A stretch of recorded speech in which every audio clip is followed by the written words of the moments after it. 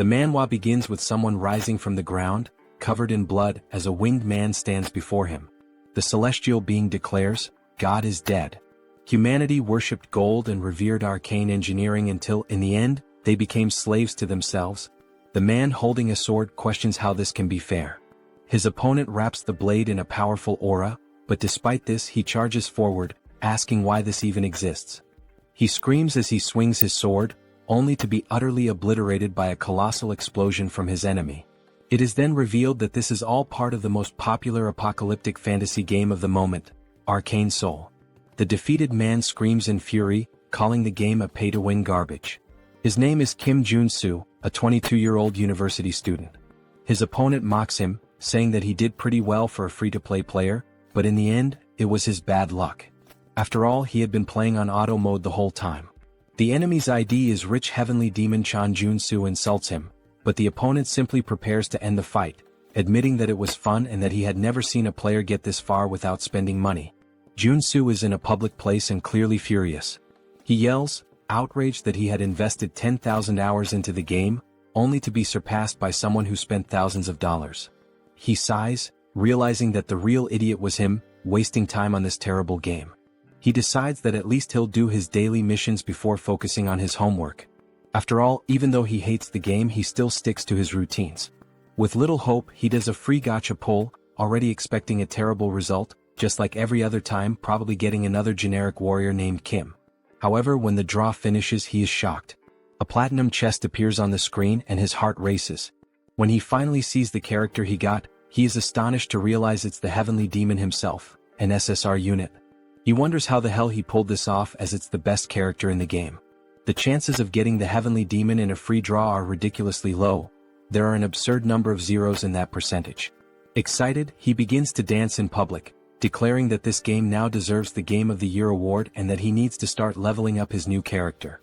It is revealed that the most efficient way to level up a character in Arcane Seoul is by sacrificing other already leveled characters to serve as experience. Now Joonsoo no longer feels envious of the whale players, the ones who spend fortunes on the game. He decides to use all the countless warrior Kims he's accumulated over his thousands of hours of play to strengthen his heavenly demon. On the screen we see the characters being consumed one by one, their experience pouring into his new champion. With a smile on his face, he says that he'll finally be able to play the game just like the whales. But in the middle of his excitement, he completely forgets that he's in a public place and starts walking absent-mindedly, right into the middle of the street. When he looks to the right, he realizes, of course, the phone slips from his hands and he mutters that this situation feels strangely familiar. When he opens his eyes again, he's staring at an unfamiliar ceiling, completely confused. He wonders why he's in a hospital. His head throbs and then the memory comes rushing back. He walked right into traffic like a complete idiot and nearly got run over. He mentally curses himself for being so careless. Suddenly, a woman enters the room, calling him Warrior Kim, surprised that he's awake. He furrows his brow and asks what she's talking about. The woman says she'll call the doctor and leaves in a hurry. Joonsoo is puzzled by the name she used, and when he looks at the clipboard with his information next to the bed, he's shocked. It clearly says Warrior Kim. Additionally, the report indicates that he suffered a dislocation and a concussion due to the accident. He wonders what kind of absurd mistake this is and lets out a long sigh. Perhaps, deep down, he really does feel guilty for sacrificing all his Warrior Kims to gain experience, but that still doesn't explain why his name on the clipboard says Warrior Kim. Trying to make sense of the situation, he attempts to get up, but the instant he puts weight on his leg, a searing pain shoots through his body, and he lets out a deafening scream. A nurse rushes into the room, telling him that he can't move yet. Still writhing in pain, he asks why it hurts so much. At that moment, the doctor enters the room and explains that he was hit by a truck and, considering the circumstances, got off with few injuries. Still completely confused, Joonsoo furrows his brow and asks what they're talking about. The doctor responds that they still need to do more tests and that he'll need an MRI and a magical vision test. He freezes when he hears the word magical and wonders what the hell they're saying. Is he having a stroke? Is he still dreaming? Meanwhile, at the reception, they're calculating the costs of his hospitalization, including the tests such as the CT scan and MRI. When they finally give him the total, his heart almost stops. 22.3 million won, around $16,000. Totally outraged, he retorts that he was there for just 4 days, so how can the bill be this absurd? The receptionist, with complete calm, answers that he doesn't have insurance and has to pay everything out of pocket. Confused, he asks what she's talking about. After all, every Korean has national health insurance. The woman looks at him as though he's delirious and responds with a question. What are you talking about? You don't have insurance from the Legion or the Magic Tower. A chill runs down Joonsoo's spine when he hears those names. He doesn't fully understand what's going on, but those words sound strangely familiar. Legion, Megacorp, Magic Tower, Sacred Order. Then it hits him. These are the 4 factions that dominate Arcane Seoul. The world where God abandoned humanity. Where arcane science advanced drastically. Where Earth was overrun by monsters. Where humans modified their own bodies to survive. His mind starts to fail him. He falls into denial. No. The summary? This world is a hell to live in. Hours later, he finds himself in a dark alley shouting at the top of his lungs. Why the hell did I end up in this game? He remembers how happy he was when he went to sleep that night, after finally getting the heavenly demon. But now he realizes the cruel irony of fate. He didn't reincarnate as a protagonist. He became a tutorial character. Maybe this is divine punishment for sacrificing all of his old characters. Finally, he arrives at Warrior Kim's house. Looking around, he lets out a heavy sigh. This crap is smaller than my bathroom. He can't believe this guy was so miserable. Exhausted, he throws himself onto the bed. His body is battered. He has no money. And now, what should he do? Then reality hits him like a punch to the stomach. If this is really the world of Arcane Seoul, events like nuclear wars, dimensional rifts, and even the rebirth of ancient gods are going to happen soon. And when that happens, this place will turn into a true hell on earth. He has no idea how he ended up here, but one thing is certain. If he stays still, he will definitely die. Then, suddenly, something occurs to him. His gaze locks on his own hands and he finally understands what this means. Without hesitation, he grabs a pen and raises it above his palm. Looking down, he murmurs that he needs to test this before it's too late. For a moment, he hesitates. But then, gathering all his courage, he stabs the pen into the top of his hand with all the strength he can muster. The pain explodes in his skin, and he lets out a loud scream as he pulls the pen out. It has pierced his hand completely. Immediately, a green aura begins to swirl around the wound, healing it before his eyes. A smile spreads across his face. I knew this would work. He has just obtained a trait called Wound Recovery. Now everything makes sense. The reason he created and sacrificed so many Warrior Kims was because this character is the only one without a base trait. However, this means it's possible to unlock and swap traits freely, allowing players to shape Warrior Kim however they want. For someone like him, who always played strategically and never had luck with rare characters, Warrior Kim was the best choice. And now, he is Warrior Kim. This means he can acquire any trait as long as he works to earn it. As he watches, his wounds start to fully heal, regenerating thanks to the newly acquired ability. He takes a deep breath and reflects. In Arcane Seoul, you die if you're poor, weak, or if your luck runs out. But he won't let that happen to him. He spent 10,000 hours playing this game. He knows all the shortcuts. He knows how to break the system. The scene cuts to his global ranking, which plummets from 115,000th place to the top 7,000. Then he climbs into the 3-digit ranks, finally reaching the top 9. Now he's above monsters, literally in the top 9. He doesn't know exactly what that means, but he'll figure it out. Plan change, make money. Now he walks confidently into a talent agency, muttering to himself. With Warrior Kim's body, this is a free pass to the top. Inside the player registration sector, a man reviews his file and raises an eyebrow. So, this is your first time at a player recruitment office? Joonsoo nods in confirmation. Yes. I want to enter the monopurification field. The recruiter stares at him, surprised. Monopurification? Joonsoo nods. He needs money to fund that pay-to-win gacha nonsense, and using his own body for work is the only option available. The man leans back in his chair, putting his feet on the table. He sighs, then looks at Joonsoo with an amused expression. They even call it monopurification, but do you have any idea what clearing a dungeon really means? The badge on the table reveals his name, Choi Seon-soo, Player Recruitment Director. Joonsoo crosses his arms and responds without hesitation. Of course I know. Seon-soo lets out a sarcastic laugh. Are you sure? Because honestly, your resume is completely empty. Joonsoo rolls his eyes and confidently responds. It's obvious that I understand how this damn game works. I know that the mana contained is what caused the monsters to overrun the world of Arcane Seoul. He continues explaining, clearing a dungeon isn't just about killing monsters and collecting loot. In the long run, prolonged exposure to the contained mana can erode someone's humanity, turning them into something else. This process is called mutation. And that's what makes the job so deadly. Joonsoo sighs and says it's fine. Once they gather enough people, he'll assign him to a team. Joonsoo thanks him, but the man still looks skeptical. He stares at him and asks if he's absolutely sure about going through with it. I am, Joonsoo answers without hesitation. Joonsoo sighs again and comments. I've seen many guys like you take this job for money and come out completely dead inside. Joonsoo laughs casually. Relax. I'll leave here in better shape than you. Joonsoo frowns, confused by the response, but Joonsoo just smiles and says, working hard without spending a dime has always been my specialty. First contact with the team. He then meets his team leader, a man named Deer. Deer crosses his arms and looks at him with a stern expression. So, you're the newbie they sent here? Joonsoo shrugs. I guess so. I'm just here because I was assigned. Without warning, Deer grabs the collar of his shirt, pulling him closer. You think this is a playground? He says, his eyes cold. Do you think you have what it takes to be here? Joonsoo doesn't answer, simply staring back at him. You'd better not beg me to save you if you start mutating, Deer continues. If I see the slightest sign of it, I'll kill you on the spot.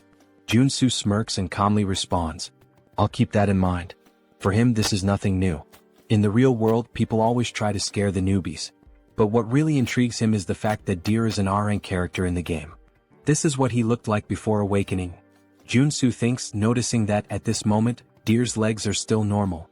Before the tension can rise any further, another man enters the room and sighs. Deer, I've told you not to treat the newbies like that. We're short on staff. The man is introduced as Hedgehog, a veteran with 5 years of dungeon clearing experience. Deer clicks his tongue, clearly irritated. Whatever. I just hope he doesn't mess things up. He then turns to the group and gives his instructions. We have 4 hours to clear 5 locations. No time to waste. Joonsoo watches Deer and thinks, this guy's much tougher than he was in the game. Hedgehog notices and pats him on the shoulder. Don't mind him. He may seem tough on the outside, but he's a good guy deep down. Joonsoo gives a nonchalant hum in response, not paying much attention. The first dungeon. The first location they need to clear is a junkyard. As soon as they arrive, everyone complains about the terrible smell. No matter how many times I come here, I never get used to this stench, one of the workers says. Deer ignores the complaints and says, I'm opening the entrance. Get ready. He activates the access card and the dungeon door opens. What they see on the other side is simply disgusting. The place is covered in filth, a complete mess of waste and magical residue. Deer gives the command. Everyone, position yourselves. Inside the dungeon, there are low-level monsters known as contaminated slimes, creatures that feed on trash and residual mana. Joonsoo quickly assesses the situation and starts explaining to himself. The core of mana-contaminated clearing is eliminating these slimes. They're weak but troublesome. If you cut them in half, they just multiply. The only way to truly kill them is by destroying the small mana core inside their bodies. As they begin to fight them, the workers quickly realize the problem. How the hell are we supposed to find these cores in the middle of all this mess? Someone shouts, frustrated. Joonsoo takes a deep breath, steps forward and says, get out of the way. Before they can react, he rushes toward the slimes, holding nothing but a shovel. He leaps into the air, preparing to strike. If this goes south, don't blame me, he shouts to his teammates. With a precise swing, he drives the shovel directly between the legs of one of the slimes, hitting the mana core dead center and destroying it instantly. The other workers stare in shock. Hedgehog's eyes widen. He's killing the slimes way too fast. Deer also watches, intrigued. Meanwhile, Joonsoo just smiles. This is perfect. He continues to move forward, destroying the cores one by one before the slimes can multiply. And the most impressive part? He's doing all of this with nothing but a shovel, without needing a real weapon. The other workers watch in disbelief as he moves rapidly across the battlefield, crushing slimes as if it's the easiest thing in the world. Is this really possible? One of the workers exclaims. Joonsoo answers with a confident smile. Of course it is. Suddenly the scene cuts to a flashback from 2 days ago. We see Joonsoo crawling on the ground as if searching for something. The curious detail? He's in the middle of a children's playground. Joonsoo looks around and murmurs to himself. It must be around here somewhere. After a few seconds of searching, his eyes finally spot what he's looking for. Found it. He crouches down and picks up a coin from the ground. The moment he holds it in his hand, An invisible notification seems to appear in his mind. Trait acquired, treasure hunter. A wide grin spreads across his face. Got it? This is the most important trait for Warrior Kim. Excited, he starts spinning in place, celebrating his achievement while holding the coin like a trophy. Nearby, a mother watching the scene covers her child's eyes and sighs. Just think happy thoughts. Joonsoo doesn't care about the strange looks and continues on his journey to acquire more essential traits. The price of evolution. He learns some fundamental rules while hunting for important traits. Cut to a less glamorous scene. Joonsoo is vomiting into a trash can, his face completely wrecked. That went too far, he groans. The truth is, to acquire a specific trait, he put himself in the middle of Asmongold's room, or at least something as disgusting as it. The notification appears once again. Trait acquired, contamination resistance. Joonsoo wipes his mouth, panting. That was the hardest one so far. The logic for acquiring traits in this world works exactly like in the game. If you meet the conditions, it's yours. He opens the mental menu and reviews his abilities, explaining to himself that it's possible to equip up to 6 traits at once, and that he can switch between them at will. Now, thanks to Treasure Hunter, he can see the mana cores inside the slimes, which explains why he's able to eliminate them so easily, even the giant ones. However, another slime is attacking his team, shooting a barrage of sticky slime. Deer gives an urgent warning. Don't let that stuff touch you. But Joonsoo simply walks through the toxic substance without hesitation. Finally, all this work paid off, he comments, satisfied. Thanks to contamination resistance, he feels no side effects from the slime. I personally wouldn't stick my tongue out in this situation. End of shift. The scene cuts to the bus on the way back home. Joonsoo leans against the window, exhausted. Even with all these traits helping me, working all day is still draining. Hedgehog smiles and comments. But thanks to you we finished early today. It was incredible seeing all of that up close. He pauses and asks curiously, "Are you hoping to awaken like Deer?" Joonsoo laughs. "No way. I only know how to use a shovel. Military training to blame." Hedgehog whistles. Impressive. As they talk, something strange happens. Small horns begin to grow from Hedgehog's head. Joonsoo furrows his brow. "Your mutations are getting worse. You've been exposed to too much contaminated mana." He observes his colleague more closely. "You don't look so good. You should rest for a bit." Hedgehog just shrugs and lets out a bitter laugh. "I'd rather mutate than face the debt collectors." Joonsoo sighs, understanding his situation better. "Now it makes sense why you wanted this job. Not exactly the kind of position people queue up for." 4 days later. A time skip brings us 4 days forward. The work finally comes to an end, but everyone is exhausted. "We're done," someone murmurs. The team members are wrecked after days of non-stop dungeon clearing. On the other side, a worker is vomiting uncontrollably, almost doubled over. Joonsoo immediately recognizes him. "Hedgehog. I told you not to push yourself so hard." Deer approaches and pats Joonsoo on the shoulder. "The only reason you're still in one piece is because you're young. Never thought you'd do your part properly, but good job." Joonsoo gives a faint smile. It was thanks to everyone. But deep down he knows the truth. He only managed to do well because of his traits. He watches Deer, noticing that he's holding up surprisingly well against the exhaustion. For someone at our rank, he's holding strong. Before they can continue talking, a desperate scream echoes through the area. Joonsoo turns to find Hedgehog. Something is terribly wrong. A dark aura begins to form around him. His colleagues look horrified. What's happening to his spine? Deer runs over, his expression turning serious. "Hedgehog. Hang in there." Joonsoo understands everything in that instant. Hedgehog is mutating. Deer tries to hold his friend back. "Hold on. We need to get out of here." But it's too late. The mutation consumes Hedgehog completely, and his body explodes into pure energy, creating chaos around them. Joonsoo feels the impact and murmurs. "Shit. Now this is serious." The battle begins. Hedgehog has lost all trace of his humanity. His silhouette now resembles that of a giant porcupine, and his foaming mouth makes him look like a rabid dog. Joonsoo watches the creature and immediately concludes. He's gone. There's nothing left of Hedgehog in there. If they don't defeat him, no one will walk out of here alive. But there's a problem. All the traits Joonsoo has acquired so far are specialized for monster cleaning. None of them are useful for combat. He struggles to find a way out, but nothing useful comes to mind. The first attack comes directly at him. Joonsoo has no time to react. The strike hits him square in the face, sending him flying like a ragdoll into a wall. He crashes to the ground, spitting blood. The power difference, it's absurd. A new notification appears. Trait acquired, endurance. He smiles faintly, wiping the blood from the corner of his mouth. It's still too early to give up. If he wants to survive, he needs to act now. He quickly opens the menu and starts switching his traits. I need something that will actually help. He selects strength, which will increase his physical power. Mana heart, which will allow him to control his magical energy. And endurance to reduce the damage he takes. Let's see what I can really do. The counterattack begins. Joonsoo finishes selecting his traits. Mana absorption allows him to absorb magical energy directly from the environment. Deep breathing accelerates his mana regeneration, ensuring a steady flow of energy. Finally, the last piece of the puzzle. Corruption resistance. Now that his traits are set up, he's much better prepared for combat. Hedgehog charges at him, screaming as Joonsoo activates strength, multiplying his physical power by 10. He swings his shovel back and roars, spinning his body with full force before delivering a crushing blow. The impact hits Hedgehog square on, launching him into the air. Joonsoo feels a flicker of hope.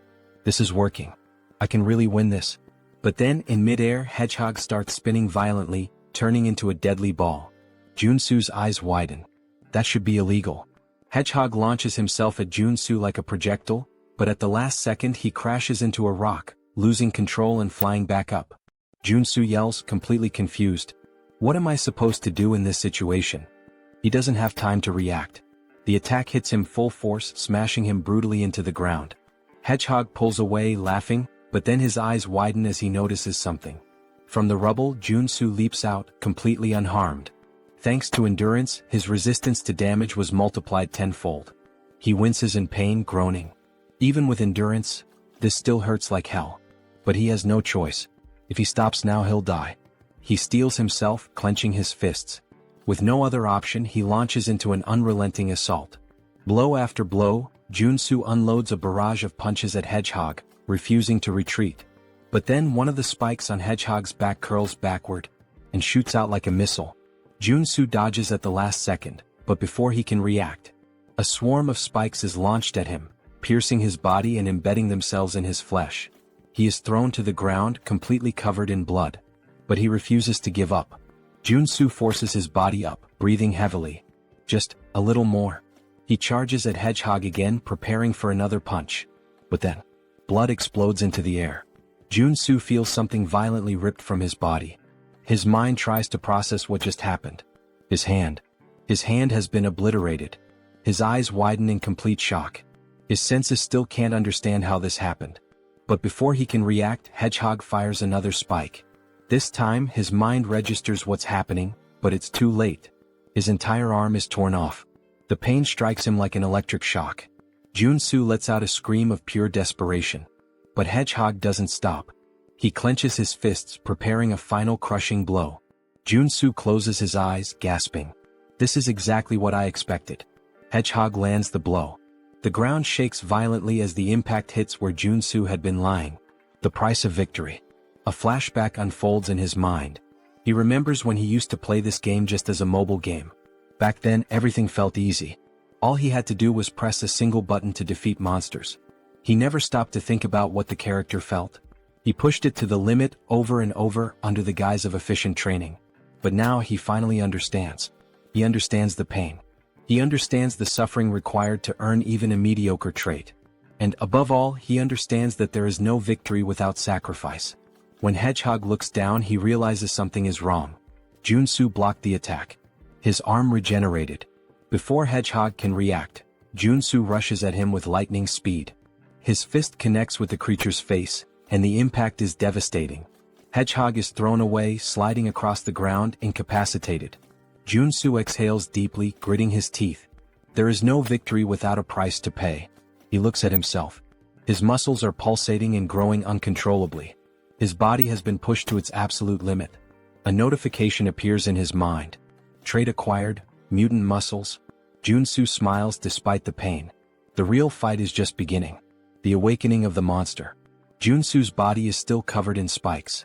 Hedgehog is thrown against a wall and Joonsoo grins to himself. The reason he had recklessly charged at him with all those attacks was for the trait. By pushing his limits with mana heart and strength, He knew he could gain something greater. And now they merge, activating his new trait, mutant muscles.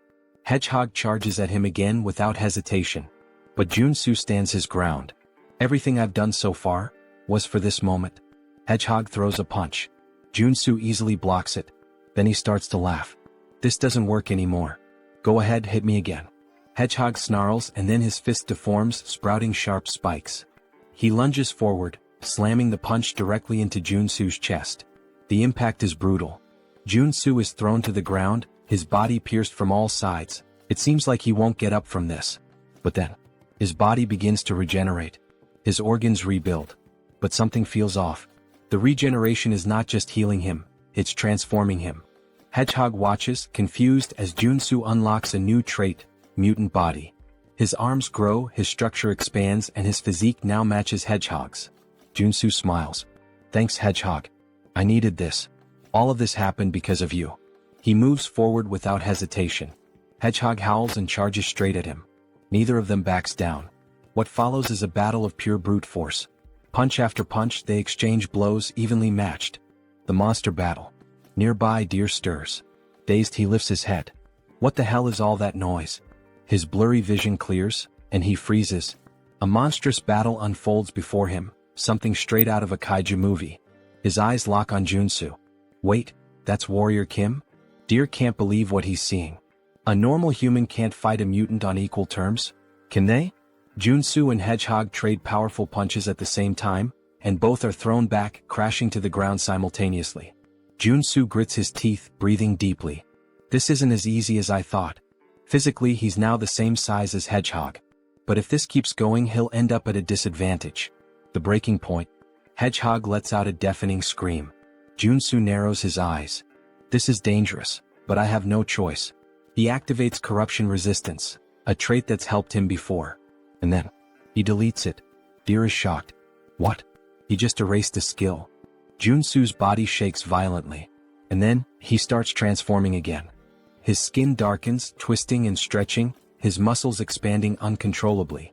He fights to keep his sanity, but the process has already begun.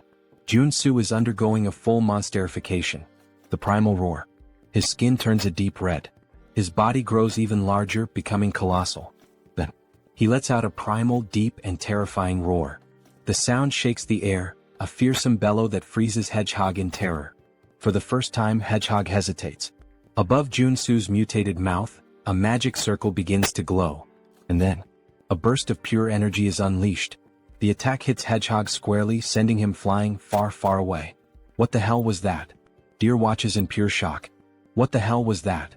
He looks up, and freezes. A monstrous, gigantic, and deformed version of Joonsoo glares down at him. Deer feels a chill run down his spine. He really turned into a mutant? How is this possible? But for Joonsoo, it's just another trait.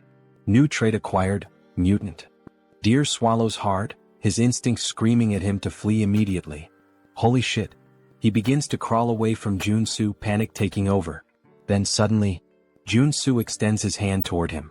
Deer shuts his eyes tightly, bracing for the worst. But instead of a fatal blow, he hears coughing and groaning in pain. His eyes open. Joonsoo is standing, panting. And just like that, he's human again. The final sacrifice. Then Joonsoo collapses face first into the ground, muttering that he made it. We learn that corruption resistance is the last line of defense. If you're possessed by the mutant form and mutant muscles, and you erase the resistance, you turn into a full mutant. The common belief is that once transformed, you can never go back to normal, but Joonsoo knew otherwise. He needed this, and he was sure he could change the trait back while still thinking clearly, even if only for a second. That's why, even though his body was disintegrating and rebuilding repeatedly, and the pain was unbearable, he kept fighting for his sanity, allowing him to swap corruption resistance for the mutant trait.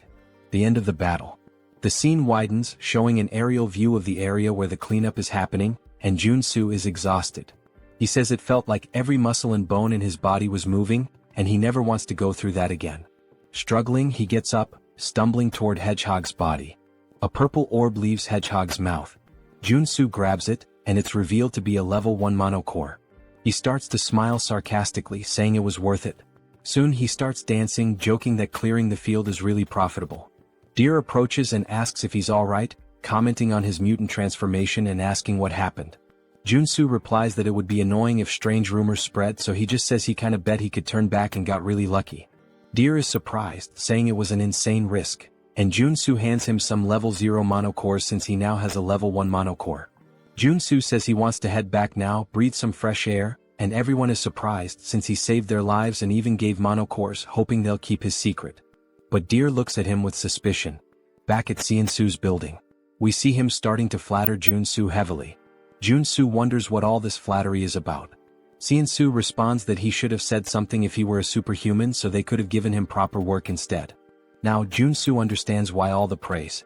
In the world of Arcane Seoul, a superhuman awakens a skill that grants them powerful mana. In a world like this, where strength equals power and authority, superhumans are practically the nobility. But it makes sense for Seonsoo to think this way since it takes a superhuman to defeat mutants. Though in Joonsoo's case, it's just a game design flaw since he can acquire traits. Seonsoo puts his hand in his pocket and says he should pay Joonsoo for the cleanup.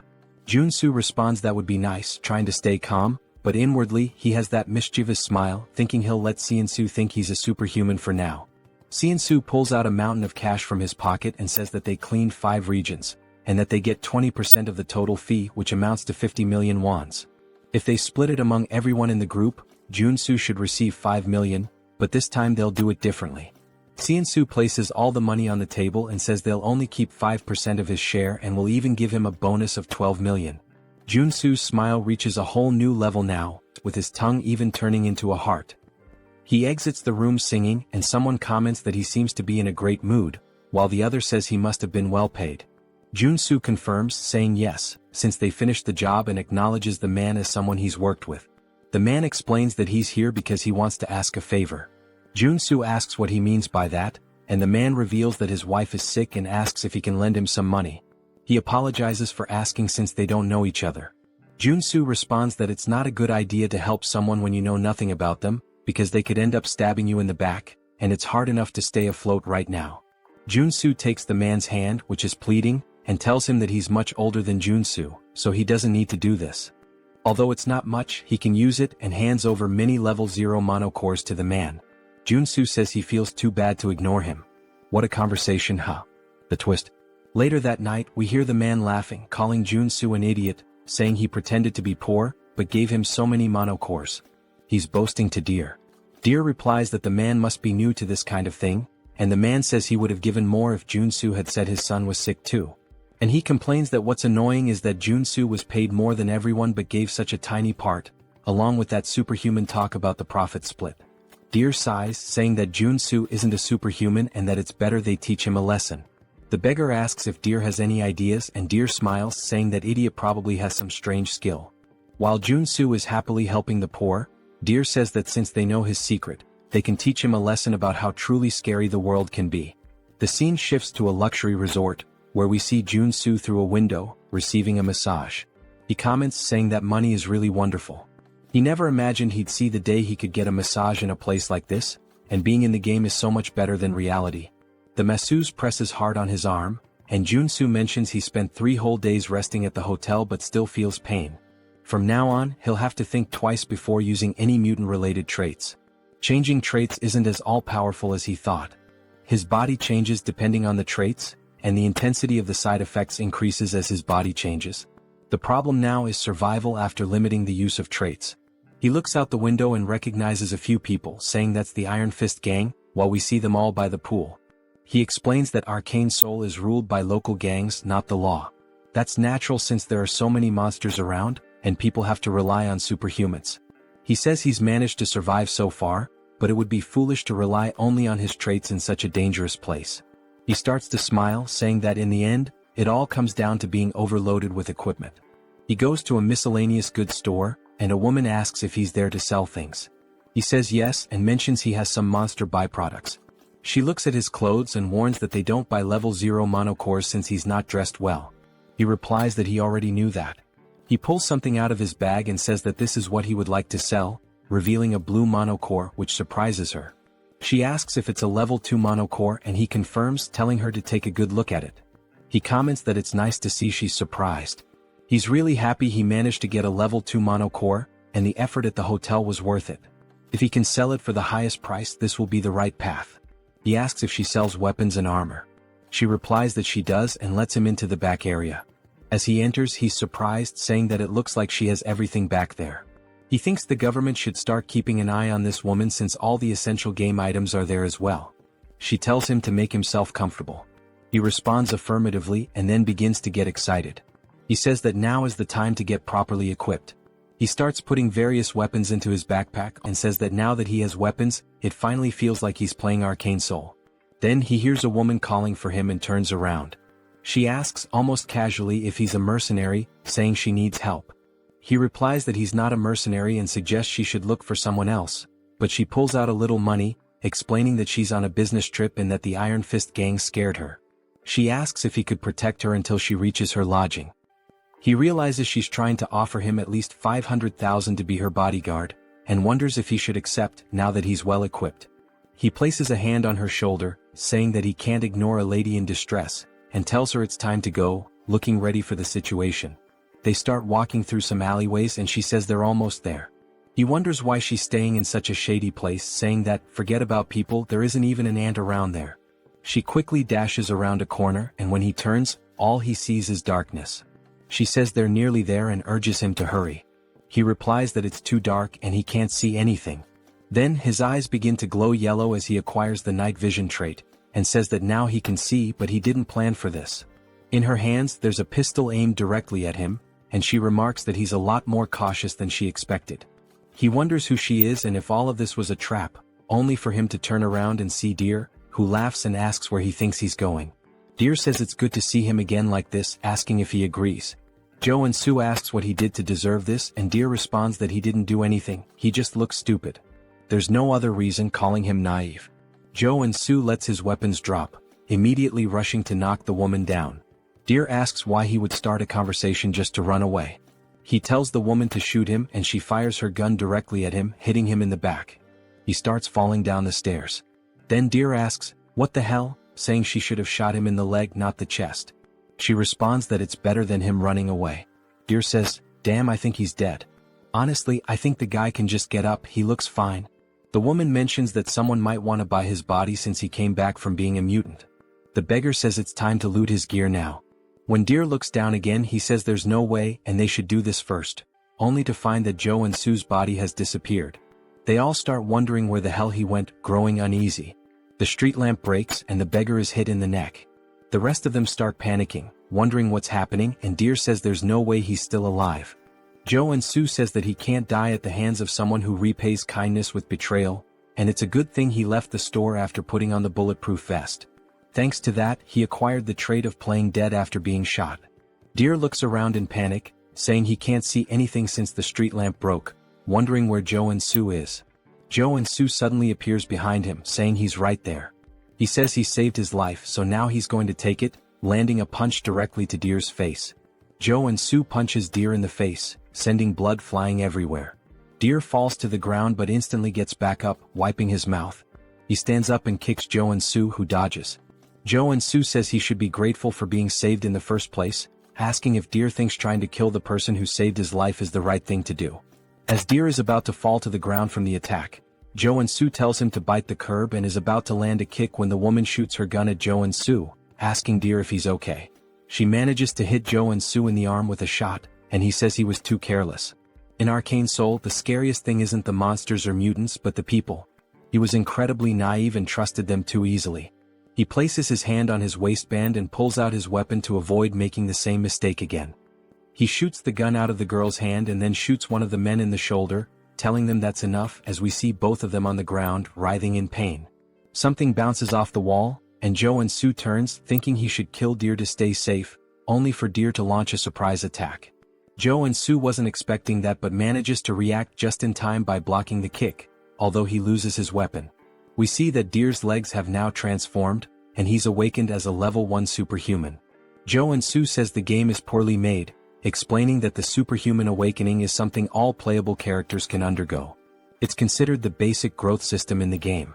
According to the world of Arcane Seoul, a level 1 superhuman is strong enough to threaten an ordinary civilian with an automatic rifle. Joonsoo starts backing away to create distance, while Deer declares he will kill him, and now Joonsoo has to deal with a superhuman with nothing but his body. Deer disappears instantly before Joonsoo, and he wonders where the hell he went.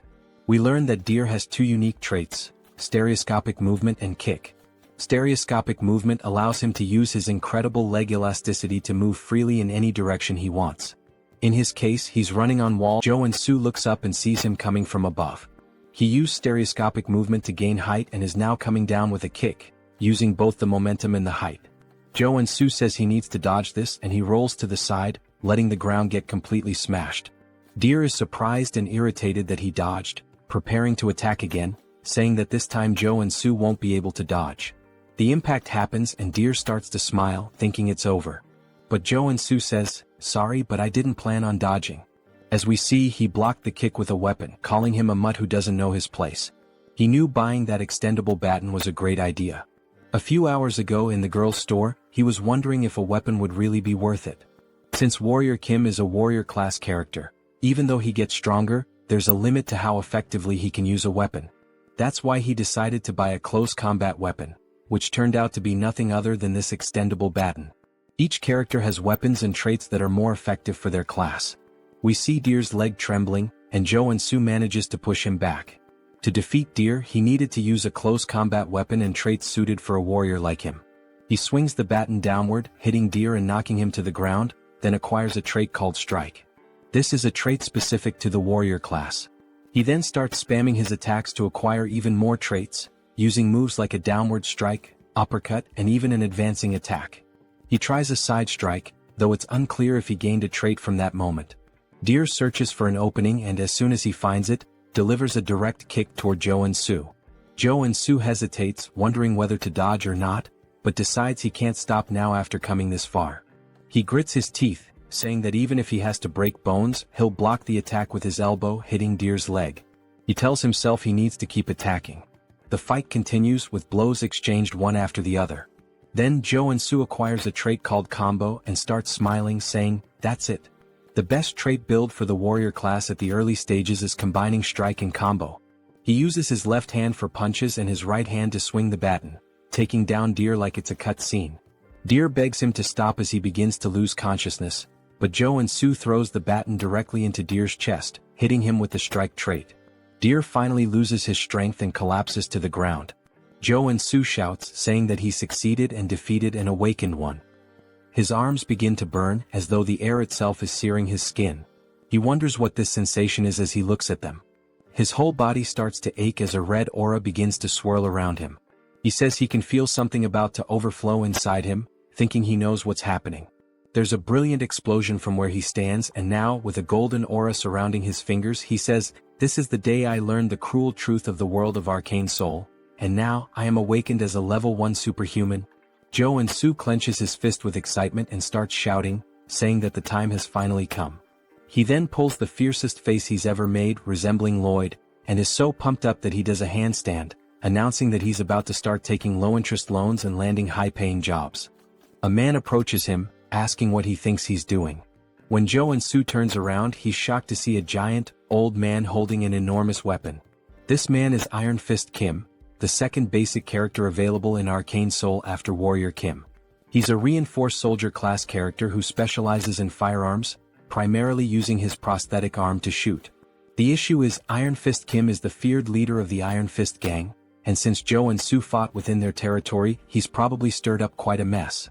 Iron Fist asks if Joonsoo checked where he was before all of this. Joonsoo responds that he was caught off guard and couldn't just stand there and not fight back. Iron Fist unlocks his weapon, saying this means they're more terrifying than his own gang. Joonsoo is taken aback, saying that if he fights under these conditions, he'll die for nothing. Iron Fist presses the weapon directly to Joonsoo's chest, stating that he made a terrible choice and will show him what happens when someone messes with his territory. Joonsoo pauses for a moment, then asks if that's the best he's got, mentioning that Iron Fist forgot something. Joonsoo grabs the weapon and puts his finger on the trigger. He shoots himself in the chest, saying that he's not the type to die so easily. Iron Fist is stunned, seeing the guy just kill himself with his own weapon, calling him a psychopath for pulling the trigger on himself. Joonsoo starts laughing, asking if that's all, saying it was easy. We see that he acquired the regeneration trait. Iron Fist laughs, calling his ability interesting. Joonsoo explains that the upgraded version of Wound Recovery is regeneration, and it can only be obtained when you become a level 1 superhuman. He warns Iron Fist that it will be the end for them if they start underestimating him. He realizes he'll need to bluff his way out of this. He points to the triple homicide case behind him, saying that, as they can see, he didn't survive by chance and that he doesn't care who they are. If they mess with Warrior Kim, they'd better be prepared. Iron Fist laughs, asking if that's his name, saying he likes his audacity, but he'll let him go this time. However, now Joonsoo owes him a favor. He puts a hand on Joonsoo's shoulder, saying that he surely knows what he means. Joonsoo says he'll remember this, wondering if maybe Iron Fist recognized him. Iron Fist then extends his hand, suggesting that they might work together on a job next time. When Joonsoo looks at her hand, he thinks that Iron Fist is not the type of person who would betray him. In that case, it wouldn't be bad to form a connection here. He says it's a deal as they shake hands, telling her he'll see her next time. The scene then shifts to the superhuman tower in Jamsil, where Joonsoo says he had no idea when he first saw this place in the game, but now he realizes that it's really impressive, completely different from anything he's seen before. A woman then catches his attention, thanking him for visiting the tower and asking how she can assist him. The guy is stunned by her beauty and mentions that she looks familiar, wondering if she's an NPC. She tells him that if he's there for certification, he needs to head to the machine to measure his mana and trait circuits. He thanks her and starts walking towards it, thinking that he didn't even ask for help, but she guided him anyway. It just shows how much of a novice he must look. He thinks that once he gets his certification, he'll truly start his life in Arcane Seoul. Suddenly he hears a loud noise that startles him. When everyone tells him to look at the ceiling, saying the saint has arrived, he looks up and sees a bright light descending from an airborne ship. As the light appears right in front of him, we see some enchanting text spread across, while people are teleported. Joonsoo is shocked, recognizing it as the Old Father's order and wondering why a boss monster is there. People begin praying, saying it's an honor to be in her presence, but Joonsoo remembers that, since he's still in the tutorial timeline, she's a saint and not a boss monster. As the story progresses, it's revealed that the order is actually a cult disguised as a religion, and she is a complete psychopath. While people continue to praise the saint, they mention that she must be there for a level-up renewal. She then starts releasing a powerful aura, so strong that it knocks people down, with a golden light pulsing around her. Joonsoo looks away, saying that it's a rather flashy way to do things, and that it's kind of too noisy. As the machine begins reading her mana, it starts collecting her energy until it completely disappears, leaving everyone in suspense, wondering what she'll get. We then see that she is 27 years old, a priestess class with mana level 8 and a 6-layer circuit. They can't believe she's only level 8. She smiles as they say she has up to 6 traits, which the layered circuits represent. But Joonsoo has a different opinion. He's sweating nervously, saying that it's not the time to celebrate.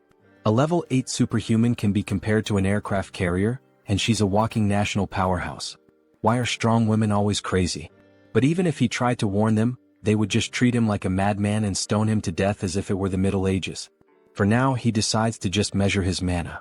It would draw too much attention if he had 6 traits, so he'll lower it to 3.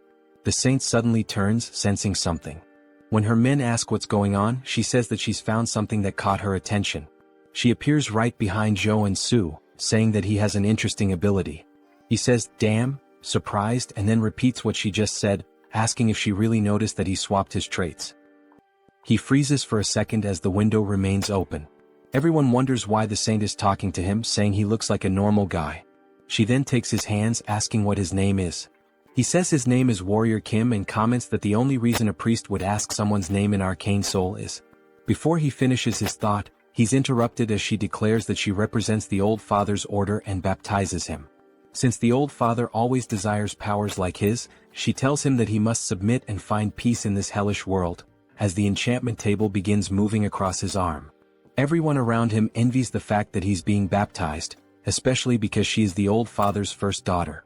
Joonsoo, however, has a different perspective. He's extremely nervous, thinking that if he's baptized and gains the baptism trait, he will have no choice but to become a paladin of the order. However, the Old Father's order loses to major figures in Arcane Seoul during the war with South Korea, and this figure is none other than the Celestial Demon. As she continues with the baptism, he rips her hand off of him, saying it feels like being forced to invest in a stock that's about to crash. He kneels, refusing the baptism. We see her eyes turn completely psychopathic as she says that he must not have heard her correctly. He responds saying he's very serious despite being a little exhausted. She starts to control her anger, saying that it's anyone's right to serve or refuse. However, the old father has already set his eyes on him. She places her hand on his shoulder, warning him not to forget that a powerful divine energy is already rooted inside him, and that if he can't overcome such a small power, his fragile free will won't mean anything in the end. Then he begins to be enveloped by a yellow flame as he starts screaming in front of everyone. They question how someone like him can refuse the baptism, asking if he isn't religious or something. We see that he's being affected by divine fever, and that he will suffer a burning, endless pain as punishment for refusing the baptism. He was prepared for this, but it still hurts like hell, his whole body burning. This is one of the strongest debuffs in the entire game. The effect causes continuous, searing pain, preventing the person from continuing their normal life. The only way to get rid of it is to go to a temple and be baptized. He refused the baptism thinking about the future, but it seems he might die right here as we see his eyes rolling back. He loses consciousness until someone splashes water on his face, waking him up again. He wonders who it is, only to see the woman from before asking if he's okay. She seems genuinely concerned. He says that no one helps someone affected by divine fever because they fear the negativity will spread to them, and he's grateful that she took the risk to help him. He sits up again, saying that he'll endure a little longer. As he enters a lotus position, he gains a trait called divine resistance. We see that he's starting to build a resistance to the flames. He says he didn't refuse the baptism recklessly either, and that the debuff gets stronger depending on the total mana of the target. Since he's still level 1, the debuff is weaker in comparison, so there are some solutions. The first is to acquire the trait, which he just did, and now he'll focus more mana within himself. It's unclear whether he unlocked his traits or activated mana absorption. Still, he starts screaming in pain, while the woman continues to pour bottles of water over him, telling him that he'll make it. This immediately cools his body, and he says it feels like life-giving water. He needs to focus on this contrasting sensation between the fire and the water. As he begins to balance them inside him, it feels as though time stops. The burning pain and the sensation of cold begin to merge into one, while he uses the mana within him to extinguish the fire. When he opens his eyes, a powerful blue light starts emanating from him. It even blinds the poor girl. We then see that he has gained another trait called Mana Barrier, as the flames can no longer harm him. He smiles, saying that this is the common level 1 skill that a defender warrior should acquire. The woman asks if he's okay, and he replies that he's fine now, thanks to her. But everyone is in disbelief that he managed to overcome the divine fever, asking if that's really possible. Of course, he hasn't fully overcome it, and this is just a temporary measure against the fever, using the barrier. But at least he's free from the burning pain, and the black flame even makes him look cool. Now it's his turn to measure his mana as he steps onto the magical device. He begins to charge up, rising higher and higher. He smiles, awaiting the measurement, and we see that the device reports he is level 1 but has a 6-layer circuit. They can't believe he has 6 traits, saying this is the birth of a super newbie. It must be why the holy figure had her eyes on him. Joonsoo says that he has attracted a lot of attention, and that his goal is to be the overpowered protagonist, but hidden in the shadows. The woman then congratulates him, saying she's never seen anyone start with a 6-layer circuit and that they can now issue his license. They move to another part of the tower, where she places it on the table, congratulating him for being officially certified as a superhuman. He starts crying tears of joy, saying that he worked so hard to achieve this, and she says she'll explain all the privileges. He replies that he doesn't need an explanation as he already knows everything. He begins to list the privileges, and she's surprised at how well he knows them. He says that he's addicted to games, or rather, a doctor in superhumanology. He then warns her that he doesn't like to waste time. While we see a crowd watching them, he asks if there's a way to leave discreetly. She laughs, saying of course she's already prepared a way. We see him blush as she stands up, asking him to follow her, smiling. They both appear cloaked, and he thanks her for taking such good care of him. She even provided him with a secret passage, along with a cloak, saying that it was nothing as everyone should help each other in the end. Just by wearing the cloak he acquires the stealth trait. The guy is broken.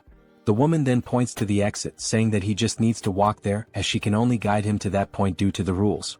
He bows, saying that this is more than enough and thanks her for everything she did.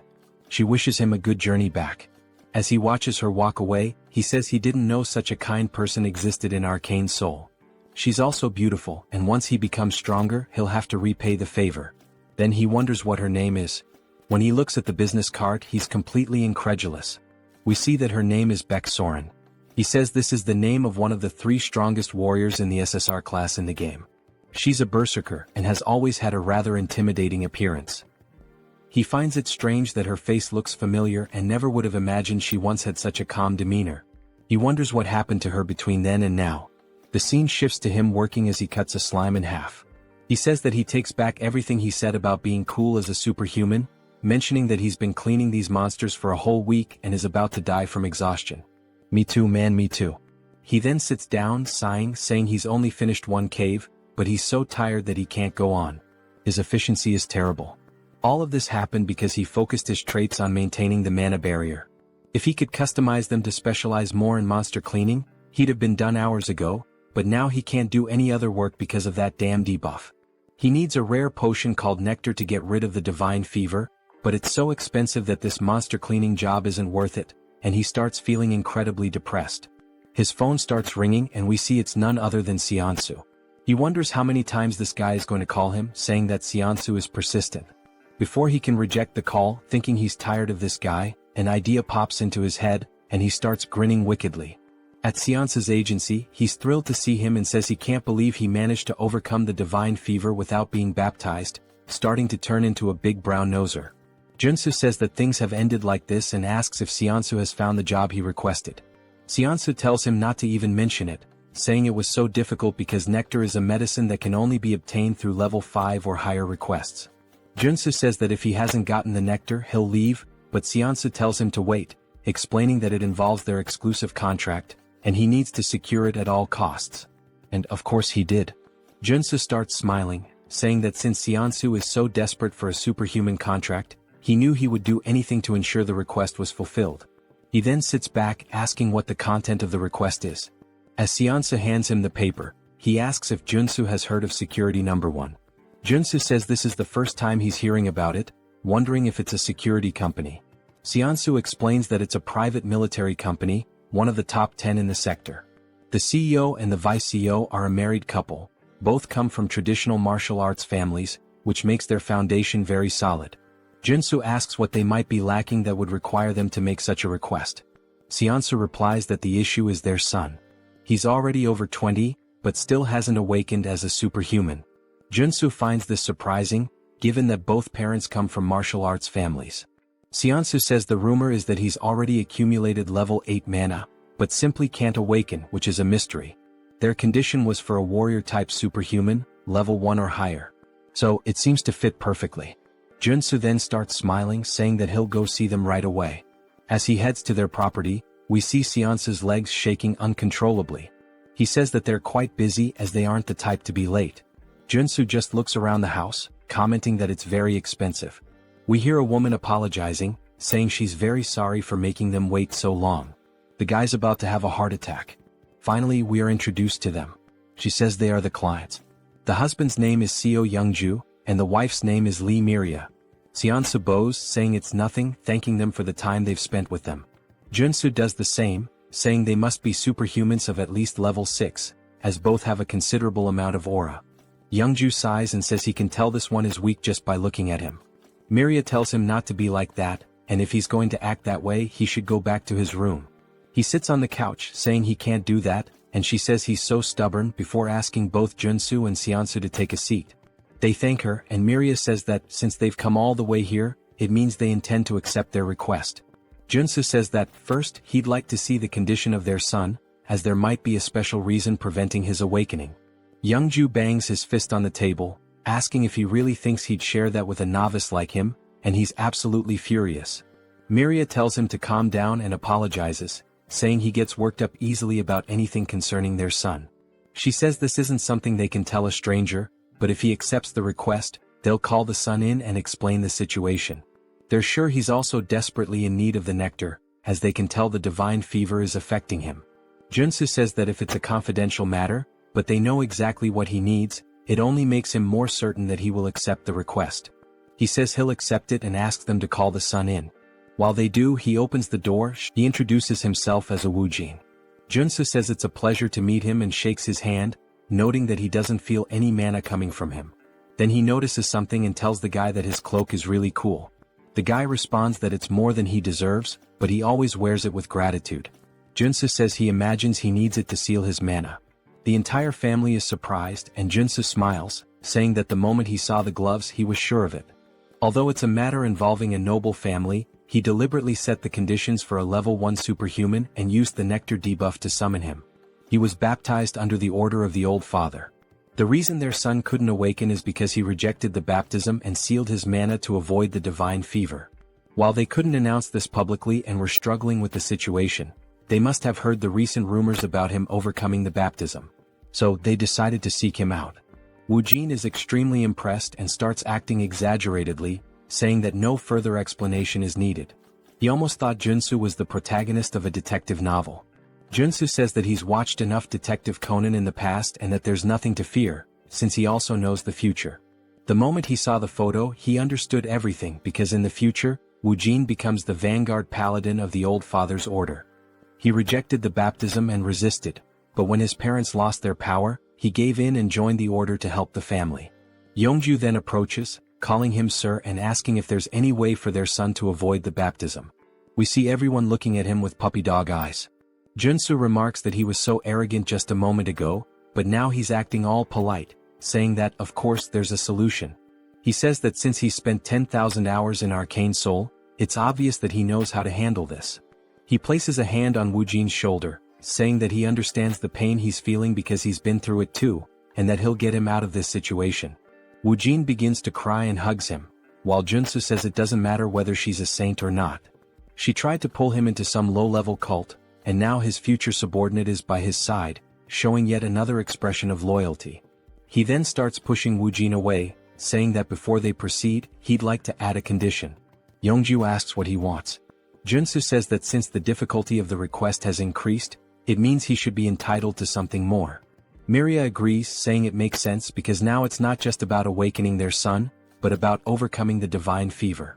They'll do whatever it takes if he can cure their son. Joonsoo says that as an additional condition, he'd like them to teach him the sword capable of breaking mountains. Both are surprised by this request. While Joonsoo smiles, Woojin looks scared. Seonsa strikes the "oh, I'm in danger" pose. It's not Yeongju but Miria who steps forward, releasing a strong aura of murderous intent, saying that he surely understands what he just asked for. He looks up, startled, wondering what's up with her murderous aura. It's far more terrifying than her husband's. He realizes she would be furious because the sword capable of breaking mountains. He explains that people might doubt his decision to learn swordsmanship in the 21st century, but in Arcane Seoul, it's a different story, where strength equals authority. As we see a woman slicing through a tank with a sword, he explains that a superhuman swordsman can easily destroy modern weapons, and high-level martial arts are traded for fighter jet squads.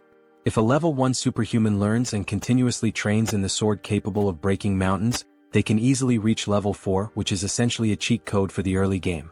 He recalls that it was said that only elites could learn this technique, and he wonders if he has crossed the line. He tells her that he would only ask for this as an exchange if he truly completes the request. Woojin then calls her, which snaps her back to reality, and she stops releasing the murderous intent. She says it's fine, and if he succeeds she will give him a memory chip containing the sword, along with the nectar. Joonsoo is surprised that it actually worked, and he thanks her while once again showing his sinister smile. He thought she was going to kill him, but now he might be able to get the sword, which is great. She tells him that if he fails, both she and her husband will be genuinely disappointed, even angry. He responds that that won't happen, and that they should start as soon as possible. As we see them heading towards a warehouse, Miria says that a room with a mana focus circle and 200 intermediate-grade mana potions have all been prepared, just as he requested. He says that should be more than enough, and that he would prefer to be alone with the patient during the treatment. She apologizes for what happened earlier, explaining that Woojin was forcibly baptized before he even had a chance to start school. He never got the chance to make friends, let alone go out as a family. He had to suffer being forced to stay in his room. It seems that she was being overly sensitive due to the situation, so she will trust him completely now. Joonsoo comments that everyone had to suffer because of the saint's trap, and Woojin tells his mother that it's okay. Joonsoo notes that in the game, Woojin ends up opposing his family, even though they were the reason he joined the order.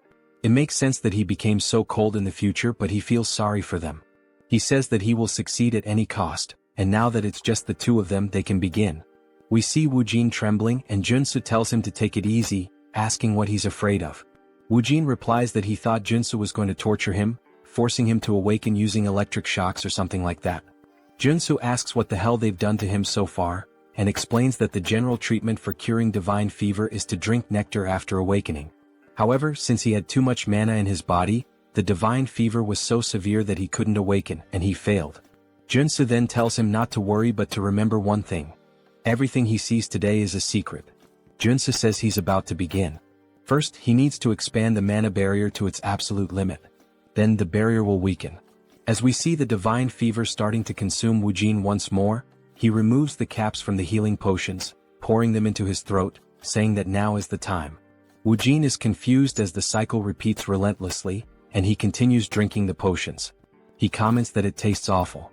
After several bottles fall to the floor, he finally acquires the drug addiction trait. The damage taken and mana consumption increase, but the effects of the drugs are amplified.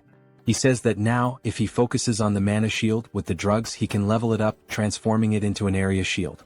After configuring the shield around him, he wipes his mouth, saying that the divine fever has been completely expelled from the barrier.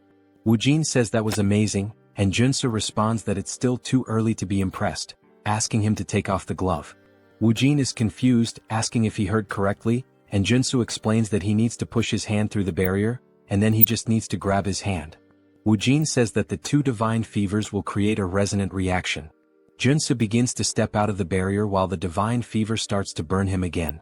He says that the pain will be bearable as he stays inside the barrier, and asks him not to question why, just follow the orders. Woojin's heart starts to race because it's the first time he's taking off the glove since he was baptized. He places his hand through the barrier and it starts to burn intensely. It's even more painful than Joonsoo's divine fever, even though it's only his hand. Joonsoo wonders how much mana this guy has in his body, to the point of being terrifying, but he grabs his hand because there's no other choice. Then he experiences one of the most unbearable pains he's ever faced, as if his entire body is burning. He screams in agony, saying it hurts much more than when he was originally baptized. Joonsoo's eyes start to roll back and he says it feels like his bones are being shattered into pieces. He bites his lip, saying that he needs to stay focused and endure it. Then he hears the notification of a new trait appearing, and he immediately jumps back into the barrier toward Woojin, and the two of them fall to the ground. Joonsoo starts to pant, and we see that he's still holding Woojin's arm, while Woojin acquires the damage absorption trait, meaning he can absorb damage from others. Joonsoo says that this was a success, and Woojin is staring at his hand, now gloveless, saying that he can't believe it's still bearable. Joonsoo says that everything was planned to go this way. Besides the barrier, he used damage absorption to take some of his divine fever for himself, which means his fever is severely weakened, and now it's the final stage. He hands a wooden sword to Woojin, saying that he can't stop and that he needs to attack him until he awakens. Woojin says he understands, and that it's time to use the swordsmanship he's been training since childhood. He then takes his stance and attacks Joonsoo, who we see getting hit in the forearms. While using the armor to block the attack, Woojin runs behind him, and Joonsoo just looks at his guards, armed with fear, since they're made of iron and were broken by a wooden sword. This means the situation is going to get bad. He acquires the protection trait and says that even with this trait, he'll be in a critical state if he's hit even once by these attacks. And to think that this is coming from a guy who hasn't even awakened yet is pretty terrifying. When Woojin begins to attack again, Joonsoo extends his hand, dodging the strike. He places his hand on Woojin's shoulder, spinning in the air, wondering what on earth they've taught this boy. He's struggling even to dodge the attacks. When he lands, he turns around and notices a small aura starting to leak from Woojin, and he's also acquired the evasion trait. Joonsoo smiles, saying that this means Woojin is about to awaken. As Woojin releases more aura than before, Joonsoo remarks that this is bad because the sword also starts to glow, and Woojin is now ranked SSR. It seems like he's unlocked a powerful trait, one with the sword, a state where the sword becomes the person themselves. That's an insanely powerful trait for a warrior class. But it's not the time to get excited as the guy is completely in a trance, firing a wave of aura directly at Joonsoo. He watches it approach and says that if he gets hit, he'll definitely be dead. Joonsoo says he needs to use all possible defensive traits and focus the barrier on his arms. With the help of the mana focus circle in the room, he might actually have a chance, and he begins using them together. The attack closes in and explodes, and the impact alone destroys the ground beneath him, sending out a powerful shockwave. We see a shield forming from the smoke as he acquires the mana shield trait. He says he's glad he managed to pull it off, and that when you combine mana barrier with protection, this is the result. He comments that he really almost died there. Woojin starts to stagger, which surprises Joonsoo as he watches the guy fall unconscious. Joonsoo asks how he can just lie there so peacefully after trying to kill him. He's relieved that Woojin is just sleeping since he was a bit worried he might be having a seizure. He probably just lost control due to the awakening. In the game, Woojin was a strong character with an SSR rank just like he is now. But because he awakened as a warrior instead of a paladin, he acquired the sword trait as his initial one. Joonsoo then picks him up, saying he doesn't know how this is going to change the story, but Woojin is a guy with privileges and immense strength. It's good that he now owes him a favor as he smiles again. This guy might just be a villain. We see Joonsoo lying on his bed, and they're extremely happy that he's truly overcome the divine fever to the point of bowing in gratitude to Joonsoo for everything. Joonsoo says it was nothing, and Seonsu once again becomes a sycophant, holding out a cup for him to drink. Miria gently pats Woojin's head, saying it's been so long since she's seen him sleep so peacefully and that she doesn't know how to repay this debt. Yeonju nods and she does the same. He says that, along with the promised nectar and memory chip, they would like to offer an additional success fee. Joansu replies that he doesn't have to, and the other man responds that he would like to give 1 billion wons, although this may seem small compared to what Joansu has done for them. Joansu nearly dies on the spot and forces a smile, saying that it would be painful for his heart to refuse, but of course he's actually overjoyed to hear this. That night, while he and Seonsu are on their way back, Seonsu says it was truly a lottery win. Joansu looks at the reward saying that it looks great. Seonsu asks if he's going to drink the nectar immediately, and Joansu says yes, since he has to do it anyway. He plans to take a break for a while. Seonsu says he understands, as Joansu doesn't want to attract attention from the Order or anyone else who might hear about the rewards and try to pursue him. But it's a shame because if he refined the nectar and consumed it, it would significantly increase his mana. Joansu agrees, saying that if he refined it, his superhuman level would increase a lot instead of spending it on treating the divine fever. They head to a hotel, and when Joansu steps out, Seonsu says he'll see if he can find the necessary equipment to refine the nectar, so Joansu should hold on to the drink. Joansu says he'll think about it, but he's not thinking anything of it and he tears off the label. He decides to drink it as quickly as possible. He learned how cruel Arcane Seoul can be during the incident with the deer, and he can't guarantee Seonsu won't betray him. He also has traits that can maximize the effect now, as he's a drug addict with mana absorption and potion dependency. These are just traits. He begins drinking the nectar and drops the bottle due to the pain he feels, describing it as if every fiber of his muscles were being dismantled and reassembled. He closes his eyes trying to focus, saying there's an incredible amount of mana inside him. His eyes begin to glow yellow as he shoots a brilliantly bright beam through the window. He's now reached level 2, but the divine fever still seems to be present. He says this is one of the best tier 1 traits in the entire game, and since it was added to his traits along with the mountain sword, he's relieved as he can now focus on training these two traits without any problems.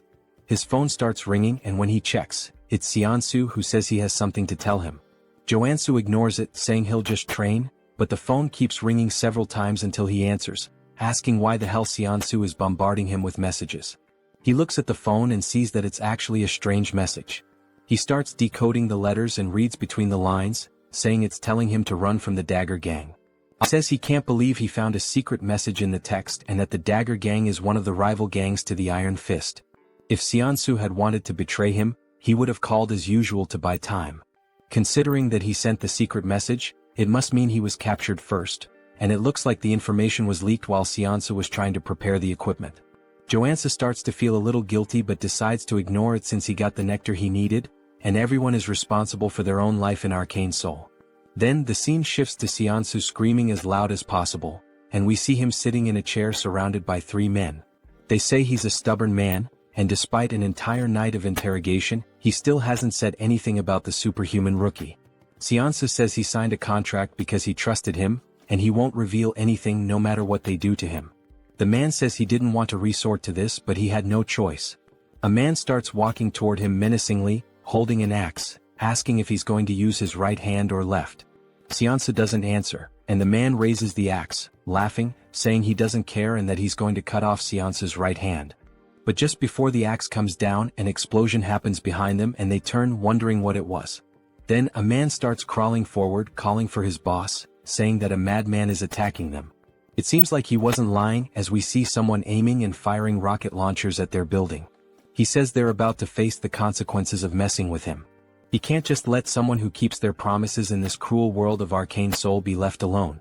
He pulls the trigger, saying that, with any luck, this will be a good lesson to show them that the war has just begun. The rocket strikes the side of the building, exploding violently and sending armed men rushing out in a panic. They look around frantically, trying to pinpoint the source of the shot, saying they need to find the shooter first. Joonsoo chuckles, commenting that, just as expected, they're spilling out of the building like a bunch of cockroaches. Even though the structure looks like a regular residential complex, he knows for a fact that they were all inside. This is the hideout of the Dagger Gang, a place he's cleared so many times that he's honestly sick of it. It's a complicated dungeon, made up of 6 different buildings. Since this mission is part of the tutorial, he can practically finish it with his eyes closed. He crouches down, then leaps from the rooftop, grinning as he says he's about to speedrun this thing. Nearby, in a narrow alley, a few gang members are patrolling, muttering that this must be the work of Iron Fist, since they're the only lunatics crazy enough to pull something like this. They confidently declare that once they find them, they'll wipe them out. Suddenly, one of them hears a noise coming from a dumpster and decides to check it out. His buddies warn him to be thorough. The man creeps forward, peering down the alley, trying to locate the source of the sound. He doesn't see anything. But in the blink of an eye, Joonsoo emerges from the shadows. Before the man can react, Joonsoo grabs his face with a crushing grip and slams him brutally into the nearest wall. Joonsoo laughs, saying the guy didn't even recognize him despite being right in front of his face. And that when it comes to infiltration, there's no better combo than playing dead and using stealth. With the henchmen stumbling around outside like fools, he takes the opportunity to slip into the main building. He lifts the lid of a dumpster and begins descending a hidden staircase, commenting that this is one of the gang's secret entrances. Moving swiftly and silently through the corridors, he takes pride in the fact that he's avoided combat so far. Pressing forward, he notes the gang's unusual obsession with hostages. He remembers that the boss's room is on the 5th floor, which means he still has a long way to go. Because of that, he decides to advance as stealthily as possible, making sure no one notices him. Suddenly, the building's loudspeaker crackles to life, blaring an urgent announcement. Enemy infiltrated the building. All members, arm yourselves and assemble at the rendezvous point immediately. Joonsoo stands before a door, murmuring to himself that he needs to make a decision. If he exits through here, he'll be in the lobby, which is the most efficient route. The central staircase leads directly upstairs. However, there's a problem. Now that the gang has detected an intruder, they've barricaded the lobby to create a defensive line. The moment he opens the door, he'll be shredded by gunfire. Even so, he decides to press forward. A wicked grin spreads across his face as he steps directly into the middle of the enemy formation. Without hesitation, he pulls a Gatling gun from his inventory and unleashes hell. Chaos erupts. The enemies panic, scrambling to retaliate, but the front line is obliterated under the relentless storm of bullets. The rear guards manage to recover and open fire on him. Joonsoo decides he's had enough of this game. He pulls the pin on a grenade and tosses it. The gangsters freeze, watching in horror as the grenade arcs through the air, before detonating right in their faces. Laughing, Joonsoo ducks back behind the door, muttering that stealth was never his thing. Then, lowering his gaze, he reveals a fistful of explosives, grinning as he says he knew one grenade wouldn't be enough. Without hesitation, he hurls 8 more into the room and slams the door shut. Screams of terror echo from the other side. Joonsoo simply smirks. "Hope you guys enjoy the show," he muses. Moments later, silence. Stepping back out, he surveys the scene. Bodies litter the ground. He wonders if he managed to wipe out the entire group in one go, but he knows better than to lower his guard. And sure enough, as if on cue, one of the enemies suddenly staggers to his feet, gun raised, screaming that Joonsoo is going to die. Joonsoo watches calmly. Then, at the very last moment, he sidesteps the shot. A notification pops into his mind. New trait unlocked. Sensory awareness. He chuckles. This was exactly the trait he needed from this dungeon. And now, there's not much left to gain here. Joonsoo stares down the enemy, letting out a cold, sharp laugh before stating flatly that the only one dying here is him. The only sound that follows is the man's scream, cut short by dead silence. When the scene is revealed, a bullet hole is cleaned through the unfortunate man's skull. With the henchman out of the way, Joonsoo announces that it's time to move up. He may have reached the 4th floor without much trouble, but he knows the real danger begins now. The fourth floor houses the gang's gambling den, and directly above it on the fifth floor is the boss's room. Moving cautiously, he edges toward a corner and peeks around, expecting enemies. But to his surprise, there's no one there. His brow furrows. Keeping his guard up, he advances to the game room's door and carefully pushes it open. Empty. Something's wrong. He can feel the air itself thick with danger. At that moment, a notification flashes. New trait unlocked. Focus. Suddenly, a sound from above catches his attention. He snaps his gaze upward. It's not an enemy. It's a drone. And worse, it's dropping a grenade. His eyes recognize it instantly, a flashbang. The grenade detonates. For a moment, Joonsoo is left blind, deaf, and completely vulnerable. Taking advantage of the opening, a man bursts from one of the side rooms, sprinting toward Joonsoo from behind, knife raised high. The impact lands. The attacker laughs, convinced he's caught a rat in a trap. And just like that, the boss of the Dagger Gang makes his entrance, a level 2 assassin named Tung. But Joonsoo remains unfazed. He smirks and tells Tung he really shouldn't be so excited. Tung, confused, notices something's wrong. His blade didn't pierce. What? Why the hell didn't it go through? He instinctively steps back, creating distance, still struggling to process what just happened. Joonsoo eyes his stance and scoffs. Who's the real rat here? He mocks. You sure it's not just your own insecurities talking? Joonsoo hadn't expected the gang boss to show up on the fourth floor. That complicates things. This wasn't in the original game. But even so, he had anticipated the attack pattern. The flashbang was part of a chained ambush triggered as soon as the player stepped into the boss room. If he hadn't unlocked sensory awareness and focus before this point, he would have walked straight into the trap. Tung may be a skilled assassin, but Joonsoo knows that the key to defeating him is to predict where the attacks will come from. Tung, in disbelief, asks how Joonsoo managed to block his ambush. Joonsoo simply smiles and replies that it's the bare minimum. Without wasting any time, he draws his blade and warns Tung that he's going to regret picking him as a target. He moves swiftly, launching an attack, but Tung dodges at the last moment. In the blink of an eye, the assassin disappears and reappears behind him. You're acting pretty tough for someone so slow, Tung taunts. Tung throws a dagger directly at Joonsoo. He notices the movement, spins his blade, and deflects the projectile in midair. As expected from an assassin. You're damn fast, Joonsoo acknowledges. He quickly realizes that the dagger was enchanted with poison. One simple touch and it would be lethal. The longer the fight drags on, the worse it'll be for him. Tung grins maliciously. You're pretty lucky, huh? How about making a deal? If you surrender now, I'll only cut off one of your arms. Joonsoo rolls his eyes. Less talking, more fighting? Tung laughs and mocks him. I can tell from a mile away that you're a gunman just by how terribly you hold that sword. And you talk too much. Joonsoo wonders why Tung is so confident about that. Maybe it's because until now he's only used firearms. The gang leader charges at him, declaring that he's going to make his death painful. Joonsoo raises his sword above his head.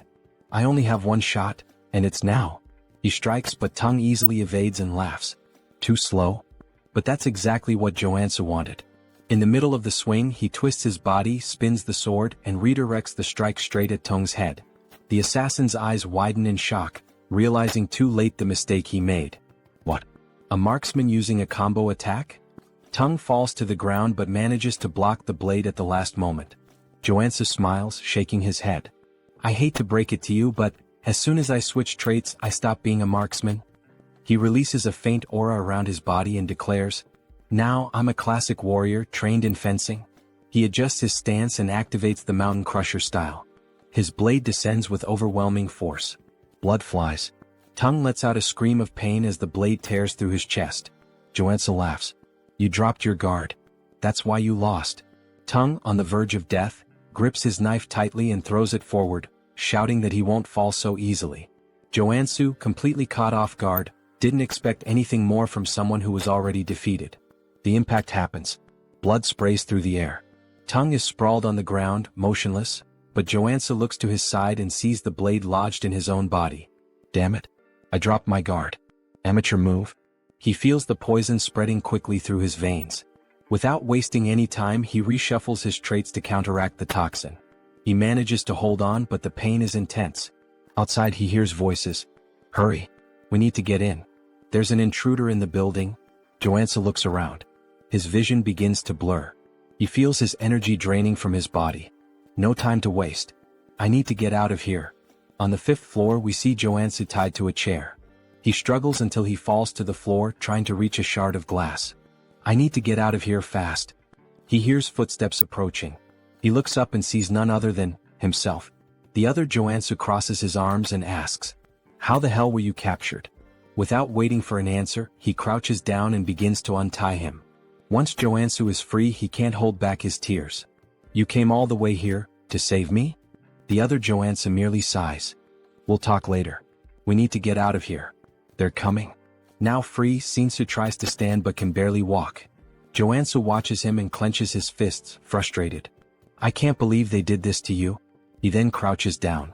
"Get on my back." Shinsu hesitates. "I can't ask for anything more. We don't have time for that. Hurry up." Shinsu hesitates for a moment but eventually gives in. "Just this once." He climbs onto Joonsoo's back, apologizing for the inconvenience. Joonsoo, however, is surprised by his loyalty. "I thought this world was a hell where I couldn't trust anyone, but I guess I was wrong." Back in Shinsu's office, Joonsoo devours healing soda bottles one after the other, trying to purify his body. After a while he finally smiles. "I did it, poison resistance. That took hours." Shinsu says, bringing even more bottles. "Drink as much as you need." Joonsoo grabs one last bottle and refuses the rest. "That's enough. I got the trade I wanted." Shinsu lowers his head. I can't apologize enough. It looks like information leaked while I was preparing the nectar. I shouldn't have trusted my employees." Joonsoo just smiles faintly. "Relax. In the end, I drank the nectar anyway." Shinsu is shocked and asks why he did that. Joonsoo responds casually.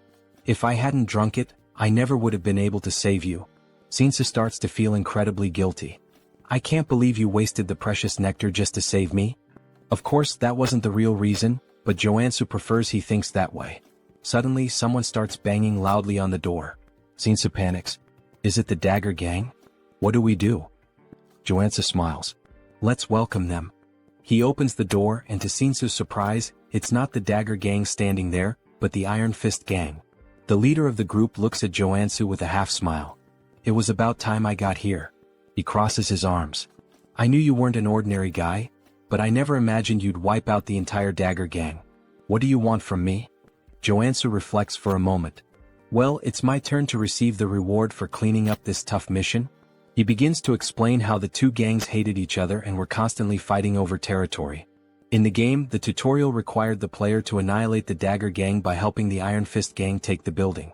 As a reward, the rival gang offered various advantages. But now, Joonsoo is struggling with an internal dilemma. Iron Fist asks, "Do you intend to create your own organization?" Joonsoo shakes his head. "That's not my style. I called you here to tell you that you can have the entire area that used to belong to the Dagger Gang." The gang leader is surprised. "You don't want anything for yourself?" "I prefer to work alone and have no intention of getting into the crime world. This is the best deal I can offer." Iron Fist ponders. "Such a deal has no drawbacks for me. Compared to the debt I had before, this feels like a bonus." Joonsoo laughs. "Looks like we're on the same page." Now that Iron Fist has the territory, Joonsoo finally makes his request. "So, I want a favor." "What do you want?" Just thinking about it, Joonsoo starts laughing darkly, but at the same time he smiles genuinely. "I want a house." Iron Fist is taken aback by the request. "A house?" Joonsoo explains. "I've been alone for a long time, and I realized I need a real base." He then begins clutching his stomach, pretending to be gravely wounded. Shinsu panics. "Joonsoo, are you okay?" Iron Fist clears his throat. "You wiped out those bastards? Then it's a deal." Joonsoo smiles. "I like direct people." Inside he's buzzing with excitement. "What kind of house are you looking for? A villa? An apartment?" Joonsoo shakes his head. "None of those. I need a secluded house with security, soundproofing, and an underground training center." Iron Fist thinks for a moment, then starts listing some options. Joonsoo bites his lip, hoping he'll mention exactly what he's waiting for. Then, finally, Iron Fist mentions a place. "There's a house on the outskirts of the area, on the Jenyabang slope." Bingo. Joonsoo feigns indifference, but inside he's ecstatic. That's the first house the player gets in the game. The main base in Arcane Seoul? He heads to the location and upon arriving, can barely contain his excitement. Finally, he takes in the view and laughs to himself. This house is way better than I imagined. Memories flood his mind. When he first fell into Arcane Seoul, he had no idea what to do. His hospital bill was a ridiculous 20 million won, and now he has a house that feels like a palace. Plus, now he has money coming in from the city's biggest security company. He could pay for a full year of hospital bills without a second thought. But this is still Arcane Seoul. No time to relax. The game's story is going to move forward, and he'll have to face enemies like the Saint, who threaten to destroy the city. He grabs his pickaxe. Time to find out the real reason I chose this house. He heads down to the underground training room and starts tapping on the walls. It must be around here. After a few minutes, he finds a specific spot and begins hammering with force. The wall finally breaks. Joonsoo smiles. My instincts never fail. I think I'll finish this faster than I thought. He continues swinging his pickaxe back and forth, deep in the mine. However, things aren't going as quickly as he expected. Man, I had no idea this was so deep when I played. Even so, he's determined to continue. There's no turning back now. He keeps breaking the rocks until, suddenly he hits a water source. Water begins pouring out, and without hesitation he takes a drink. Immediately he feels a wave of revitalization course through his body. This is perfect. Along with the refreshing feeling, his body also starts to warm up. So this is it. A mana spring. As the name suggests, this spring is filled with pure mana. Even characters whose HP has reached 0 can fully recover by immersing themselves in it.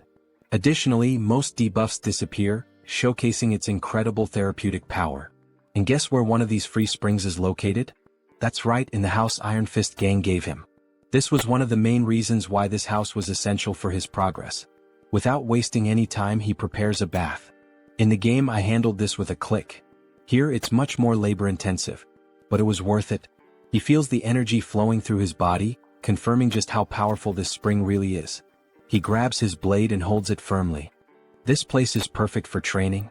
Here he can fully heal whenever he runs out of energy. So there's no excuse not to give his absolute best. 2 weeks pass. Throughout this entire time, he's been locked in the training room. Now he can activate the black flame whenever he wants while wielding the Mountain Breaker sword. He lifts his blade and strikes downward. Mountain Crusher. In a fluid motion, he moves into the second stage. Mountain Divider. Finally, he finishes with the third stage. Mountain Piercer. With a precise strike, he drives his sword forward. Not only has he mastered this technique, but he's also become accustomed to combining it with the black flame. Additionally, he gained new abilities during his training. Crushing Strike. Single Point. Meditation. Mana Stabilization. Fire Resistance. He leans back, catching his breath. Now that I've completed my training goal, there's just one thing left.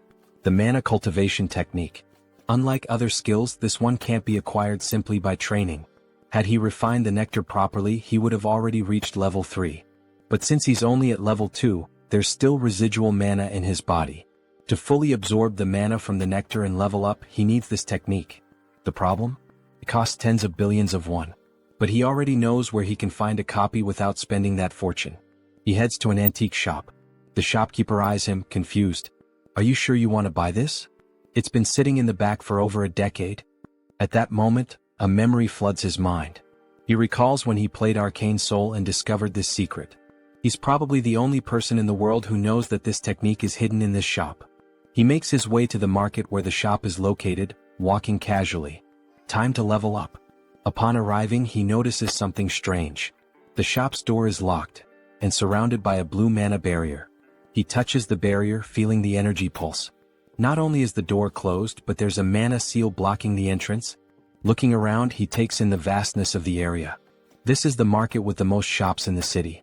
You can buy anything here, but what he needs is locked behind that barrier, and he's going to find a way in. In the game, this shop would be open at any time during business hours. But now in real life it's closed. And not just that. All the other shops around it are closed, leaving only this one standing.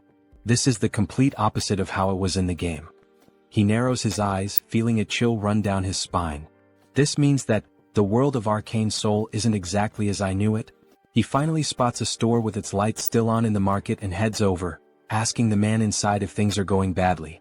He remarks that even the owner of one of the few shops still open doesn't seem to be doing well.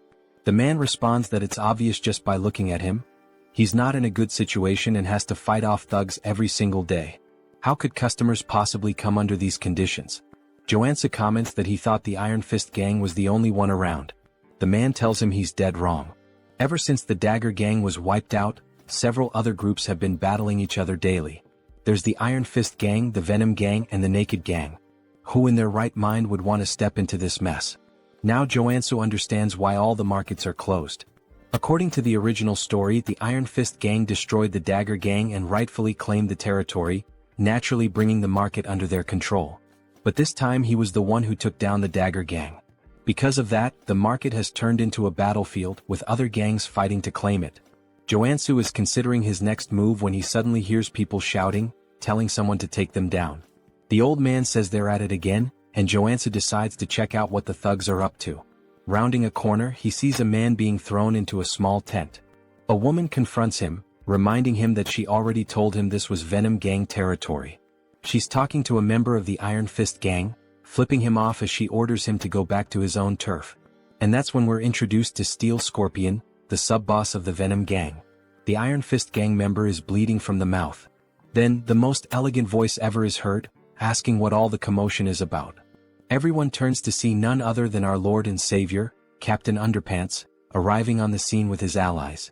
Scorpion immediately starts yelling that the perverts have arrived.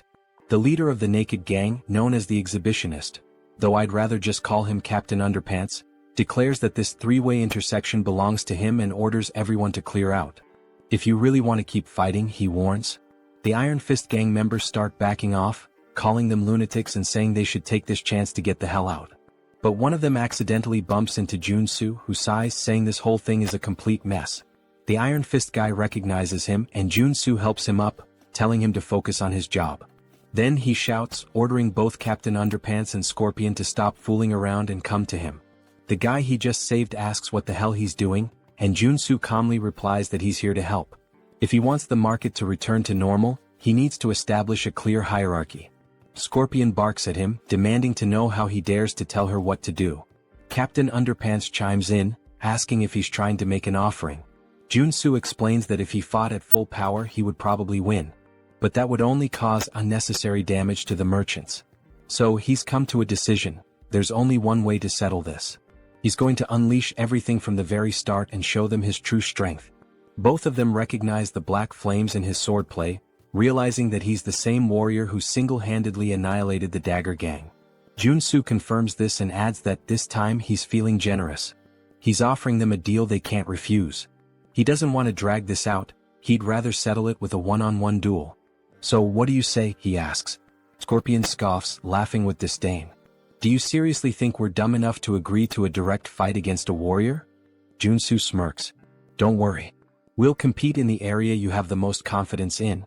Sometime later, after a bit of negotiation, we hear Joonsoo talking with Captain Underpants.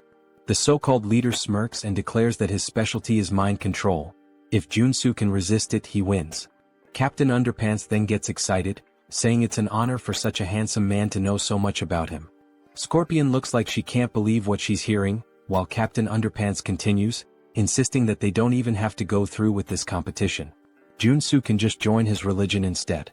Joonsoo replies, "Nah bro, I'm good," and tells him to think for a second. His religion isn't even one of the 7 major ones or even one of the lesser ones, it's literally an unnamed backyard cult. Why would he join a random sect that isn't even listed anywhere? Captain Underpants sighs and says that, as expected from a non-believer, Joonsoo will have to be enlightened by the love and mercy of his goddess. He then stretches out his hand and a green aura begins to form around him. He commands Joonsoo to kneel before him so that he may grant him the privilege of meeting his goddess. As the aura starts wrapping around him, Joonsoo immediately recognizes that the mind control ability of a combat priest is no joke. He struggles against the influence, admitting that he feels the urge to kneel, but his traits are far too strong to let that happen. Then, without warning, he delivers a brutal uppercut, sending Captain Underpants flying. As the cult leader crashes to the ground, Joonsoo casually apologizes but warns him that not even a saint could manipulate him. His divine resistance is too high. Captain Underpants' followers rush to carry him away, muttering that it was one hell of a fight. Joonsoo then turns to Scorpion and says it's her turn now. She folds her arms and smirks. Not bad, I'll give you that. But the Venom gang is on a whole different level compared to the perverts you just dealt with. Joonsoo grins. Yeah, I don't think so. But I guess we'll find out soon enough. He tilts his head toward her. Your specialty is obviously poisons, right? Then go ahead, prepare the strongest one you've got. He gestures at himself. I'll drink it. She laughs. If you're that eager to die, I'll be more than happy to help. The Iron Fist guy starts begging, saying he knows Joonsoo is strong, but drinking poison is literally suicide. Joonsoo waves him off. Relax. I got this. Scorpion extends her hand, holding out a small vial. Drink it. If you survive, you win. If not, well, obviously you die and that means I win. He takes the vial and examines it. As expected. You gave me picnic knockout, the most painful poison among all the gangs. He sniffs it and grimaces. Ugh. Smells like ass. Just so you know, if I survive, I'm punching you in the face. She cackles. Then don't come crying for the antidote later. That never even crossed my mind, he replies before downing the entire vial in one go. The pain hits instantly like a thunderclap. His knees buckle, his face turns purple. It feels like his blood is boiling. Scorpion places a foot on his back, grinning in triumph. You're feeling it now, huh? If you beg for your life like a good little dog, maybe, just maybe, I'll consider helping you. Woof woof. But Joonsoo isn't here to play games. He grits his teeth and forces himself to focus. The poison was created using a mix of special medicines. Ordinary resistance won't be enough. He needs to take control of the venom inside him. Slowly he directs it toward his arm. Scorpion's eyes widen as she realizes what he's doing. Then a silent notification flashes through his mind. New trait acquired, drug resistance. With this, he can now manipulate poison using his own mana. Joonsoo draws his sword. Time for the final step. Without hesitation, he slashes his own palm. Blood drips from the wound, then, it transforms into a stream of pure venom. The entire crowd falls silent. No way. He actually expelled the poison? Someone mutters in disbelief. Scorpion shakes her head, calling it insanity.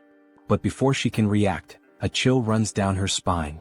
She realizes too late, he's already on top of her. Joonsoo grabs her finger and, with a sharp twist, rips it off. Her scream echoes through the market as the severed finger hits the ground. She collapses, trembling.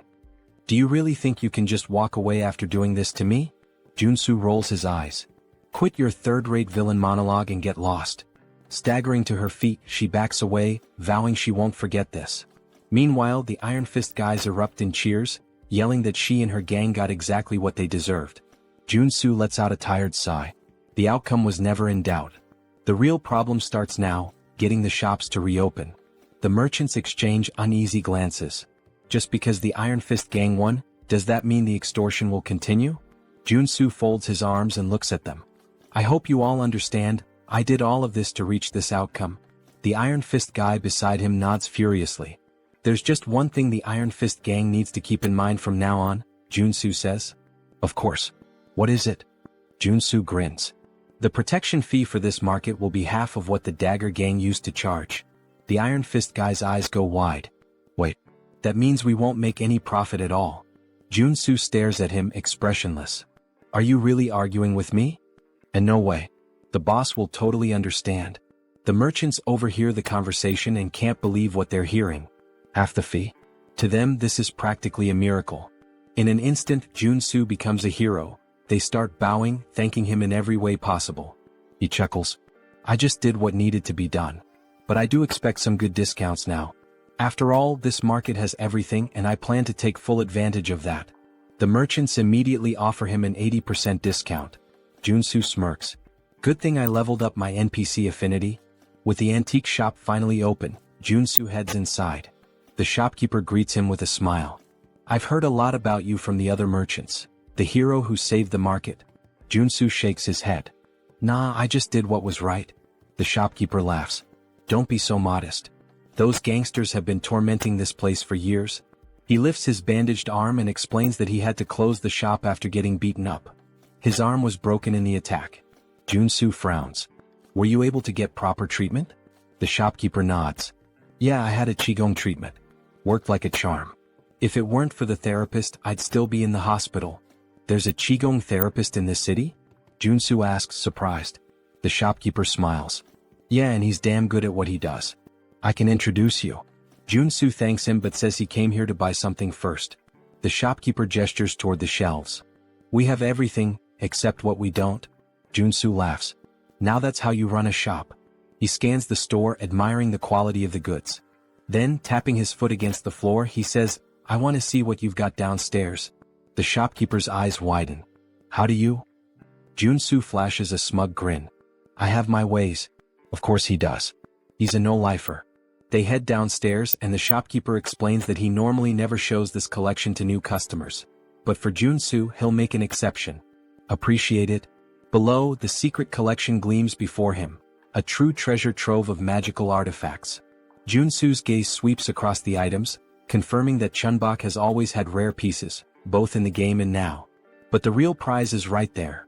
The hornpipe of the ancestral god, which contains a secret mana cultivation technique. This is the jackpot.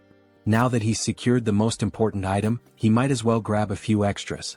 He gathers everything and sets it on the table upstairs. I'll take these. Chunbok eyes the selection sharply. As expected, you've got good taste. He starts listing each item, but Joonsoo only listens until he hears the price. For everything. 2 billion won. Joonsoo stares at him like he misheard. Chunbok bursts into laughter. Relax, relax. That's the price for a stranger. But you? You're the market's guardian angel, so I'll cut you a deal. 500 million. Joonsoo lets out a relieved sigh. Damn, you almost gave me a heart attack. That 80% discount is a lifesaver. Now, all he needs is a superhuman priest capable of removing the sacred seal on the hornpipe. Luckily, he already has a lead on where to find this person. Purely by chance, of course.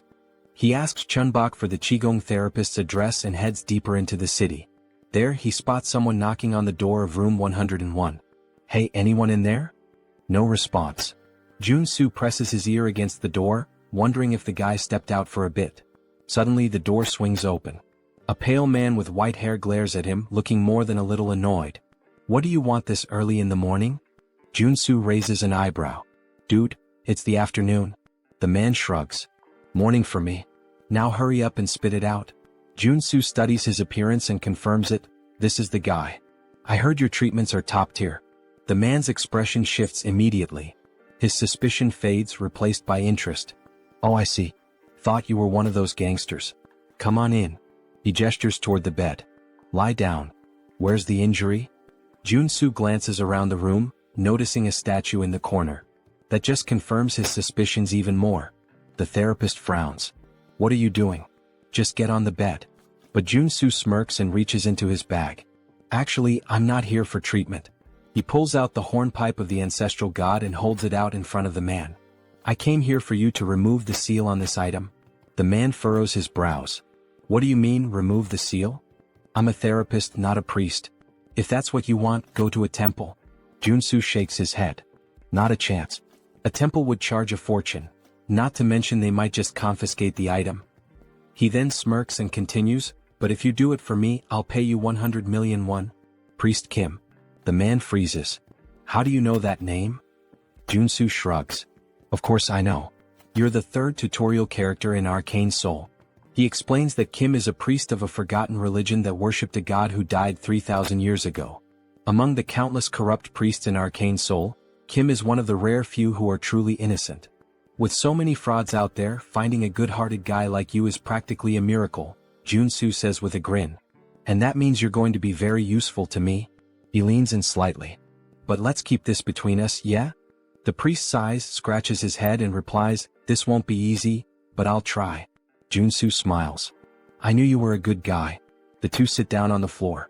Kim places the hornpipe of the ancestral god between them, closes his eyes and takes a deep breath. Slowly, a divine aura begins to surround the artifact.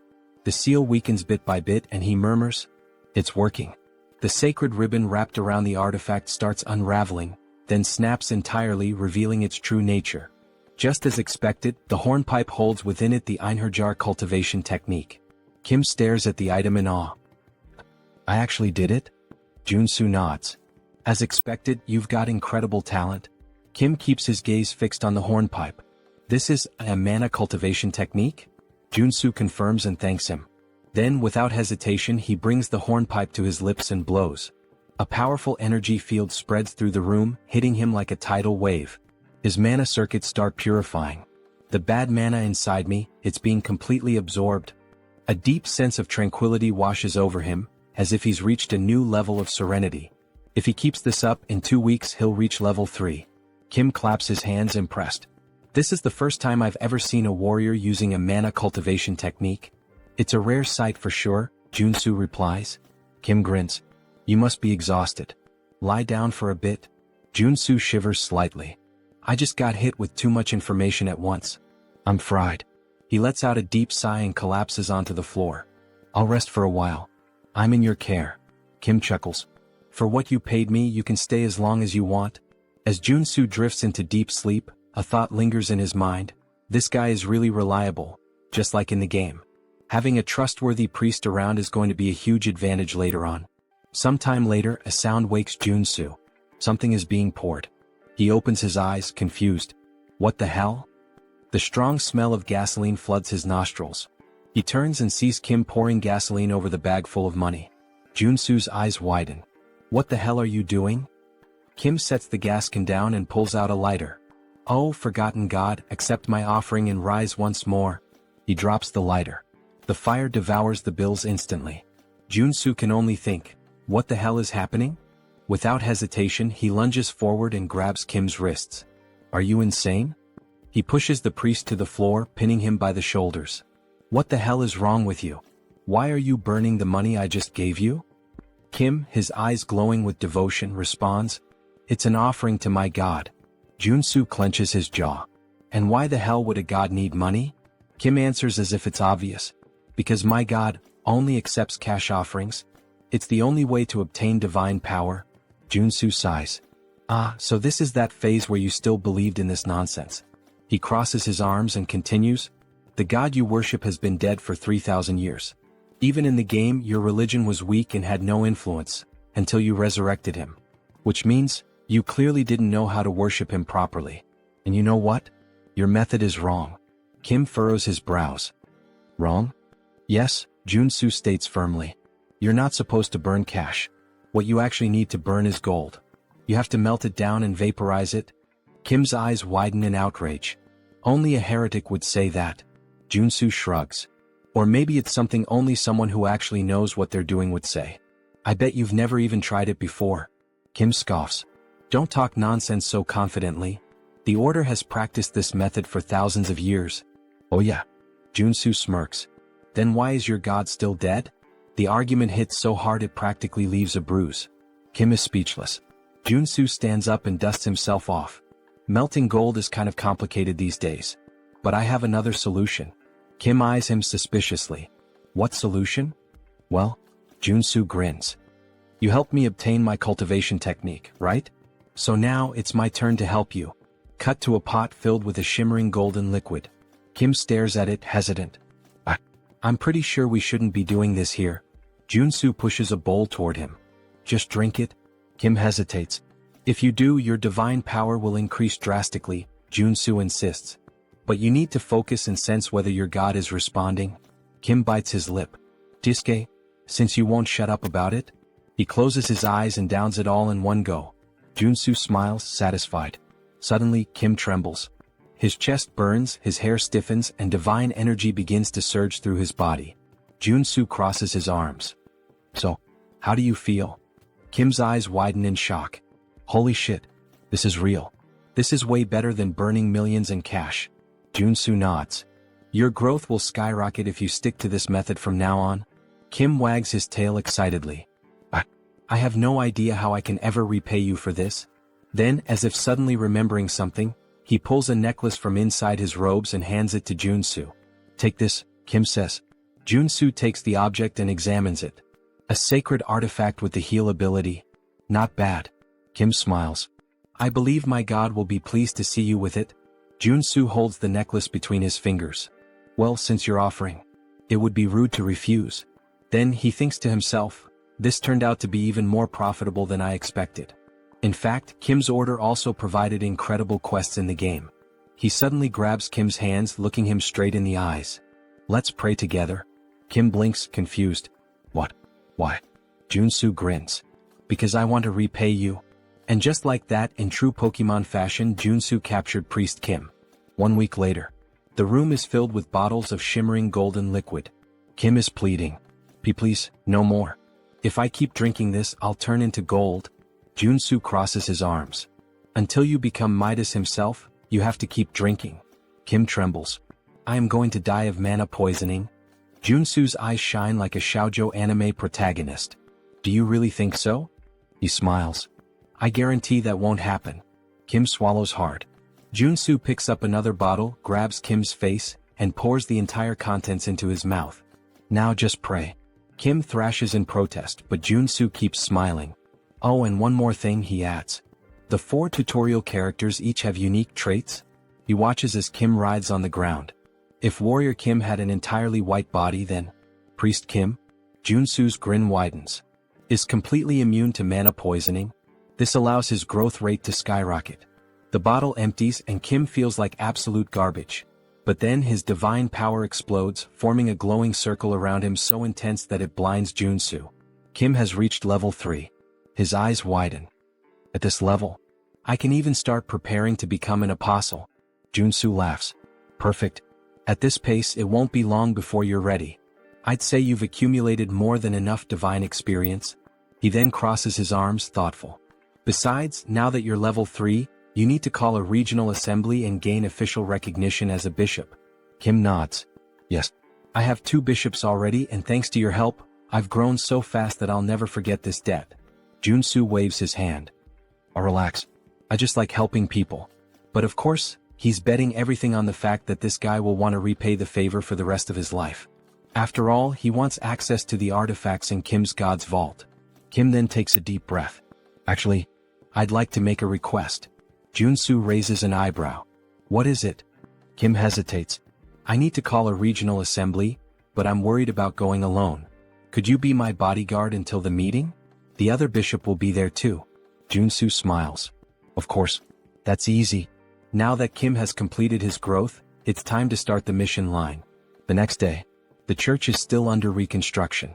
The faithful surround Kim, congratulating him for reaching level 3. Kim thanks them, but Joonsoo just watches disappointed. What's this? The scale is so small. I can't believe this is all that's considered an assembly.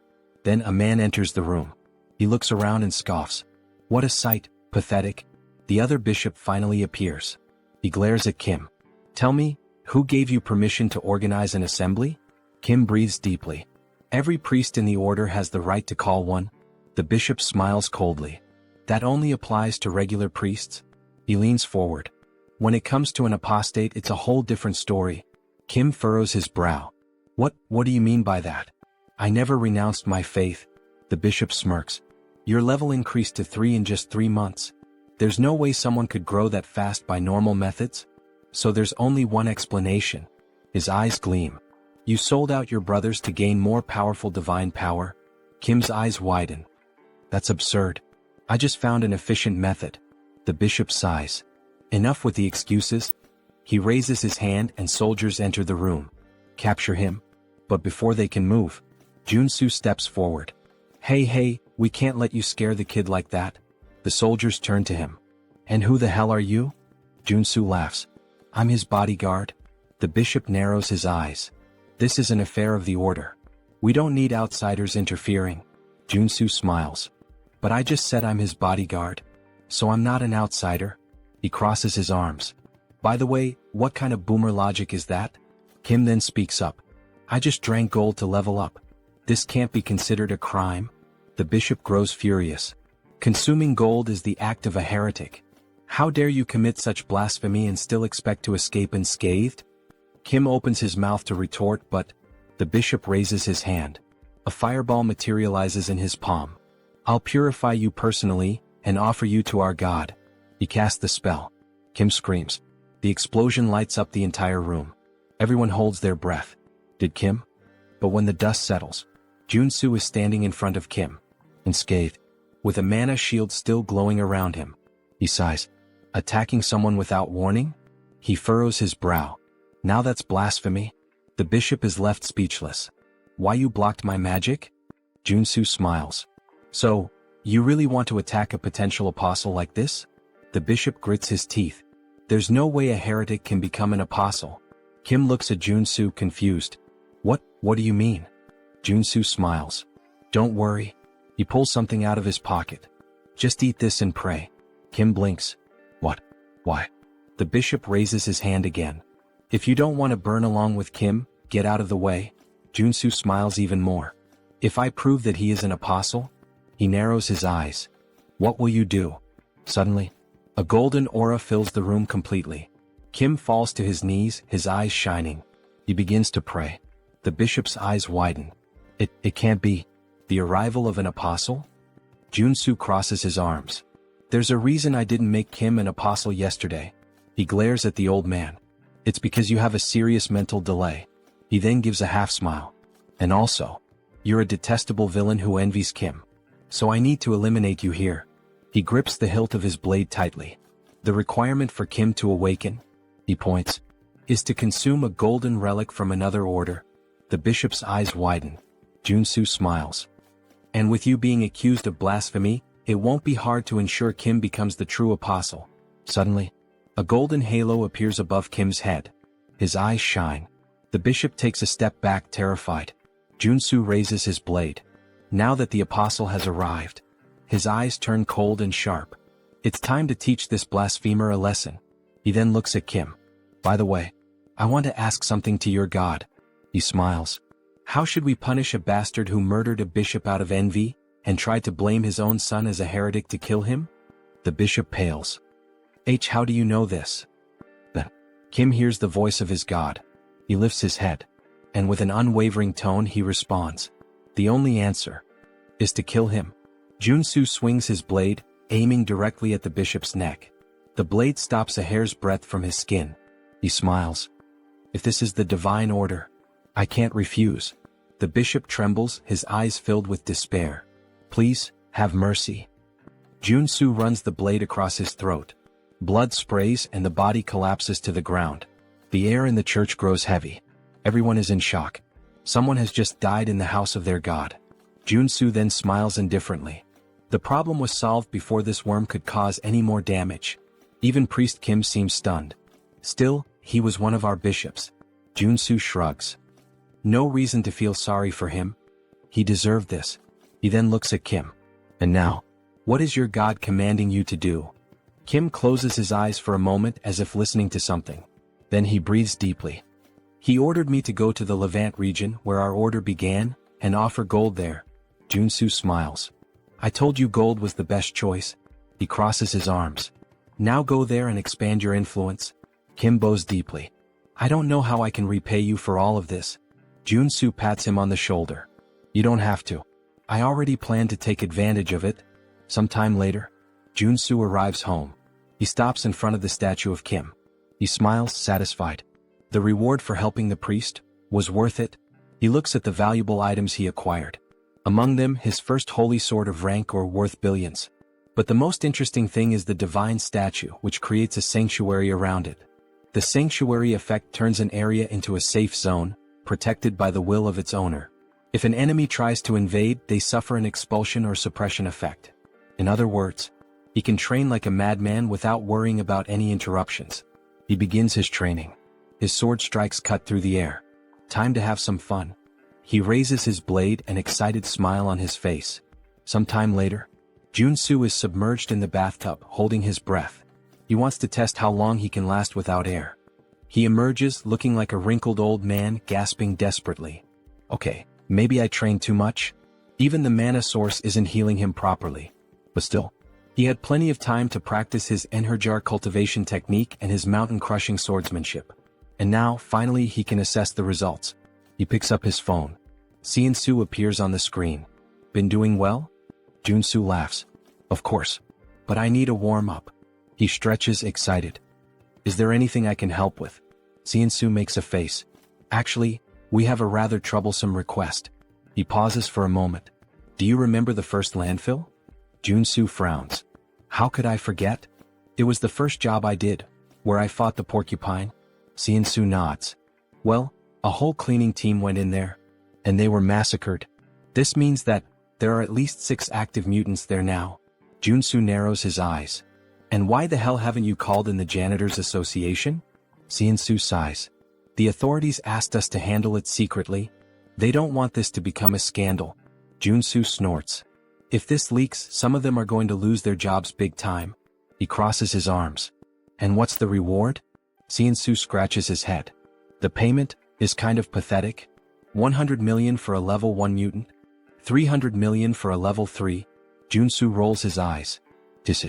Is that all? Actually, Joonsoo smiles. They're offering an artifact. An arcane rifle with a cursed debuff. Joonsoo raises an eyebrow. What kind of debuff? Joonsoo hesitates then smiles. It's an item that's related to you? A rifle used by the old order of the father. Joonsoo's eyes widen. Then he chuckles softly. This mission. I can't refuse. That arcane rifle used by the order. It has a black flame debuff that consumes its user. But Joonsoo has already overcome that before. He gets up from the bathtub. Alright. I'm heading there right now. Joonsoo is definitely fired up. He heads toward the landfill and right from the start, he can feel a sinister aura emanating from the place. As he moves forward, holding his rifle, he mutters. They haven't cleaned this place for just a few days, and it's already this chaotic? Something's very wrong here. His senses are scrambled, he can barely see properly. He needs to prepare for a surprise attack. With a quick movement, he activates his sensory focus. Almost like an immediate warning, he feels something moving fast in the mist. He looks around, tense. The sounds of the creature come from multiple directions. He can't pinpoint exactly where the enemy is. A strong wind blows behind him. He spins around immediately. And there it is, something like a gargoyle bat leaping straight at him. Joonsoo pulls the trigger. Die. The monster is riddled with bullets, but instead of falling, it flies away only wounded. Joonsoo frowns. Is that it? He keeps firing but soon realizes the bullets are ricocheting off the creature's wings. The beast loops through the air and launches back at him. Joonsoo rolls to the side, sliding to avoid the strike. Oh shit. If he hadn't switched to the evasion trait, he would have been torn in half just now. A flying bulletproof enemy? If I keep this up, the longer this fight lasts, the worse it'll get. There's only one solution. He lowers the weapon, aiming directly ahead. The monster charges toward him. I need to end this with a single shot. The enemy gets closer and closer. Bang. The shot hits directly between the eyes. With its last breath, the creature screams, crashing down on him, blood pouring from its head. Joonsoo laughs, still lying on the ground. I won. And on top of that, he unlocked a high-level shooting trait. Then he hears footsteps. The sounds of the fight have attracted more mutants. There are too many. He wouldn't be able to handle them all. But then, he smiles. Or maybe, he would. He activates stealth and hides behind a pillar, near the monster's corpse. I'll wait for them to show up first. In the next moment, a group of ridiculous-looking guys starts advancing. They seem to be made out of modeling clay. Joonsoo smiles, holding a grenade. Ah, it's nice that my little cuties have arrived. He throws a few grenades. Let's see. When you all gather in one spot, goodbye. Boom. The landfill explodes, debris flying in every direction. Joonsoo laughs, raising his rifle. That was just the beginning. He begins unloading bullets at the surviving creatures, turning the slime monsters into chunks. And he laughs even more, thinking that he should use these clever tactics more often. Then, something alerts him. More creatures appear around him. But these are different. They don't make a sound. Joonsoo hasn't noticed them until now. And there's one more thing wrong. They're not mutants. They're specters from a necromancer. And there are a lot of them. Suddenly, a radio in one of the specters begins to play. A voice speaks directly to him. Can we have a little chat? Joonsoo narrows his eyes. Are you talking to me? Then he sees it. The specter wasn't speaking. There was a speaker attached to it. He sighs, understanding everything. Well. So you're using these specters to communicate, huh? This means you're the necromancer who created them. The voice responds. Why are you causing destruction in my territory? Joonsoo scoffs. Your territory? This is a contaminated landfill, my friend. But then, something clicks in his mind. The truth hits him like a weight.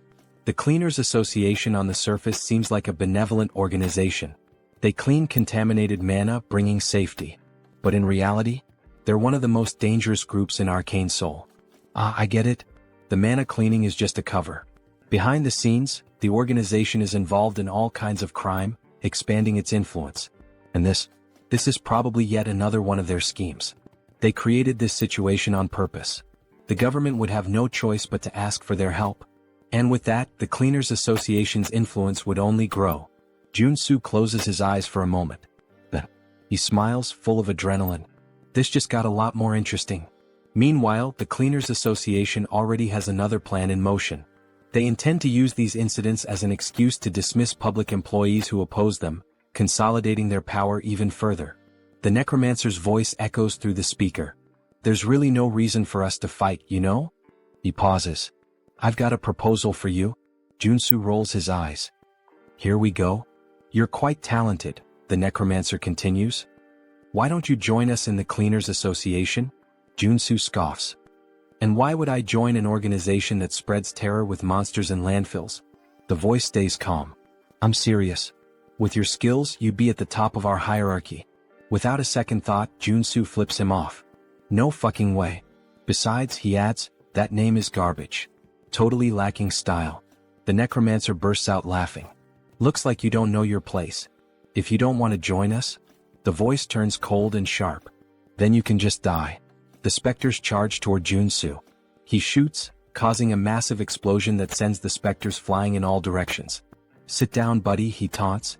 But the specters aren't mutants, they're magical summons. As long as there's mana, they simply regenerate. Joonsoo lets out a frustrated sigh. Oh shit. I forgot that firearms are useless against these things. He holsters his weapon and pulls out his sacred sword. Well, if that's the case, sacred attributes will take care of them. The necromancer's voice falters for a moment. A sacred sword? I thought you were just a shooter. Joonsoo charges, slicing through the specters with precise strikes, cutting them in half. Shut up, he growls. I'm going to find you, and when I do, you'll regret it. He advances, slicing through the fast-moving specters, severing limbs and limiting their mobility. Thanks to his attribute advantage, the fight isn't difficult. But the specters keep coming. Okay, enough, he mutters. Time to change tactics. He activates his resistance traits and combines them with the abilities of his artifacts. The sword, gloves, and necklace he bought from the store. Now, with 9 traits active, he believes this will be more than enough. Let's see how far this takes me. He launches forward, releasing an attack in the form of 4 aura blades, sending the specters flying backward. It works, but it's draining my energy pretty fast. He fires another attack, destroying even more of them. But some simply ignore the damage. The world around him begins to spin. Shit. I'm getting dizzy. But, just one more attack. His body starts to glow blue. He takes a step forward, and in the blink of an eye, he surges straight ahead like lightning. The ability he just unlocked is called Charge. A trait that allows him to move at high speed, dealing damage to everything in his path. He grins excited. I didn't expect to get this, but I'm glad I did.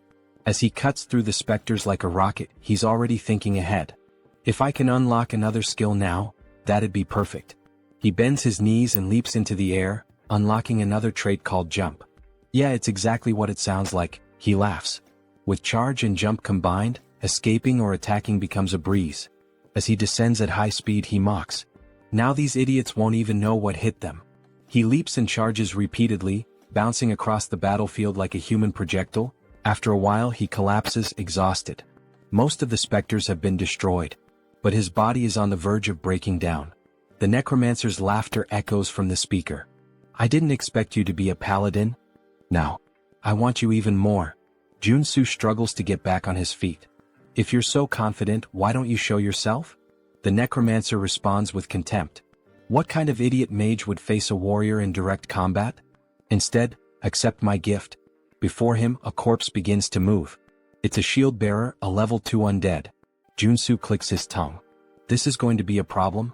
He still hasn't fully healed. The shield bearer raises its weapon and brings it down violently toward him. Joonsoo narrowly dodges. But before he can react, a purple arrow soaked in dark mana cuts through the air, and it strikes him in the back. He spins quickly, trying to understand what's happening. The necromancer's voice comes through again. Your moves are pretty decent. I can't wait to turn you into a death knight. Joonsoo narrows his eyes. This reminds me of a rule in Arcane Seoul. When you fight a necromancer, you should never focus on their servant. He leaps into the air, pretending to prepare an attack, but it's a feint. Instead, he dives straight to the ground, sliding beneath the undead's shield. His eyes scan the area, searching for the origin of the shot, until he finally spots it. Up high in the balconies, a silhouette stands out. So, it's you? Joonsoo activates charge, dodging the shield-bearer's attack and rushing directly toward the necromancer. He propels himself off the ground, soaring through the air. Time to finish off this coward. He draws his sacred sword, pointing it at the enemy. You made a fatal mistake by revealing yourself. Karen, the necromancer, smiles with disdain. So, you have a brain after all? Joonsoo narrows his eyes. Now that I see your face, I recognize you. You're Karen, a Rankar necromancer. One of the directors of the Association of Cleaners, and the final boss of this damn landfill. Superhuman level 3. Karen raises his hand indifferently. Things aren't going to go the way you expect. Suddenly, spectral purple hands shoot out from his back, grabbing Joonsoo from all sides. He struggles trying to break free. Karen simply laughs. You'll never catch me. Then he fires magical arrows and releases a devastating electrical discharge. Joonsoo screams in pain while Karen watches, satisfied. That scream? It's beautiful. He laughs loudly. You should have known your place. Joonsoo, still trapped, smiles. Actually, this is my ultimate technique. He raises his hand, conjuring a massive black fireball. Black flame. Karen's eyes widen. What? Joonsoo forces his arm to break free. This is the end of the game. Karen tilts his head. Why are you trying so hard? It's actually adorable. Joonsoo grins slyly. You really think so? From the very beginning, I never intended to finish the fight quickly. Karen furrows his brow. Joonsoo continues. When a boss uses their ultimate attack, if you equip the right traits, something fun happens. Karen rolls his eyes. Enough with the small talk. He shoots the black flame directly at Joonsoo. The black sphere, roaring with malevolent flames, advances rapidly. The spectral hands still hold him in place. Joonsoo smiles. It's now. When the three pillars, sword, magic, and physical power, align in perfect harmony, a supreme technique manifests in the face of certain death. It's the ultimate technique. The blade that cuts through everything, both the tangible and the intangible. Joonsoo raises his sword and brings it down. A massive golden burst erupts from the blade, slicing the black flame in half. The light illuminates the battlefield. Karen trembles. It can't be. The name of this trait? Cutting lightning. Karen watches in panic as the golden cut heads straight for him. And then, it cuts through his body, splitting him in half. The explosion of the black flame happens shortly afterward. The shockwave hurls Joonsoo back. He crashes to the ground, gasping for breath. Almost died. He lets out a sigh of relief.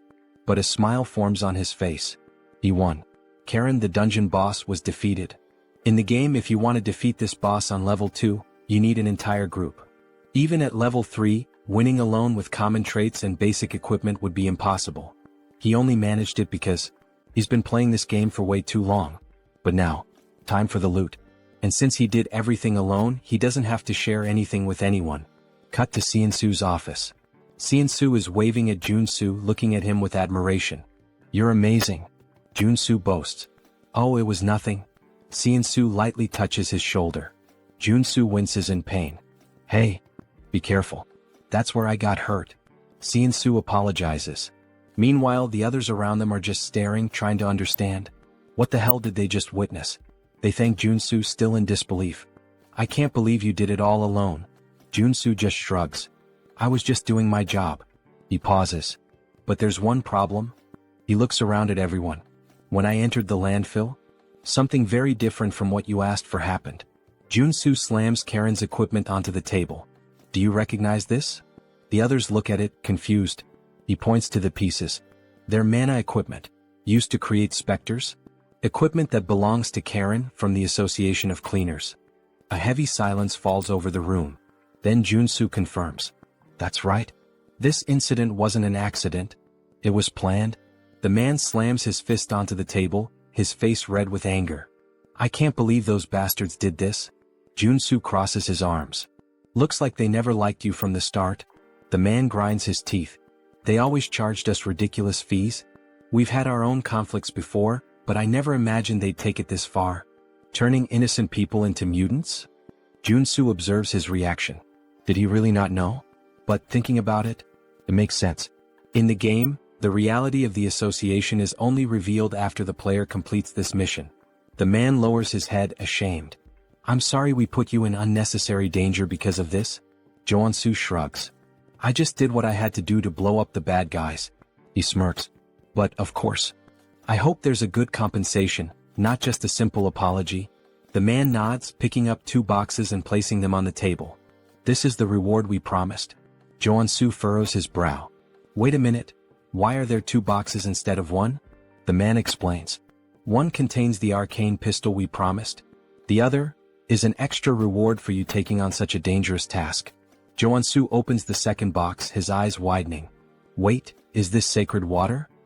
He nearly freaks out but quickly hides his excitement. This is an essential potion and I always have to buy it at the temple. Are they giving it to me for free? The man gives him a final warning. Stay safe. We'll use this evidence to officially accuse the Association of Cleaners. Joonsoo clicks his tongue. So that means they're going to retaliate against me, right? The man confirms with a nod. Exactly. But we can't just let this slide. Joonsoo smiles, confident. Don't worry. I'll find a way to survive. That night, Joonsoo and Siansoo are driving through the city center. Siansoo at the wheel sighs. Maybe it's a good idea for us to stay off the radar for a while. The Association of Cleaners won't let this go. Joonsoo shakes his head. I don't think hiding is the best plan. After completing the landfill mission, the player gets a chain of quests. Eventually we'll end up clashing with them again. It's natural. After all, I just killed one of their directors. He looks out the window, thoughtful. But the most important thing? The association's quest line splits into 2 routes. The worst one is doing nothing and just wasting time. Siansoo raises an eyebrow. And why is that? Joonsoo smiles bitterly. Because in that case, the president of the association attacks your house with dozens of superhumans. Siansoo swallows hard. Joonsoo continues. On the other hand, the easier route is the one I'm considering. He turns to Siansoo. Have you ever heard of Genubong? Siansoo goes serious. Of course. It's that restricted area south of the region. There's a huge poppy plantation there. If you're caught inside, you're screwed. Joonsoo smiles sideways. Exactly. And guess what? That place belongs to the Association of Cleaners. Siansoo's eyes widen. They have dealings with poppies? Joonsoo shakes his head. No. It's not about the poppies. They're conducting body modifications and human trafficking there. They're nothing but a luxury crime syndicate. Siansoo's eyes widen. Are they crazy? Joonsoo nods. Exactly. And that's why I'm going to strike first. Siansoo jerks the steering wheel abruptly, almost crashing the car. What? Say that again? Joonsoo ignores him and instead pulls out his phone, showing a list of supplies. Claymores. EMP bombs. Among other dangerous and expensive things. Siansoo blinks, confused. What the hell do you plan to do with all this? And, do you have any idea how much this is going to cost? Joonsoo smiles wryly. Money is something only amateurs worry about. These items? I got them while cleaning up the monsters at the landfill. Siansoo inspects the materials and nods, impressed. This should cover the costs. But, Joonsoo, even you couldn't take on the association alone. The president is level 4. The executives, level 3. Joonsoo leans back in his seat, looking at him with a confident smile. Who said I'm going to fight alone? For now, just focus on getting the items on the list. 2 days later, Poppy Farm hideout. The night was dark. Guards patrolled the perimeter. But they didn't notice the shadow creeping up from behind. Joonsoo, in stealth mode, holds a cloth and presses it against one of their faces. The guy trembles, his eyes widen until his body goes limp and crumples to the ground. High level, he's done. The other guard turns at the sound. Hey, what? Bang. A direct shot to the chest. The man falls dead immediately. Joonsoo deactivates his stealth and cracks his neck. I never get tired of infiltration. He smiles, satisfied. This should take care of the external security. And, to think I said I didn't like stealth before. Well, sometimes it's worth it. He moves away, grabbing his communicator. But before he could speak, crack. A man flies into the wall, his face deformed by the impact. And then he appears. Iron Fist. Thanks for clearing the way. We've taken control of the underground with no trouble. He spits on the ground, scanning the area. These guys are real monsters. They forced body modifications on both kids and adults. and then traffic them out of the country. Joonsoo nods. That's exactly why we need to put an end to them. He adjusts his earpiece. Did you finish checking the place? Iron Fist walks through the lab examining the machines. Yeah. This place is a legitimate modification workshop. Joonsoo smiles. Great. Once we're done, it's yours. I'll help you strengthen your men. Iron Fist crosses his arms, studying Joonsoo. This sounds good. But are you sure you can take on the association? If they get involved, it's going to be a problem for everyone. I don't want to deal with the fallout. Joonsoo laughs, pulling out his lighter. Have you ever seen me act without a reason? He lights the flame, watching it dance between his fingers. This farm is their main source of income. But the security here is much weaker than the rest. That means it's the perfect place to start bringing down the association. Iron Fist narrows his eyes. Wait, what are you? Joonsoo tosses the lighter. The next morning, Association Tower. A man runs down the corridor panting. He bursts into the presidential office. Mr. President, we have a problem. The man sitting at the desk furrows his brow. What happened? The employee swallows hard. The poppy farm was attacked. The president furrows his brow. By who? The man trembles, his voice caught in his throat. It was the man who killed Karen. He took control of the hideout. The president clenches his fists. Then, boom. His punch destroys the desk, cracking the floor. How dare they? His eyes burn with rage. And then, the screen presents his name. Park Dae-iop, president of the Association of Cleaners. The assistant, trembling, extends the phone to the president. Sir, look at this. On the screen, a ridiculously bold selfie of Joonsoo appears. Behind him, the poppy farm is ablaze. The president grits his teeth, his eyes twisting with fury. Then, with a single grip, he crushes the phone in his hand. I will make sure the warrior Kim is reduced to ashes. Sometime later, farm grounds. The poppy field? Completely destroyed. In its place, an entire battalion from the association. Soldiers scan the area dazed. I can't believe it's all gone. That warrior Kim is a damn psychopath. In the middle of them, a bald man steps forward. It doesn't matter. Our only job is to capture him. The Department of External Affairs will show the president what we're capable of. The troops begin advancing. Baldy, the bald man, eyes the surrounding buildings. He might be sniping from one of these. Stay alert. One of his men grips his weapon tightly. If he shows up, we blow him to hell on the spot. Suddenly, something glints from a window. There. Gunfire rips through the air, striking the barrel of a rifle. Falls and Baldy smirks. My prediction was right. The troops start celebrating, but then, the ground trembles. Baldy frowns. What? Boom. A massive explosion sends soldiers flying. The survivors glance around, panic setting in. Are those claymores? Before they can react, a rocket streaks across the sky, heading straight for them. Baldy looks up. Oh shit. Our IP brother didn't even last 5 pages. Meanwhile, in the underground security room, Joonsoo laughs, watching everything through the cameras. Good thing I spent all night setting up these bombs. And of course, thanks to my special talent. Stealth, obviously. They never would have found them in time. The troops start retreating, but it's too late. Every step triggers more mines, throwing them into total chaos. Joonsoo crosses his arms, satisfied. I may be crazy, but I'm not crazy enough to take on hundreds of them head-on. I'll wipe them all out from right here. Explosions consume the battlefield. In the midst of the carnage, something gleams. A mana barrier. The association's president, Dae-iop, narrows his eyes. Looks like he came well prepared, despite the way he taunted us. Beside him, a man steps forward. Leave this to me. I've analyzed all his patterns. His voice is so cold, so precise it almost sounds... Wait. He talks exactly like me. He must be a robot. On the screen, a name appears. Cyborg. Superhuman class R level 3. Vice President of the Association. Dae-iop glares at Cyborg, his voice dripping with hatred. Bring him to me. I'll make sure he dies the most painful death possible. Suddenly, boom. A grenade detonates near them. Cyborg doesn't move. The blast radius doesn't reach here. Well, since they're throwing grenades to test the waters, we can just clear the traps and move forward. Another rocket fires straight at them. Sometime later, Cyborg raises his hand and simply swats the rocket aside, sending it exploding behind him. His men stare, slack-jawed. He turns to them. Did you track the shot? Yes, sir. It came from the right side of the rooftop. Good. Shoot him. The troops opened fire, tearing the location apart. But as the dust settles, it was just automated turrets. Cyborg grins, satisfied. We're almost at his hideout. Time to show that bastard what hell looks like. Or maybe, he's already getting a taste of it. Inside the bunker, Joonsoo clenches his teeth. As expected of cyborgs? Not even remotely human.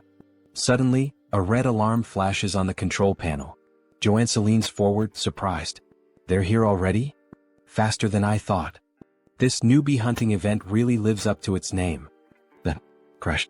The doorknob explodes. The door creaks open.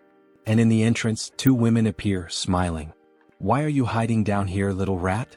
Come play with us. God, I wish I were him right now. The moment that thought crosses our minds, we're introduced to Ebony and Viper. Both are level 3 superhumans and executives of the association. They step into the room and... The chairs? Empty. The screens? Just images of Joonsoo flipping them off. Viper frowns. How did he know we were coming? The answer? Joonsoo, invisible, grinning in the corner. Of course I saw this coming. As Ebony and Viper scour the room, Joonsoo observes. The Custodian Association wants to put on a big show, pretending this is a straightforward conflict. Meanwhile, their assassin executives attack from behind. He chuckles softly. Too obvious. I know all your tricks. Click. He pulls the pin on a flash grenade and tosses it to the floor.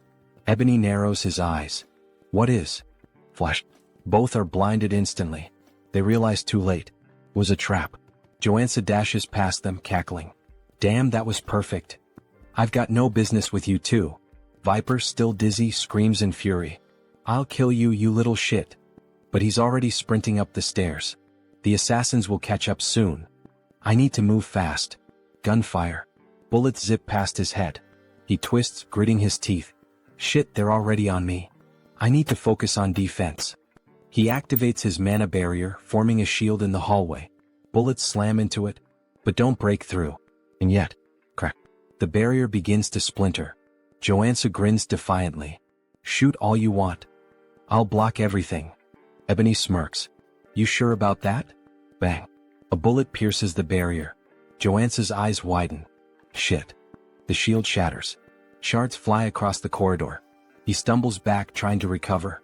Ebony steps forward, gun still smoking. How'd that taste? These bullets are laced with explosive magic. Joonsoo mutters a curse under his breath, but then, his eyes land on a clock. Important enough to catch my attention now? Viper pulls out a crossbow, loading a shot. Oh, and don't forget. The sweets come from the sides. Twang. The bolt whistles through the air, and buries itself in his side. Tisk. Pain flares through his body. Viper smirks cruelly. That's nothing. Compared to the pain you're about to feel. Joonsoo grits his teeth. You guys are just dime store villains, in ridiculous latex suits. Viper's smile vanishes instantly. What? She lunges forward, and kicks him square in the face. Bow. Joonsoo is sent flying. Straight into the clock he had just noticed. Viper laughs, enjoying herself. Bet that hurt like hell. By the way, that poison's pretty strong. It's already in your arteries. Good luck surviving. Ebony steps up, grabbing Joonsoo by the collar. It's over. Time to bring you to the president. But then, Joonsoo smiles. A confident smile. Now you're in my domain.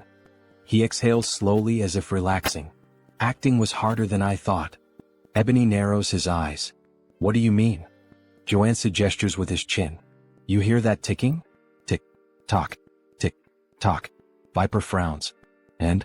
He chuckles. Surely it reminds you of something? Joonsoo grins wickedly. Almost like there's a giant time bomb right next to you, huh? He channels mana into his feet, preparing to rush. With a burst of speed, he rockets down the corridor. Stay put and rot. As he runs, his mind races. Ebony and Viper are stronger than Karen. If this were a direct fight, I'd have no guarantee of winning. So I had to play my role perfectly. I disabled all my abilities to appear weak. Lured them toward the clock while they let their guard down. Because, inside the clock, he had planted white phosphorus munitions worth over $1 billion. Pretty sure that's illegal under the Geneva Convention. Now he shifts into a dramatic tone, like a character from a novel. Sleep tight, ladies. And dream of me. With a smug grin, he presses the button. Boom. The explosion engulfs the corridor. Ebony and Viper's weapons fly from their hands, their eyes widening in horror. They realize they've walked right into his trap. But it's already too late. After the explosion, Joonsoo starts laughing. He has successfully eliminated the executives, but more of them are coming. He needs to recover quickly, so he equips all his healing abilities, especially because he has no idea when the guy with the machine will show up. And then, suddenly, multiple enemies start appearing. Speak of the devil. A group of men with robotic features approach the protagonist. You took down Ebony and Viper? Yeah, Joonsoo replies, grinning. And you'll be the next one buried in a grave in just a few moments. Don't even think about walking away from this unscathed, one of them snarls. I'll make sure to modify you until you're begging for death. Joonsoo smirks. Wow, what a terrible attempt at being scary. Try acting a little more human next time, he mocks, playing on the fact that his opponent is part machine. I can already tell talking to you is a waste of time. I'll end this right now. The enemy growls as a metallic claw extends from his wrist, just like Wolverine's.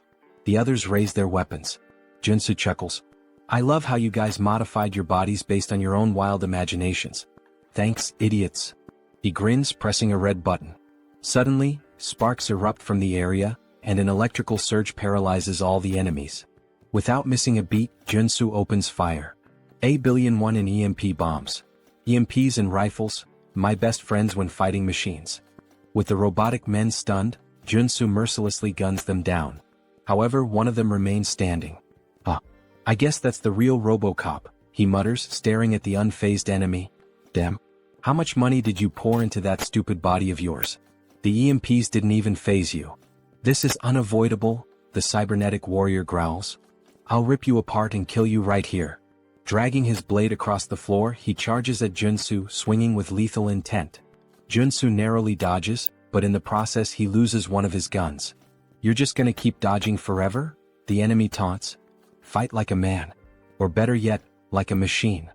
Damn, he's seriously strong. I have to be faster, Joonsoo thinks. He slashes at the enemy's midsection, but even his abdomen is made of iron. Only his eyes remain human. What a joke, the enemy laughs. What a pathetic excuse for a sword. Then, with a burst of fire from the thrusters in his feet, he lunges forward. That sword strike didn't even scratch me, bastard, he sneers, delivering a brutal kick to Joonsoo's chest. The force sends him crashing into a concrete wall, blood spraying from his mouth. His entire body is covered in mana, so swords don't work on him. Before Joonsoo can react, the enemy steps on his chest, pinning him down. What did you expect with such a weak body? The enemy scoffs. Humans are pathetic. You machine bastard. Wait. Joonsoo's eyes narrow. A mechanical body that only moves using mana? How the hell is that even possible in this world? I'm going to cut off your arms and replace them with umbrella handles, the enemy sneers. Just as he raises his blade to strike, something unexpected catches his eye. What the hell is that tiny pistol? He scoffs. Joonsoo smirks. Looking at your body, I had an idea. Are you seriously trying to shoot me? Haven't you realized yet? Ordinary bullets can't hurt me. Who said these are just ordinary bullets? Joonsoo says darkly. Black flame. He pulls the trigger. The bullet lodges itself into the enemy's body, and instantly, black flames erupt, consuming him entirely. You run on mana, Joonsoo explains. And black flame burns mana. In other words, once it touches your body, there's no way to extinguish it. The enemy's mechanical body is engulfed in unrelenting black fire, his movements growing sluggish. You really should have stopped modifying yourself at some point, Joonsoo taunts, laughing wickedly as he watches his opponent burn. RoboCop continues to burn. As he falls to his knees, Johnson bids him farewell and drives his sword straight into his eyes, leaving his lifeless body sprawled on the ground. Now there's only one step left in his plan. It's time to wipe out the entire association, he declares, laughing as he guns down every enemy in sight. Explosions erupt throughout the garden. They're just headless chickens without their executives. Run, run, there's no hope for you. The screams of his enemies are music to his ears. Suddenly, a deafening sound rings out, sending a sharp pain through his head. What the hell is this? And then he finally arrives. Eyes glowing red like a tiger's. It's really him, the president of the association. A level 4 superhuman. His gaze locks onto Joonsoo. And then, he leaps. A massive jump, like something out of a superhero movie, soaring straight up and landing right in front of Joonsoo. What the? Did he just jump from the ground to the rooftop of a 5-story building? I have never experienced such humiliation before, the president says coldly. I will take great pleasure in punishing you for interfering with the Custodians Association. He moves fast. Shit. Joonsoo tries to unsheath his sword, but before he can react, boom, he's sent flying. Had he not swapped his abilities to defensive traits in time, that single attack would have killed him. But I can't beat him if I only defend myself. Without hesitation, Joonsoo switches back to offensive traits and launches a piercing attack. The president dodges effortlessly. Interesting skills you have, he muses. But how will you handle this? Joonsoo pulls out his pistol loaded with black flame rounds and fires. The president smirks. Oh, I like that. With a flick of his hand, a barrier materializes, blocking the attack with ease. He nullified my 2 best abilities like they were nothing. Before Joonsoo can react, the president charges in and lands a rapid barrage of punches, knocking him to the ground. He's unbelievably strong. Is that all? The president sneers. As expected. It was impossible from the start. Park Daop was born with an SR rank, his stats overwhelmingly powerful from the beginning. Meanwhile, Warrior Kim was just an NPC. A weak, low-level character. The gap between them was absurd. Is this your final battle? The president taunts. You know how I took down your subordinates? Joonsoo asks, wiping blood from his mouth. What? I took out Ebony and Viper with white phosphorus rounds. The cyborg? EMP bombs. Now tell me, what do you think I've got prepared for you? You? Prepared for me? Impossible, you idiot. No, it's not. Joonsoo's body begins to change. For a level 2 superhuman to defeat a level 4 superhuman, there's only one way. Trait activated, body mutation. Muscle mutation. His body shifts and twists into something monstrous. Warrior Kim has become a mutant once again. What? He chose to become a mutant. Joonsoo's breathing grows heavy. I won't be able to control myself for long. But he's prepared for this. Flashback. In the shop he bought a specific item, Berserk glasses. This item grants the frenzy trait for a limited time. And that's exactly what he needs right now. Joonsoo crushes the glasses. A new sensation floods his mind. All distractions disappear. His thoughts fade. Only bloodshed, death, and combat remain. Here we go. Joonsoo launches a furious barrage of punches. The president blocks them, eyes narrowing. He doesn't know what ability Joonsoo just activated, but one thing is clear. This is about to get fun. Let's begin again, the president says, activating his own ability, Rage. His base stats skyrocket. Now let's have some real fun. Both fighters charge at each other.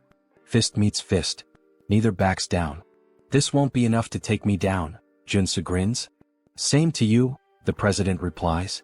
Their battle turns into a brutal exchange of punches, fists flying like a high-speed boxing match. A real Japan versus USA boxing showdown. Who got the reference? Leave a comment on the video. Joonsoo lands a solid jab straight to the president's face, sending blood spraying through the air as the impact forces him back. New traits acquired, super strength and iron armor. A primal roar erupts from Joonsoo's throat, his excitement for battle overwhelming all reason. I can do this all day. Alright, the president chuckles.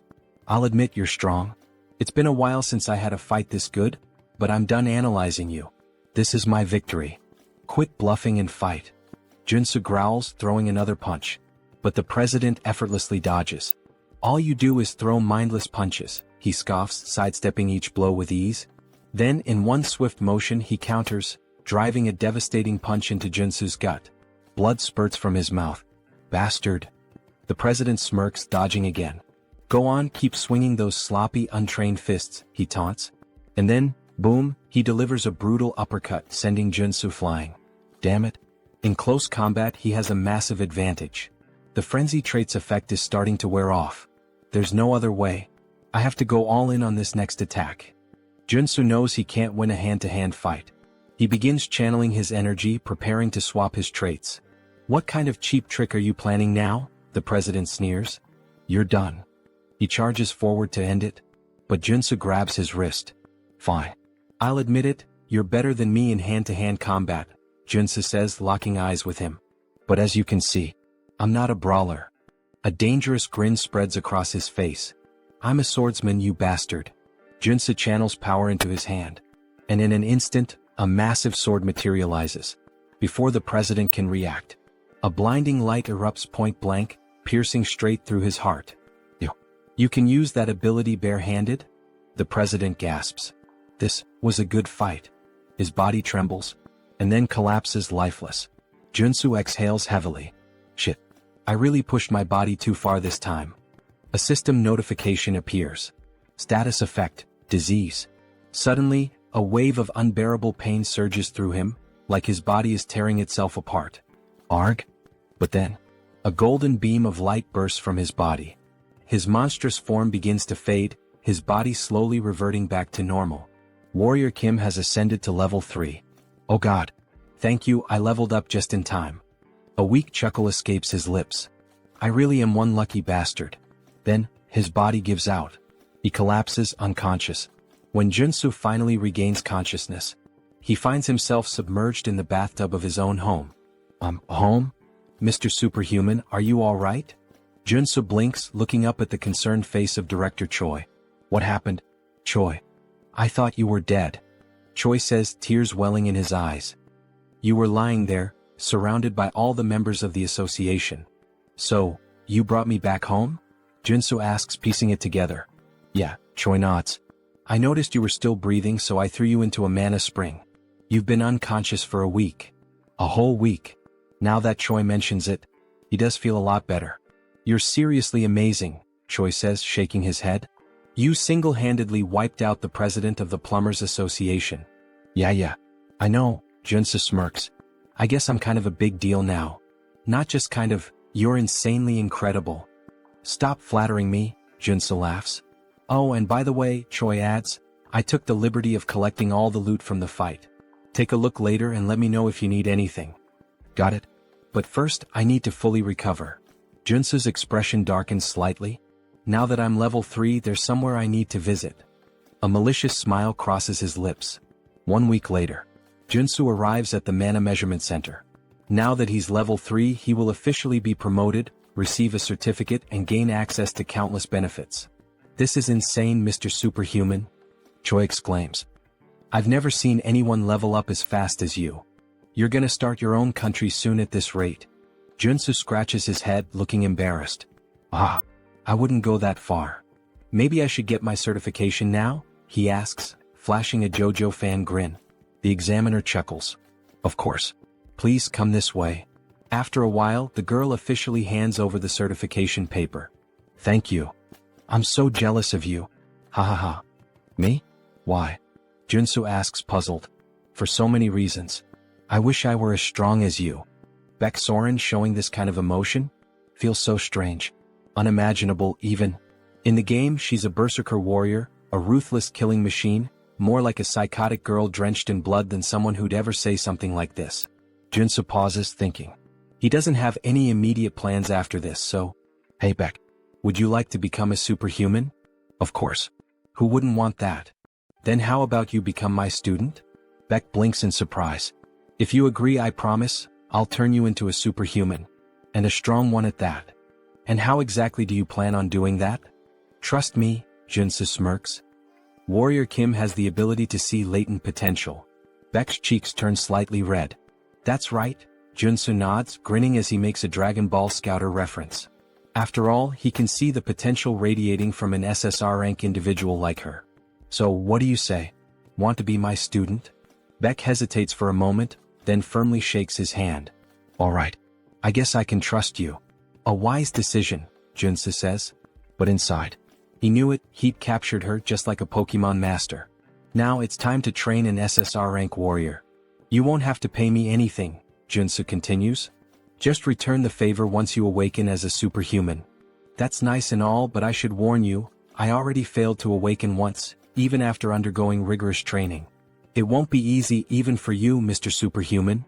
Joonsoo just grins. Don't worry about that. Just have faith. Because he already knows what will trigger her awakening. He's seen her story unfold in the game. Baek Soren's unique awakening. Star Killer of the Heavens. A trait that signifies an embodiment of pure bloodlust, a force that stains the world red. Berserker Level 1 Trait Effect. Combat Experience plus 1000%. While this trait dramatically increases the experience gained in battle, it comes with dangerous side effects. It risks corrupting her mind, turning her into a bloodthirsty psycho-killer obsessed with combat. Her awakening event perfectly matches her unique trait. You'll need to prepare yourself, Joonsoo warns. Prepare? Isn't. I'll need a lot of money? I don't make much in this job, Beck jokes, making a quiet hand gesture. No, Joonsoo shakes his head. You'll need something far more important than money, mental fortitude. Beck tilts her head, confused. But before she can ask more, "Excuse me, Mr. Kim," a staff member interrupts. "You've been invited to a meeting. Would you follow me to the 5th floor lounge?" Joonsoo's eyes narrow. An invitation to the 5th floor? That's strange. As he and Beck step into the elevator, a realization dawns on him. In this tower, superhumans are divided by their power levels. He's being summoned to the 5th floor. That means a level 5 superhuman invited him. Who could it be? As the doors slide open. "Professor? Wait, it's really you?" A familiar voice greets him. Seo Woojin, a level 5 superhuman. "Congratulations on earning your level 3 certification," Woojin says warmly. "I'm so happy to see you here." "I'm happy to see you too," Joonsoo replies. But inside he's assessing him. Despite his natural-born talent and wealthy family, Woojin reaching level 5 this quickly is still surprising. "He's already surpassed me. Also," Woojin continues, "I'd like you to have this." He hands Joonsoo a small ornate box. "A gift? You didn't have to." Inside, Joonsoo sees the item description. Item acquired, Mana Focus Crystal. A rare artifact that enhances mana control and efficiency. Perfect for Warrior Kim. A warrior who relies on mana. For a split second, Joonsoo almost drools at the thought. But instead, he clears his throat and coolly says, I shouldn't refuse a friend's gift, right? Thanks, Woojin. Use it well, Woojin nods. But then Woojin's expression turns serious. "Mr. Warrior," he says, "there's another reason I called you here." Joonsoo raises an eyebrow. "A favor?" "Yes," Woojin nods. Joonsoo leans in slightly. "Why do you suddenly look so serious? Could you help some of my friends who are also suffering from divine fever just like you helped me? They contracted it as well?" "Yes. The 4 of them have been dealing with this since childhood. They were blessed alongside me. For people suffering from divine fever, huh? Wait a second. Is he talking about those characters? If so, then this is the perfect opportunity to make things a lot easier." "Of course," Joonsoo nods, radiating an angelic aura. "I could never refuse to help those in need. Thank you so much, Sir Warrior, for your generosity. But before we begin the treatment, I'd like to meet them first." "Of course. I'll arrange a meeting right away." Later that day, Woojin's estate. "Here they are, Professor." As expected, Joonsoo was right. These 4, they're the supporting characters meant to assist Paladin Seo Woojin. They're all children from wealthy families, essentially kidnapped and forcibly baptized under the orders of the Old Father. Joonsoo folds his arms and cuts straight to the point. "Let's be clear, you were all forced into this baptism without consent, right?" "Yes, that's correct." "Is it really possible to cure this?" One of them hesitates. "My treatment is painful," Joonsoo warns. "But if you endure it, you'll awaken, just like Woojin did. If you follow every single one of my steps, you will succeed. Do you have what it takes to withstand it?" For a moment, the 4 hesitate. Then, in unison, "We'll do whatever it takes. Please help us." Joonsoo smirks. Spreading massive black angel wings, he declares, "Then let's begin." 1 week later, all 4 of them awakened. We actually did it." Just as Joonsoo had predicted, their innate talent ensured a smooth awakening. "Professor, thank you so much." The 4 students burst into tears, overcome with gratitude. Joonsoo nods, satisfied. "You endured my method, that credit belongs to you."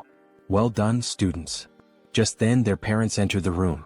"Professor, we can't thank you enough. You've freed our children from this curse. As a token of our appreciation, though it's not much, we hope you'll accept these gifts."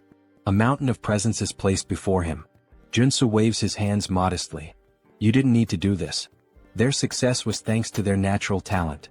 But inside, he's grinning ear to ear. "This order only favors rich families. Which means I can milk this system for all it's worth." For a brief moment, he makes one of the funniest faces seen in this entire manhwa. Lately, his luck has been insane, like he's been rolling SSR pulls in a gacha game. Now then, let's see what I got. Rewards obtained. Extreme speed trait. Steel-plated boots. Detection trait. Helmet. Fury trait battle axe. Acropolis trait shield. Nectar, a rare consumable item. All of them are valuable. All of them perfectly suit his needs. We selected these gifts together, one of the parents says. We hope you like them. Joonsoo smiles. You have my sincerest gratitude for these rewards. But now, it's time for his real reward. You mentioned you wanted to talk to me for a moment, right? Yes, one of the parents nods. I have a favor to ask of you. A favor? Joonsoo tilts his head. Yes. I represent the Galaxy Shopping Mall. Joonsoo raises an eyebrow. All right. How can I help the savior of my son? The man hesitates before answering. I'd like permission to enter the underground gold mine beneath the Harem branch of Galaxy Mall. A gold mine? We don't have anything like that under our shopping mall. Joonsoo smirks. I'm talking about the one hidden between areas A1 and A2 on the 8th floor of the underground parking lot. Are you sure it's not there? The man stiffens. Got him. I don't know how you obtained that confidential information, he says carefully. But even coming from you, I can't grant this request. Joonsoo leans in slightly. I promise you this, I won't speak a single word about what I see down there. Just for one day. That's all I ask. The man stays silent. Joonsoo smiles knowingly. All I'm asking is to keep your little secret, a secret. The next day, Joonsoo walks alongside the girl he promised to help. After smashing through the wall, she stares in disbelief. I can't believe there was actually a hidden space inside this shopping mall. See? Told you, Joonsoo grins. This is the place where you'll awaken. You have no idea how hard I worked to get us here. But, are we really going to train in a dirty place like this? She asks, wrinkling her nose. Of course, Joonsoo assures her, stretching out a hand. I promise, it'll be fun. Characters with the trait star that kills the sky can't be awakened through traditional methods. They have to be pushed to the absolute limit, forced into a life or death situation. This dungeon hasn't been discovered by the world yet. But this is the exact place where Baek Soren awakens in the future. Sir Warrior, this place is so dark, and it smells weird. Her voice trembles and she grips her arms tightly. Joonsoo can tell she's afraid. Then, a zombie suddenly lunges at her. She barely dodges in time, but the impact sends her glasses flying to the ground. Warrior. Please help, she cries out. Joonsoo tosses a sword to the ground. The training has begun. Excuse me, what? Kill that zombie yourself. What? Fight for your life. That's what I'm telling you. This is the only way for Miss Soren to awaken. What kind of nonsense is that? The zombie lunges again. Get away from me, you monster. Soren swings instinctively. And in a single devastating slash, she cleaves the zombie in half. Joonsoo's eyes widen. What the fuck? How is that even possible? That was just a single strike, and it had that much power? Baek Soren. Maybe she has even more talent than I expected. As she stands there, sword trembling in her grip, a red aura begins to radiate from her body. Wow, very well, you started off strong. You're so cruel. You can't just tell me to fight without any warning. Soren shouts. But you went all out, didn't you? Yeah, but... Soren hesitates, a sad look in her eyes. As expected from one of the top 3 warriors in the game, even without awakening, she fought like a character with the sky-destroying star trait. The moment she entered battle, it was as if she became a completely different person. You really think I have to fight for myself? Yes, but don't worry, I won't let you die. At least not yet. That doesn't sound reassuring at all, haha. Let's just keep going. She continues cutting down zombies. You mentioned taking a few superhuman classes before.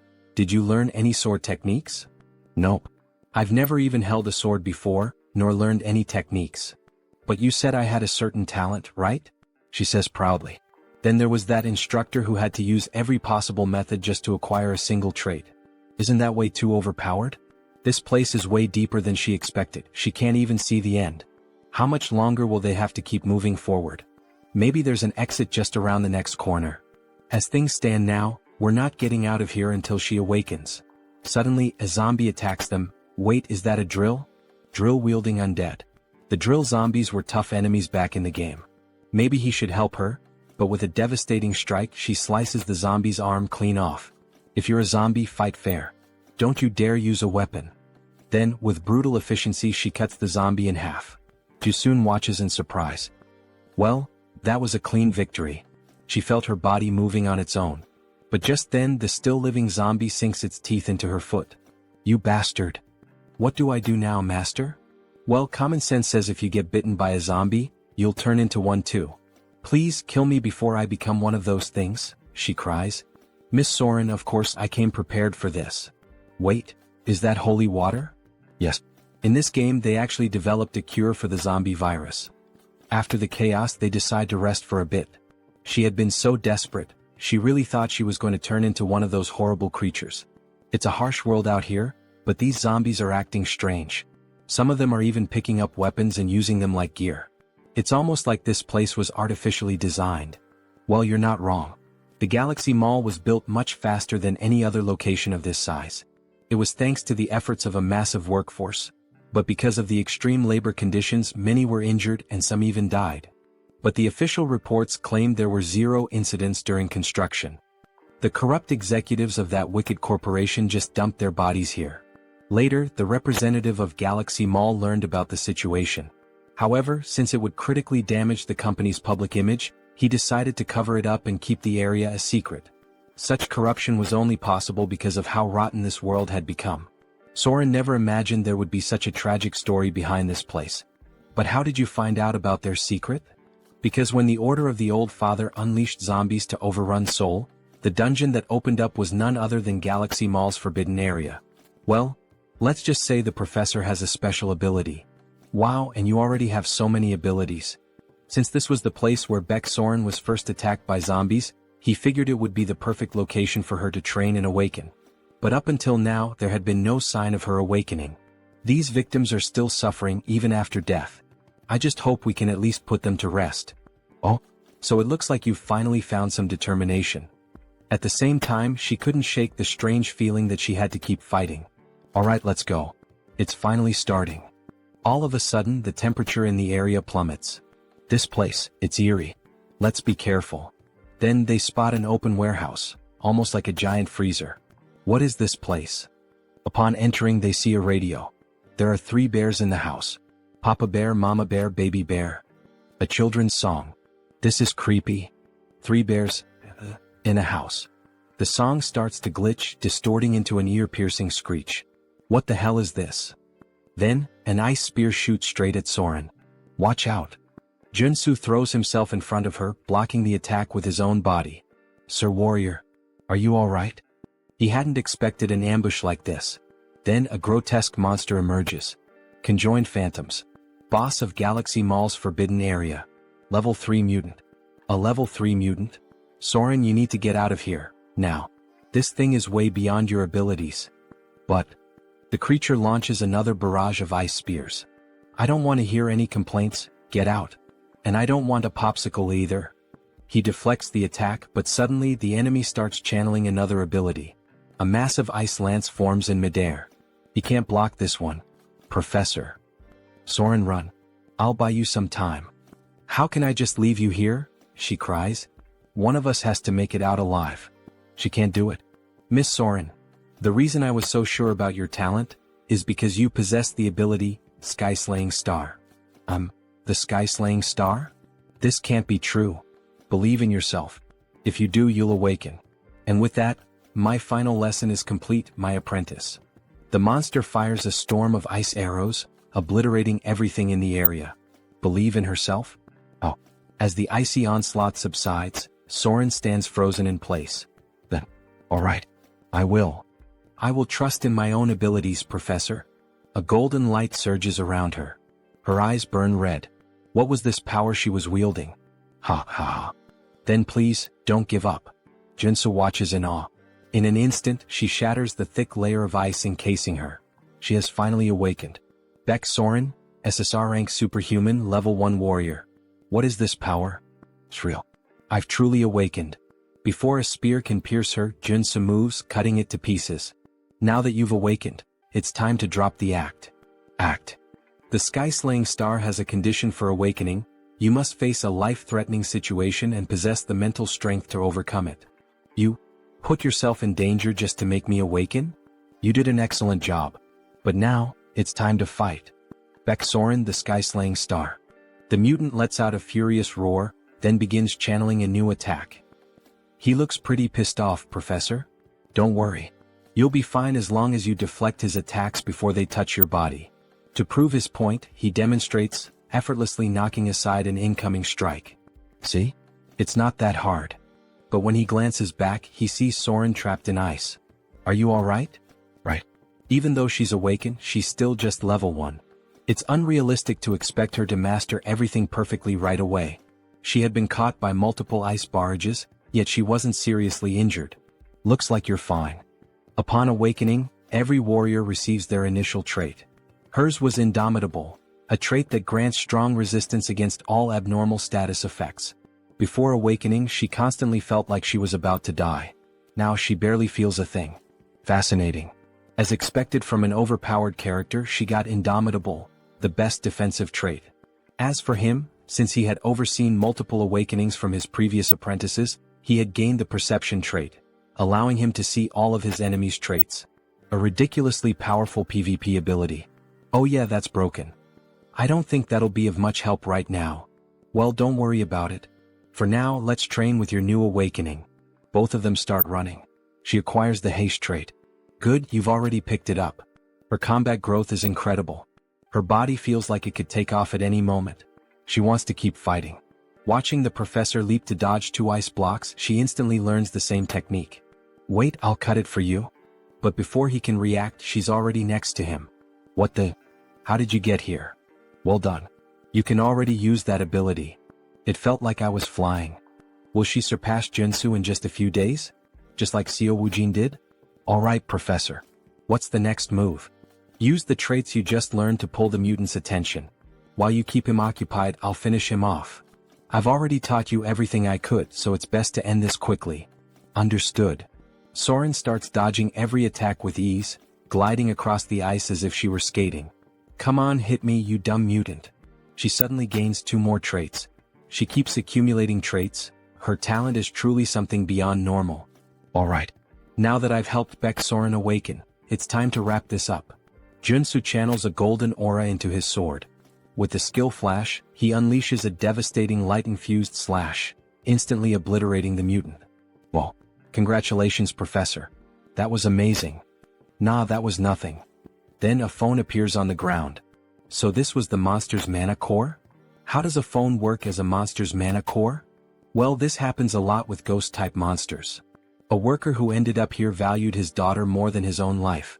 Before he died, his resentment possessed this phone, turning it into a monster's core. I hope he can rest in peace now, Soren says, tears welling up in her eyes. I'm sure he will. Suddenly, the phone transforms into 2 mana cores. These are called crystals. If you hand them over to someone who knows how to use them, you can get some pretty good equipment. This is an incredible reward, something only obtainable by defeating this area's boss. Suddenly, the ground starts shaking. What's happening now? We already defeated the boss. This area is collapsing. Then what should we do? Have you managed to fully adapt to the traits you just acquired? What? There's no time. Start running if you don't want to die. Now. Both of them take off at full speed. Run as fast as you can, Soren. If you keep going this slow, it'll be the end for you. This is as fast as I can go, Professor. There's still a long way to go before they reach the teleportation portal. If she doesn't push past her limits, she won't make it. Suddenly, large chunks of debris start falling in her path, blocking her way. No, not like this. She just awakened. There's no way she's going to die so easily. There. The teleportation portal. Hurry. Joonsoo can't help her. There's still one last trait she needs to obtain. The reason she became one of the game's best characters was because of 3 defining abilities. The Sky-Hunting Star trait allowed her to grow rapidly in battle.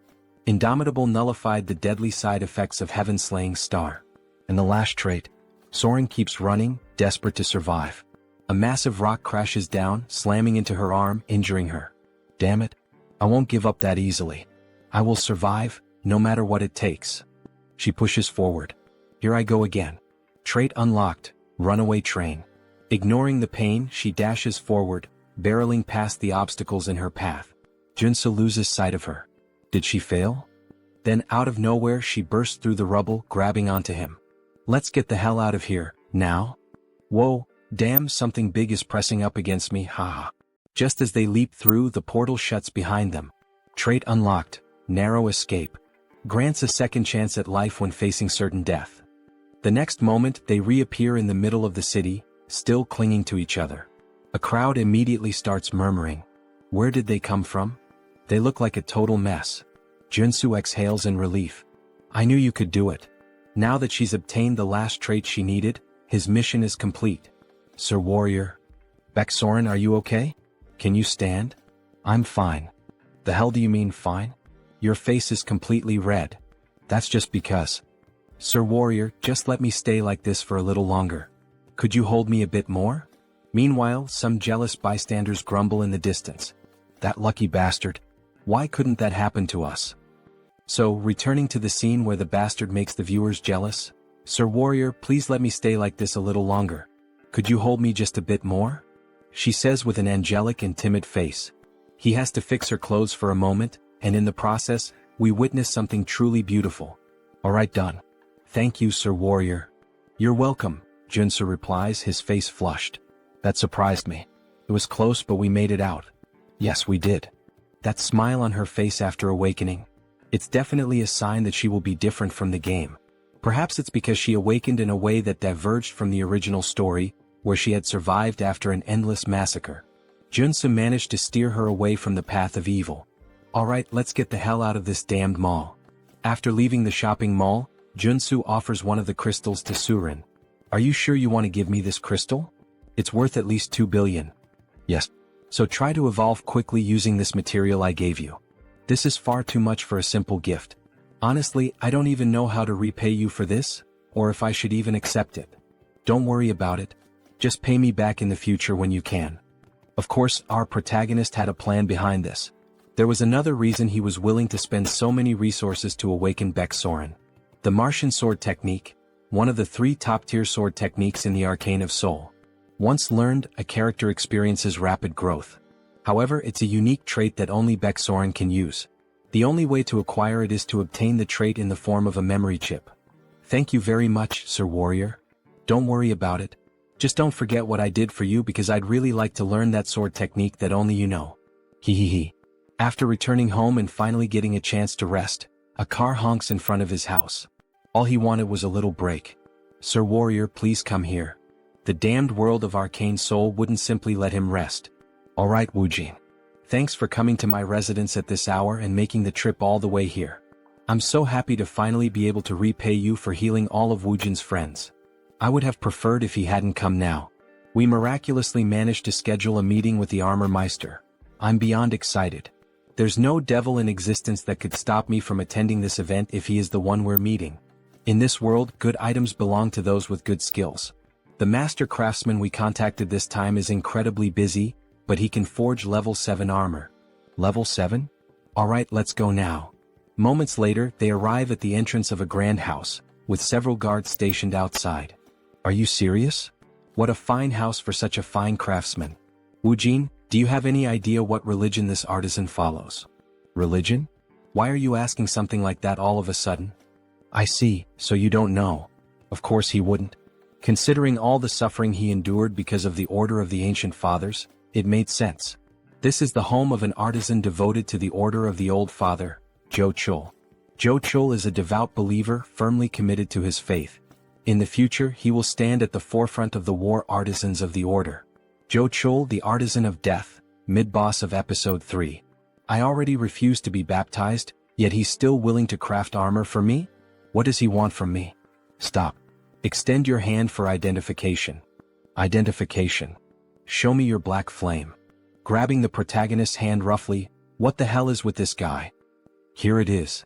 He then releases a powerful surge of black flames. Are you satisfied now? Yet the guard doesn't seem pleased. What is the meaning of this? Let go of his hand. We are visitors with a reservation to see the artisan. Stop. Who said you could treat my guest this way? The master artisan, Joonsoo. Level 6 superhuman. Sir. My apologies for the intrusion. Refusing baptism and awakening the black flame. You are indeed an honored guest. And this is how you treat me? Please forgive me. The light and the savior recognized by the saint. What? The light and the savior recognized by the saint. What the hell does that nonsense even mean? Alright, now come inside. Let's start discussing what kind of equipment you're looking for. Alright. A plate armor of this style is my specialty. Since it's a request from the saint, I can craft it in this design if you'd like. Before them stands a medieval suit of armor, reminiscent of the Templars. Joonsoo scans the area, searching carefully, until he finally finds something that catches his interest. Alright, I've decided. I'd like this outfit. Its appearance resembles a military uniform. Seriously? You want that kind of clothing? Yeah, I love its style. This is ridiculous. Infusing magic into that type of armor is incredibly difficult. We won't be able to create a holy armor with it. He doesn't need holy armor, the artisan remarks. I just need to infuse it with the magic of giant and extreme. Judging by his reaction, Joonsoo can already tell what the order is trying to do, push him toward holy armor. Also known as Paladin's armor, it grants an absurd amount of attributes to tank-type users. However, in order to wield it properly, the user needs immense divine power. To increase his divine power, he would have to join a religion. The artisan sighs in frustration. So he's choosing the worst option instead of the best one. But fine. The customer makes the final decision. They're pretending to offer me something good while trying to trap me in their religion. Then I'll be expecting great work from you, Master Artisan Joonsoo, Joonsoo says with a grin, shaking the artisan's hand. After a long discussion, they finally leave the house. Woojin hesitates, then asks, "Are you sure that was the right decision? Not choosing the holy armor?" Joonsoo shrugs. "No. I just like the other one more." Meanwhile, the guard from earlier continues watching Joonsoo strangely. "I can only imbue a few traits into this type of armor," the warrior comments. "Are you really going to make it the way he asked? So, you want me to defy the saint's order? She said that man is the light and the savior of our order." The warrior cannot believe the saint's words. No matter how many times he thinks about it, there's no way Joonsoo is the Messiah. He'll have to confirm it with his own eyes. 1 week later, Joonsoo is back at the shopping district. "Sir Superhuman, you really shouldn't be downing mandrake elixirs all at once like that. You glutton." "Thanks, but I'm fine." "Are you sure?" "Of course. I got the treatment I needed." A notification flashes. "New trait obtained, energetic. Thanks a lot for giving me these elixirs for free." "Don't worry about it. It's thanks to you that our market was saved. Now we're flooded with customers every day. Consider this my way of saying thanks." "So that's why there are so many people here today? Looks like business is really thriving." "That's great." "Hello, Superhuman," a man says, lowering his head in respect. "Hey, you're that guy from the Iron Fist gang? It's a pleasure to see you again," Joonsoo says, laughing loudly as he slaps the poor guy on the back. How have you been, sir? Could I kindly request a few minutes of your time?" "For what?" "Our boss wants to see you for a bit. There are too many eyes around." "Let's move somewhere else," Joonsoo says. "Understood." They get into a car and drive onto the road. "We've prepared a high-quality bulletproof car for you, sir. Do you like it?" "Not bad."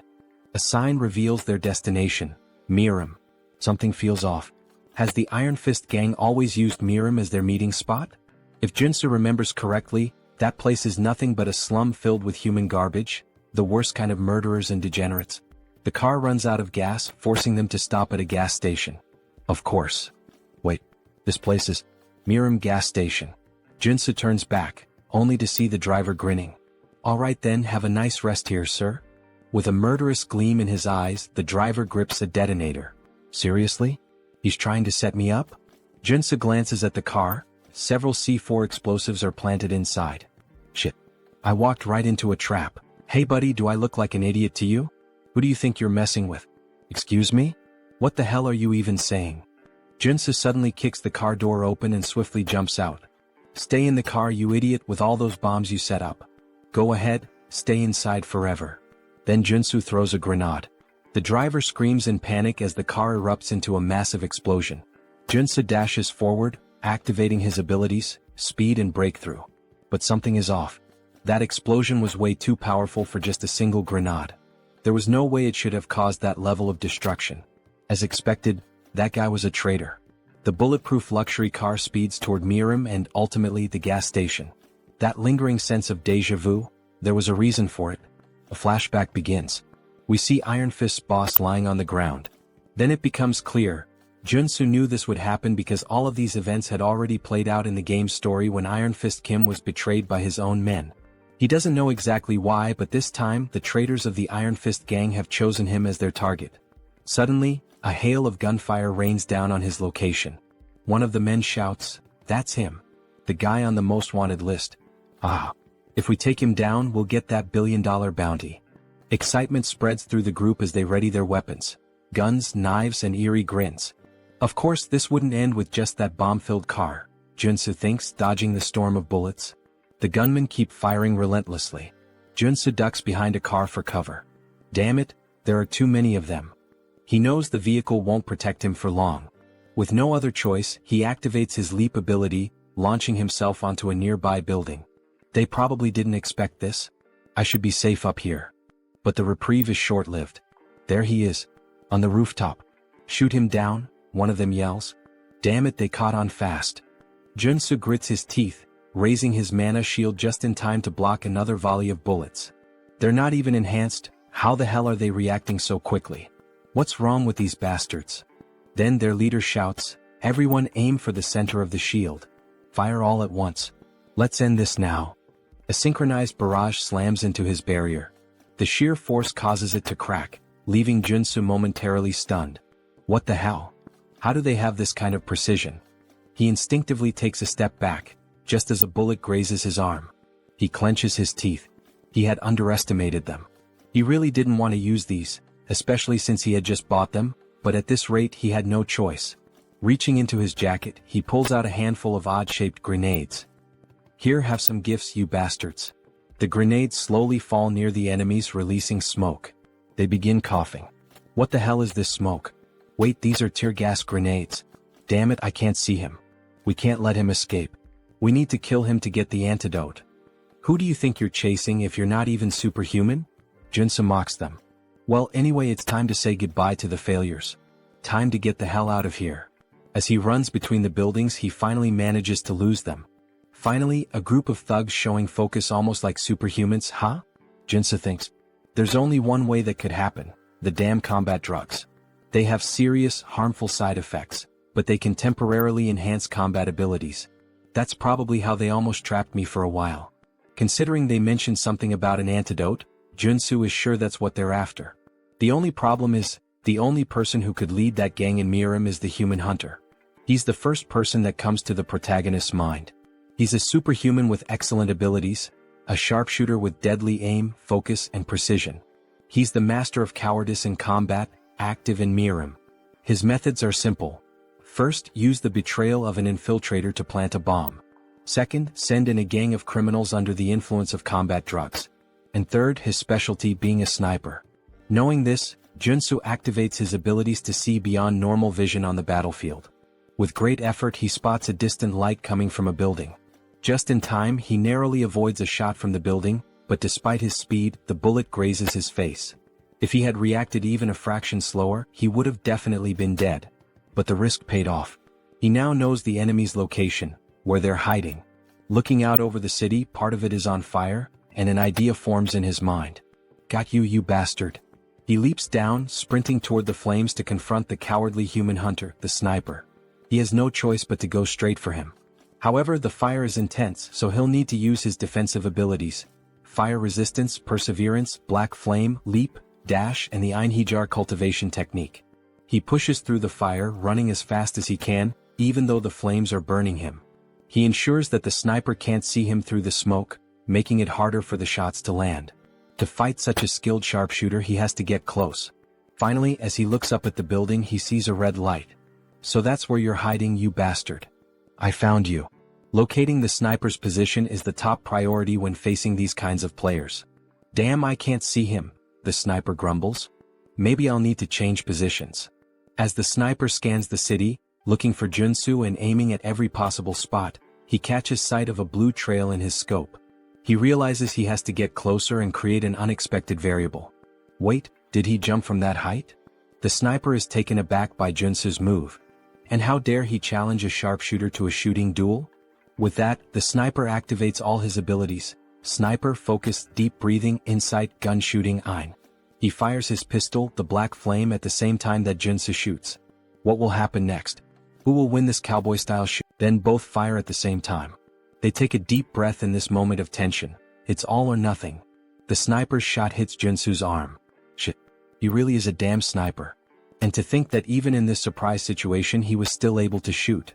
But we know our protagonist never does anything for no reason. With a smile on his face, he declares that it's over.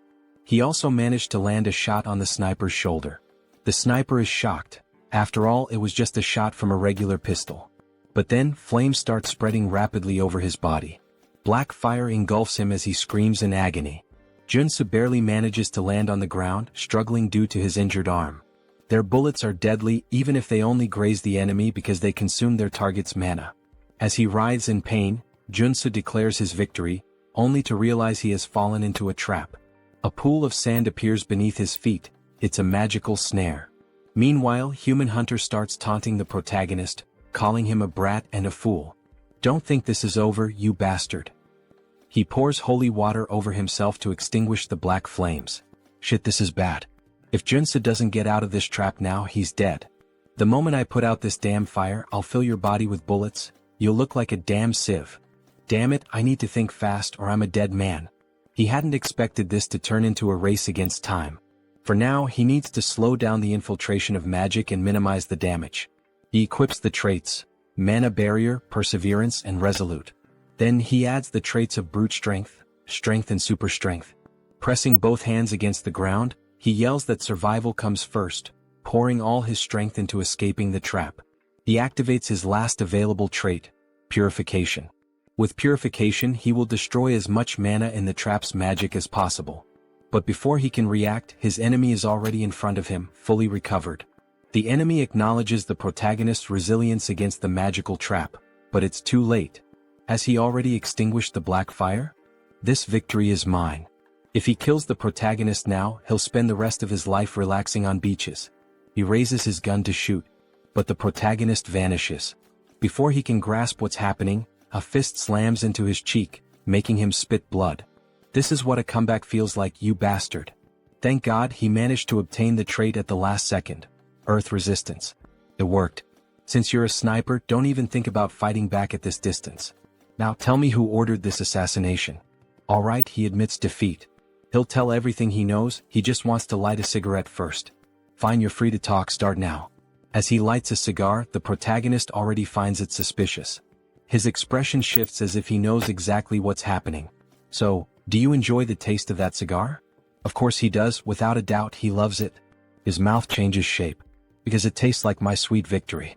He looks like a zombie now. Just as he is about to attack Joonsoo, a sudden gunshot rings out, and a hole appears in the Human Hunter's chest. So, you knew what was going on. Of course he did. Did he really think that a player with 10,000 hours of experience wouldn't recognize the cigar that turns the smoker into a mutant? What a mess. In the end he had to put him down. That was unexpected and bizarre. The hunter was always a cunning bastard, but in the game he usually surrendered after admitting defeat. This time though he chose to fight to the very end, transforming into a mutant?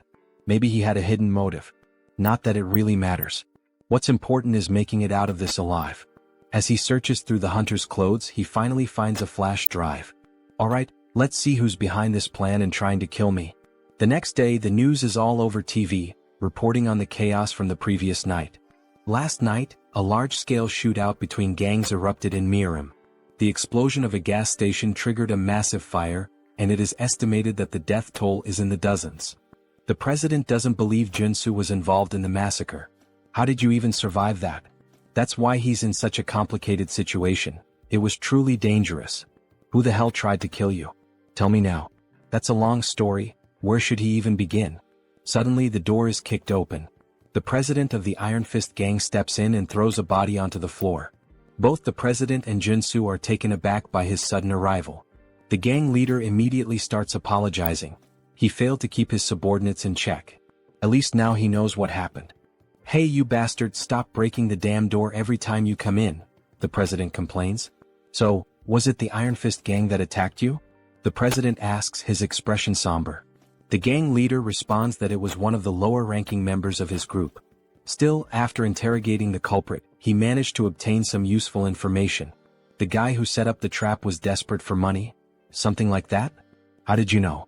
Turns out he had lost everything in illegal gambling and was drowning in debt to loan sharks. Well, the reason for his betrayal is pretty obvious, isn't it? Whatever the reason, it's his fault. Once again, I apologize. Apology accepted. Even as a gang leader, keeping every low-level member under control isn't easy. Iron Fist Kim truly had no knowledge of what was going to happen, because if it hadn't been Joonsoo, he would have been the target of the betrayal himself. He'll take responsibility and track down whoever was behind this malicious plan to have Joonsoo killed. Oh, for that, he already has a piece of evidence that might lead to the culprit.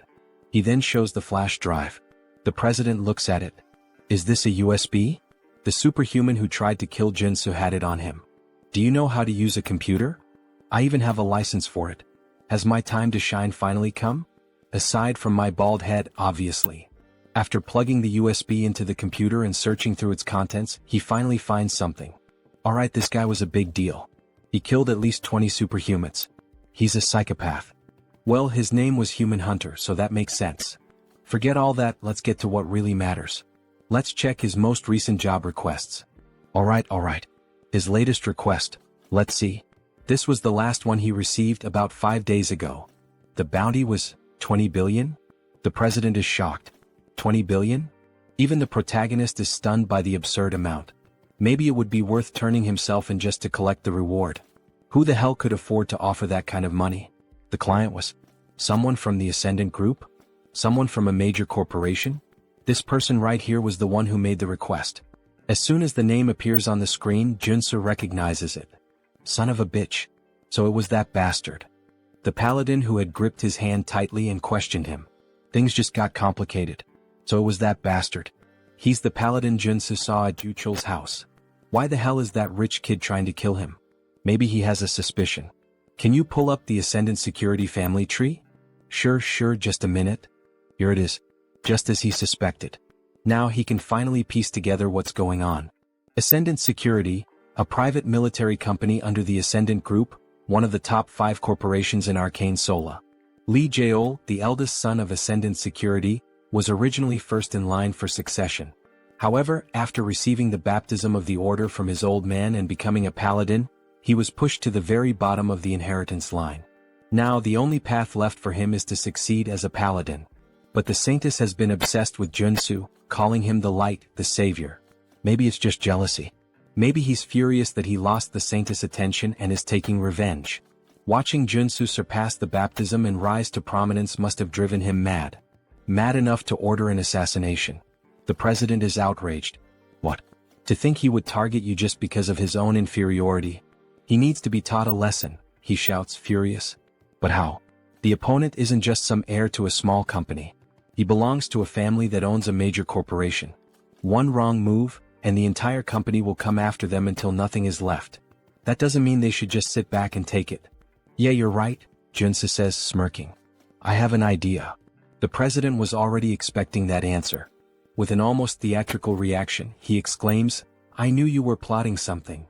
If we have to take down a big name, let's start by focusing on our expansion. Hours later, Seo Woojin is shouting. That damn bastard. How dare he try to assassinate the Lord Warrior? He slams his fist on the table, shattering it. Joonsoo sighs. Relax. I'm still alive. Woojin looks at him with concern. You're not hurt, are you? Dear viewers, I'm starting to think he has something different about our protagonist, haha. Back to the Manhwa. The other two stare at the destroyed table, stunned. Nothing could be better than having Woojin on their side. He's not just insanely rich, he's also a level 5 superhuman. He won't let this slide. An eye for an eye, as they say. We should hire an assassin to do the same to him. I can't even begin to imagine how much it would cost to put a hit on the eldest son of Ascendant Security, but... Don't worry, Joonsoo interrupts. I have an idea. What kind of idea? I'm going to challenge Lee Jaeol to an official duel. A duel? Woojin questions, clearly alarmed. The other two are equally shocked. This can't be avoided. If he lets him go free, he'll just keep hiring stronger and stronger assassins to try and kill him. But that guy is a coward, he'll probably just hire someone strong to fight in his place. Either way, this world is full of unfair advantages. If he wins the duel, he'll receive a formal apology and proper compensation. Right now, this seems like the most realistic solution, analyzes the gang leader.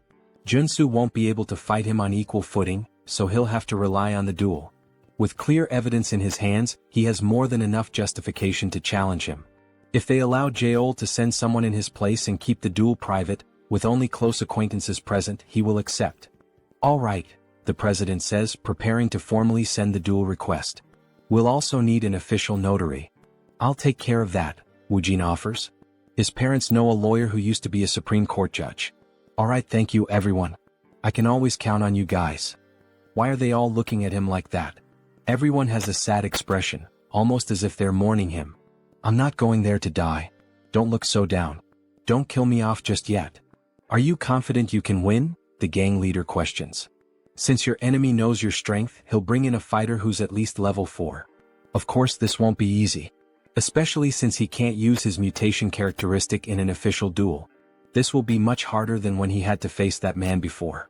Either way, he can already predict who the fighter will be. So you already know who your opponent will be? Yes, and that's why I need a good amount of preparation. Woojin, can we spar for a bit? Of course. I'll help you with everything I've got, Woojin says, gripping his sword with a happy expression. Thanks a lot, but please take it easy. Last time we fought, you nearly killed me, Joonsoo thinks to himself. 3 days later, they all gather in an arena inside a warehouse. Some spectators are present. We're all cheering for you, Lord Warrior. The president is dressed up like a cheerleader, completely decked out. The gang leader can't believe what he's seeing. And, of course, she's there too, the girl who got the protagonist all fired up. She's in the stands cheering for him. We believe in you. Don't give up. All right, thank you everyone. He trained so relentlessly over the past 3 days that he feels like he's about to drop dead. But thanks to that brutal effort, he has managed to complete his preparations to face the enemy. And there he is, Joonsoo, the paladin captain of the Order of the Old Father. It's been a while since I've had to participate in a duel, he says, laughing. Oh, Joonsoo, the paladin captain of the Order of the Old Father. A level 4 superhuman. Captain, you didn't have to come all the way here to settle this. Silence. What makes you think you have the right to speak to me that way? No paladin of the Order will ever lose an official duel while he is captain. Seoul stays silent. Lee Seoul, acting all high and mighty in front of me, yet he's nothing more than a sheep before his captain. What a coward. It's a pleasure to meet you, Warrior Kim. Hello. First of all, I would like to apologize for this unpleasant situation. What? He's apologizing in such a civilized manner? Joonsoo is taken aback. This incident is entirely the fault of one individual. The esteemed saint has nothing to do with it. Alright. Then what is the official stance of the order? The saint has proclaimed that Warrior Kim shall be our light and savior. Light and savior? Jochul said the same thing last time we met. What the hell does that even mean? Therefore, the condition the saint proposes is this. If you lose the duel, Warrior Kim, you will join the order alongside us. What? Join the order? Why are they so obsessed with this? Why do they want me to join so badly? In the background, Seoul is trembling with rage, while Joonsoo grows uneasy. It is the will of our saint and our lord. Just then an official interrupts them. It is now time for the duel to begin. Now that all parties are present, please confirm the terms of the duel oath. If the paladin wins, Warrior Kim will join the Order of the Old Father. If Warrior Kim wins, Lee Seoul will be prohibited from harming him directly or indirectly, and will also be required to provide financial compensation. Do both parties agree? Both nod in confirmation. Joonsoo feels something tightening around his heart. In Arcane Seoul, a duel oath is a magical contract. If you break it, your heart will literally explode. Even in this chaotic world, no one is reckless enough to defy such an oath. The official proceeds with confirming the rules of the duel. This duel will follow the standard international regulations set by the Superhuman Federation. All personal superpowers and weapons are allowed. However, all consumable items must be crafted on-site. Joonsoo is already prepared, but before proceeding, Joonsoo requests time to craft his items. Understood. The time limit is 10 minutes per item. He grips 3 potions in his hand. He's practically an alchemist with how he formulates, crafts, and modifies substances. These elixirs are specifically designed to counter paladins.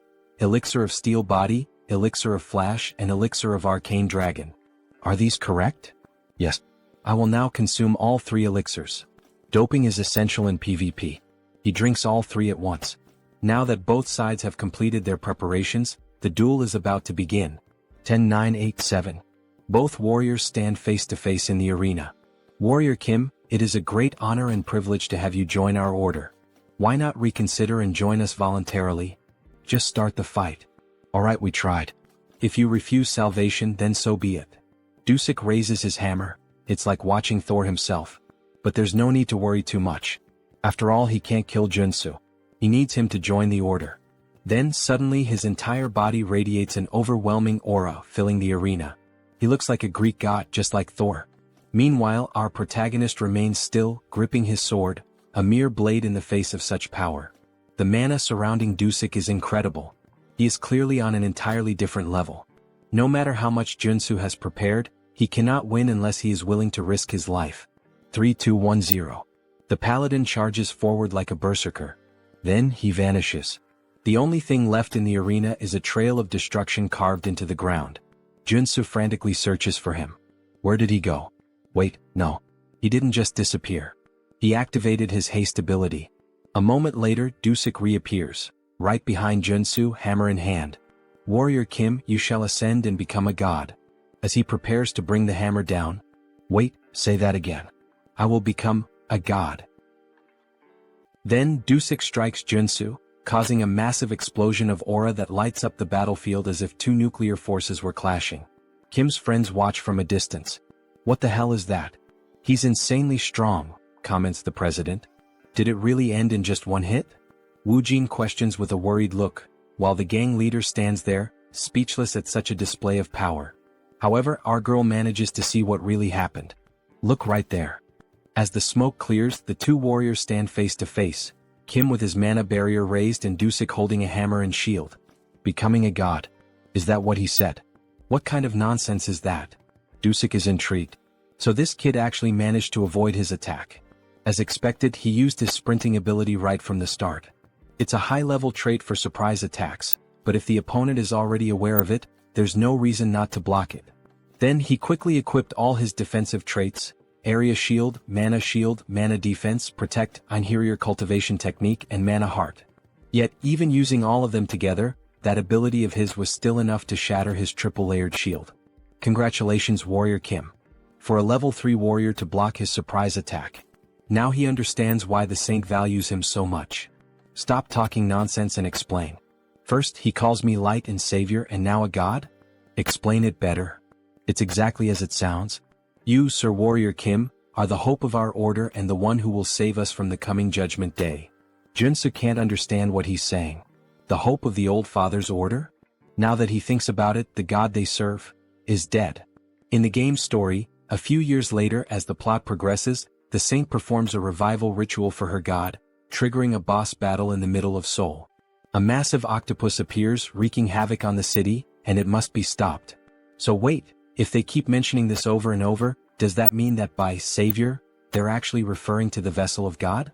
Yes, exactly, Dusik confirms with a malicious look. A noble sacrifice and sacred devotion.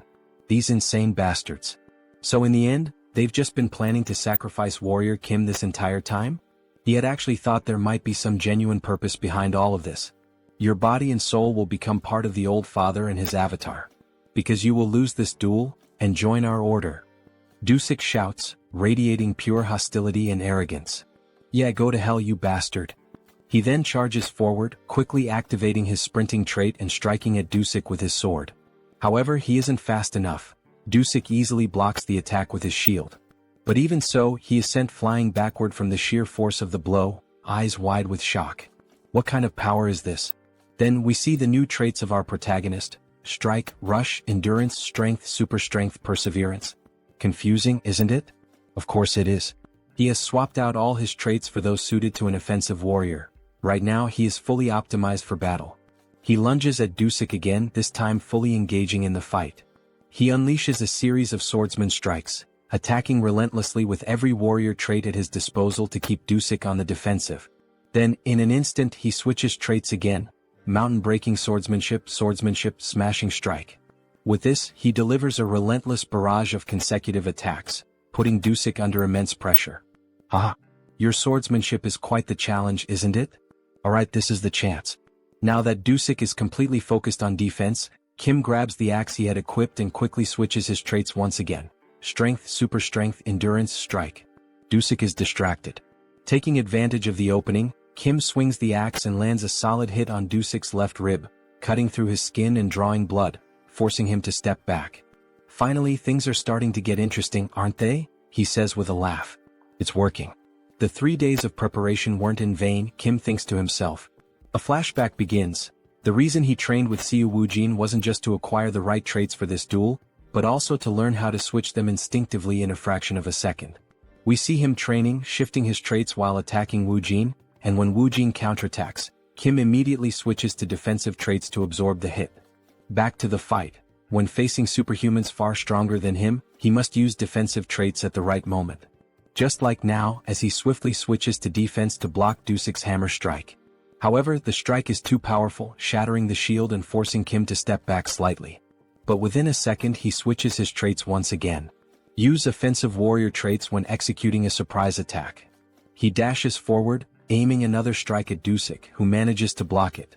Use other warrior traits when unleashing multiple attacks to keep up the pressure. Dusik struggles to keep up, forced entirely onto the defensive. This is the perfect opportunity. Wielding both his axe and sword, Kim activates his berserker traits, taking full advantage of the opening to push forward. For a level 3 superhuman to fight a level 4, the only thing he can do is continuously switch traits mid-battle. And so, he keeps the pressure on Dusik, driving him further and further back. It feels as if he's fighting 4 different warriors at once. How the hell is this possible? Then, in a brief moment of distraction, Joonsoo seizes the opportunity. With a swift move, he disarms Dusik, knocking the hammer from his hand and sending it flying across the battlefield. All the paladins watching are stunned. Impossible. How could this happen? Even Dusik himself is shocked. He quickly turns to Joonsoo. This kid is actually going to win this duel. But there's no way he will let that happen. He has no intention of becoming a sacrifice for their rotten order. Alright, he admits it. He can't hold back against Kim anymore. He'll fight seriously now. Gripping his shield tightly, his aura begins to surge. He has given up on being Thor. Now he's Captain America. Dusik channels power into his shield and warns Kim. This next attack could kill him, so he'd better be ready. Then with a sudden motion he hurls the shield like a spinning blade. Kim quickly raises his own shield to defend. A direct attack like this won't work, or so he thinks. But in an instant, his shield shatters, and the sheer force sends him flying to the far end of the arena. Shit. The power output just skyrocketed. Was Dusik really holding back this whole time? Before he can recover, Dusik appears right in front of him and lands a devastating punch straight into his stomach, striking in a stance straight out of JoJo. How dare you mock our order? Kim is sent crashing into the wall, spitting blood as his body collides with the thick stone. If he begs for forgiveness now, Dusik will accept his surrender. But as Warrior Kim stumbles back to his feet, rolling onto his side, he simply smirks. No. The only way I lose is if you kill me. So be it. Now both warriors engage in an all-out frontal clash, neither backing down. Kim charges at Dusik, who manages to block his attack. Then, in a calculated move, Dusik allows himself to take a few hits just to land a clean strike on Kim. With all his strength, he slams his shield into Kim's shoulder, cutting deep. The pain is so intense that Kim nearly loses consciousness, but he refuses to give in. In an instant, he counterattacks, driving his axe once again into Dusik's ribcage. Dusik grits his teeth and retaliates with a powerful kick to Kim's chest, sending him flying across the arena once more. Both fighters lock eyes, exhaustion weighing on them. Their bodies are battered, barely holding together, they are at their absolute limit. Dusik declares that it's time to end this meaningless battle. Oh, great Father! Lord, hear my prayer and fulfill my wish. From heaven bring down the hammer of your wrath. Raising his shield to the sky, he calls upon a massive storm. Dark clouds swirl, and the arena trembles as if about to be swallowed by a raging sea. Kim instantly recognizes the ability, Dusik's ultimate move. Darkness Tsunami. Now that he's seeing it with his own eyes, there's no doubt, this is a catastrophe. If that attack lands, he will lose. 100%. But there is no way to dodge it. If he wants to win this fight, he has to go through it. He stares directly at the approaching tsunami as his sword begins to glow. Suddenly, everything shifts. The colors around him fade to gray, as if time itself is slowing to a stop. He is afraid. But he has to trust in the traits he has built as Warrior Kim. He takes a deep breath, shutting out everything around him as if he exists in another world entirely. Mountain-breaking swordsmanship, the technique he has never stopped training. The swordsmanship, sharpened through battles and sparring against Seo Woojin. The Einherjar cultivation technique, honed through years of dedicated practice. Mana heart, which has grown alongside him. Rush, earned through sheer desperate willpower. And finally, the ultimate trait, one that can cut through any material in the universe, Flash. Then, as if a divine force is descending upon him, a surge of power crashes down over his body. He will trust in his abilities. He will trust in the time and dedication he has poured into them. A brilliant four-pointed star flashes for an instant. Kim launches himself forward, dashing headfirst toward the oncoming tsunami. And above all else, he will trust in himself. He charges straight into the massive wave that gave birth to the tsunami. The entire arena is consumed in blinding light. No one understands what is happening. What the hell is that light? What's going on? Kim's friends question in shock. Then finally the light fades. Kim is on his knees, gasping for air, while in the background, Dusik remains standing. Suddenly, Kim starts coughing up blood violently. His body is battered, barely holding on. Dusik speaks, his voice steady. That was a magnificent duel, warrior Kim. But then the truth becomes clear. A massive hole gapes in Dusik's chest. Kim's power had been so overwhelming that it pierced straight through Dusik's ultimate ability, shattering his shield and tearing through his body. All that remains is an empty husk, standing lifeless. Then the announcement is made. The judge raises Kim Warrior's arm, declaring him the winner of this duel. His friends start running toward him, and in that moment we get a glimpse of the arena, now scarred by the destruction. Joonsoo is happy he did it. He managed to defeat a superior-level superhuman without using the mutation trait. Professor, he really is the best. That was unreal, almost inhuman, our girl remarks, her face lit with joy. He knew he was capable of defeating that paladin, the president says, tears streaming down his face. He couldn't help it, he was simply amazed by what he had just done against that superhuman, adds the gang leader. But suddenly someone shouts, "Son of a bitch." It's Jeol, gripping his axe, ready to strike Joonsoo. Die now, cheater. However, Seo Woojin was prepared. He reacts instantly, protecting his master as we see a punch followed by a blue explosion, sending Jeol flying. He crashes to the ground, landing near other paladins after being thrown several meters. How dare you refuse to accept the outcome? That chief paladin Dusik lost in a fair and honest battle, and yet you still try to attack his teacher? Do you truly wish to meet death now? At last we see Woojin in a fighting stance, his expression filled with rage. Sir Lee Jeol, do not forget the magical pact both fighters agreed to. If he acts recklessly, his heart will explode. Kim Warrior, because of him the captain of the paladins is dead. We see his heart being crushed by magic, making it impossible for him to even breathe properly. They will have their revenge. The Order of the Old Father will not forget this, the other paladins shout. So they're saying that Kim was the one who killed Dusik in this duel? Is that really what that worm is trying to claim? Yes, everyone saw it, he was killed by Kim Warrior's hands. Stop talking nonsense, Joonsoo says in a serious voice.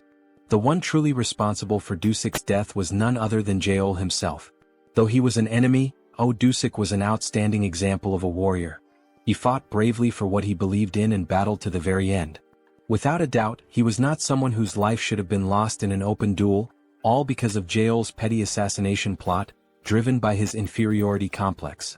In the end, he was just a captain trying to protect his battalion, the very battalion Jeol tore apart and led to his death. In the name of Dusik's honor, accept the outcome of this duel and uphold your promise. Jeol begins to cry.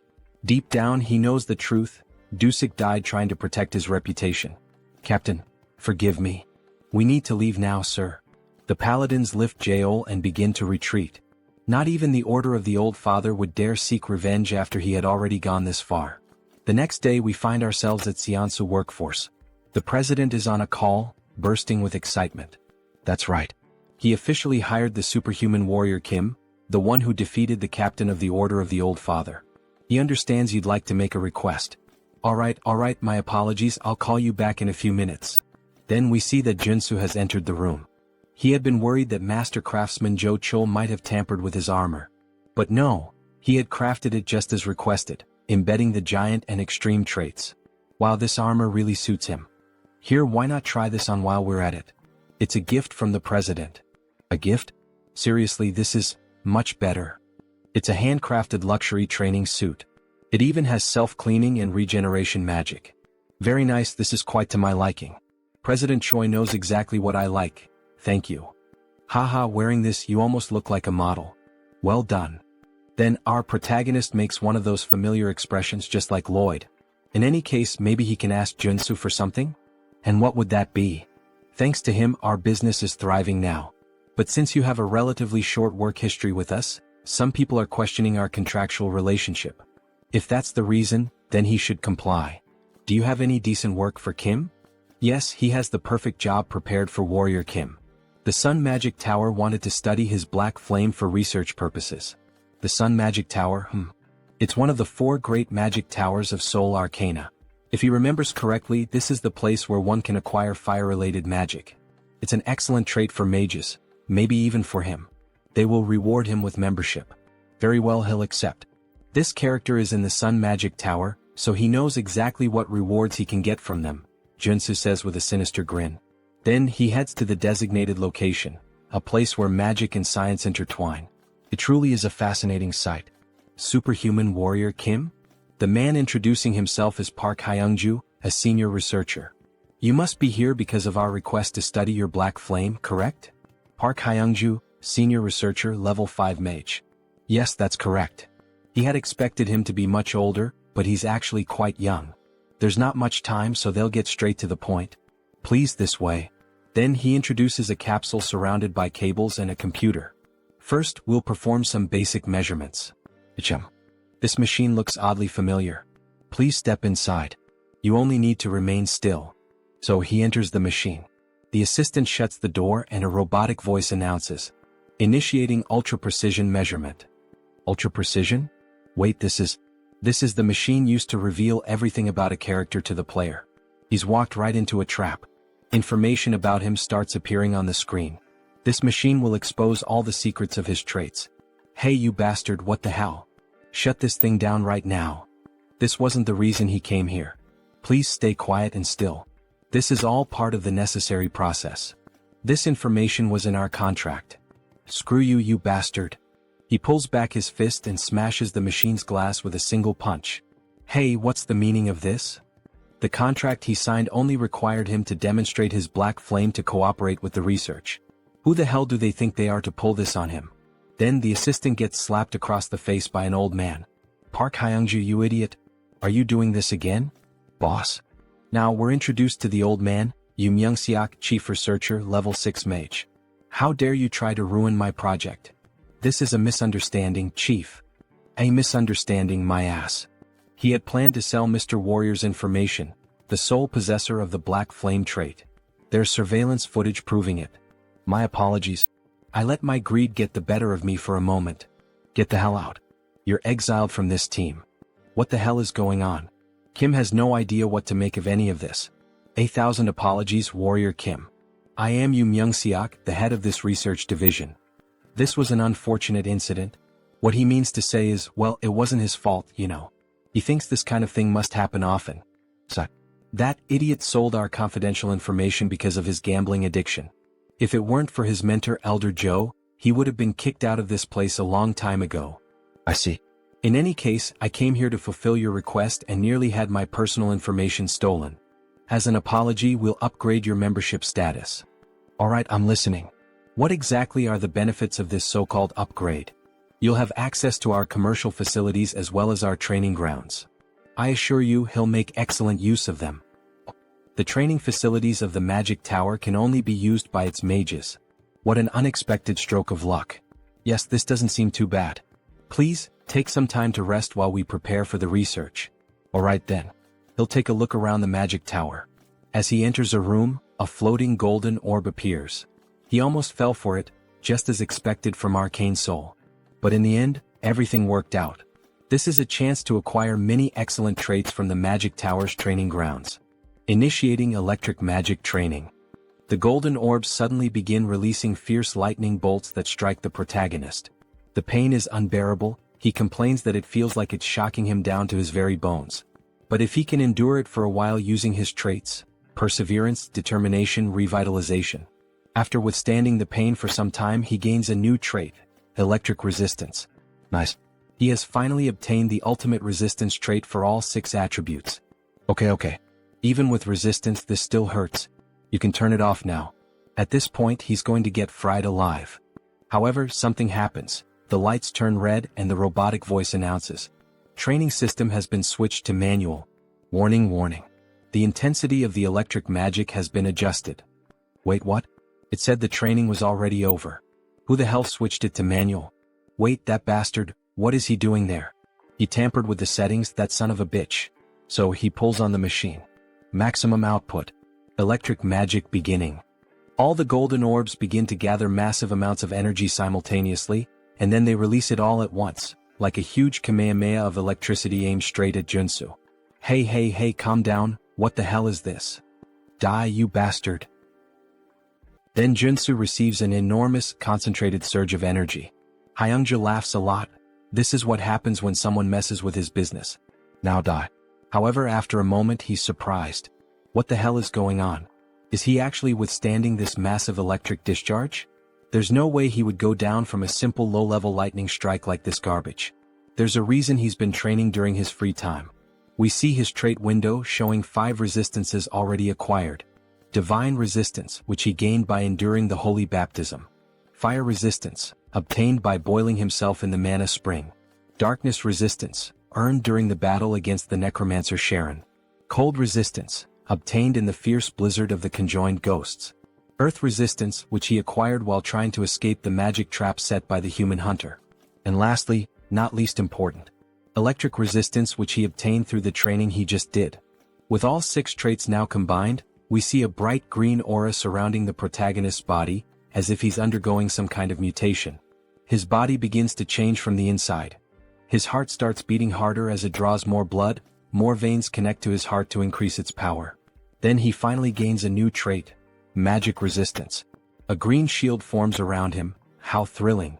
This new trait came at exactly the right time. Hyungju can't believe what he's seeing. How is this possible? Can he really block a level 3 magic spell using only his body? Is he even human? This is going to be harder to deal with. Attention. The program is now out of control. Please terminate all training and evacuate the facility immediately.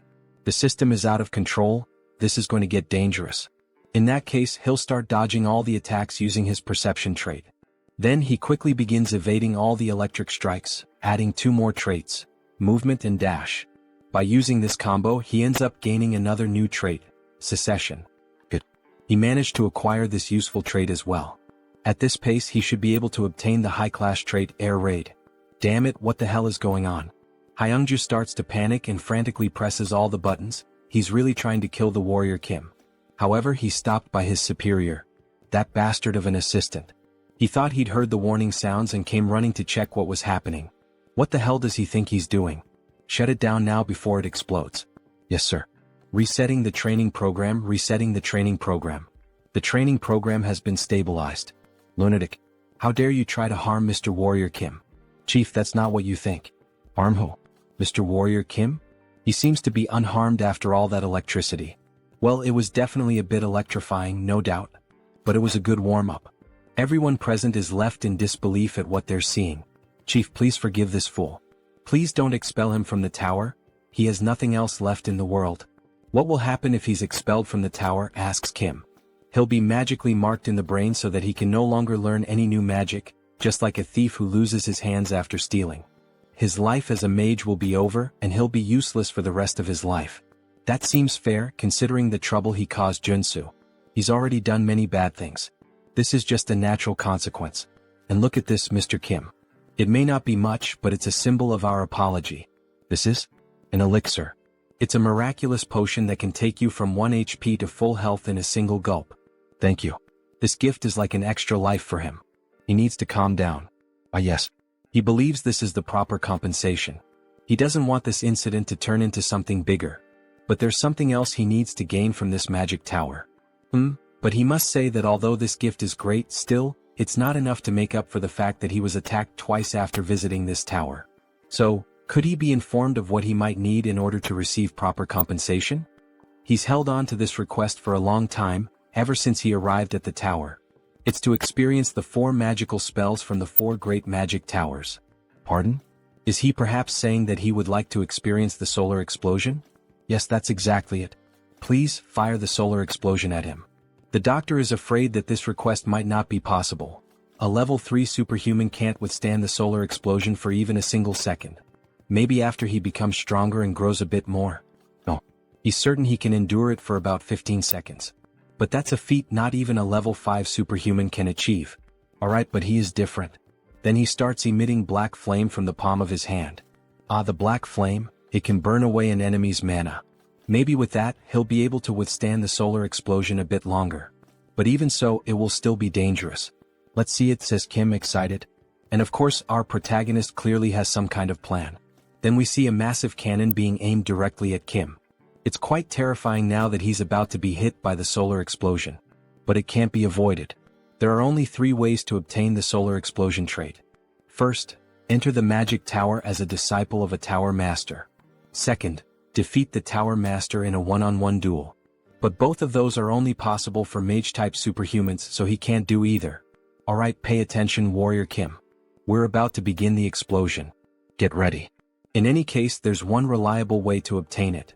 He can use a hidden quest, which is unlocked when he builds enough favorability with the tower master. A man who looks slightly old, dressed like a corporate executive. Then we see the solar explosion starting to activate like a rocket being powered on. In other words, he's putting on a show to prove his worth to him. The solar flare will be activated for 15 seconds. Then, the solar attack is launched. Kim stands with his chest exposed, ready to endure this insane assault. He begins to burn, but he can handle it. Because there's a trait he can obtain, magic armor. Through the trait embedded in his gear. Magic armor. Wait, is he actually withstanding it? So they're telling us that this superhuman isn't level 6? He's only a level 3 warrior and yet he's enduring all 15 seconds of our strongest magic? That bastard is level 3? How is that even possible? It hurts. He prepared so much, acquiring all the necessary traits, but even so, it still hurts a lot. Alright, the 15 seconds are over. Shut it down now. Abort the solar eruption. Finally, the machine stopped. We see smoke rising from it after being used. Damn, it's finally over. He really thought he was going to die. Those were by far the longest 15 seconds of his life. Even longer than when the woman's on top, haha. What was his name again? Warrior Kim? Truly very impressive. Then we see the two of them having a cup of tea together. That was truly impressive, Mr. Kim. Using the black flame to endure the solar explosion for so long. He will be a great help to our long-awaited project. It would be a great honor if he could help in any way. Favorability increases at this moment. Haha, he enjoyed the words spoken by Warrior Kim. So, he would like to request a favor from Kim. A request, you say? Yes. It worked. I triggered the secret quest. Grandfather, I came because I got a call. Was it you? Yes, and say hello to Mr. Warrior Kim. He's a level 3 superhuman. Nice to meet you. Nice to meet you too. His name is Mage Kim. Magic Kim is the mage-type tutorial character who appears after Iron Fist Kim and Priest Kim. Apologies, he's late. Was he always this gloomy? He's my grandson. He has the potential to become a high-level superhuman, but his growth was halted at level 1. That's strange. He apologizes for being strange. Forgive me for being the shame of this magic tower. That's not what he meant. What the hell is wrong with this kid? So, how does this work, Mr. Kim? He heard that Kim also healed Director Seo's son. He believes, and hopes, that maybe Kim might have some idea on how to awaken this boy. Awaken him, right? Of course I can help. Would be an honor. Is that true? Please help us. If he somehow succeeds, he will be given anything he desires. Anything you say? And we see the protagonist's famous look, as if he had something in mind from the very beginning. This marks the start of the hidden quest of the solar explosion. And a beautiful shot of the prettiest girl in this manhwa. What? Say that again. Warrior Kim wants what? Solar explosion. Should he spell it out for him again? Right? Solar explosion. Of course, he can do that for him, since the future of their tower depends on it, but he's not sure if he would be able to use it. That's why he's going to give it to him in the form of a memory chip, right? So he can learn it instantly. Well, fine. If he can solve the problem with his grandson, then his request won't be a problem. Alright, sorry to interrupt you both, but how is Warrior Kim planning to train him and make him awaken? Alright, let's begin. First, we need to figure out what the cause of the problem is. His biggest issue is that he's stupid. The grandfather says harsh words. He needs to become a mage, but he barely knows any math.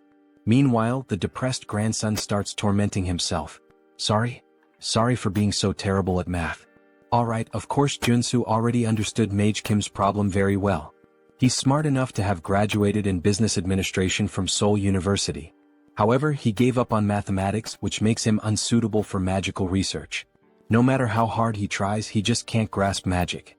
He's just making excuses at this point. Sorry? So, why don't we learn a type of magic that doesn't require mathematical calculations? What did he mean by that? Magic that doesn't require mathematical calculations? By using spirits, he will become a flame sorcerer. He says he's a flame sorcerer, but that's not the same as a mage. So does he prefer to let his grandson remain in that state forever?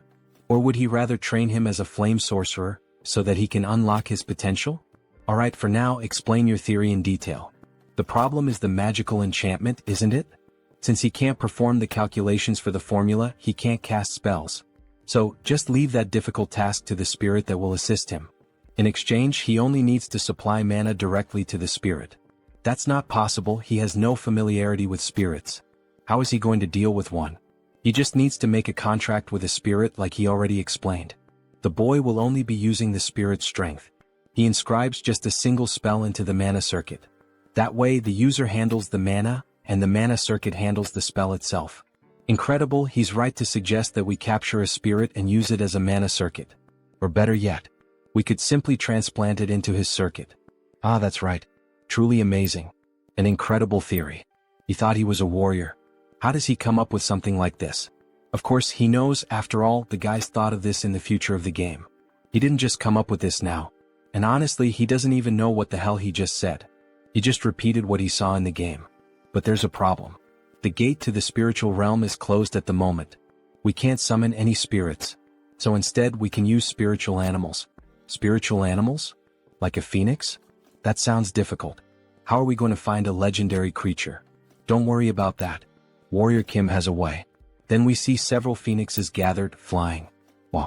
There really is a phoenix valley in a place like this. Even high-level superhumans have difficulty finding places like this, so how? Contrary to the rumors, it was hidden in the alleys. He also found it by accident. My god, he really is one of the luckiest. So, about the promised solar explosion. Yes, he'll make sure to give him one. This mission can only be completed with the knowledge of a sweet spot. By the way, how do you plan to use the solar flame as a warrior? You would like to enhance it. So, he begins producing the black flames. His goal is to create his own polarization. Polarization, he says? That's not an easy task, not by any means. We've spent a whole decade working on it. This won't be easy, but approaching it as a mage and approaching it as a warrior might produce different results, you know? Who knows? Maybe his polarization is better than yours. Really? Then how about we make a 2-year bet?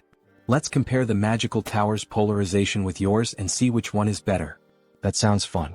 How much are we betting? If Warrior Kim wins, the director will grant him one wish. But if the director wins, Warrior Kim will join the magical tower's security team. Alright, that sounds like a fair bet. Don't forget this promise. Another chance to benefit from the magical tower of the sun, hehe. Alright, now it's time for the verification. Then we see Kim waiting near the operating room. That was incredible, superhuman Kim. And to think that he paved the way for flame sorcery in our magical tower.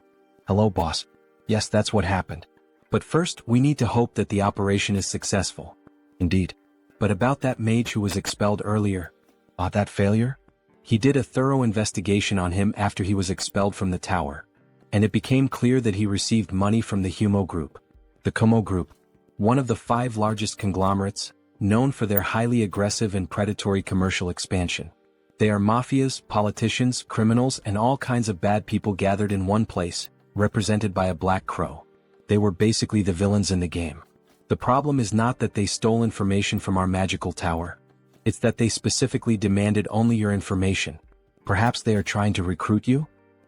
You wouldn't want to have to participate in this. You would never join villains like Kumo. Damn, another thing to avoid again. Suddenly the silence is broken. That was a huge success, all thanks to him.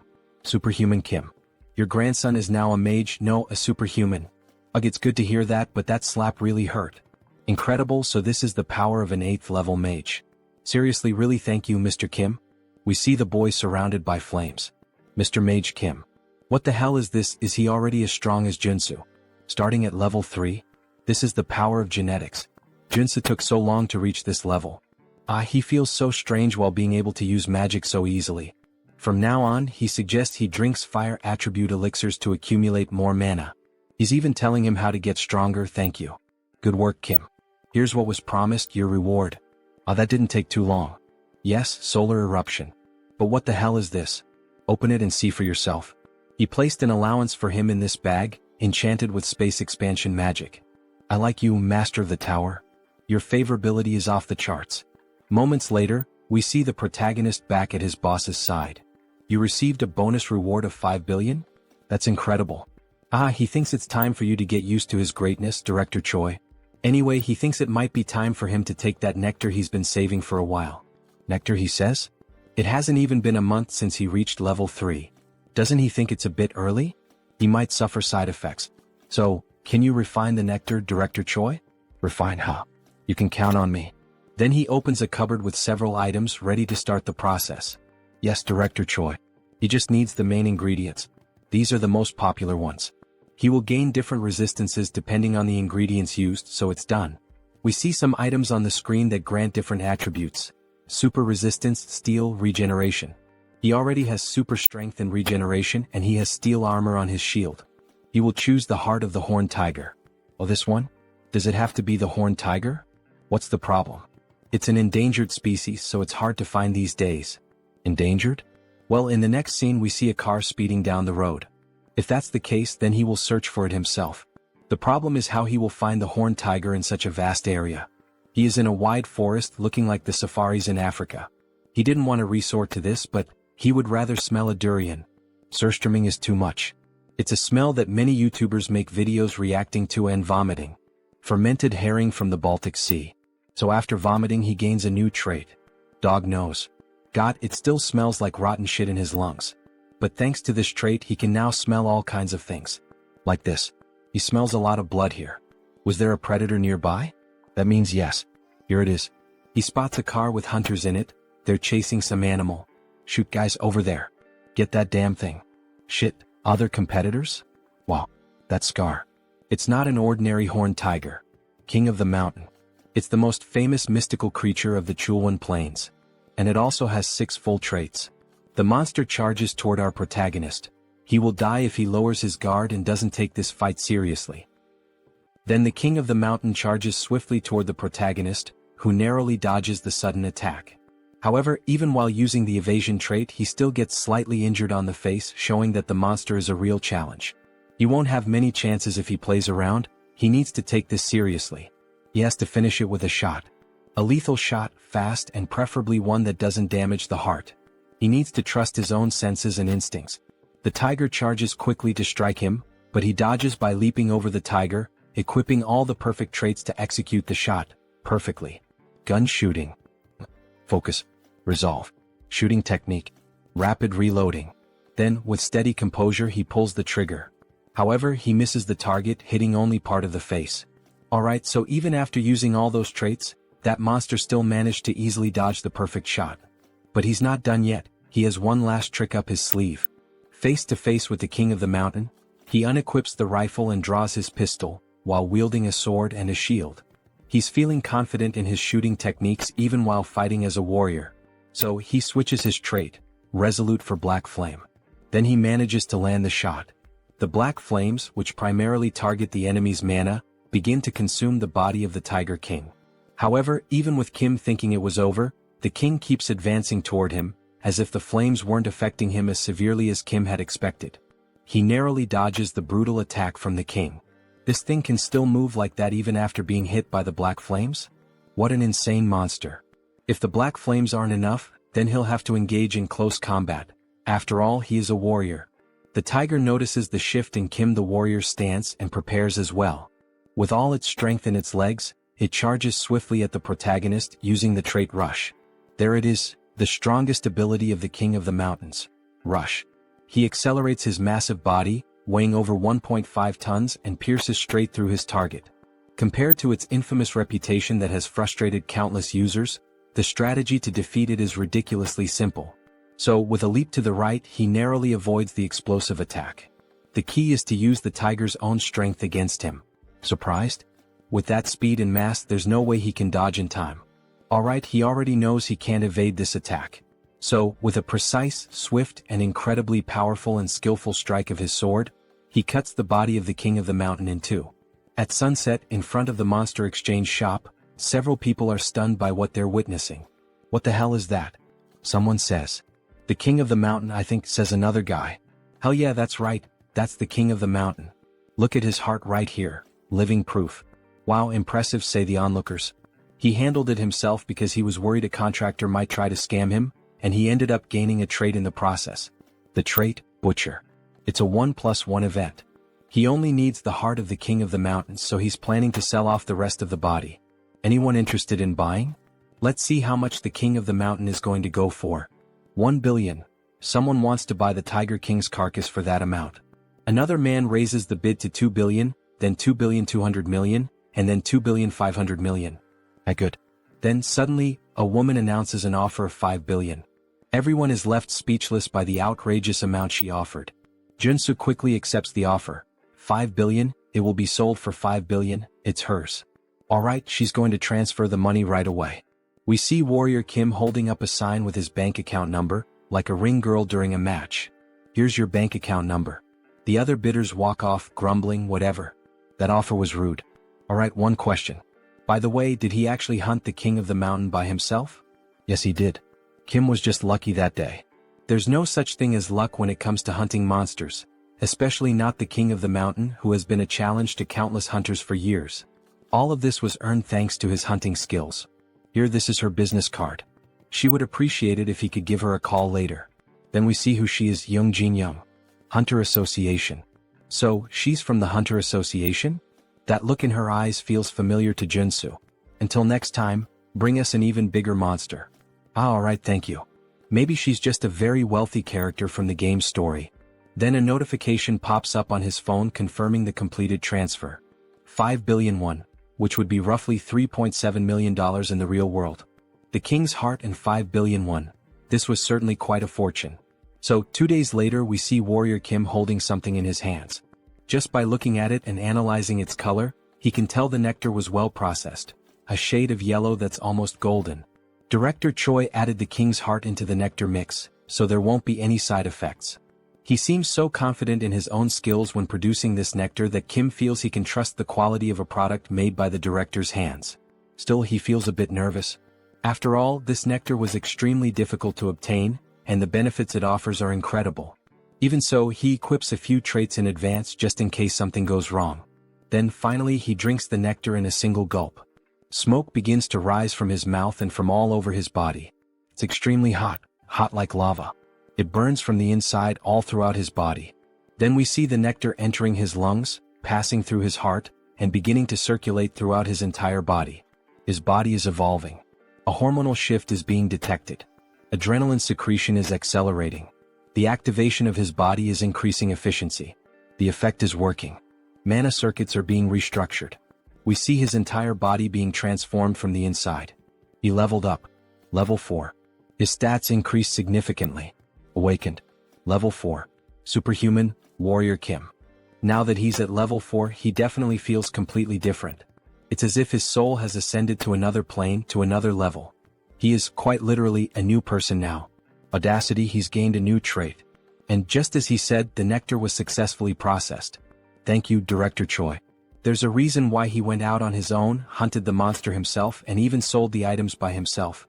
With the 3 traits he gained in battle, strength, super strength, and pressure, and if he can also acquire traits through his equipment using this diamond which he runs along his clothing, he ends up obtaining 2 more traits.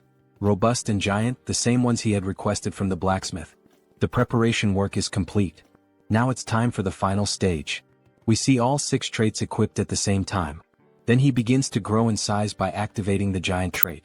However, the system reports, status condition. Significant damage detected in muscle fibers. We see all his muscle fibers tearing apart as he becomes stronger. His skeletal structure is being readjusted. Then, with all 6 traits equipped, the system begins merging them to create a new trait. The traits are resonating, fusing into something new. Then a new trait is acquired. Giant strength has been obtained. He finally achieved this trait. We see Warrior Kim completely pumped up, his body muscular and massive, looking like those strong anime characters with small heads. Giant strength. It's a high-level ability for a warrior, a legitimate S-rank ability. Holy shit. He's the size of a mutant. Let's see how strong he really is. Then, with just a single punch in the air, testing his body's movement and strength, he crushes it with nothing but the shockwave. What insane power. However, we notice his face looks quite exhausted. The system notifies, significant damage detected in muscle fibers. Recovery is required. But he's clearly experiencing some side effects. As expected, in order to use this trait he needs the diamond body, which makes his body more resistant, or the invincibility trait, which boosts his regeneration. But these two traits are high level. We see his body slowly returning to normal. He could learn from their equipment just like he did with the two new traits, but he has a problem. He no longer has any diamonds. He used up all he had this time. Well, no problem. Because he knows exactly where to get more diamonds. Alright, we don't have any more diamonds available. Kim is stunned. Seriously, none left? No, they'll be replenished next month as soon as possible. But he thought the Shinwon market would have everything he needed. Next month? That's so late. I need them as soon as possible. Then Warrior Kim, the old man, begins speaking softly, as if to ask if Kim has an interest or urgency in obtaining the crystals. So, he could accompany him to extract some diamonds. He says, "Mine?" He doesn't remember that from the game. This is a route that can't be leaked under any circumstances. So, Warrior Kim, are you interested? Of course, Kim replies. Let's go ahead. Time for faster growth. Then, in the city, the old man drives Kim in his truck. He's sure Kim already knows that obtaining something like diamonds requires taking risks, right? He'd assume so. Just like everything else in Seoul Arcane. First, brush up, and if you don't feel like doing that, you can quit. What's with all these disclaimers? Then, the direction of the city they're headed to, Buchin. Buchin, right. Now he understands where they're going. The place we're headed is where superhumans fight for their lives. Beat them. Kill them. Dismantle them. Everyone in the arena is ecstatic as they watch the battle. The largest battlefield in the capital, the Colosseum. And right off the bat we see two men fighting with blood splattered everywhere. Warrior Kim and Chunbok watch from a distance. The scale is enormous, the Colosseum is truly massive. Did he already know anything about the Colosseum? No, he's only heard some rumors. This is his first time visiting the place. By the way, is he affiliated with this place? Ah, he got him. Well, he was wondering where all those rare items were coming from. After all, they were from here. Now that he thinks about it, Chunbok's history in the game also seemed pretty suspicious. Kim Chunbok, the owner of the antique shop. One of the founding members of the Shinwon market. He sells magical items from unknown sources and occasionally offers high-level magical products at surprisingly low prices. But he'll let him know that he didn't bring him here to force him to participate. After everything he's done for him, how could he? But anyway, he brought him here, right? As part of his plan. Well, yes. He can't get things for free in this unjust world. This is one of the many ways to obtain his diamond as quickly as possible. The rule is very simple. The winner takes everything from the loser, including the diamonds. The loser will have to dismantle their magic circuit to create a diamond. This basically completely resets his experience points. So, he would have to fight with his entire battle life at stake, wouldn't he? But the higher the risk, the greater the reward. Yes. If this isn't to your liking, we can always leave. Leave now. Stop kidding around, where the hell can he sign up for this? This is a perfect opportunity to collect diamonds. Chunbok will sign up Warrior Kim, since he's the matchmaker who brought him here. Well, that means he'll get something out of it too, right? Half of the victory bonus is his, and the rest goes to him and the organizers. Sounds good. Let him experience this place first. Then, we see the protagonist already fighting another competitor. He dodges all of the opponent's attacks perfectly. The other fighter begins to get frustrated. This bastard is just going to keep dodging like a coward? Fight, you damn fool. He'll eliminate him in a single hit with those muscles. Then with both hands he lands a direct blow to Joonsoo's head. However, Joonsoo ends up growing, becoming massive, his body packed with muscles. This guy talks too much. Then he activates the trait, Giant Strength. Now it's his turn, right? He then strikes a pose to deliver a powerful punch, just like All Might from Boku no Hero. He lands an uppercut with extreme force, causing the other fighter to spit blood from his mouth and lifting him into the air with the sheer impact of the punch. The fighter then crashes to the ground without any sign of resistance. It was just one punch again. the excited announcer declares Kim the winner. This marks the birth of a super rookie. He is on a 5-win streak. Wow, that's incredible. 5 consecutive wins. He bets he has a lot of diamonds now, thanks to him. Not only that, he also made a lot of money from all these fights. So, what does he plan to do with all this money he earned today? Well, Joonsoo is thinking about getting some better equipment. He needs new weapons and armor, maybe a new tactical set.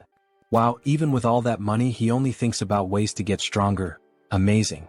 Maybe that's why he's so strong. He's a fanatic in search of power. Yes, of course.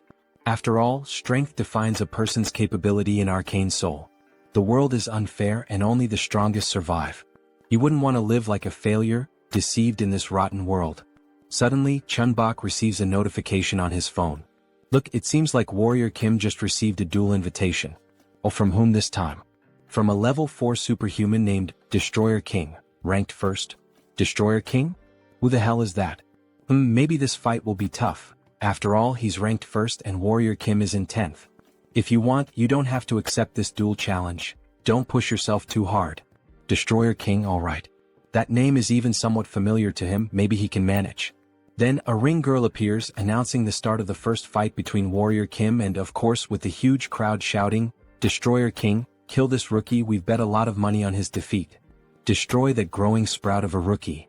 Then he finally appears, the king of the Colosseum. Wearing a characteristic WWE outfit, he introduces himself as the Destroyer King. And while laughing, he shows off 2 silver teeth with diamonds embedded in them. He then begins speaking to Kim. He didn't expect him to accept the duel challenge, maybe he's out of his mind. After all, no one would accept a duel against the top-ranked fighter of the Colosseum. Alright, this Destroyer King. He's certainly someone hard to deal with. He's a character with 3 rank S attributes. Practical combat, giant strength, fighting technique. He is the strongest when it comes to unloved fighting, possessing these 3 top-level traits. But it is possible to beat him. Difficult, yes, but there's a chance. Back in the game he was level 5. However, at this moment he's still level 4. So, there is a chance to take advantage of the level difference. Besides, he was starting to think that diamonds weren't a good enough reward after all. Let me wipe that smile off his face. Then the king rushes forward, attempting to strike Kim, who quickly dodges. He will beat Kim into a bloody pulp and watch him cry on the ground. Kim would like to say the same to the king. Don't make a mistake, he will defeat him. Then the king finally manages to grab Kim. Look at those arms. Our protagonist really must have taken those forbidden poisons that bodybuilders use. However, it was all part of his plan. As expected, he knew the king would target the joints first. After all, the Destroyer King is a wrestler. The moment he lifts his opponent, he will slam him to the ground. But you know, that's exactly what Warrior Kim wants him to do. So, as the king attempts to take him to the ground, Kim quickly manages to break free from the king's grasp. By adding strength, super strength, and the giant strength along with counterstrike, and activating the counterattack at the perfect moment, combining all these traits, he manages to dodge the king's attack and counter perfectly. He lands a precise elbow strike to the king's chest. He is able to surpass his incredible technique by combining these characteristics. The king suffers the impact, spitting blood. However, he quickly reacts by grabbing Kim's hand and using the armlock technique, pressing his fists against Kim's neck. But it was already expected that his next move would be this. Kim saw the attack coming from a mile away, so he is able to break free from the king's grip again. Then he grabs the king's clothing and with immense strength, he lifts the king as if he were nothing, throwing him to the ground with tremendous force. He obtained a new trait, suppression. Suppression is a trait acquired by repeatedly predicting the opponent's movements. Now he's mine. This bastard, it seems like he's predicting every single one of my strikes. He's wondering how the hell Kim is predicting and dodging all his attacks. Well, unfortunately for him, Warrior Kim is just starting to warm up and will finish him off quickly. By obtaining the suppression trait, he has collected all 6 basic combat traits. Strike, combo, counter-strike, protect, evasion, suppression. And when combining all these 6 traits, we see the 6 traits merging and evolving into a single trait, practical combat. He has obtained a new characteristic. Alright, let's put this bad boy to the test, shall we? Then we see him assuming a new fighting stance, emitting an intense aura. What the hell is that? What the hell is he trying to do now? Then he advances with a classic boxing stance to strike the king. What the hell is this? What did he do to completely change the atmosphere of the fight? He even changed his fighting stance. It's like another person is fighting. He's sharp. No wonder he's ranked so high. He's right. When he first entered the ring he was just a big newbie. Now he's a complete fighter. Now that he has gained practical combat experience. Those blue eyes with that fighting expression remind me of Satoru Gojo. Then he lands a precise blow to the king's stomach. Even though the king blocked with both hands, the impact is still so strong that it forces him to retreat. By equipping the new trait, Practical Combat, his basic attacks now always have the combo trait active, in addition to adding all types of bonuses to all of his combat moves. So now he can use 6 traits at the same time, taking up only 1 slot, leaving 5 more free slots to add more damage or defense. However, the king gets angry and tries to return the punch, but Kim easily dodges the attack. And while using Practical Combat, if he combines other lower-level traits once again, even the Destroyer King won't be able to stand against him. Then he grabs the king's arm and applies an arm lock, pressing with all his strength as the king groans in pain. Touch the ground if you don't want him to break your arm. Surrender now. Shit. Fine, he gives up, he surrenders and taps the ground 3 times. And the winner of this historic match is Warrior Kim, announces the announcer. To the surprise of everyone in the Coliseum, he has risen to first place in the Superhuman Level 4 division rankings. He's really in great shape with a muscular body. Then, everyone in the Coliseum begins to clap for his performance. This is crazy Warrior Kim. He arrived today and has already become the new king. No, now he will be known as the Warrior King. Warrior King, Warrior King. Everyone starts cheering, calling him Warrior King. Joonsoo feels shy about the current situation. What kind of humiliating name is this? Stop calling him that. However, we know he likes it, he's just embarrassed. Alright, now let's begin, announces the announcer. Let's start the process of creating diamonds, here we go. Will he accept and lose all the strength he has gained so far? After all, the diamond creation system resets all the experience earned. Or maybe he will use the other option. Then he requests to use the special contract. Exactly what Joonsoo wanted him to request. Alright, are you really sure you want to use the special contract? The announcer asks. The special contract is an agreement made with the organizers when the Destroyer King became the level 1 fighter. The condition is that, if the Destroyer King is defeated, the organizers will provide the diamonds in his place. However, this is only possible with the winner's consent. Will Warrior Kim accept these conditions? If he accepts these terms, they promise to give him 10 diamonds. Even the announcer gets excited. Wow, this is an unprecedented deal. Considering that it is expected to extract 3 or 4 golds from the Destroyer King, it's a good deal. He suggests that Warrior Kim should accept the offer. However, Joonsoo doesn't think it's enough, he wants more. Both the former king and the announcer are surprised by Warrior Kim's audacity in refusing the offer. The mana and experience points of a level 4 superhuman are at stake. He can demand more and take advantage of this unique opportunity. Alright, in order to accept this agreement he would like to add one more term. But this does not involve diamonds in the discussion. So what would he like to add to the contract? He wants the item he was using when he first appeared in the game. If he gives him the Steel Fist, the item he has been hiding all this time, he will accept the conditions presented. Give me that damn SS level magic weapon. He is perplexed by the proposal. What did he just ask for? Steel Fist? He has no idea what that is. It's too late to act as if he doesn't know anything. He saw the look of surprise and suspicion on his face. He will accept nothing less than the 10 diamonds and the Steel Fist. If he doesn't accept, he will lose all his mana and experience points. Damn, how does he know about that? This bastard is very suspicious. So what will be done? He can't refuse Kim's proposal. If he breaks his magical circuit to create diamonds, he will lose all his abilities. Alright, he will give the Steel Fist as part of the offer, however, he will have to accept a rematch against him in this Coliseum, betting the Steel Fist again. Fine, that sounds good. They can decide later when the day will be. After all, he is a busy man too. Then we see the new glove being worn by the protagonist. Holy shit, this is so stylish. So clean and fresh. Then a system notification appears to explain the item a bit better. Steel Fist. Increases strength and resistance. Reduces all damage for 10 seconds. Damage reduction? That's totally a scam, Kiki. And of course he also got several diamonds as a reward. Now he could create a high-level characteristic and even have some leftover. This was a win, a victory. So he equips some characteristics. Regeneration. Revival. Wound recovery. Vigor. Energy. If he applies the healing characteristic from the necklace that Father Kim gave him a few months ago during the mission to drink gold, what should happen is, then suddenly, A blue aura begins to consume his body, even his eyes turning white. He then obtains a new characteristic, immortality. Perfect, it worked exactly how he wanted. Now that he has giant strength and immortality, he just needs one more characteristic to complete the warrior's build. He is a true RPG player. Alright. For now, these diamonds will be kept until their usefulness arrives. Then the phone starts ringing on the table. Jeong Jin-young, who is it? Isn't that the hunter who bought the Mountain King? I think that was her name. Then the next day we see the Hunters Association. Thank you very much for accepting the invitation. The guild leader would really like to meet Warrior Kim. Oh yes, he would also like to meet the guild leader. Since the leader of the Hunter Guild is an NPC who often gives many missions with good rewards, it might be a good idea to build a friendship with him early on.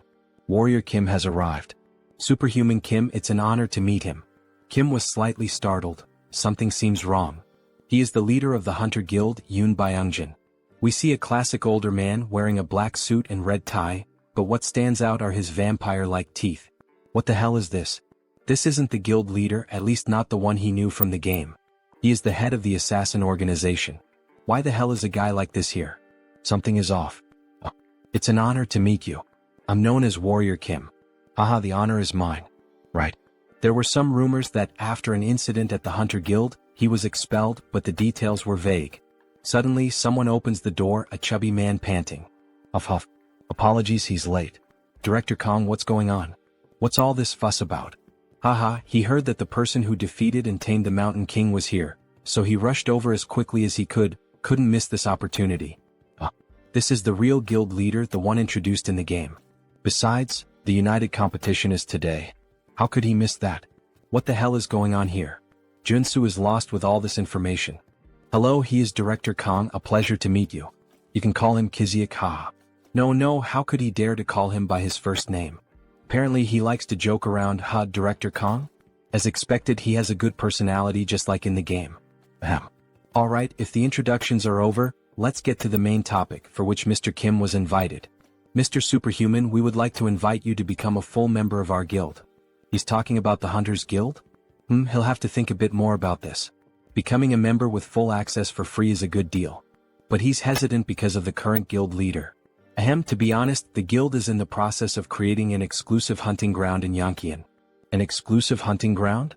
Yes, to be honest, the position of our guild is unstable. At the moment, we can only hunt with the permission of the two armies, the Western Army and the Eastern Army. But if that permission is revoked, we risk being dissolved. Therefore, our goal is to create a territory where only we can hunt without the need for things like this. A territory between the two armies that allows us freedom. We need someone skilled like Superhuman Kim to establish this.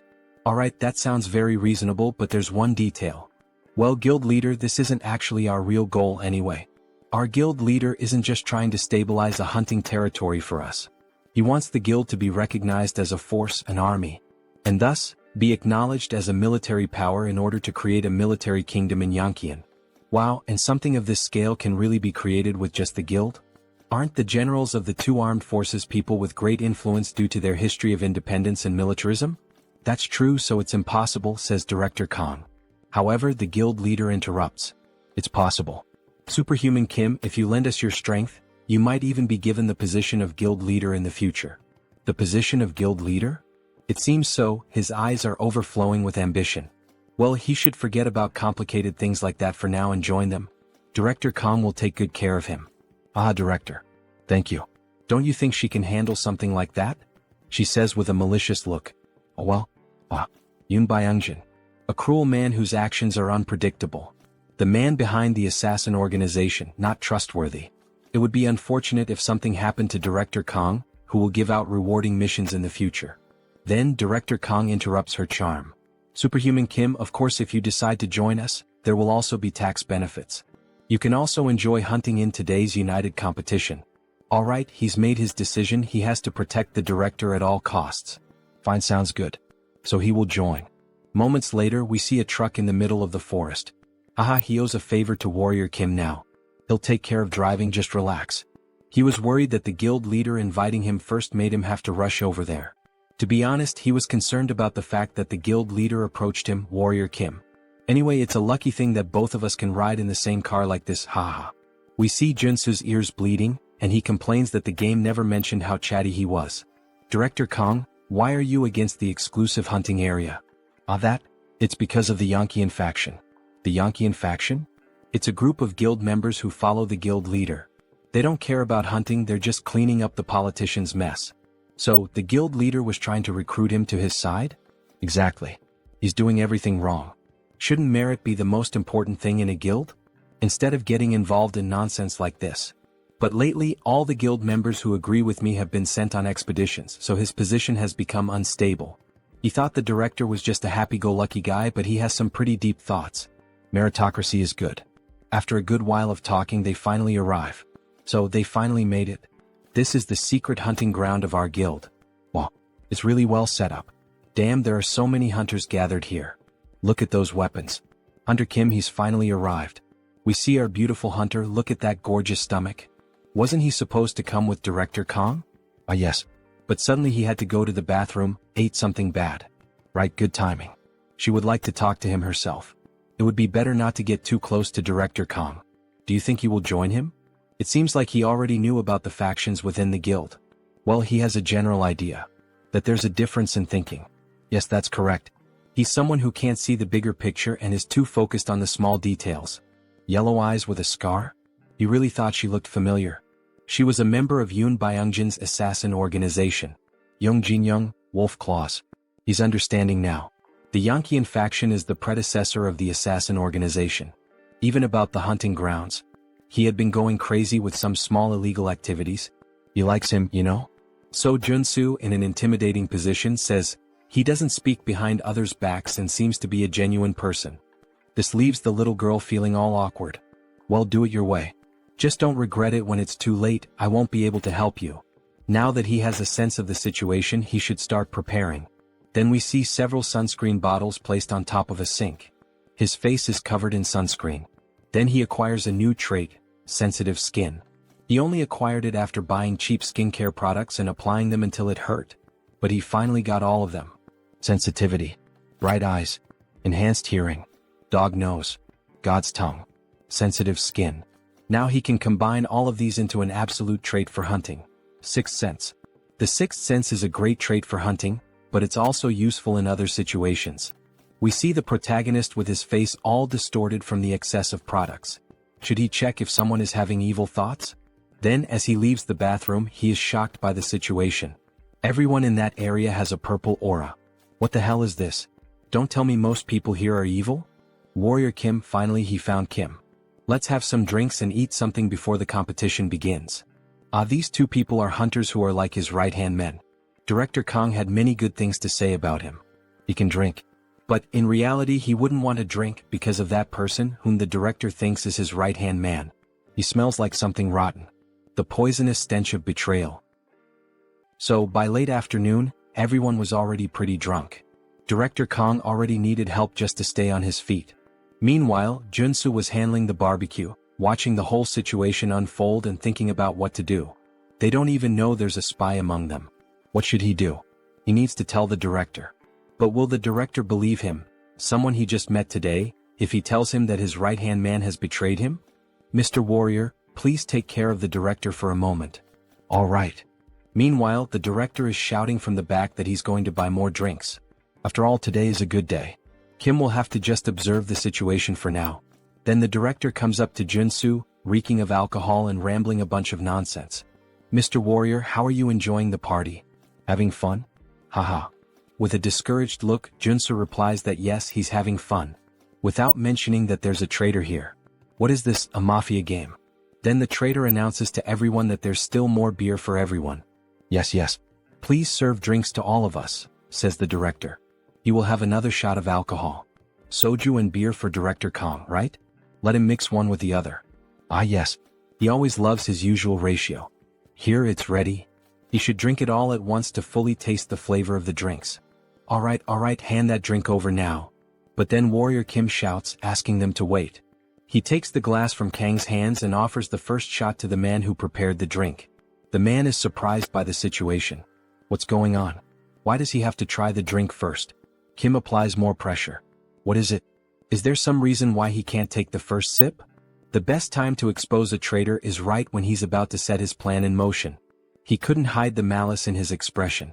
And he seemed nervous. While he was mixing the drinks in the glass, this was the perfect moment to use poison to assassinate Director Kong. Did he actually put poison in that drink? What the hell is this nonsense he's saying now? This is a false accusation. Mr. Warrior, why are you saying this so suddenly? If he's wrong, then just take a sip of the drink in the glass. Come on, it's just one sip. No need to be shy, prove it to everyone here. Then, feeling cornered and irritated, he slaps Kim's hand, making the drink spill onto the ground, where it's clear that something green had been mixed in and dissolves into the air.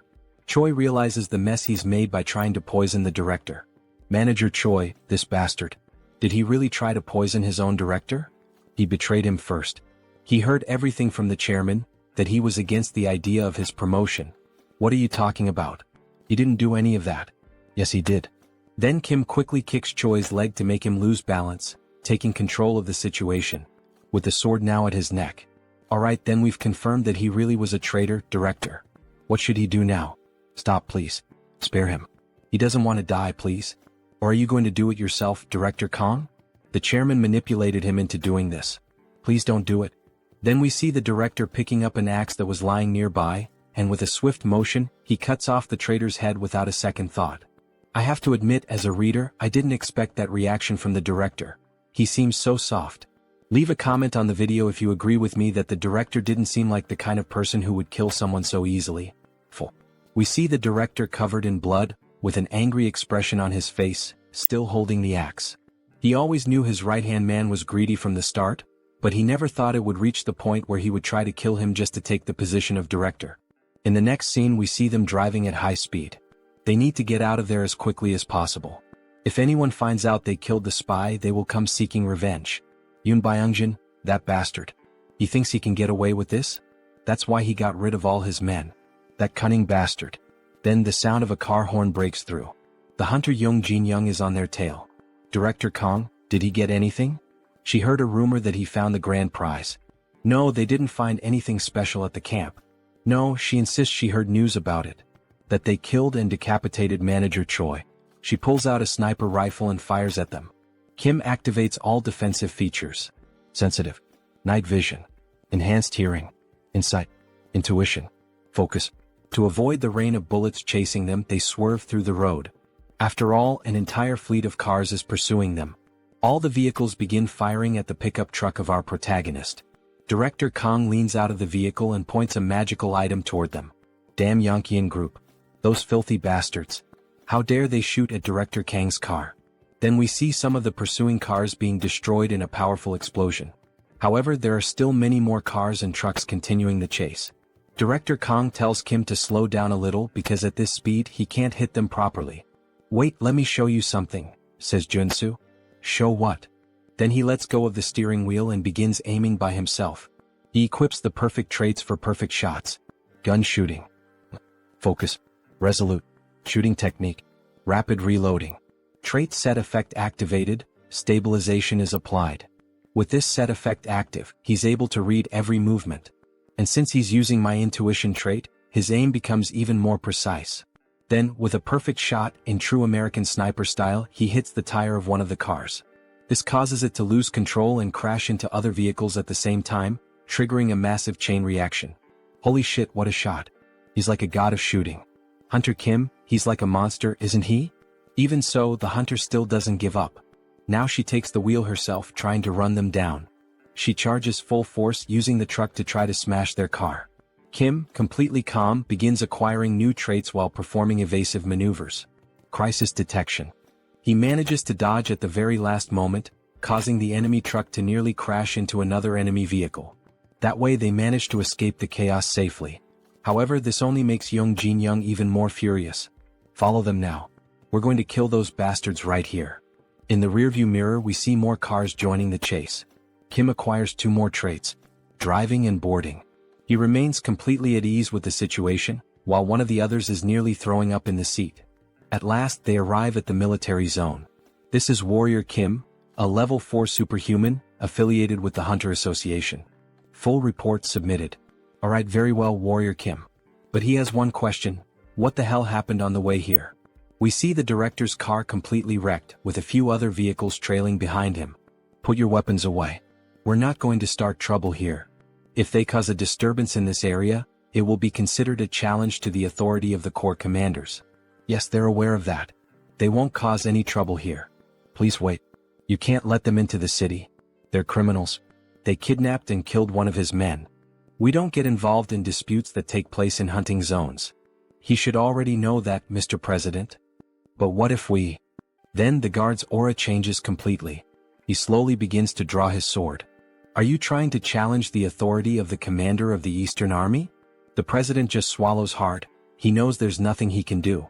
Kang Kiziak was running away like a rat. Did he hire a professional driver or something? All thanks to our hunter Kim here. He's good at driving, hunting, and shooting. Thank you for taking down a guy like that. If I had a daughter, I'd let you marry her. Marrying into that guy's family? What a horrible thought. Damn it. He didn't think Warrior Kim would take the side of that fat bastard. Director Kang, come over here for a moment. We don't want to see any blood spilled. No. He must not forget, this isn't his territory. He better not cause any trouble here. Then someone suddenly appears, yelling. What the hell is all this noise? Everyone is caught off guard by the sudden voice. It was a short-haired man named Gu Hyungwon, a level 7 warrior, division commander of the Eastern Army. Division commander. My apologies. We were just trying to talk. There he is. One of the 4 division commanders of the Eastern Army. A level 7 superhuman, Gu Hyungwon. He couldn't care less about other hunters fighting among themselves or even killing each other. But they cannot do that on this territory. This shit isn't some damn playground. You two understand, right? He doesn't want to have to say it again. If he sees this happen one more time, before he could finish his sentence, he looks at Warrior Kim, thoroughly analyzing him as if he could see everything about him. Alright, he will mediate this dispute between the two as representatives of the Eastern Army. What is this? With all due respect, sir, this is a matter for the Hunter Association. Not even he can get involved in this. This is an order from the heavens. Everyone is shocked. Wait, does that mean the Corps commander? At noon tomorrow there will be a duel of honor in front of the city hall. Only one person present at this location may volunteer to fight. What? Why is he looking at me? The loser must offer their head. If anyone refuses the duel, their head will be condemned. The next day, exactly at noon, everyone gathers under the rain near a park. Hunter Kim, is he sure about this duel? He knows he volunteered, but still. Don't worry. This duel of honor was prepared to test me from the very beginning. He must be behind this sudden challenge. Then we see Gu Hyungwon approaching the duel scene, followed by greetings from several members. The level 8 superhuman, the one who stands in the tower called Heaven. The commander of the Eastern Army Corps, the Tiger King Kyujigum. Alright then, let's begin. Judge me as much as he wishes. We see that Warrior Kim's opponent is the president of the Hunter Association. Kim is wielding a shield and sword. It's a shame, Warrior Kim. If only he were on our side, we could have had something wonderful. But he refuses to work with their dirty group. Well, if that's his choice, then he just has to kill him. We see the president transform into what we suspected from the start. He's a vampire. Wow, that bastard is a vampire. He was a shapeshifter? It's understandable that everyone is shocked. Vampires are known as extinct monsters. But Kim has known his true identity from the beginning. And he knows all the countermeasures. The night before, just a few hours before the duel, we see Kim holding a diamond. He went through every exchange house to gather as many as possible. Are you sure that will help him fight this vampire? Just wait and see, Manager Park. Then he begins acquiring new traits to finally reach the Trinity. Endurance, Perseverance, Iron Armor, Acropolis, Resolute, Extreme. Mixing the 6 traits, he obtains a new one, Diamond Body. He will soon reveal it in the duel. He now has the Trinity build. Then the vampire attacks first. With his claws extended, he tries to strike Warrior Kim. However, Kim easily blocks the blow with his shield. How can a mere level 4 block his attack so easily? Because he isn't at a level where a monster could kill him. Then Kim uses the trait, Giant Strength, counterattacking with a sword strike that forces the president to retreat several meters. What the hell kind of power is that? He is utterly shocked. Did you fake your level? The correct answer is this, Giant Strength, Diamond Body, Immortal. It's the synergy of the 3 most powerful traits in the game, combining Diamond Body and Immortal to withstand the full force of Giant Strength. He can exert power that surpasses that of a level 4 superhuman. He then continues attacking the president with full force until he finally breaks his extended claws, his steel claws. Now that it has reached this point, there is no avoiding it. Red eyes and veins appear on his face. He is beginning the transformation. His body starts to change. His face takes on a more vampiric look with huge fangs. His claws grow again. He begins to sprout new arms. Director Kong, what the hell is this? Oh my god. Is he a mutant? This is the secondary awakening of a shapeshifter, using the mutant trait. There is a risk the user will lose consciousness and become enraged, but he gains enough power to annihilate an entire group of level 5 superhumans. That's why the highest priority is to suppress him before this transformation fully develops. Then Kim quickly tries to strike him with black flames. However, the mutant manages to block the sudden attack. He resisted the black flame. He could possibly become a level 7 if he completes his transformation 100%. While Kim was thinking of a solution, one of the vampire's wings hits him in a blind spot, leaving him badly injured. So much power in a single strike. Then the vampire advances, attacking with all his wings at once against Warrior Kim. He finds it truly regrettable, Warrior Kim, thinking he would have to kill such a talented individual. Then he hits him with a powerful blow, attempting to pierce his heart. We see debris on the ground and some black flames around the vampire's body. Wait, why is he still alive? Damn, he was almost screwed this time, he nearly died. Then we see him using the new item he acquired from the tournament, Steel Fists. Effect: reduces all damage for 10 seconds. But what the hell is this? With his awakened power, he should have died right there with no chance of survival. Yes, he's right. If his black flames hadn't slowly halted the mutant's growth. Had your fun? Now it's his turn. Now that the transformation has stopped, there's only one thing left to do. He begins to gather golden energy in his sword. Kill this before he reaches 100% transformation. Then he unleashes a pure energy slash, the same one he used to defeat the president of the staff while using the mutation. Say goodbye, hideous monster. What the fuck? We only see a trail of golden light on the vampire. Even the sky started to clear after the heavy rain. He actually defeated the level 5 vampire. He still can't believe it even after witnessing it with his own eyes. Phew. It was a fierce battle. He knew from the beginning that he would win. He defeated the president of the association. We're screwed. Screwed, he says. Hunter Young, say something, what are we going to do? But she remains silent, showing no reaction, only a look of sadness in her eyes. What is Director Kong planning to do with the association now that the president is dead and there's a vacancy? He's not sure what to do, but what if Hunter Kim were to take the position of president? It would be great to have him as president. No, thank you. The director knows the association better than Joonsoo could ever imagine. So he wants to believe the director will do a good job. Kong is pleased to receive the praise.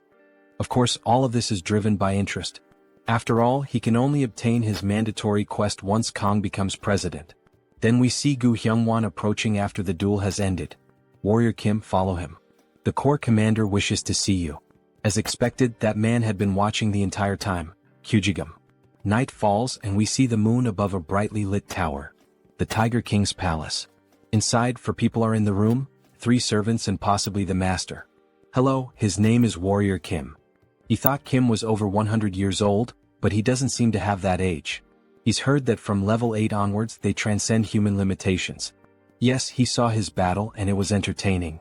Who is his teacher? He doesn't need to exhale his mana to dominate me. He can sense every muscle fiber and mana pathway trembling. He has no master. Seriously? So that means Warrior Kim is self-taught? As expected. Their movements are still unrefined. His sword skills were basic and his combinations weren't very smooth. They are being overly critical of him. Interesting, my child. Tell me, would he like to become your student? Joonsoo had anticipated this situation because he makes the same offer in the game as well. When he becomes your student, his rapid growth is guaranteed. And as a reward, he will receive the Corps Commander's technique, the Tiger King's sword. But unfortunately, it is a great honor to receive such an offer, yet he would prefer to follow his own path. He dares to refuse the father's offer. Has he gone mad?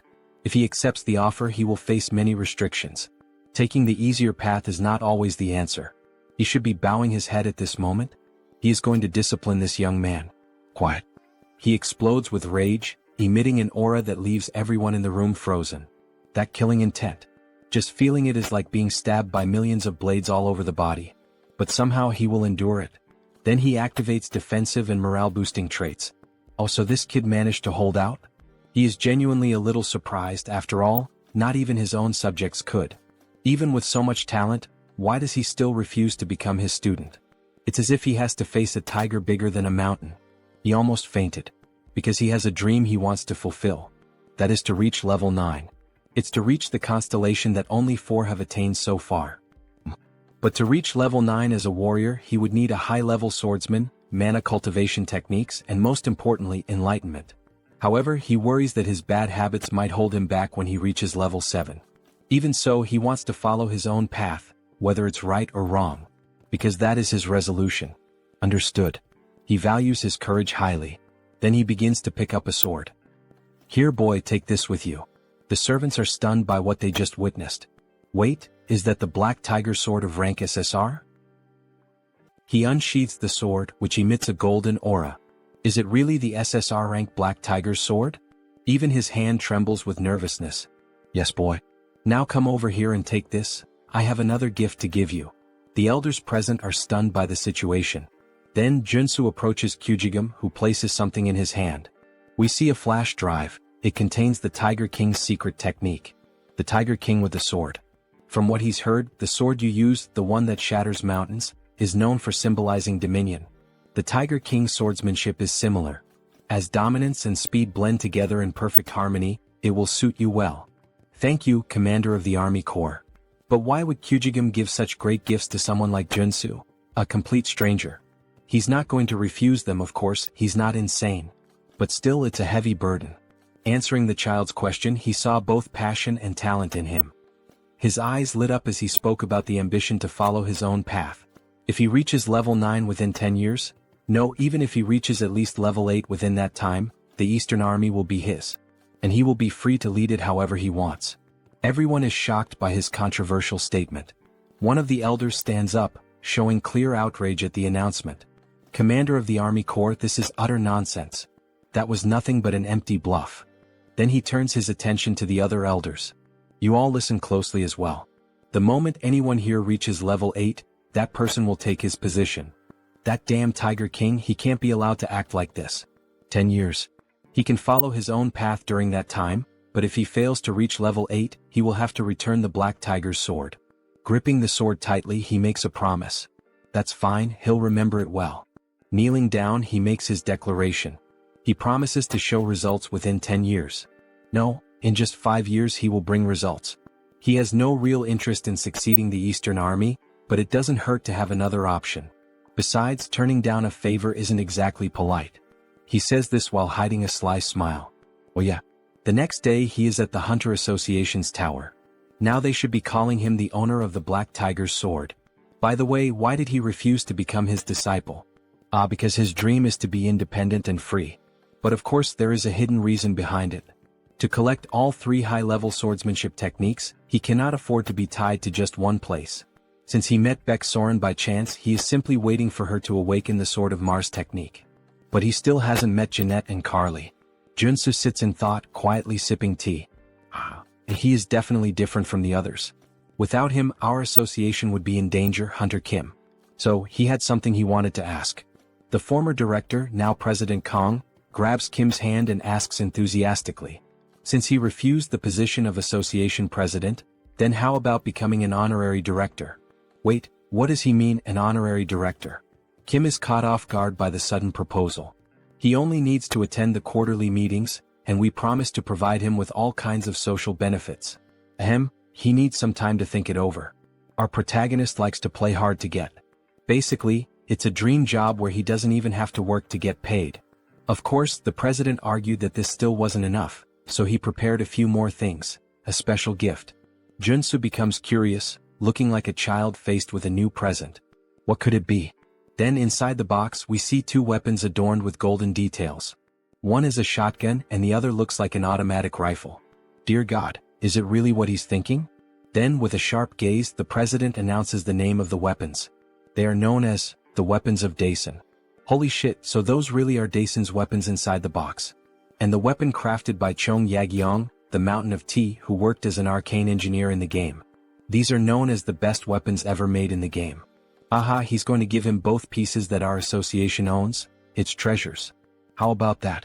Maybe it's a good time to start collecting the rest of the set. They say that if you collect all 5, you'll be able to find Daison's magical tome. But of course he already knew that story, after all he was a game addict. It's a relic that unlocks the high-class traits needed for building the gunslinger class. He'll have to gather a few more when he gets the chance. So, would he like to sign the contract now, Director Kim? We can see that the current president is excellent at marketing and negotiation. Yes. He is looking forward to working with you, Director Kong. No, President Kong. Then the two share a firm handshake, symbolizing their commitment to the agreement made today. He absolutely loves this president. The first rewards have already begun. Back at his house we see sparks flying. More precisely, golden lightning bolts. We see Kim training with his newly acquired sword. The 4 sword forms of the Tiger King. The Tiger King's advance. He charges swiftly at enemies as if using the rush trait. The Tiger King's fierce strike. A slashing attack in the shape of a crescent moon. The Tiger King's double slash, a dual strike performed simultaneously. And of course the final move. He stands still, channeling all his power while holding the sword. The essence of the Tiger King's swordsmanship lies in mana control. When executed with the proper movements, the sword's aura is unleashed. Then he opens his eyes, we see the moon reflected on the blade and we get a glimpse of what this technique, when fully mastered, could truly accomplish. The Tiger King's elevated sky, a technique powerful enough to slice even a star like the sun or the moon. We see an ancient master demonstrating that it's possible. And at the same time, we witness the raw devastation unleashed by Warrior Kim. He's still far from being able to cut a star, but judging by the damage done to the reinforced wall and the short amount of time he spent refining the new sword, we can already see its firepower. However, it seems he'll need to train much more to master it completely. He's only able to draw out this level of sword aura thanks to that item. Even so, with a smile on his face, he's gained 2 new traits, so the training was worth it. The system announces the 2 new traits, Quick Draw and Moon Slash. Soon he will unlock the Sword Specialist trait. Only 2 more traits to go. He wishes he could obtain them right now, but he's taking a break today. It's time to enjoy life. We see him calmly sipping tea on the balcony of his house, completely relaxed. But of course he wasn't going to stay at peace for long. Something catches his attention. What is that? He thought he would finally be able to rest. Then he sees a car parked in front of his house, with a wounded man lying on the ground. Warrior Kim, please help. No, actually, save his younger brother. Wait, that's Iron Fist Kim? What the hell happened to him? Later that same day at night, the 2 of them are on the rooftop of a hotel. So his subordinates betrayed him because he opposed the idea of the business? They were running a human trafficking operation without Iron Fist's knowledge. He punished the instigators, and they betrayed him for it. We see his metal arm torn off, and his face and body covered in injuries. You know, this probably isn't everything. What? Then he equips a few espionage traits. Detection. Intuition. Insight. His gaze changes completely, becoming far more serious as he analyzes the building that used to be Iron Fist's headquarters.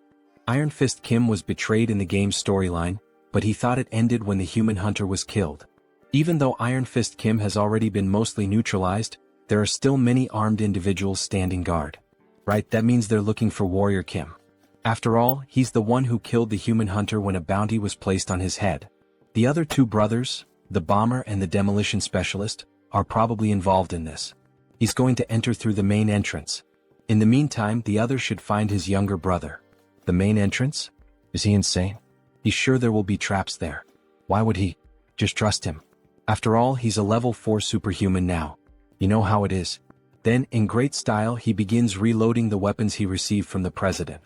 The bullets float through the air as if charged with mana and electric currents. Not to mention he's armed with top-tier weapons.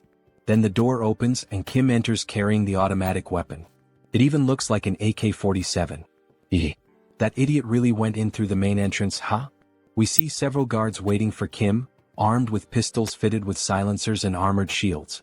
They look like a SWAT team. So this is him, right? The man who betrayed Iron Fist Kim. He didn't betray him. He opposed the business plan meant for the organization. But still, human trafficking is a bit too much. Don't you think? Then he draws his weapon. What are you doing? The guard laughs. This is a bulletproof shield. Go ahead, shoot me. He doubts Kim has that kind of audacity. Unfortunately, it's the worst mistake that random guy has ever made in his life. Alright, since he asked for it himself. With a huge smile on his face, mana channels at the tip of the weapon. He finally fires a shot that easily pierces the shield, hitting the enemy directly. How did he penetrate the bulletproof shield with a single shot? Because the weapon he's using is the superpowered weapon that surpasses all defensive abilities, the Daisen weapon. Why are you just standing there? Shoot him and kill him now. Then a gunfight begins straight out of an action movie. As he runs and dodges bullets, he modifies the weapon's mechanism, extending its magazine. The first weapon he received from the Hunters Association was the Daisen shotgun. The skill this weapon possesses is devastating. It's a powerful trait that shreds and pushes back everything the bullet touches. We see multiple shots fired at once, hitting the entire front line of enemies. He keeps running while using his mana shield to deflect attacks. He equips 6 traits for this combat. Einherjar cultivation technique, mana heart, mana shield, gun shooting, insight, rapid reloading. And if he adds more traits that have synergy with these, we see him reloading the weapon with incredible speed as he rushes toward the enemies. He could obtain the final piece needed to complete the gunslinger build. With a single shot, he hits several enemies at once again. He gains a new trait, Spitfire. Then he quickly switches to new traits, shooting technique, gun shooting, rapid reloading, Spitfire, snipe. Now he's going to take down all these guys and uncover the true culprits behind everything. Post-credit scenes. We see a funny image of Iron Fist Kim smoking a cigar, and in the background Warrior Kim sucking on a lollipop. Until the next chapter. If you watched all the way to the end, leave a comment and subscribe to the channel as well as like the video. Then he starts gunning down all the guards who try to shield themselves behind ballistic shields. However, they don't work. At least not against those special bullets which completely bypass all forms of defense. One by one they begin to fall to the ground. They look just like the zombies from Resident Evil 4 when they're hit by a submachine gun. If you got that reference, leave a comment on the video. When the storm of bullets finally ends, only one soldier is left alive. It's the same one who, at the beginning of the invasion, was confident and laughing, thinking that Warrior Kim was a fool for entering through the front. What the hell? How did he manage to pull all of this off on his own? This guy is literally a one-man army. There's no way he came up with this entire plan by himself. Where are the others? As he interrogates the last remaining soldier, a phone on the ground begins to ring. Kikik, very well done Warrior Kim for getting past those worthless soldiers. Alright then Warrior Kim, let him give you a little farewell gift. Wait, what does he mean, a gift? Suddenly, he hears a deafening sound coming from above. No way, that can't be. We see a massive explosion heading straight toward him. The noise he heard was the bombs detonating inside the building he had just invaded. The building is shown in ruins. Columns shattered by the force of the blast, chunks of concrete falling from the sky. Pieces of metal torn in half and collapsing. Anyone left inside wouldn't stand a chance of surviving. However, that's not the case for Warrior Kim. By using the trait known as dash, he managed to run fast enough and leap through a window, narrowly escaping being consumed by the flames or crushed by the building's debris. We get a clearer view of the building's condition. These lunatics. They used the entire structure as a trap. He's going to have to teach them a lesson. He activates the trait, trace to locate the two brothers.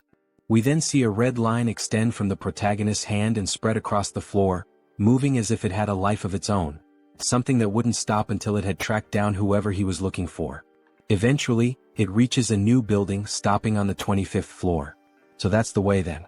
They can try to hide all they want. With his traits, he can find people like them with his eyes closed.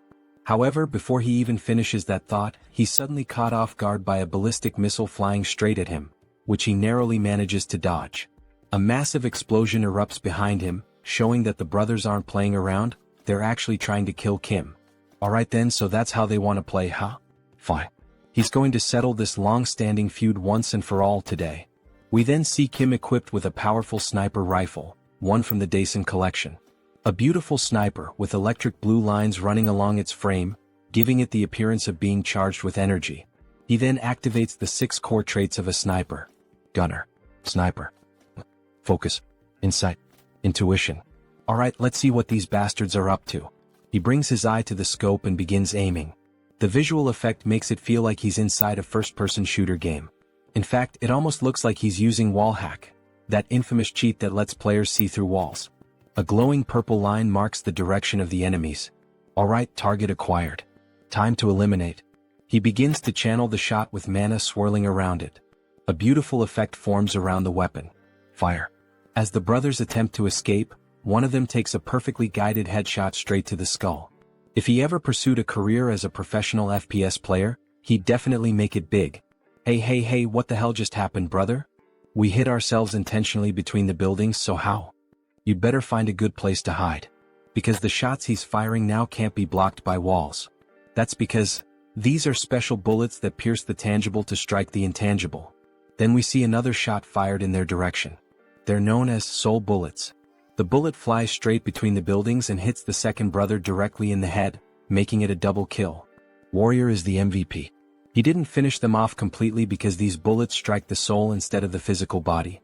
But that's even better, because others will take care of the rest. He then grabs the brothers and throws them to the ground like gifts, dropping them in front of Iron Fist Kim.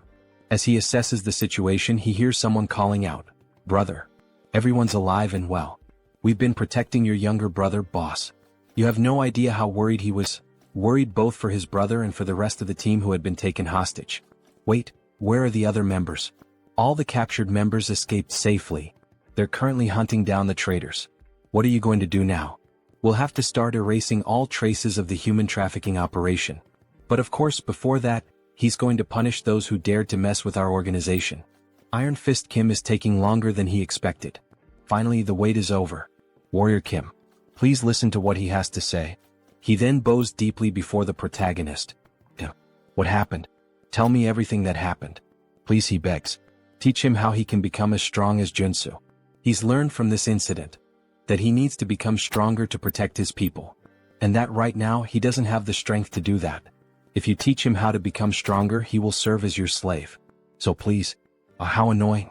If he's that grateful, then give him a reward that's actually useful. He doesn't want him as a slave. But still, he starts analyzing Iron Fist's body. Maybe with that method, Kim can definitely turn him into a stronger enhanced soldier. They can even perform a magical oath right away. He'll swear his loyalty. Wait, he's seriously willing to take a magical oath? Yes, of course he is. Alright then. He's going to train him like he's going to die starting tomorrow. Thank you. He swears he'll serve him well, sir. Maybe it's finally time for him to have a loyal subordinate. The next day, we see an abandoned area with several destroyed buildings surrounding it. Warrior Kim and Iron Fist are walking through the deserted place. Wait a minute, wasn't this place? Yes, this is where the body modification facility is located, the one we took from the Caretakers Association. That's right. And it's probably the place where those traitors continued their human trafficking operation. Wait, this place? He told those guys to use this facility only for enhancement purposes. Wait then. He finally realizes the reason they're here. You brought him here to modify his body? Yes. This place is the best for enhancing a reinforced superhuman soldier. Today he will undergo a biological mutation and have prosthetics implanted at the same time. At the same time? But isn't that dangerous? Many people suffered mana overload attempting that. Don't worry. You just need to make sure the combination of the mutation factors and the prosthetic components is correct. We see a massive metal door like the entrance to a secret hideout once controlled by the former organization that ruled this territory. Inside we see Warrior Kim working at a computer, programming the correct combination of mutation factors and prosthetic components. Meanwhile, Iron Fist is inside a green capsule. There are fewer ingredients than he expected. But it should be enough for a level 3 superhuman. Maybe those bastard soldiers of his stole some of the ingredients. The process of creating reinforced soldiers requires a method that is both standardized and unorthodox. Mutation factor plus prosthetic component. Just so he knows, this is going to hurt like hell. It's fine. He's ready. Let's do it. Alright then. Time to get this party started. He clicks the mouse. The capsule begins to emit a strong green radiation, lighting up the entire room. We see his body fully exposed to the blast. Then, looking inside the capsule, we see a high-speed spinning blade. He stares at it in fear, trying to imagine what's about to happen. Then, more blades appear and start slicing through his entire body, especially his mechanical arm, from which metal fragments go flying inside the capsule. He screams in pain. After all, his whole body is being torn apart. Iron Fist Kim from Arcane Seoul. His combat style relies on a prosthetic arm used as a melee weapon and a submachine gun for mid-range attacks, making him a versatile attacker. So, instead of choosing materials specialized for either short or long-range combat, he chose the trait of versatility, keeping open the possibility of transformation. And finally, if he manages to incorporate this mana core, then he inserts it into the machine, causing the green liquid to flow into a syringe, which is injected directly into his neck. Iron Fist begins to undergo a mutation. His entire body starts to bulge with glowing green veins, his eyes shine intensely, and he screams in agony with a deafening roar. It almost looks like he's turning into the Hulk. The protagonist looks a bit uneasy at the start of the transformation, but then a sly smile creeps across his face, as if everything he had planned was going perfectly. A huge success. Ah. He starts laughing like a mad scientist. We see the capsule slowly opening with thick steam pouring out. And then Iron Fist Kim. We see the foot of a beast. We see a massive mouth filled with sharp teeth. So, how does it feel to be reborn? He has transformed into a werewolf, the first one to appear in the story of the Manhwa. So this is what it feels like to be reborn. Werewolf mutation factor. The mana absorption through the prosthetic allows for the mutation, which is a necessary step for the rapid growth of an enhanced soldier. If he starts to recover, he shouldn't have any trouble reaching the intended goal. My God. Thank you so much, sir. What should the Iron Fist gang do from now on? How about you start expanding your influence throughout the entire Guanagu district? He needs a gang to maintain public order and keep an eye on dangerous and violent gangs. Throughout the whole Guanagu region, he says? With this kind of power, it might be possible. Then suddenly, Iron Fist's henchmen appear. Boss, please take a look at this. Guys, what happened? Wait, that voice, is that really the boss? But what the hell happened to his body? He enhanced himself by modifying his own body. By the way, what brings you all here? Alright. We found human trafficking sites that the traitor Ko Jumbum used. We also discovered traces of biological experiments. What? He said to destroy them as soon as they were found. But, it's really hard to get close because there's a young witch shooting lasers. A young witch? A young witch who underwent a biological experiment? Wait, could it be her? Then they rush over to an abandoned building. The walls are being blasted apart by lasers, or at least by bursts of something powerful. Look over there. Inside that cage. From a distance, they can see a female figure locked up, with the ground around her completely destroyed. Is all this the work of that witch? The entire building might collapse if they don't hurry. As expected, with so much power, there's no mistaking it. Inside that cage is one of the 3 most powerful warrior units in the entire game. Rank SSR. A heroine named Jeanette.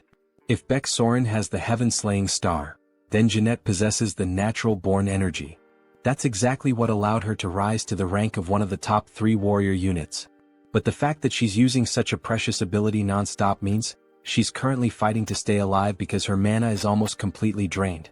She's instinctively using her power to protect herself. She keeps launching a relentless barrage of arrows made of pure energy toward the protagonist and Iron Fist. The wolf barely dodges her attack. Damn it. At this rate, they won't even be able to get close to her. Then Kim starts sprinting toward her, weaving through the beams of light. The beams suddenly focus all on him, and a massive explosion erupts, with thick smoke hitting the protagonist dead on. Iron Fist shouts out in worry, asking if he's alright, even though after an attack like that, it clearly doesn't look good. Then we briefly see the girl inside the cage and suddenly the traits start activating. Giant S strength. Diamond body. Immortal. Strength. Super strength. Sturdy. He transformed and modified his body to withstand the impact and, with sheer brute force, broke open the cell where the girl was trapped. Damn it, this hurts more than he expected. Then all of a sudden she starts conjuring an energy beam at point-blank range, which hits Kim directly, causing a massive explosion that leaves even Iron Fist panicking about what just happened. Holy shit, is he okay? All they can see is thick smoke rising, unable to make out what's underneath it. But then a mana potion is quickly used, leaving the werewolf stunned. He almost died burned alive. They see him carrying the girl in his arms, completely wounded, while she rests quietly against him. Sir, are you alright? Sure. He calmed her down with a potion for now. They need to get out of there before the effect wears off. Should he order his men to take her to a hospital? No, he will take her to his own house. He will take responsibility for healing this child himself. Then later that same day at sunset, Beck Soren appears in front of her master's house. Ah, so she's already at level 3? Congratulations. Haha, she knew he would notice, thank you so much. By the way, what kind of training did you want to do to call me over to your house? The situation is a bit uncertain, but his second disciple candidate is a bit unwell at the moment. They see her sleeping on the armchair hooked up to an 4 drip. My God, what did this child go through? She still can't even control her power properly, but he plans to make her his disciple and awaken her true talent. And he thought that you as a senior could help her a bit. Can you take good care of her? If that's what being a senior means, of course. She will do anything. A few days later, they can be seen deflecting the beams of light with their swords, while the girl remains seated in the chair, completely unconscious. Master, how much longer do we have to keep dodging these things? Soren is showing clear signs of exhaustion.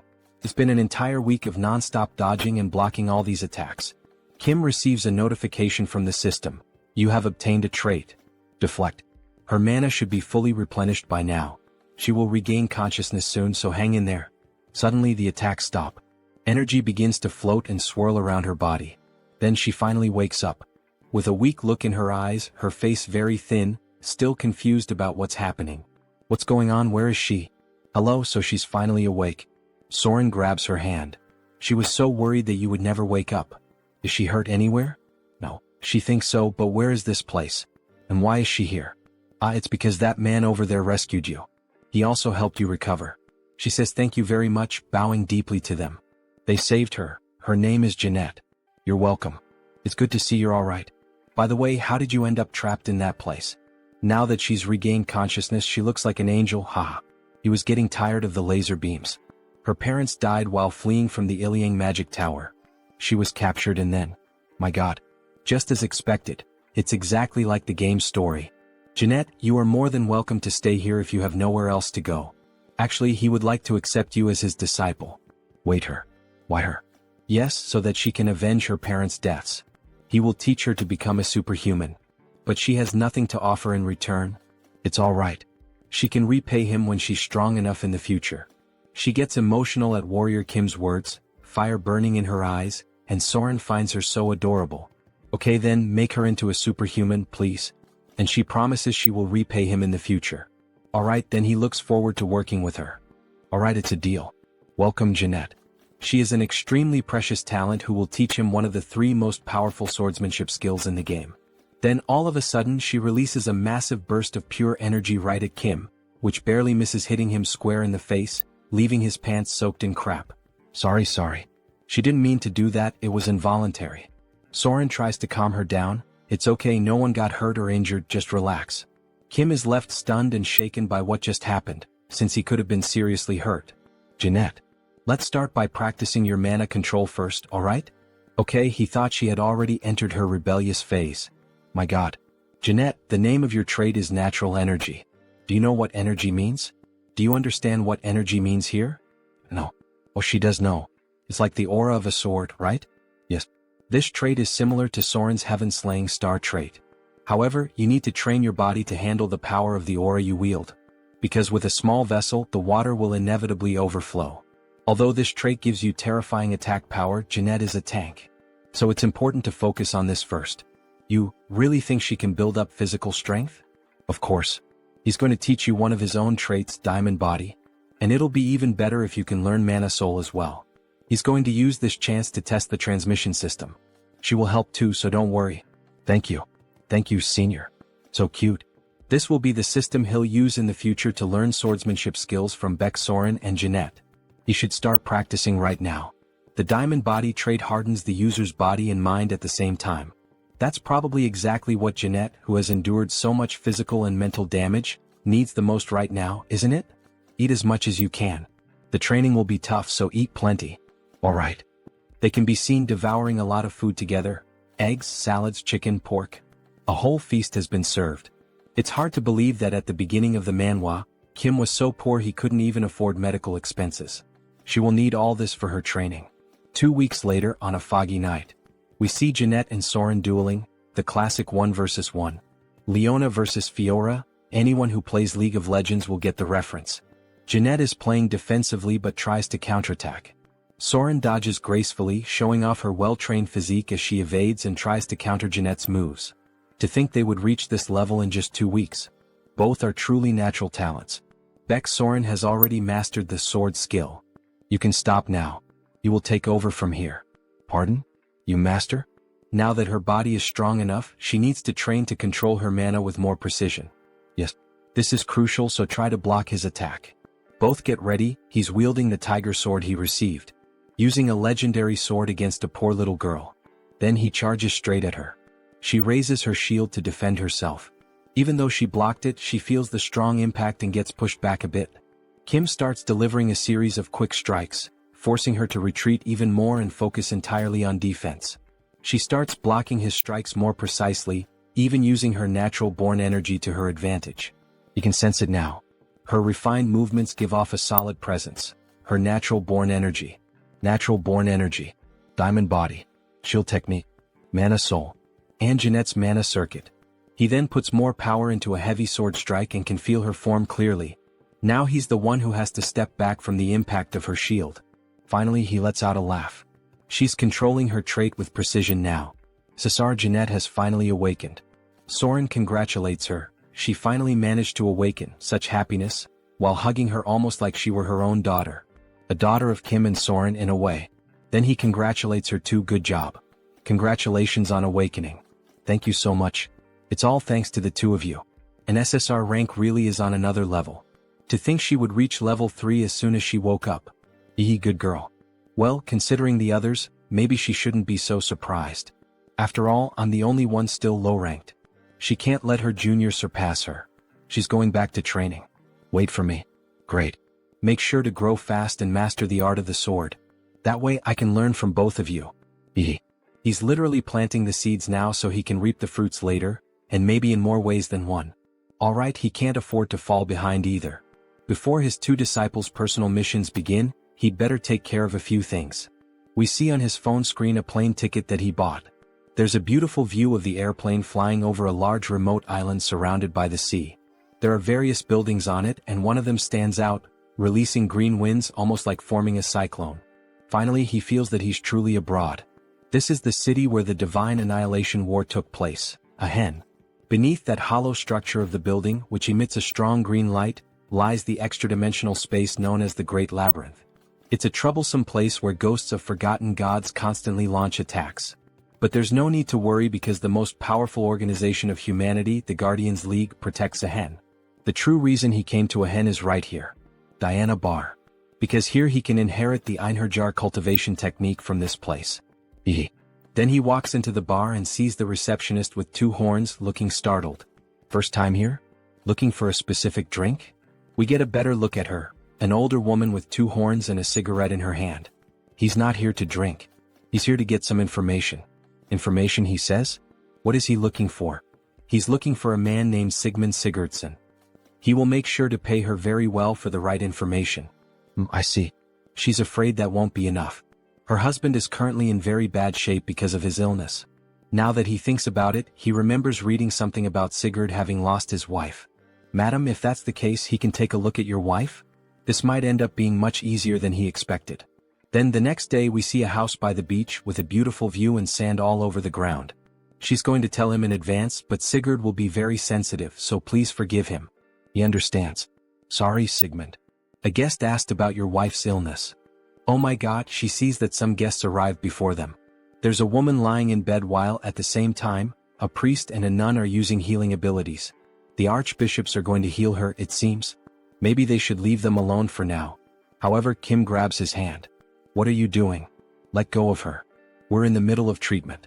The order of Tho and Gaia. The clergy's method of treatment is too obvious. What you're doing doesn't make any sense. The holy light will only make her wound worse. Sorry, but what the hell is he talking about? And how would you know that? Stop this nonsense and get out of here. He doesn't believe that a mere superhuman would know anything about this. Then he's introduced, Sigmund Sigurdsson. He looks just like a Viking. Sigmund, this guest here says he knows how to treat Jordy's condition. Maybe you should hear him out. Jordy's is in a situation where every second counts. She should be receiving holy light, not this nonsense. Then her body starts levitating as if she's being possessed by a demon. Jordy's. No, let's resume the treatment. This can't go on like this, it will only lead to disaster. Then the nun starts using holy magic again. However, the woman just levitates even higher, leaving everyone terrified. Jordy's? Her eyes open, and a dark aura begins to emanate from her body as she screams in pain. What's happening to her? Resume the treatment immediately. It's too late. We can't stop this anymore with just light. What? Are you saying she has no treatment left? He starts to panic. But Kim answers him. No, she still does. Your wife's illness comes from the fact that she received the stigma of the demon god of the pitch-black Simmeries, right? How do you know that? Do you really know how to cure her? Yes, he's been telling the truth since the moment he stepped into this room. Then he kneels down and begs, he pleads, please save her. If he saves his wife, he swears in his own name that he will do anything Kim wants. And with that familiar sly smile, Kim accepts. All right, he will save his wife. But he will have to keep his promise to do anything. Kim then begins the treatment, equipping 6 traits. Einherjar cultivation technique, mana soul, mana amplification, focus, mana and mana stabilization. Then he starts the treatment. Stigma. It's a disease contracted from the demons of the labyrinth. It's one of the worst debuffs where a decaying deity marks the soul. The demon's soul gradually drains the victim's life force. Her convulsions stop. He just put her to sleep with his mana. Do not wake her up. Sir, we brought the materials you requested. Great. Let's start immediately. Then we see the entire room in darkness with candles lit and a mark drawn in blood. It looks like a satanic ritual. He begins creating potions using his best traits for this purpose. Formulation, crafting, modification, intuition, insight, and focus. We lit all the candles, sir. Are you sure we can cure her with this treatment? It's more of a hope that she can overcome the disease than an actual cure. This debuff can't be easily removed even in the game. Because the more healing you apply, the more vitality this thing gains. You'd basically be trolling if you did that. Therefore, to overcome the stigma, he forces her to drink the potion he made, and after that, she starts vomiting blood and something begins to come out of her mouth. You have to draw out the hidden sprout that's causing this debuff. Black flames start pouring out of her body, and the symbol drawn under the bed begins to glow too. She starts levitating again and little by little she begins to transform. 2 horns start growing on her head. Bat wings begin to appear on her body. Why is Jordy's turning into a demon? Are you sure this is the right treatment? Yes, he is. It's going very well. And while holding a cross in a hand blessed with holy water, he says, because demons must be punished personally. Then he punches her right in the stomach with the cross. Begone, demon. Our protagonist, besides having the ability to possess countless traits, has now turned into a priest. A strong light begins to fill the room, all the black light drains out of her body, leaving only a golden glow. She finally falls back onto the bed. Darling, are you alright? Can you hear me? Can you see me? Sigmund? What happened? Why is he crying? Darling, you had been asleep for almost a year. Of course he was sad. You really would have died if it hadn't been for him. Now it's your turn, archbishops. He leaves the rest of the treatment in their hands. After all the commotion, Sigmund thanks Mr. Kim. By the way, what brought you here all the way from Korea? To meet you, of course. Me? You said you would do anything, right? He needs you to teach him the Sigurd cultivation technique. Sigmund's ancestor is Sigurd, the most famous mortal hero in Norse mythology. The Sigurd cultivation technique, passed down through his bloodline for generations, is a superior trait of the Einherjar cultivation technique. They sit down and Sigmund begins gathering energy and places his hand on Kim's back. He starts transferring the Sigurd cultivation technique. Every cell in Kim's body starts awakening.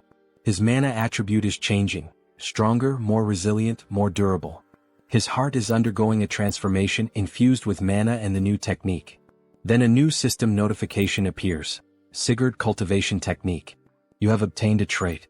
His total mana just increased by 30% or more. With this growth, he shouldn't have any problem learning more sword techniques. Then they are interrupted by the priest and the nun. Sigmund, we've finished Jordy's treatment. She should fully recover at any moment now. Really? Thank you so much. You truly are incredible for curing the stigma. By any chance, do you know how to treat other stigmata as well? Well, actually, he does know a few methods. Really? Could you please teach us how to help our patients overcome their stigmata? We'll pay the proper price, of course. They really want to learn what Kim did. Maybe he can use this chance to become more familiar with the 2 orders. But of course he's going to teach you. Both of your orders and the Guardians League work so hard to keep the Great Labyrinth under control, right? Oh my god, is he really going to help us? Even though the game only gives 2 options, he knows a different path, He absolutely cannot accept any payment from you too. He's going to teach you the methods for free. He says it with an angelic face. You truly are the esteemed saint of this era. Where is he? All I can see is light. He's too radiant. Are the 2 orders really going to get this information for free? Of course not. You really are an angel. How generous of you. Because this is the beginning of a hidden quest. Now his usual devilish face returns. always taking advantage of others. Then, when night finally falls, the villagers begin to celebrate in the village. A toast to Lord Kim. They start drinking from large wooden barrels, the kind that resemble those used by the Vikings. Lord Kim. He's now the hero of our village. Drink it all. Down to the last drop. Ah. Their faces are already red from drinking so much. Kim says he'll drink within his limits. Oh really? Our hero isn't as strong with alcohol as he looks, huh? Dear, you can still drink more, can't you? Ho ho ho, of course. Then they raise their mugs full of beer once more, making a toast to life. Just how much do these people drink, anyway? Meanwhile, he is passing out from exhaustion after working so much. Then we see a flashback to 1 week earlier. Kim is in an auditorium with several priests, nuns and members of the church. A man is chained up around the torso, possibly suffering from the same illness as Jordy's. The foundation is demonic blood, but the method changes depending on which demon granted the soul mark. He spread the method to overcome it to both orders and to the League of Guardians, and began traveling to save warriors who were suffering from demonic stigmas. So, at the very moment the mark takes over the body, he once again exorcises another demon. Driving a stake into the body can expel the demon possessing it. Wah! Long live the superhuman. He performed a miracle. He changed Akin's fate just like that, so I guess the grand festival makes sense. But what he really needs now is rest. A good rest and a vacation. Phew, he barely made it through. The Nordics really do know how to party. Ichem? Ah, superhuman, there you are. He was worried he wouldn't get the chance to thank you. Then we are finally introduced to who that man is. Director of the League of Guardians. A director. He came rushing over as soon as he recovered. Do you have a moment now? Ah, he's a bit tired at the moment. He thinks it's better if they talk later. Ah, what a shame. Our league president really wanted to meet you at least once. If he's not available, there's nothing we can do. He'll explain everything properly to the president. No. Suddenly, all his exhaustion vanishes. Please show the way immediately. If it's the president of the League of Guardians, he knows who that is. The youngest disciple of the Heavenly Demon. The Blood King SSR. It's an honor to meet you. He is Warrior Kim. Nice to meet you. He is Chinwei, president of the League of Guardians. Blood King / Chinwei. The president who protects the labyrinth and the dedication of the League of Guardians, he knows it well. Thank you for your words. It's simple, but please have a seat. They said you spread the cure for the soul mark in Akin? He's truly impressive, just as they had heard. Does he know Warrior Kim? In this world, there's no information that doesn't reach the League of Guardians. He heard you were called a rising star of Korea. Would you consider becoming his disciple? What? What do you mean by that? You happen to resemble his master quite a lot in temperament. Like someone with a vision that sees beyond. You mean, the Heavenly Demon? Yes, the Heavenly Demon. The greatest martial artist of all time, his skills reached the heavens. Although he has been in closed-door training and hasn't been seen for over a decade. The disciples of the Heavenly Demon, Divine Lord, Demon Marquis, Blood King. All of them are SSR rank in level 8, but the Heavenly Demon is on an entirely different level, level 0. And the reason for that is the Heavenly Demon's divine art. It is the ultimate technique of offense and defense, a cultivation art of mana, and even a movement technique, because it embodies the most powerful martial art in the world. Although the Heavenly Demon's divine art was passed down to his senior disciple, which is a shame, his own Blood Heaven Divine Fist art is still not something to be underestimated. Anyone who seeks power would never regret it. Unbelievable. The Blood Heaven Divine Fist art is level 1 among martial arts. This is a golden opportunity. But he thanks him for the offer, but fears he cannot follow him, President. What? Is he saying that he's not good enough as a master? Not at all. It's just that he already turned down an offer to become someone else's disciple. Then he shows the tiger sword he received. The silent sword. It seems he met Master Gugijium. He cannot do something that would dishonor him. After all, he is a historical figure of Korea. If you think about it, the Blood Heaven Divine Fist art is on the same level as the Silent Sword's invincible style. So it's not exactly irreplaceable. TSK. Just when he thought he had found a promising disciple, that old man ruined everything, completely messed it up. So he supposes he has no other choice either. This is a sign of the respect he has for you. Wait, isn't that the Heavenly Demon's medallion? Hold on, is he giving me this rare item? Only our master and fellow martial brothers are allowed to use it. You should treasure it. Thank you. But in truth, the reason he gave it is obvious. It means, if you ever change your mind, come find me. It's probably something similar to why the Legion commander gave me a sword. Ah man. With two big shots showing interest in me, it's kind of overwhelming. Ichem? Why is he suddenly trembling? He's just moved by the president's gift. He will treasure it. Take care. Very well. I hope we meet again as master and disciple. Well then. Time to go claim that hard-earned mission reward. The next day in a massive building. We see the priest and the nun speaking with Kim. Transcendent One, we've prepared a modest gift for you. Here, please open it. Ah, you really didn't have to go through the trouble? You didn't do any of this expecting thanks. Good heavens. To think that someone this humble still exists. No wonder they call you the saint of our era. But eternal grace deserves an expression of gratitude worthy of it, and what is worldly also deserves its own form of appreciation, don't you agree? Please accept it. Grazie. That's exactly what he was saying. He opens the chest, which shines brightly. Inside we see nothing less than a massive axe, the same one from Thor in the Avengers movie. This is a gift from the Order of Thor, Mjolnir. If he doesn't recognize Thor's hammer, he must be a spy.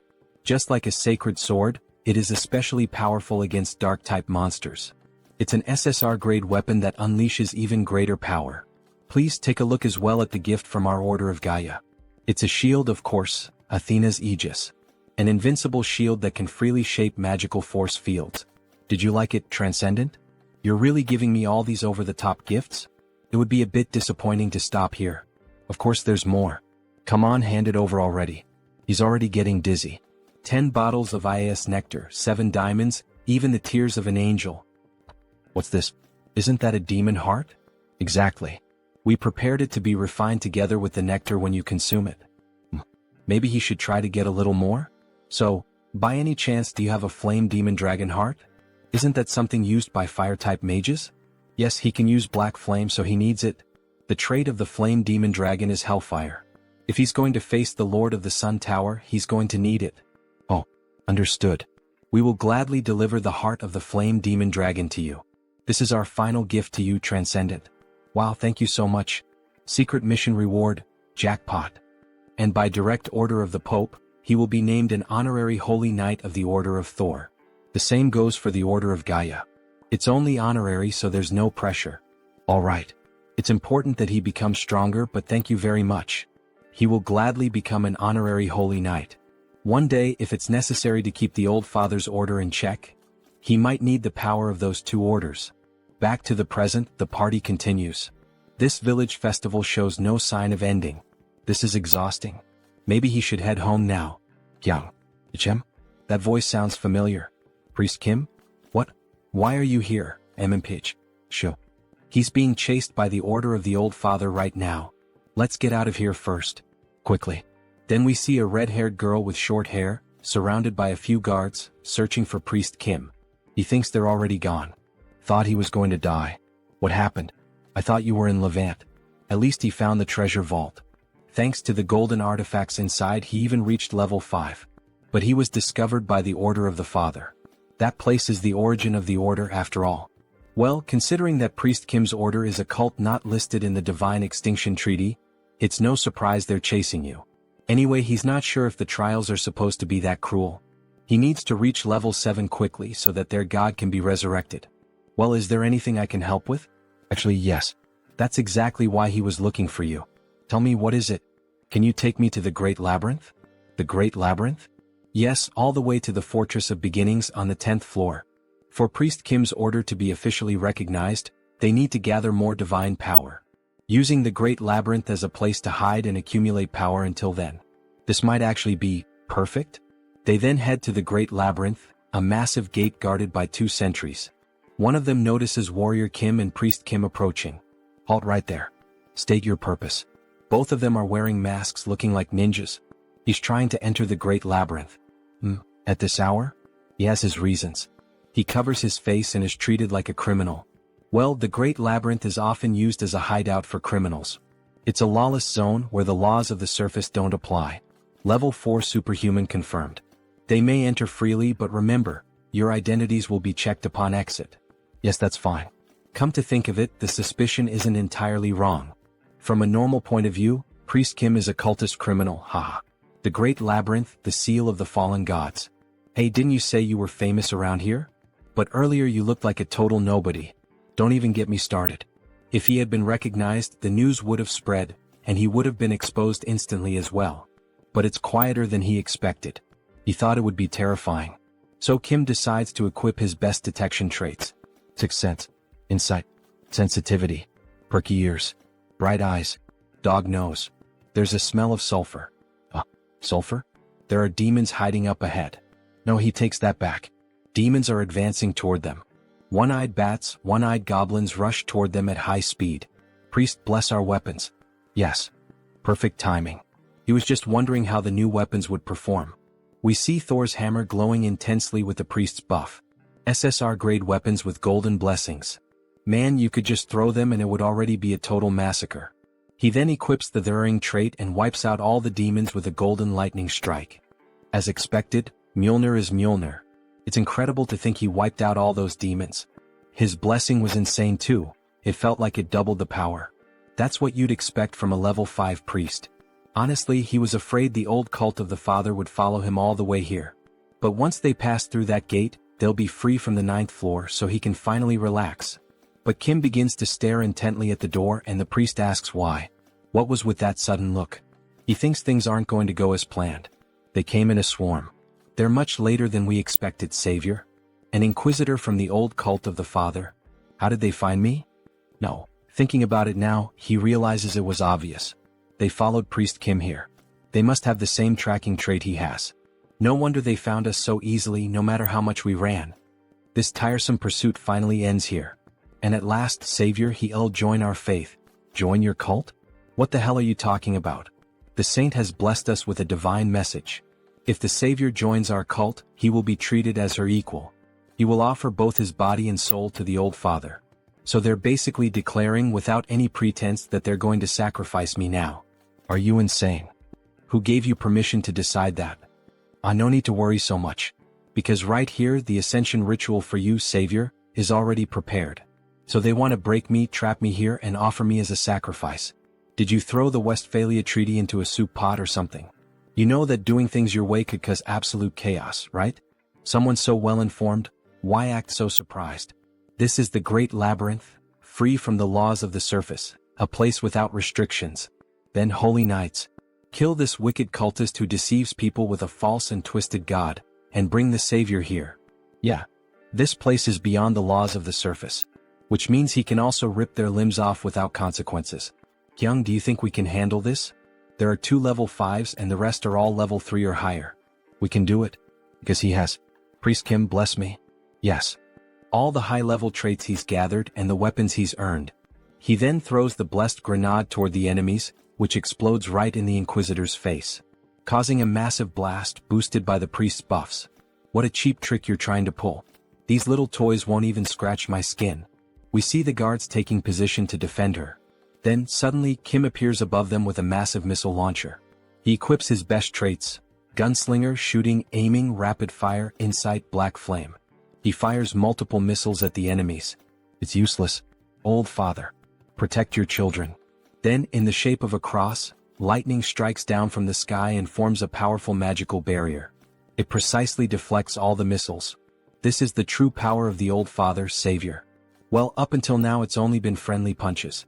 But now the real punch is coming. Then he activates the new trait he acquired, Sigurd's combat method.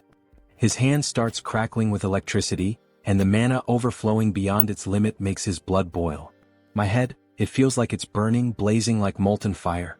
A blue lightning slash cuts through all the enemies. His heightened senses pick up every detail of the world. He finds someone with an opening. Then he draws the tiger sword and strikes. Collapse. Multi-strike. And he slices one of the enemies clean in half, as if cutting through a slab of meat. The formation's been broken. Return to your original positions. Wait, something's wrong? He tore through our weakest line. With eyes surging with energy, the soldiers panic. He's going to wipe us all out before we can regroup. Kim activates the technique, Tiger King Twin Striker. With 2 X-shaped slashes, he annihilates several enemy soldiers. Do not retreat. The great old father watches over us. Sword Shadow Knights form a wall.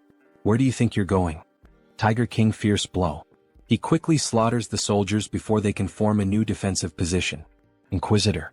The enemy is advancing. What should we do? Please give us an order. Accept a glorious death.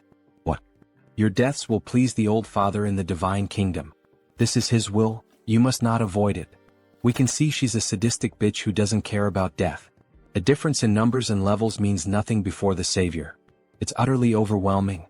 Tiger King rising / Meanwhile he keeps slaughtering the weaker enemies.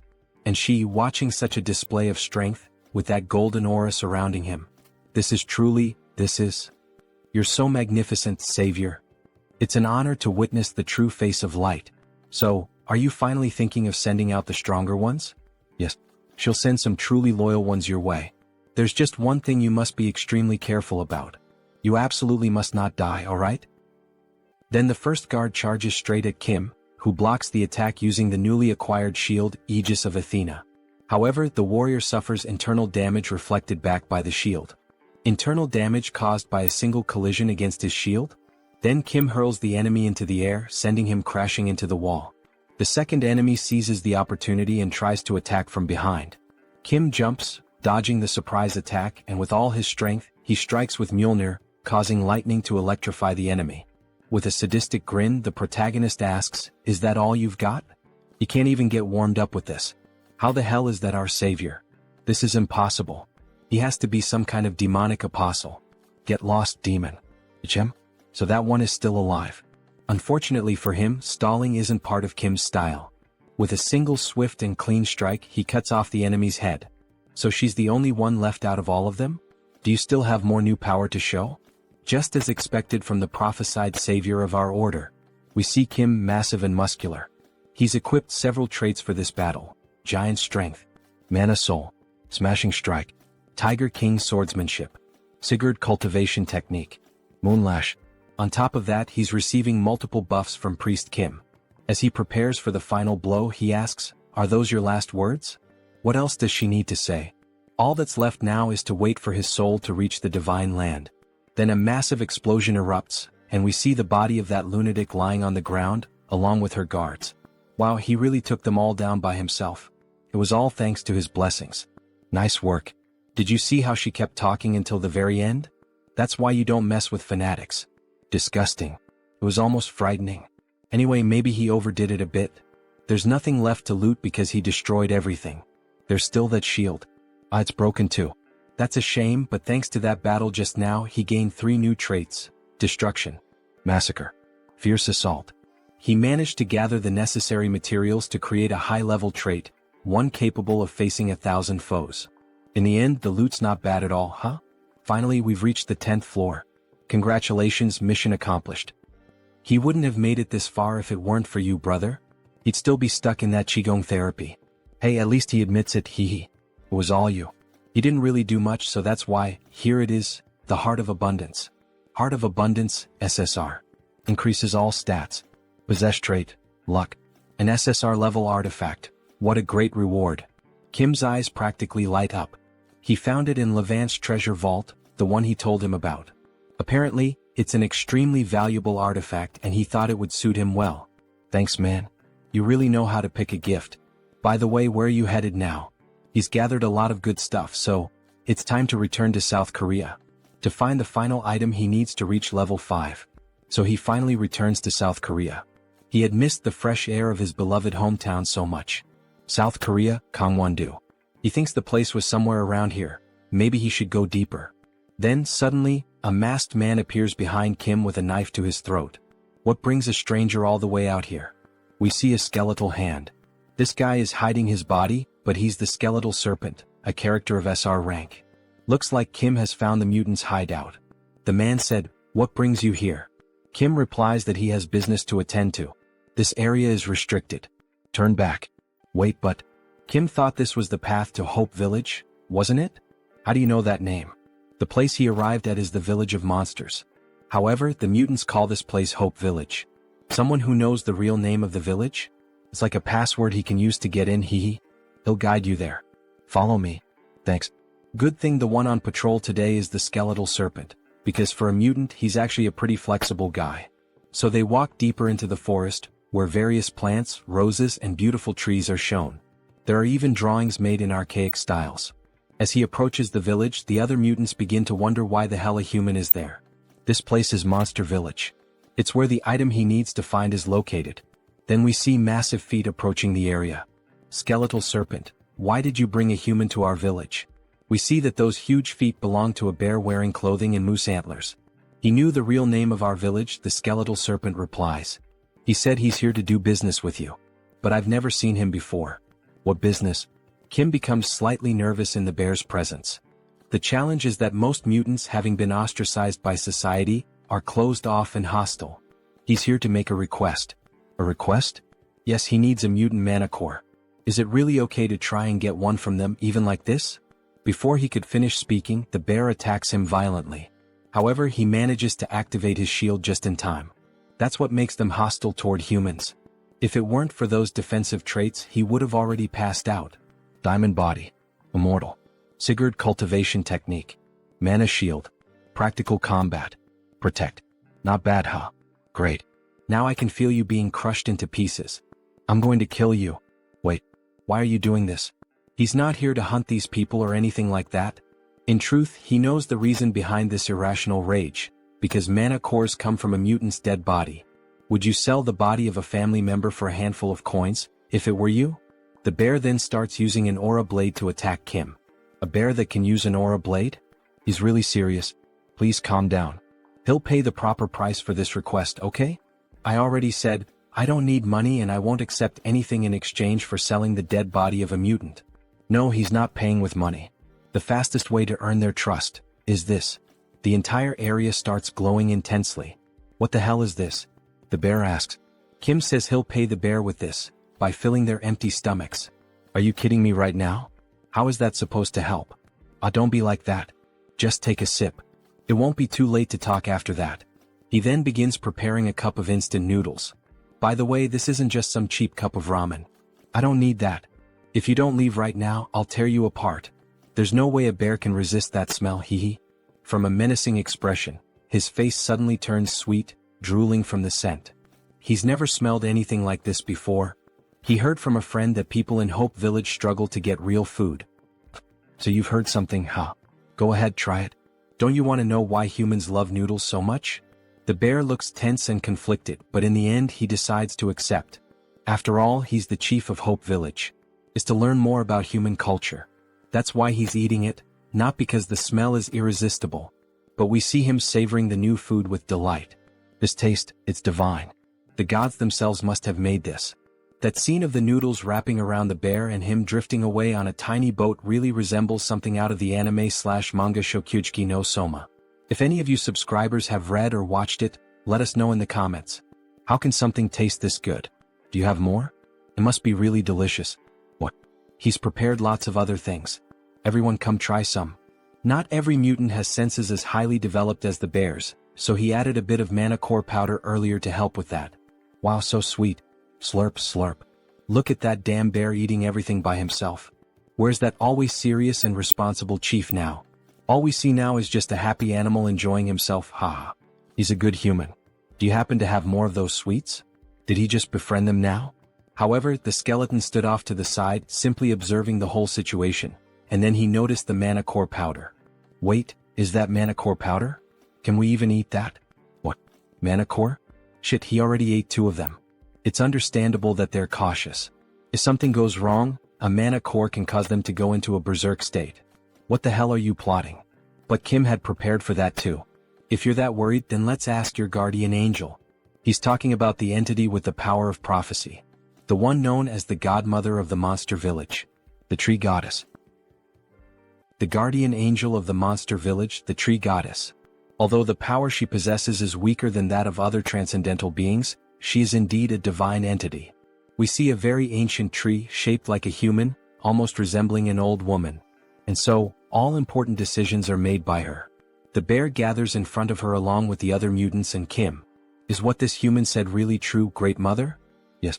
What that child used was level 0 mana core powder, purified by the holy water. He has given you, poor creatures, a great gift of nourishment. The mutant uses some kind of controller, similar to a video game one, to communicate with the tree. Thank the heavens. That means we can eat more. I mean, it won't have any harmful effects on our bodies. The godmother has given her approval. Really? Then we can eat more? Thank you so much for granting us your wisdom, godmother. He kneels down to offer the proper thanks, while the other mutants celebrate, many of them overjoyed to finally eat something good. Then the skeleton approaches Kim. With this, the doubt has been cleared. It seems he made a fuss for nothing. Sorry. It's alright, he understands. There's no need to apologize. Now that the misunderstanding between us has been resolved, how about we have a Korean barbecue party? We see 4 beautiful cuts of meat, even resembling bacon, ready to be cooked. Then he starts grilling the meat and everyone around goes wild. The smell, the look, even the sizzling sound as the meat cooks, everything about it sends the mutants into a frenzy. Meanwhile, Kim is having fun cooking for all of them. The tree begins to laugh, her expression turning joyful. It seems that an honored guest has paid a visit to our Hope Village. As night falls, we see the bear completely drunk. Isn't this a crime? Ah. Now he understands why humans love alcohol so much. It's refreshing. I'm glad you enjoyed it. By the way, why do you call me human but don't refer to yourself that way? It's just that he got used to it. To be honest, it hasn't been that long since they started treating us as humans. Back during the Japanese occupation, we were considered nothing more than talking animals.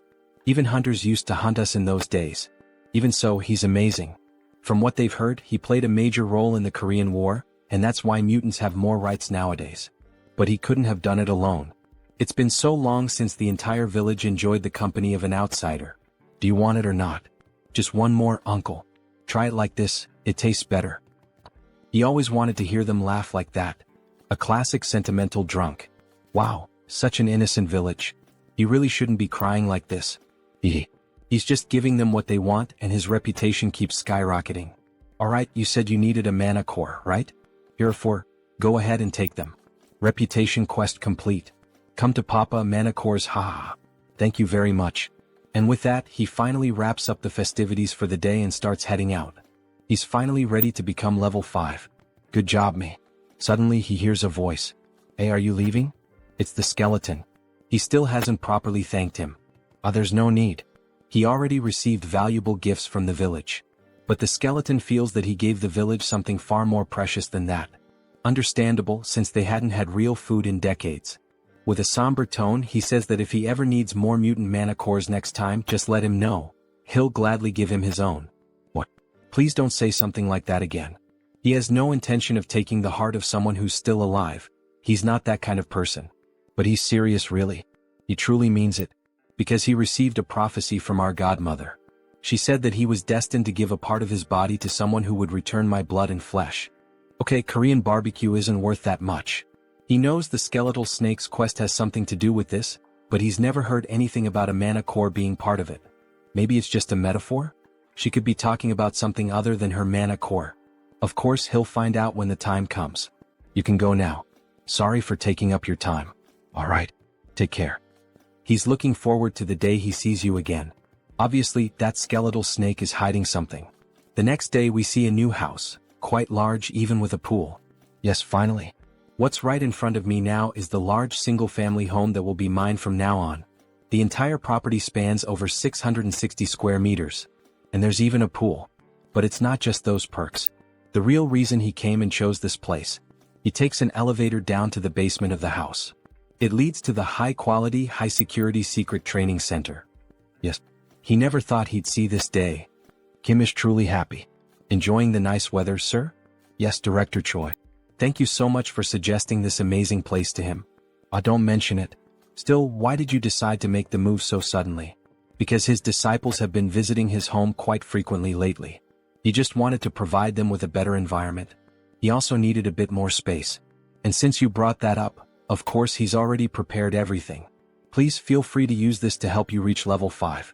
We see a massive capsule, equipped with advanced technological components. Hello, Master.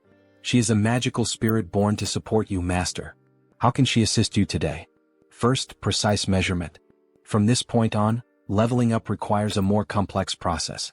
To achieve the best results, he needs the help of a spirit. Beginning precise measurement.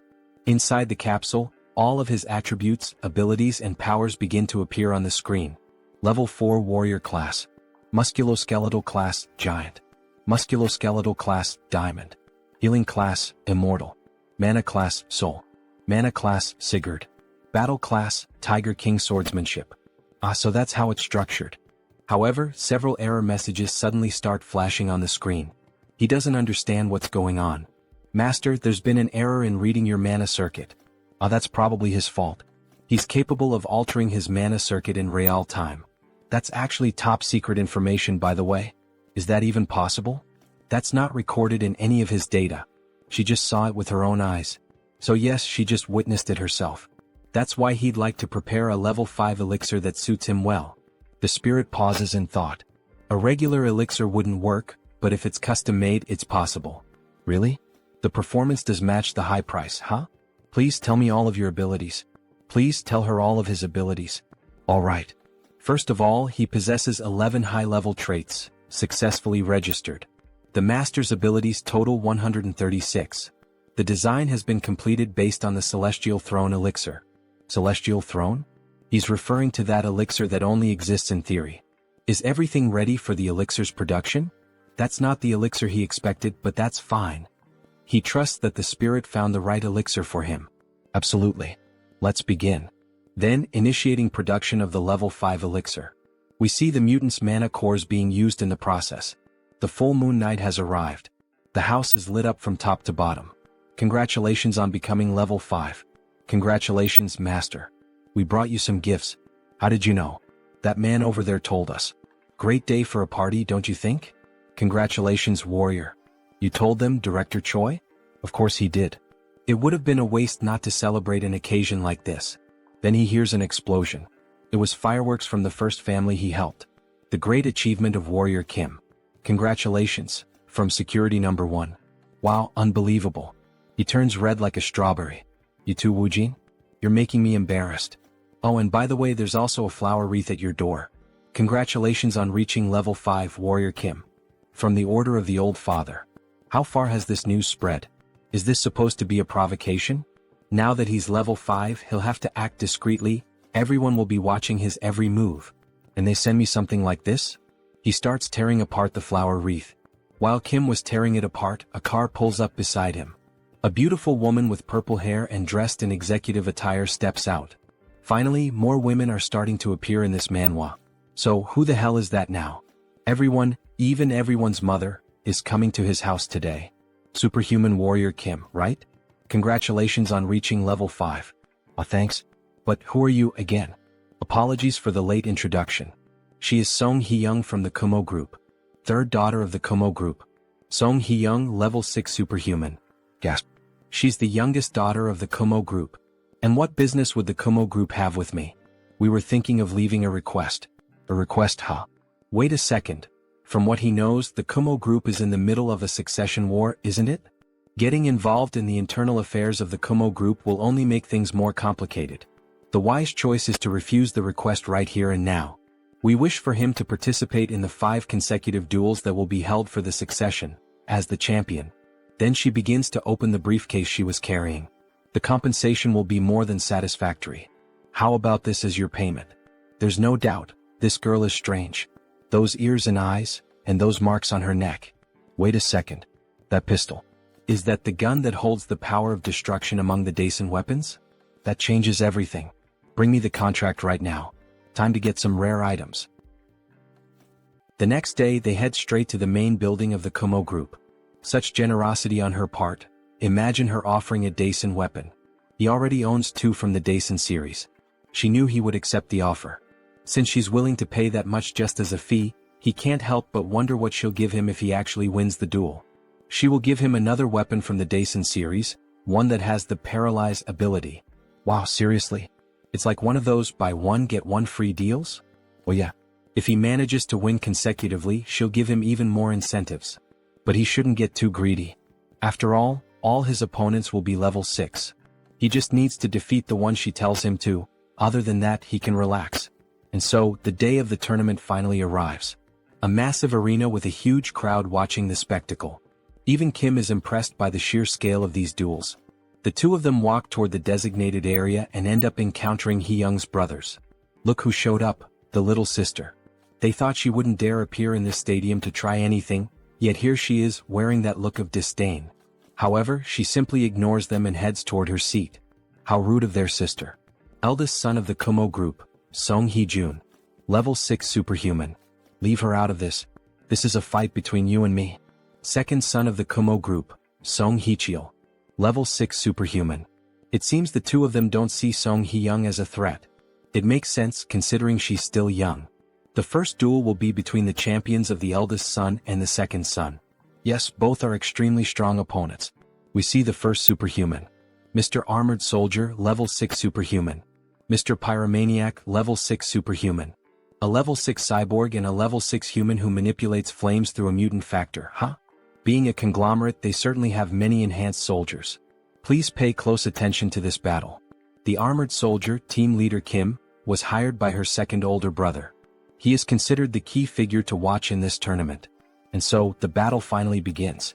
He charges straight at the enemy, trying to grab him with his own hands. However, Mr. Pyromaniac starts laughing and activates his ability. He brings his hands together, forming a cannon, and says, "Solar Flare." Mr. Armored is caught off guard. Flames, an enormous explosion, is unleashed directly at Mr. Armored. Song Hee-young is taken aback by such a powerful display. The cyborg is fatally burned by the explosion, leaving everyone in the arena hearing his screams of agony. After the explosion, only destruction and ashes remained in the arena. Song Hee-cheol, the second son, is left in a state of shock. Everyone present in the arena wonders, could he be dead? Meanwhile, the first son gives a wicked smile, knowing that victory is drawing near. That flame just now.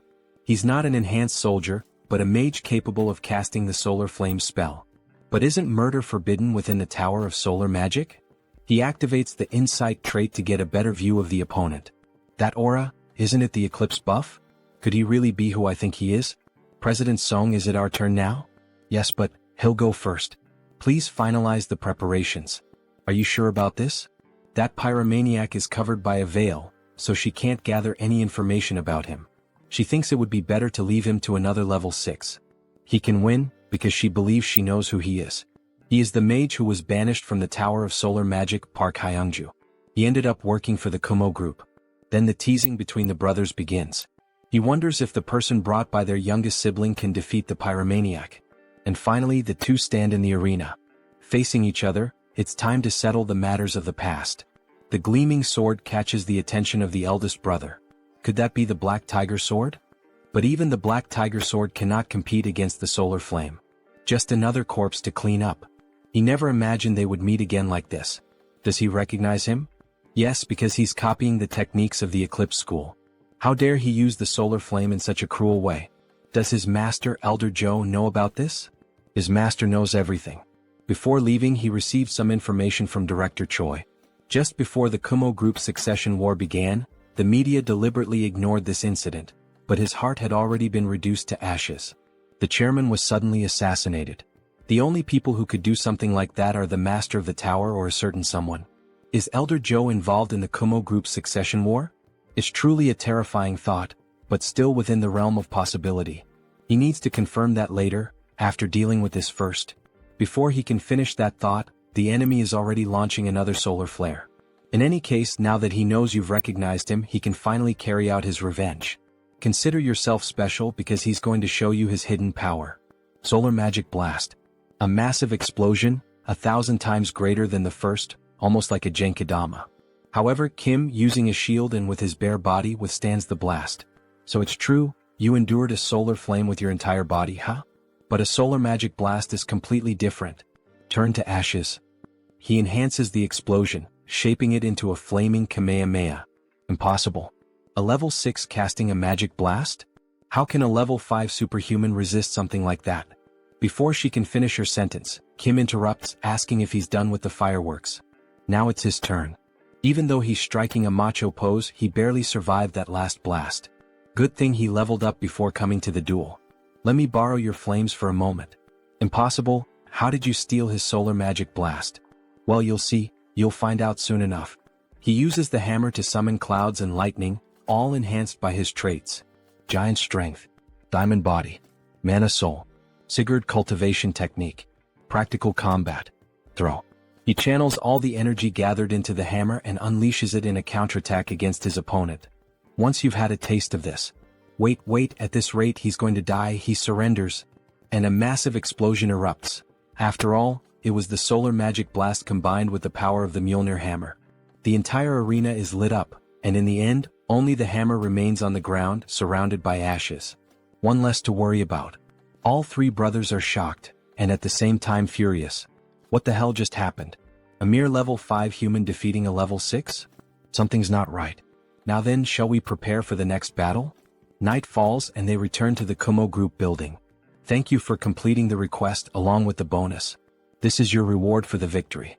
We see several briefcases filled with gold bars, and, of course, the promised weapon. The fourth piece of the Daisen series is now in his possession. Only one more to go. And that's not all. She did say she would provide incentives, right? It's not much, but here it is. Kumo boots. Effect. Ignores inertia, Mr. Magic Shoes. What do you mean it's not much? Rich people are really generous. He's not so sure if he should accept something this valuable. Please, you've earned it. 3 consecutive victories. That was truly impressive. After that, he won 3 more matches in a row and then withdrew. The remaining champions finished the tournament, and he left with Song Hee-young as the victor. He could have faced more opponents, but he didn't want to reveal everything he had in this tournament. Because the entire world was watching the Kumo group's succession war, across every possible channel. Newspapers, news broadcasts, the internet. So, does that mean she's now the main candidate for succession? Of course not. The duel was merely a pretext to persuade the council. Her brothers were certain they would win, but their plan failed. Still, they won't give up so easily. I see. It's true she's at a disadvantage since she's the youngest. The only thing the Kumo group believes in is not morality or the law, it's overwhelming strength. Yes, but she has no intention of letting them do whatever they want. And that's why she would like to entrust him with a new mission. What kind of mission? She offers such generous rewards, there's no way he could refuse. There is one way to overturn this situation. She then touches her earring and a hologram is projected, of a black raven. The raven chip. This chip contains a mutated gene that responds only to our family's DNA. If we can secure it, she'll be able to reach level 7 and turn everything around. So she's willing to risk the dangers of the mutated gene. Of course he'll give it a try. Really?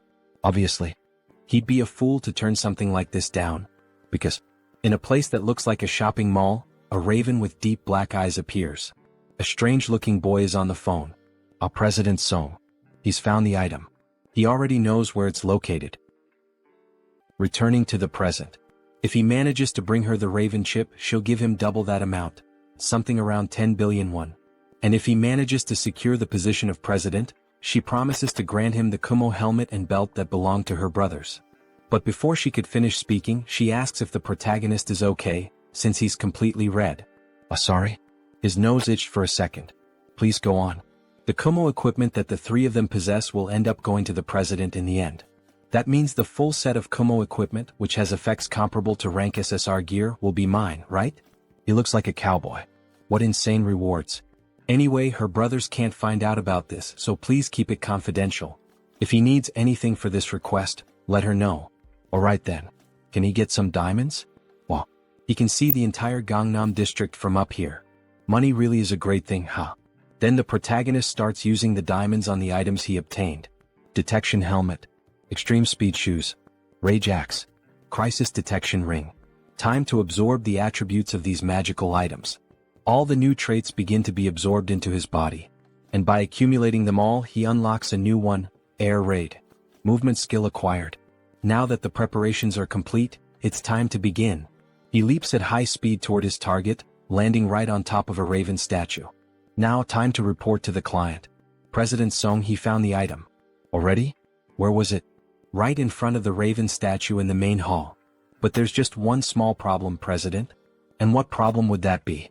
He's going to have to make a bit of noise to get the chip. So, she'll have to take responsibility for what's about to happen, Chairman. He then destroys the raven sculpture, revealing the chip he was looking for, being carried by a golden raven. Raven chip secured.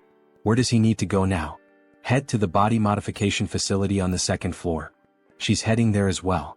Her brothers have probably already noticed. She needs to hurry. Don't worry. She's always hated the fact that she was born after them. So this time she's going to be faster than they are. She finally arrives at the body modification facility. Youngest president? What brings you here at this hour of the night? The modification room is empty, right? Start everything up now. Okay. The lab assistant begins initializing the modification program's commands. But, what are you planning to do with that? You arrived just in time. She's ready, warrior. And so is the chip. Let's begin immediately. Don't tell me, is that the Raven chip? Then she'll leave the rest to you, warrior. Yeah, leave it to me. She's going to stay right here and see everything through to the end. Someone bursts into the room shouting, Song Hee-young, you treacherous bitch, how dare you act behind his back? Brother, he thinks she's already started the process. Nonsense. Stop her right now. He won't let you go any further than this. So, you took down a few of those superhumans back then, and now you think you can go against him? Do you even know who he is? Of course he knows who he is. The president of Kumo Electronics. Or maybe, he should call him the former president of the company? You son of a bitch. Wielder of the Black Tiger Sword. No matter how great a warrior you are, you can't fight both me and my brother, 2 level 6 superhumans at the same time. We'll offer you a reward equivalent to what Hee-young promised. So, how about we make a deal instead of clashing? Alright. If you want, he can give you the position of Deputy Director of Security at Kumo. How does that sound? Kim thinks over the proposal. Oh my god. What a shitty idea, man. Asking me to betray a defenseless client? That's such an old man way of thinking. Maybe it's because of your age? And he's even offering me an equivalent reward, like, he might have at least considered it if they'd offered double or triple the amount. But of course he values trust above all else, so he wouldn't have accepted it anyway. Siding with trash would only make him trash too, heh.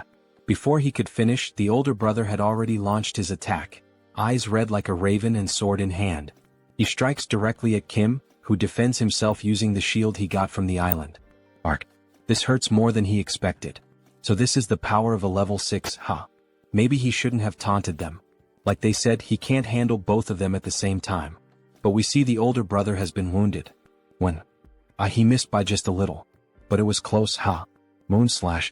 Since they don't have practical experience, it's doable. How dare he do that? Then the second brother draws 2 automatic pistols and unleashes a true rain of bullets. New trait unlocked, shield blocking. He was wondering why the shield felt sturdier. Shoot as many bullets as you want, he's not going to budge an inch. Brother now? The older brother dashes forward, aiming to disrupt the body modification process from behind. However, Kim quickly switches equipment. The second brother is caught off guard. Daisen gun of halting? The older brother is frozen in place. That bastard, where the hell did he get that weapon? Wait, where did he go now? This is a leap boosted by the air raid trait. Exploit the opponent's opening in an instant. We see the 6 traits he's using: gunner, gun shooting, spitfire, focus, rapid reloading. And he rains down attacks like an airstrike. Are you thinking of giving up now, Mr. Song Hee-jun? How laughable. To think you'd win with such a minuscule amount of power. What, are you relying on an item now? He then transforms. This is the Raven of Absolute Darkness. In addition, several building security guards start to arrive and surround the protagonist. He's going to put an end to your insolence here and now. Damn it, not even he can guarantee he'll get out of this safely. Everyone stop. A golden light begins to shine from the body modification capsule. Everyone turns stunned. Kim is happy it's finally done. The brothers are worried. This time, unfortunately, you arrived too late, my brothers. Third child of the Kumo group. Song Hee-young.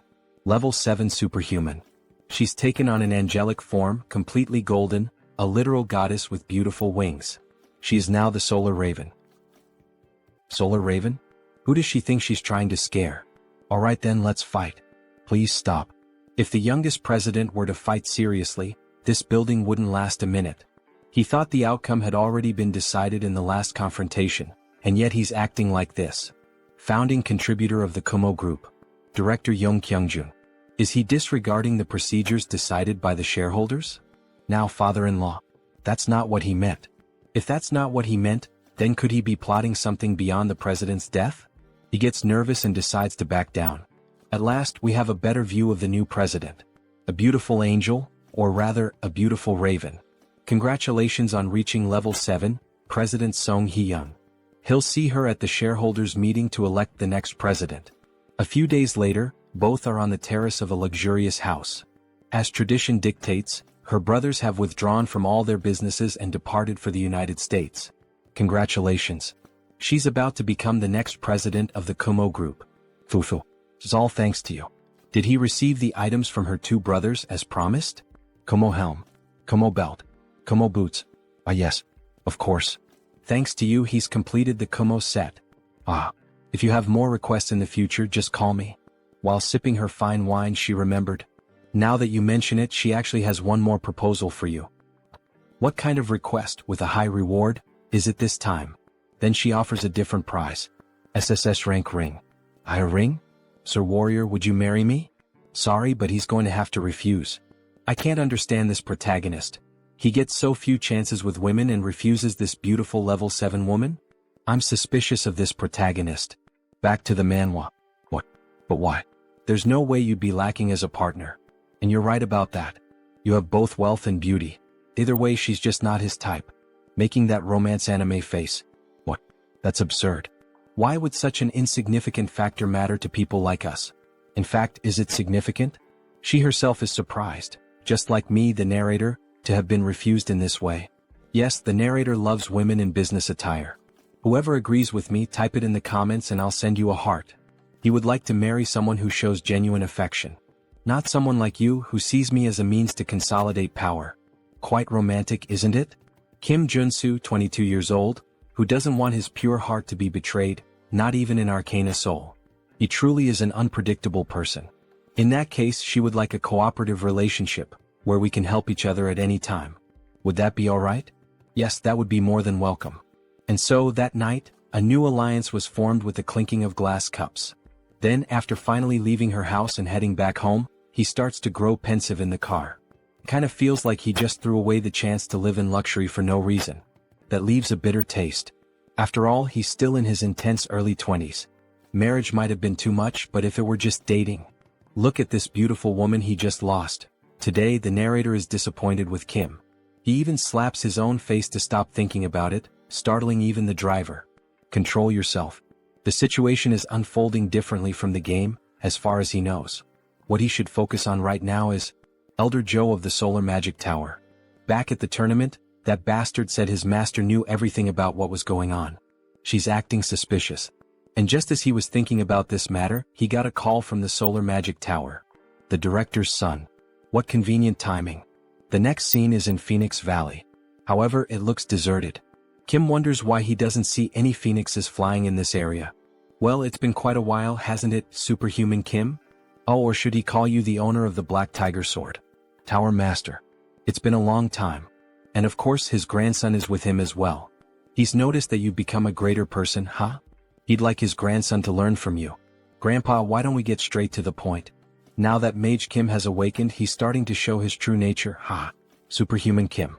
He's sure you already expected this, but we called you here to make a request.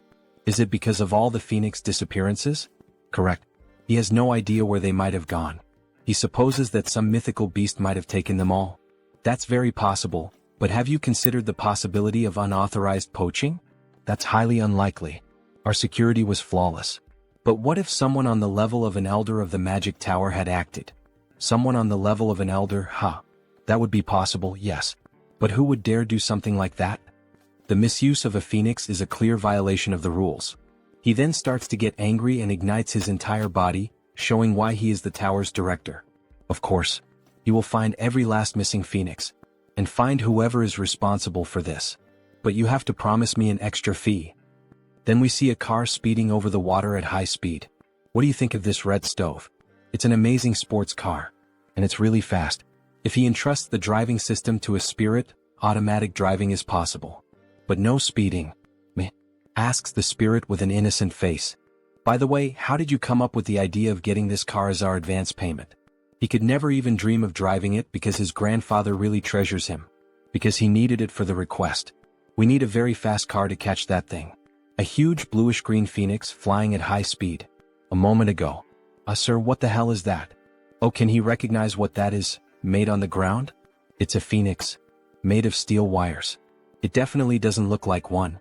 You only replicated its bone structure. You can save the compliments about the quality. I will. He managed to get some crafting attributes from it, so of course. Alright then, Mr. Mage.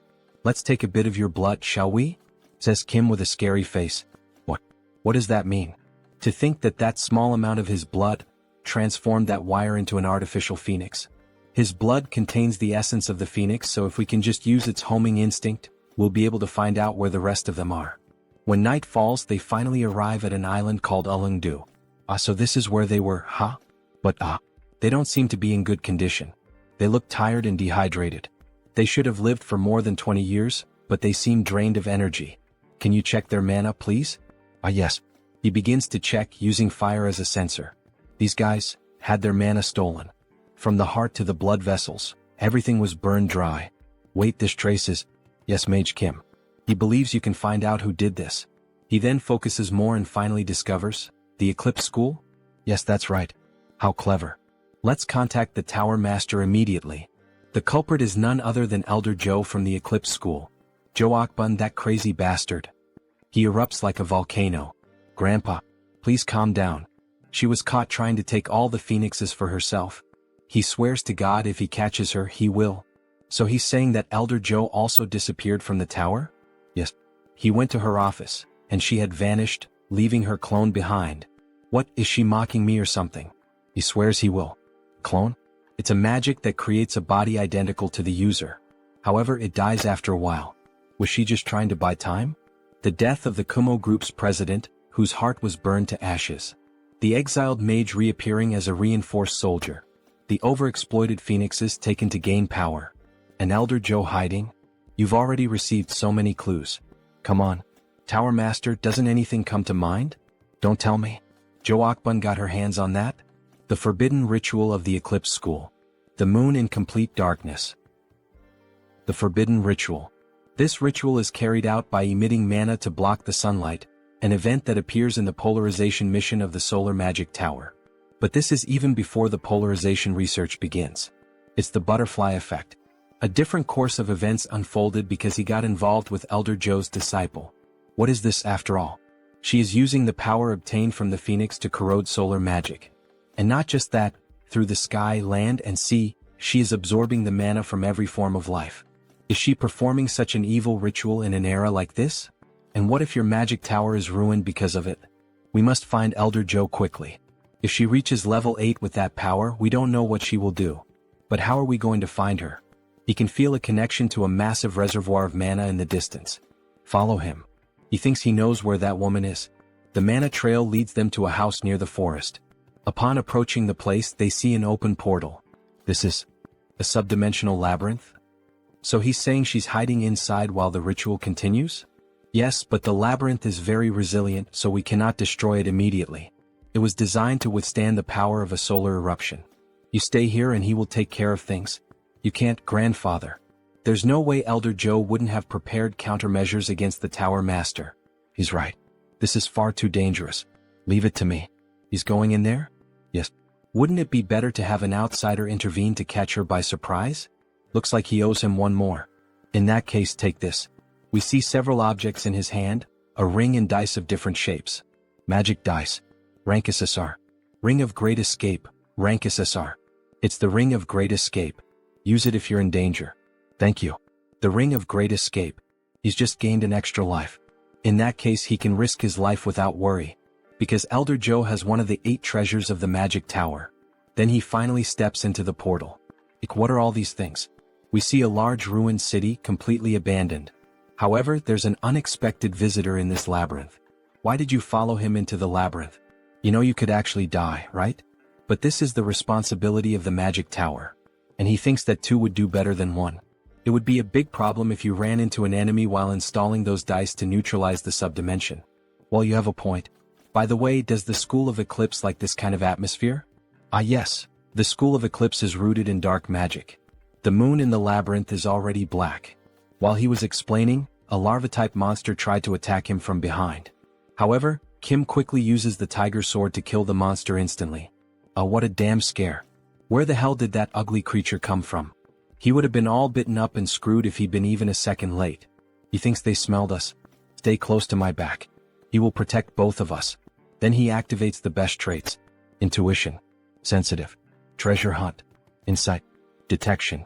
Sword expert. Dozens of them will come at us all at once from now on. They start emerging from underground, several of them, but Kim quickly slashes through all of them in seconds, looking like a Japanese chef making sushi. And he ends up unlocking a new trait.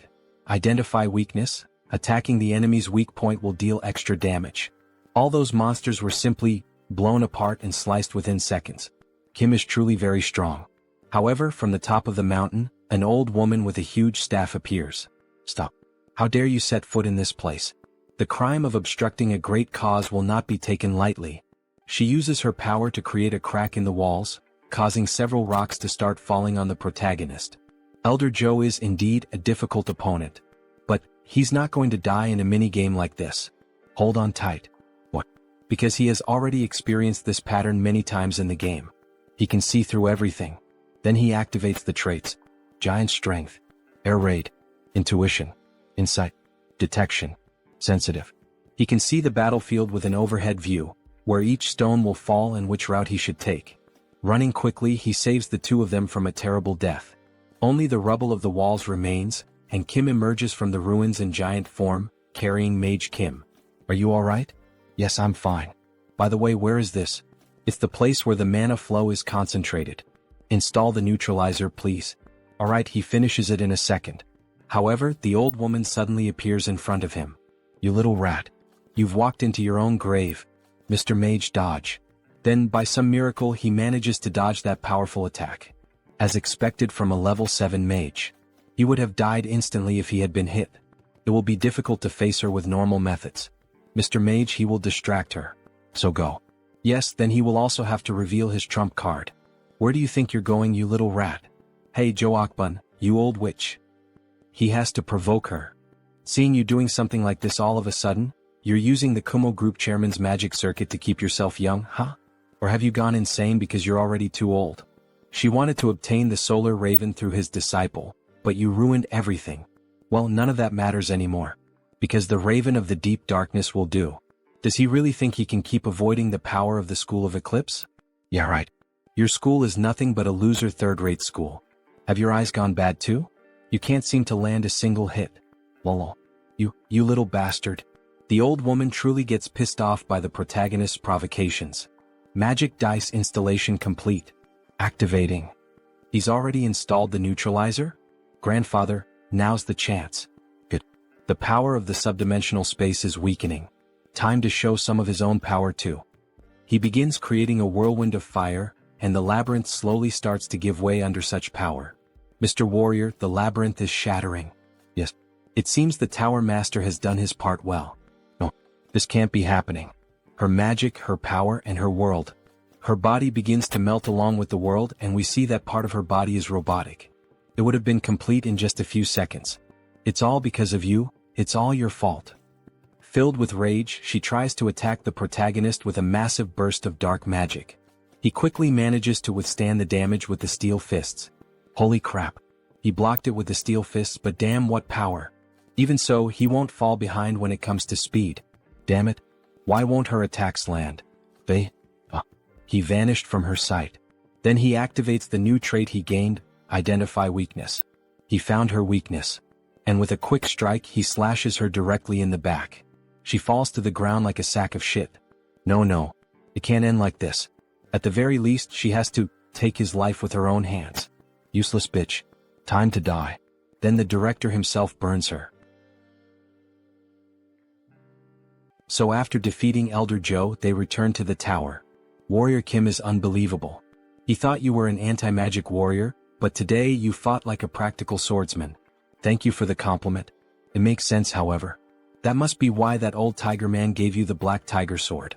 He thinks people call it the Celestial Star. That sounds like something the spirit said. What is the Celestial Star? It refers to those with infinite talent and 1,000 kinds of supernatural abilities. Doesn't that not seem exactly right for him? Anyway, he should reward you for this incident. Ring of Eclipse, SSR.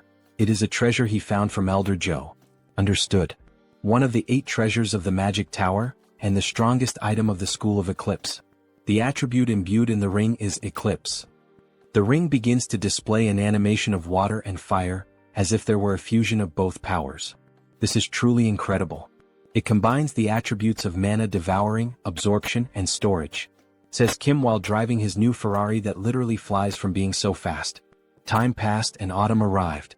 Beck Soren is training her attribute Heavenly Assassin Star, and Jeanette is training her attribute Innate Energy. Beck Soren will reach level 5 very soon. It will not take long until she learns the Mars Sword technique. we also have our werewolf. Having far surpassed level 4, Iron Fist Kim is in the process of expanding his territory throughout the country. And so, Arcane Seoul faced December 24th. Embassy of India in Korea. Wow. So an honorary paladin gathering is happening here? She wonders what it is like inside. This is the first time she spends the day of divine annihilation with other people. Make sure to enjoy today. Because tomorrow she will return to training, says Kim with an evil face, while Soren lightly laughs, seeming almost like a couple taking care of their daughter. She is going to enter first. Ah, Jeanette. Wait for me. December 24th, the day of divine annihilation. It is the day when the old father was officially killed, and the day to celebrate the Treaty of Westphalia. That is why it is commemorated as Christmas all over the world. Because this world does not have Christmas. Inside the Indian embassy it is beautiful. The girls become emotional upon seeing it. So much food and gold. Jeanette, look. It is Paladin Cha De-jun. Wow. He is so handsome. And on every day of divine annihilation, gatherings of paladins are held in several countries. He was invited as an honorary paladin of the orders of Thor and Gaia. But that is not the real reason why he came here. Oh, if it is not the owner of the Black Tiger Sword. He is Asim Kurat, the ambassador of India. He is Warrior Kim, level 5 superhuman. Thank you for the invitation. He came here because this man is the one organizing this gathering. This is his wife and daughter. His only daughter. Nice to meet you, Superhuman Kim. It is Kali, the last of the 3 most powerful warrior units of the game. SSR rank Kali Kurat.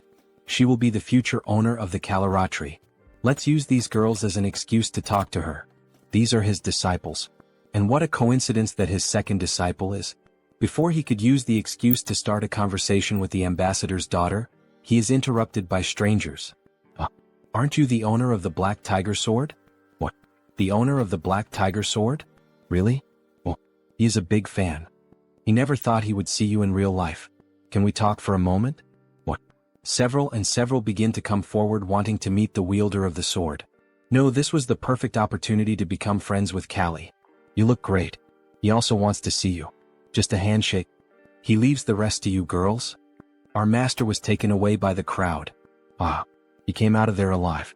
He could not talk to Kali even for a second because of those people, but at least the girls made friends with her, so he thinks it is all right.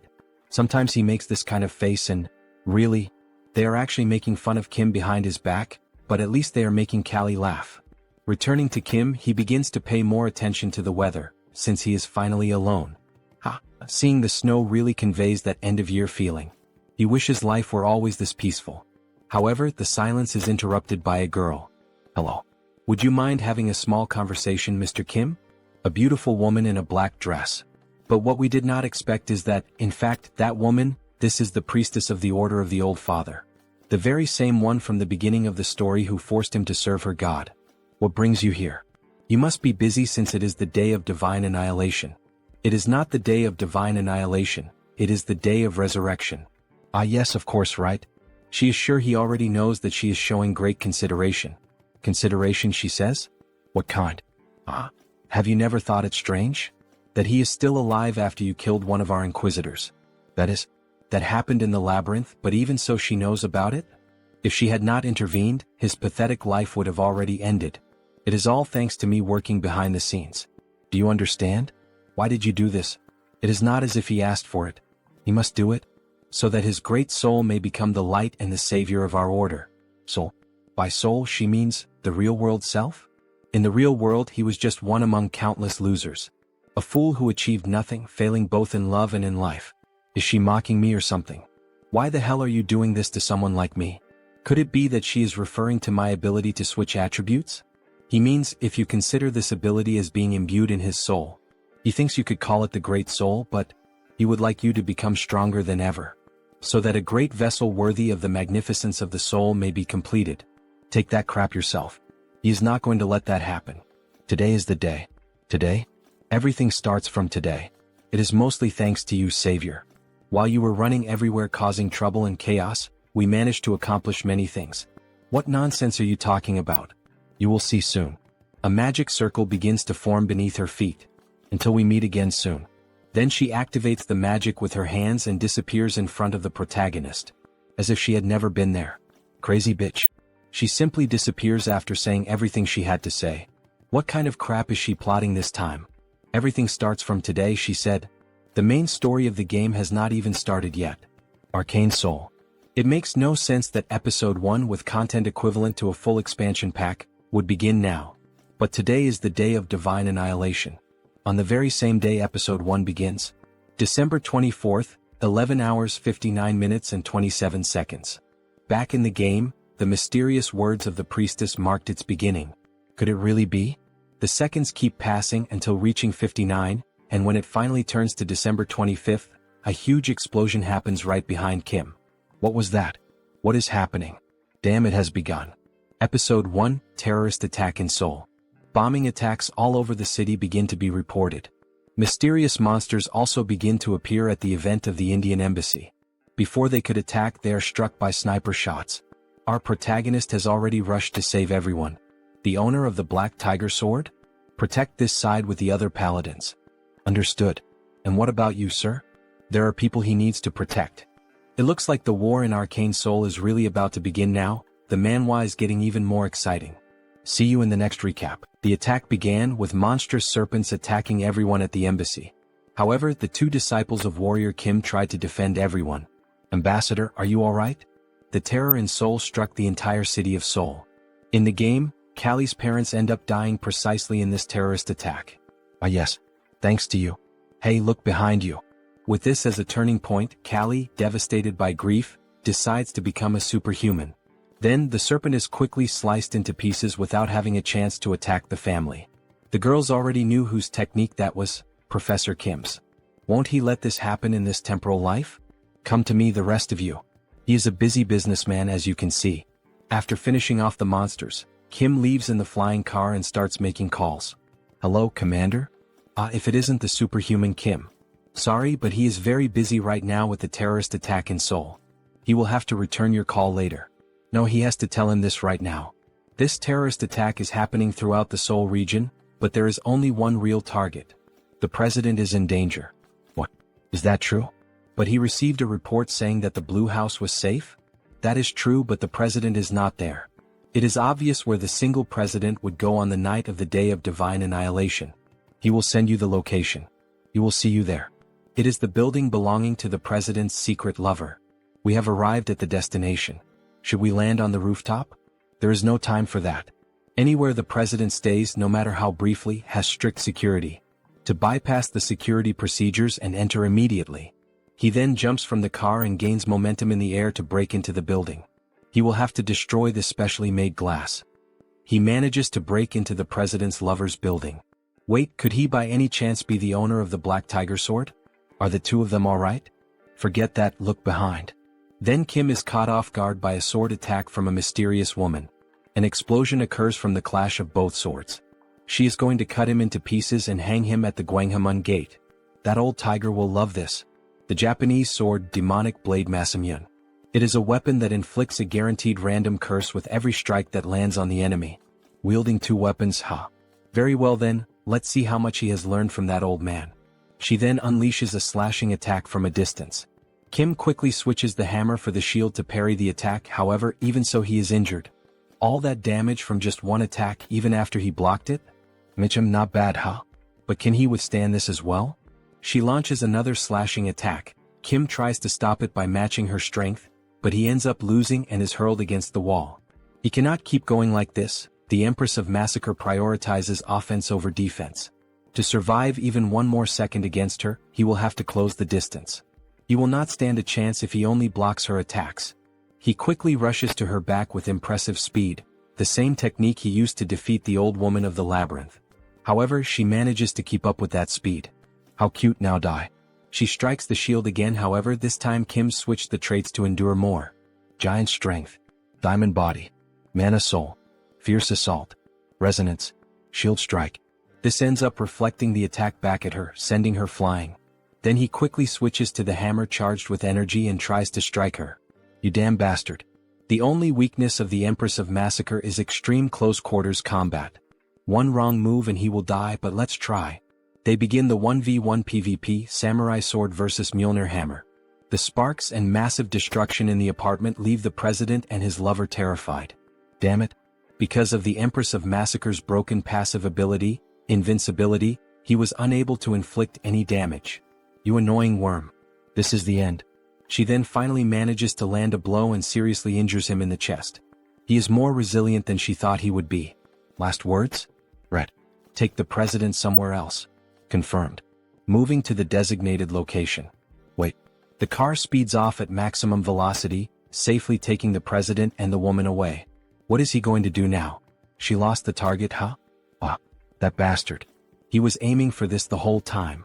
This is the ultimate ability of the Empress of Massacre, annihilation of heaven and earth.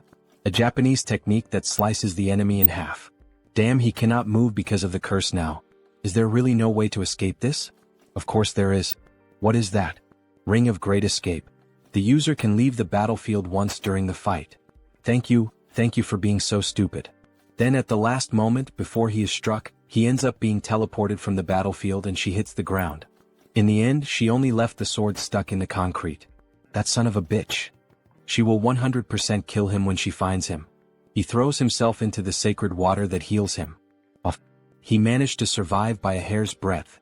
If it weren't for the Ring of Great Escape he received from the Master of the Tower, he would probably have died there. He was lucky. Anyway, the commander should have already arrived. Could he restrain the Empress of Massacre? Honestly, that may be difficult with his strength. He should focus on healing first. Then he equips the traits. Immortal, Revival, Regeneration, Wound Recovery, Cure, Vigor. He can think about that later. His phone starts ringing. And he was just about to rest. Hello, Master. Holy God, is that Soren? Why didn't he answer her calls? 4 days. He thought he had lost his hearing. He was resting. Wait, did she just say it had been days since he last answered? Yes, she was worried about him. Kim had disappeared after leaving her a strange message. Soren, he managed to survive, he will rest a little. Sorry, he was in a hurry. Okay, that's fine. But do you know where she is now? Where is she? Soren is at the Blue House with Jeanette. Well, the president wants to see him right now. He understood what is happening. Alright, he will be there soon. Now then, it is time to receive his rewards. In the next scene we see a handshake. He is truly incredible. He risked his life to save the presidents. Are you feeling better already? Yes, he is 100% recovered from the incident. The mana fountain and the elixir played a huge role. Gah. What did he just say? Someone slapped Kim on the back. He told you this guy would show up as if nothing had happened. It seems the elixir helped you. Do not forget that it is thanks to the Tower of Sun Magic. Why are these guys acting so friendly? Thank you, Superhuman Kim. This is to show his gratitude, so please. Is this the Rankisar equipment, Star Descendant? Star Descendant. The trait embedded in the equipment shares the same name. Star Descendant. It is an overpowered ability that changes your attributes to fit the situation every time the traits are switched. Evolution. Superiority. Adaptation. Arrangement. Divine Blood. When switching to the swordsman traits, it increases his attack damage and dexterity. Strength and endurance for the warrior traits. And for the shooter traits, it increases attack speed and movement speed. It is literally perfect for him. Thank you. He will make good use of it. Now that Mr. Warrior Kim has received his reward, it is time to put him to work. What? He wants to become a corps commander. It will be good to try this out in advance. Then he is taken to a kind of war hall with several maps and points. Currently, they are pursuing the leader of the terrorists, Shin Yaren, also known as the Empress of Massacre. He is familiar with this map because it is the mission map of Episode 1. If this were inside the game, he would have to complete each of those missions, but here, he sees the commander of the Western Corps, a war hero like the commander of the Eastern Corps. He even sees some executives from other orders and some people from the strike force of the Superhuman Association. The government plays a huge role indeed. That is why the Order of the Old Father was trying to assassinate the president, huh? Everything starts from today. Oh, what are you going to do, priestess? He thinks Episode 1 will end sooner than expected. Wow, we see a photo of Kim and the president together. The entire internet is talking about you, Master. Someone filmed a clip of you fighting at the Indian embassy. It seems Episode 1 will wrap up without too many complications. He will focus on developing his character for a while. When they are approaching home, they notice that someone is already waiting for them. Is that the ambassador in Callie? Right, Callie. He had forgotten about her. Hello, owner of the Black Tiger Sword. We came to express our gratitude. Yes. He understood. It is the perfect opportunity to win Callie's favor. He has to say something.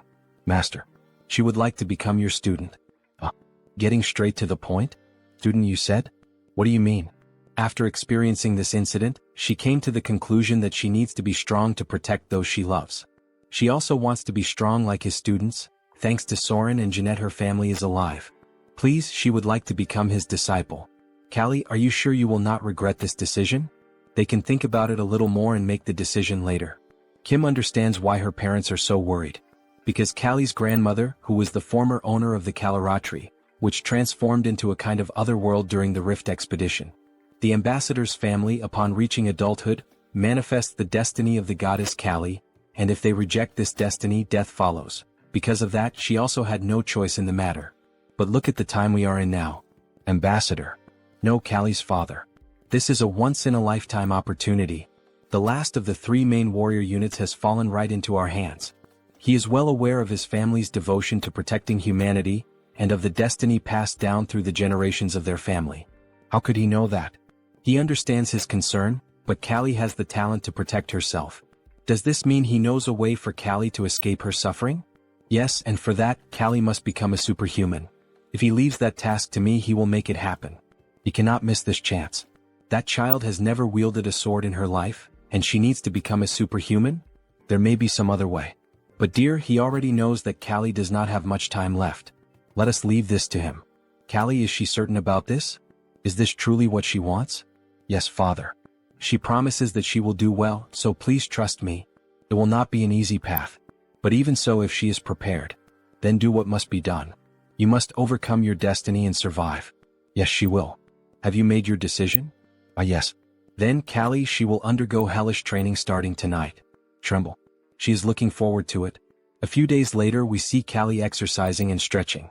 Kalaratri is an assassin and a dancer. She unlocked the stealth trait some time ago, so now she needs to unlock the dance trait. It is already time for her to unlock it. As she dances, her golden aura keeps increasing as if she were leveling up. Goddess's blood. Stealth. Dancer. As expected, she has some talent. Now that they have built the foundation for her to challenge her destiny, all she needs to do is level up. Good work. She is already at level 3. Oh, thank you. Rest a little. Her stamina is still somewhat lacking, so he suggests that she should not push herself too much. No, she is fine. Let's just start the next lesson right away. She has to become strong like Soren and Jeanette. Beck Soren has already reached level 5 and Jeanette is at level 4. She is overtraining without even realizing it, due to her growing impatience. Hallie, she also has a God-given talent like the other two. All you need to do is train consistently at your own pace, so do not become too impatient. If you push yourself too much, it might slow down your progress. Okay, I will remember that. Oh, I am getting a call. Rest a little. Hello. Mr. Kim, owner of the Black Tiger Sword. It's me, Kim Chunbok. It has been a while. So what is the matter? He just wanted to inform you that you have another challenge in the Colosseum. Do you remember the Destroyer King? He wants to fight to reclaim his steel fists? Yes, he does. This time he offered to bet some diamonds, and the statue of Mars. The statue of Mars? That is the divine statue that has the Mars sword technique sealed within it. So this is the quest to obtain the Mars sword technique. The battle will be in 2 weeks in the form of a 4-on-4 group match. Will you accept? Of course. You will see him then. He has 2 weeks to form a group. The Destroyer King will be fully prepared for this. He needs a group that can guarantee victory. He does indeed know some strong people, but he is still a little anxious about fighting a real battle with them, since he has never used them in a group fight. Very well then. He thinks this group will do. After 2 long weeks of anticipation, the day of the team battle had finally arrived. The arena was filled with tension as the fighters began to make their entrance. Leading the opposing squad stood the imposing figure of the feared Destroyer King. Right behind him marched the other formidable names, the Wyvern King, the Dark Demon King, and the Angel King. Despite his aged appearance, the leader radiated strength, proving he still had enough vigor to face his enemies head-on. Each member carried with them the promise of unleashing their full might in the clash to come. Old or not, everyone stood equal before sheer violence. The expectation had been that a few high-level fighters would appear, yet no one anticipated the arrival of the foremost veterans of level 6. Even so, there was no reason to falter. On the opposite side of the arena, the leader of the Warrior King's team emerged, Warrior Kim. Known as Iron Fist Kim, a lone wolf armed with a mechanical arm, he prepared to push his limits with the power that had been granted to him. Priest Kim stepped forward, proclaiming that even their god would answer the call of his brothers. Beside him stood Magic Kim, ready to give everything in honor of his grandfather and the Magic Tower. A few days earlier the group had gathered at his summons. For them, his call was undeniable. It was their chance to repay Superhuman Kim, the one they owed so much to. He would have rushed to answer immediately, even in the middle of a meal. A traditional team had taken shape, composed of a warrior, a reinforced soldier, a mage, and a healer. The formation was one he knew all too well, though it carried a clear drawback. The greatest issue lay in their defense. Yet reassurance came from a brother who claimed to hold a support skill that could balance the flaw. Even so, the weight of responsibility seemed to press down on him, though there was no need for such harshness toward himself. In the end, they were up against the veterans of the Colosseum, making a direct victory nearly impossible. The question lingered: what plan could he be preparing to use? They needed to hold on to two guiding principles, explained through the example of chess. The first was to advance. The second was to fight. Back in the present, the clashes had already erupted across the arena. Iron Fist Kim clashed with the Destroyer King. Priest Kim confronted the Angel King. Magic Kim faced the Dark Demon King. Yet the fight unfolded in a messy, chaotic fashion. The struggle was brutal, filled with raw pain, resembling nothing more than dogs tearing into each other. Blows landed recklessly, even dragging at hair in desperation. Such tactics served one purpose only: to disrupt the opponent's specialty. Since every combatant was a mage, relying solely on fists left no room to unleash their special abilities. Meanwhile, Warrior Kim was engaged in battle against an airborne foe, the Wyvern King. The enemy dared to mock them with such a low tactic, showing not a shred of respect. Yet everything was unfolding according to plan. Their opponents had underestimated them, allowing their formation to break apart. The Angel King began preparing to unleash his light cannon. Fire erupted as the aerial battle revealed itself to be the Wyvern King's domain.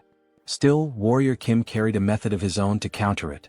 He unleashed the trait Air Raid, granting him the ability to move freely through the skies, evading incoming fire and positioning himself strategically above his foe. To everyone's shock, he too could fly. Channeling Tiger King's soaring heaven, he delivered a massive slash downward at his opponent, leaving the enemy caught in a dangerous position. At Dawn's strike, the blade drove him into the arena floor, erupting in a brilliant golden explosion. The Wyvern King had fallen.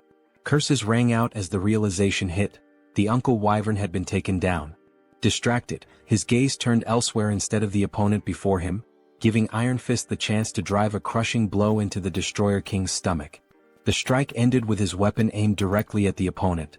A pained grunt followed, a gasp questioning what kind of power this was. His strength was monstrous. For a complete attacker like Iron Fist Kim, an opponent such as the Destroyer King posed little challenge. He could hold his ground on his own without difficulty. The next clashes shifted to the others. One fighter, small in stature, moved with the flow of a mage despite not truly being one. Another stood unashamed before his god, even as doubts circled around him. A message had just reached him, declaring pride in his actions. Step by step, they were performing exactly as instructed, their coordination falling into place. He had forbidden the two of them from using any magic. The restriction seemed absurd. How were they supposed to fight? The command was simple: stay close to the opponent and keep brawling. In time, an opening would reveal itself, and that was when their magic would come into play. The white mage struck first, casting a burst of light that blinded even his own allies. The chaos escalated as the black mage began conjuring an immense sphere of dark energy, while the white mage lent his strength, feeding more power into the growing spell. The moment of death had arrived as the attack was unleashed straight at Mage Kim and Priest Kim. Yet Warrior Kim intervened, raising the shield he had earned to block the devastating strike. The priest was called upon to act, channeling every defensive enchantment and blessing at his disposal. The force of the assault grew heavier with each passing second, but the shield endured, holding firm against the overwhelming power. In that clash, the protagonist awakened a new trait: Wall of Shields. Laughter echoed, mocking the idea that these youngsters would do nothing more than block his attack. But then the white mage noticed something unusual. A warning rose: Dark Demon King had sensed a threatening presence. When the dust finally settled, only the protagonist remained standing with his shield, and behind him stood Mage Kim. The question lingered: should this be the end? The decision was made. Kim wielded the Mjolnir hammer, charged with the last spell he had carried, while Mage Kim stood ready with the flames of the phoenix. The time had come to finish it. Together they unleashed a combined strike, shaping a magnificent phoenix, as the protagonist's barbarian strength surged forward with everything he had. It was a victory for the Kim family team. A massive explosion erupted at the center of the arena, sending the crowd into a frenzy over what had just unfolded. The battle was over. The winner was declared to be the Warrior King's team. Cheers rose higher as the announcement followed. He had obtained the peerless trait. The condition had been to defeat 3 high-level opponents consecutively, and he had accomplished it. With this achievement, he now possessed all the necessary components for the fusion against 1,000 traits. Laughter echoed as the opponents conceded, admitting their defeat. It had been a worthy fight. The promised reward was delivered to him without delay, with the assurance that the others would also receive what was owed. At last he had obtained the statue of Mars, the artifact destined to awaken Baek Soren along with her sword technique. A challenge for revenge was offered at any time, but the response was firm. Such a rematch would never come. Their time had passed. It was clear a new era had already begun. Days later, the scene shifted to the protagonist's residence, where a duel unfolded between Warrior Kim and Baek Soren. The clash, however, leaned in her favor as she pressed the attack and forced him onto the defensive. Kim began to tire, sweat marking the strain of the fight. Yet his opponent showed no sign of slowing. She advanced again with unrelenting force, driving forward with the power of her charged trait. In that moment, the overwhelming might of the heaven-slaying star revealed itself. A few hours earlier. Pardon? He is giving this to me? Yes. The statue of Mars is somewhat useless to him. It is an item that only responds to her, the star that slays the heavens. No wonder that the moment she merely touched the statue, it began to shine intensely. But it gives off a strange feeling just to look at that thing. Her eyes slowly start filling with power little by little. It is all right, she does not need to resist it. She only needs to let her instincts handle the mana.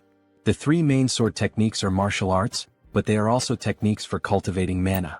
The reason he never taught the disciples a special mana cultivation technique was precisely because of this. At last she understood and grasped it.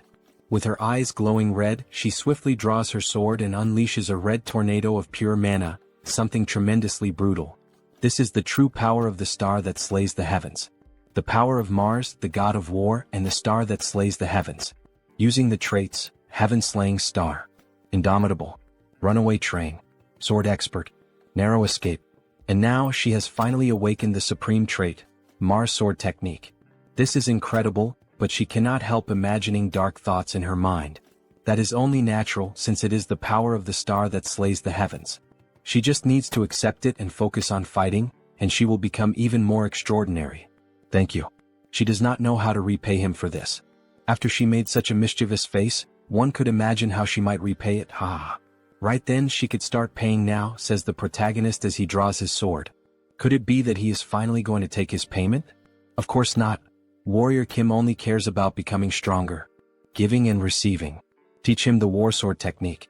Returning to the present, they continue fighting for hours. She is fast and strong. Not only that, but she is also recovering her health and mana rapidly.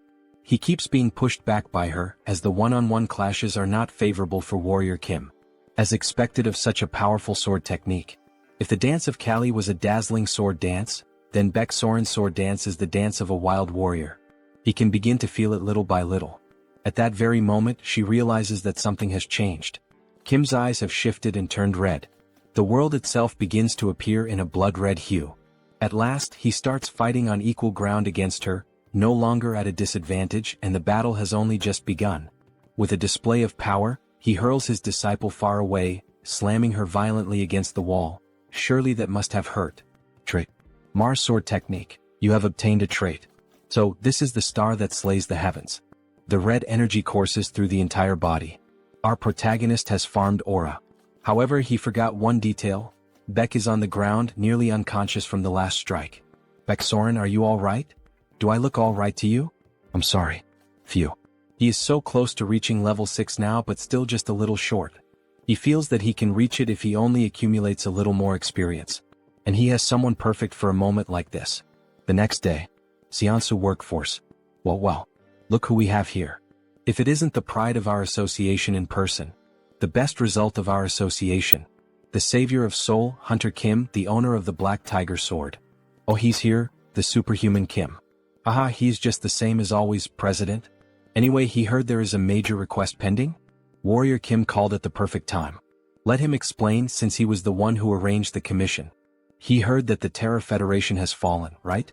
Episode 1, The Terror Federation. They acted under the instigation of the Order of the Old Father.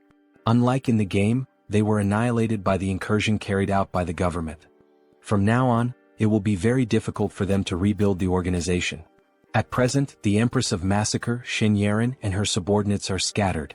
So, at the request of the National Army, the Hunter Association, specialists in tracking, was pursuing the terrorists, but one of them decided to hide in a strange place we cannot handle. A strange place? The Monster Village. There was a mutant among the terrorists there. Right, because any mutant is considered family in the Monster Village. But a terrorist is still an extremely dangerous individual. It has been difficult because that bear mutant has been protecting him. But to think that he has a connection with the Monster Village, that is almost like fate. So that is what happened. But he cannot simply accept this request. To reach level 6, he cannot go against the Monster Village. Yet refusing this request outright is a bit. Here is his photo. A chameleon mutant who hid in the Monster Village. Look at him. This guy is basically screaming that he is a terrorist. This guy is a mutant? Yes, is there a problem? That guy is not a mutant. Sub-boss of episode 1, Mr. Chameleon. He is a bio-enhanced soldier. The terrorist deceived the bear. He will accept this request. And so, the protagonist dashes off toward the forest. As soon as he uncovers the truth, he will cooperate. He does not know if the man will listen to him, but he will have to try persuading him. As he was approaching, an explosion suddenly burst from the sky. An explosion in the Monster Village. Chameleon. He is beginning to take action. The fire starts spreading quickly through the forest. Some mutants collapse on the ground, unable to breathe as if they had been poisoned by something. But what just happened? It is a magic burst bomb. Owner of the Black Tiger Sword? Why are you here? He heard that a chameleon from the Terror Federation came to this place. It must be him. He is a criminal pretending to be a mutant. What, pretending? Chief. Skeleton Snake has disappeared. The chameleon who was with Skeleton Snake has also vanished. Skeleton Snake? This is not the time for panic. At this rate, everyone will turn into a bomb and explode. Quickly raise the barrier now. Just obey me. Okay, fine. Oh Godmother, please protect us. Then the sacred tree begins to channel energy and form a barrier around the mutant city. He is still alive and all the other mutants start breathing again. Please maintain the barrier. He will find the terrorist and Skeleton Snake. Are you sure he will be fine on his own? Then Warrior Kim equips the hunting traits, Phantom Eyes, Intuition, Insight, Detection, Clairvoyance, Trace. He will find them quickly and return. Kim arrives at a cave and around it there is something strange in the air. He knows they must be somewhere around here. Master. Beksoren? Why are you here? You called me saying you needed her help. Did I do that? Alright. He sees that she has come to help. He ends up collapsing. Teacher, are you alright? Yes, everything should be fine. That is strange. Why does his body feel so exhausted? She thinks he needs to rest for a while. She will continue searching from here on. HM, are you sure you can handle that? Of course. Leave the rest to me and take a break. Give me a break forever? Don't make me laugh. Who would be fooled by a hallucination like that? Is this holy water? But it's already too late. Then an explosion ends up happening, and it is finally revealed who that cheap copy of Beksoren was. We see Skeleton Snake tied up with several mana pouches inserted into his body. That damn chameleon, he's using mutant bodies to create bombs. Those batches of mutants were far too easy to take advantage of. Thanks to them, he managed to prepare the perfect terrorist attack. And now that he has lured that bothersome owner of the Black Tiger Sword, the Empress will be delighted. Some men appear behind him, forming an ambush for Kim. Does he by any chance think that this alone is enough to bring him down? This is a good moment to test it. He recently completed the set of Rage, Fighting Spirit, Fierce Assault, Destruction, Peerless, and Massacre. With this set, he now has the combination of the Mars Sword technique in matching against 1,000. With the union of the sword and hammer, he forms a red lightning bolt that leaves everyone in the room frightened, the same as Beksoren did when she finally unlocked the new power. But what the hell is this power of his? They didn't tell us anything about it. All of you ended up choosing the wrong person to anger. He charges forward with everything against the poor NPCs/secondary characters. After some time fighting, we only see blood dripping from his sword. So this is the Mars Sword technique. There's almost nothing left of this place, only useless NPCs lying on the ground. Such a fearsome power now in his hands. After finishing the fight, he runs with Skeleton Snake to the mutant city. The bear tries to communicate with him, asking what the hell happened, while the other mutants watch the situation. Skeleton Snake was exposed to mana for too long. This is going to get out of control, son. Please tell the Godmother tree to help now. Okay. Oh Godmother. Please save Skeleton Snake. It's too late. There's nothing she can do now. How could this be? Then the snake herself begins to speak. Dear bear. Tell my friend. Are you okay? Are you coming to your senses? Bear, please finish the job. What the hell is he saying? Is he by any chance asking to have the job finished? That might be the best option. If his mana core gets out of control, the explosion could sweep the entire monster village. He can't do that. Even if he has to die, he can't do that. He thinks he has an idea. Is that true? But the chance of failure is over 90%. And if things go wrong, he could be in danger. However, because he received a prophecy from our Godmother. She said that he was destined to give a part of my body to someone who would return her blood and flesh. That strangely made me think. Since Skeleton Snake helped me so much to get here, it's worth risking his life. He doesn't care as long as this can save Skeleton Snake. Even if it's a 1% chance. Please do something.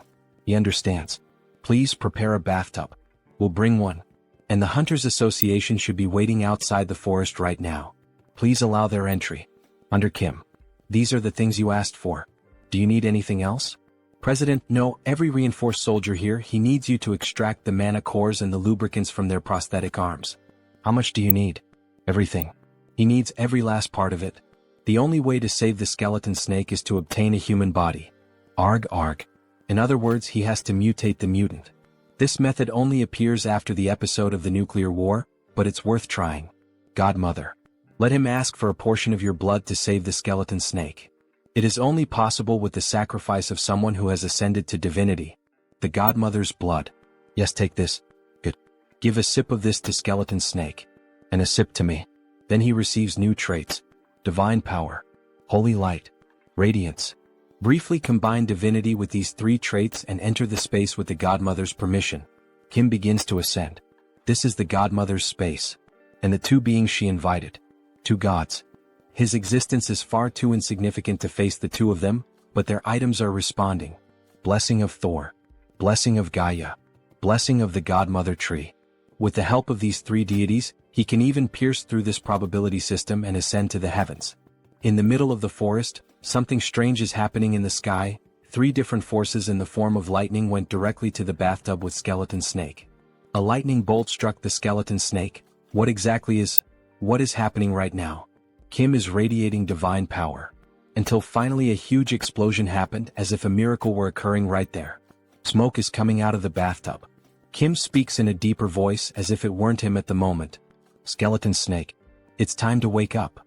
Then a human hand begins to emerge from the bathtub, and a little later we see a beautiful girl coming out of it, with very green eyes like a snake's.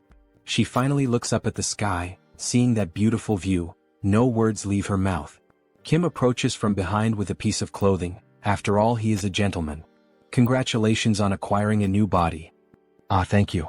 This honestly feels like a dream, the sensation of the wind enveloping me, the smell of the grass, and even the humidity. It's been so long since she felt any of this that it feels unreal. She really has a body now. However, she begins to feel unwell and cough a lot. Hey Snake, are you okay?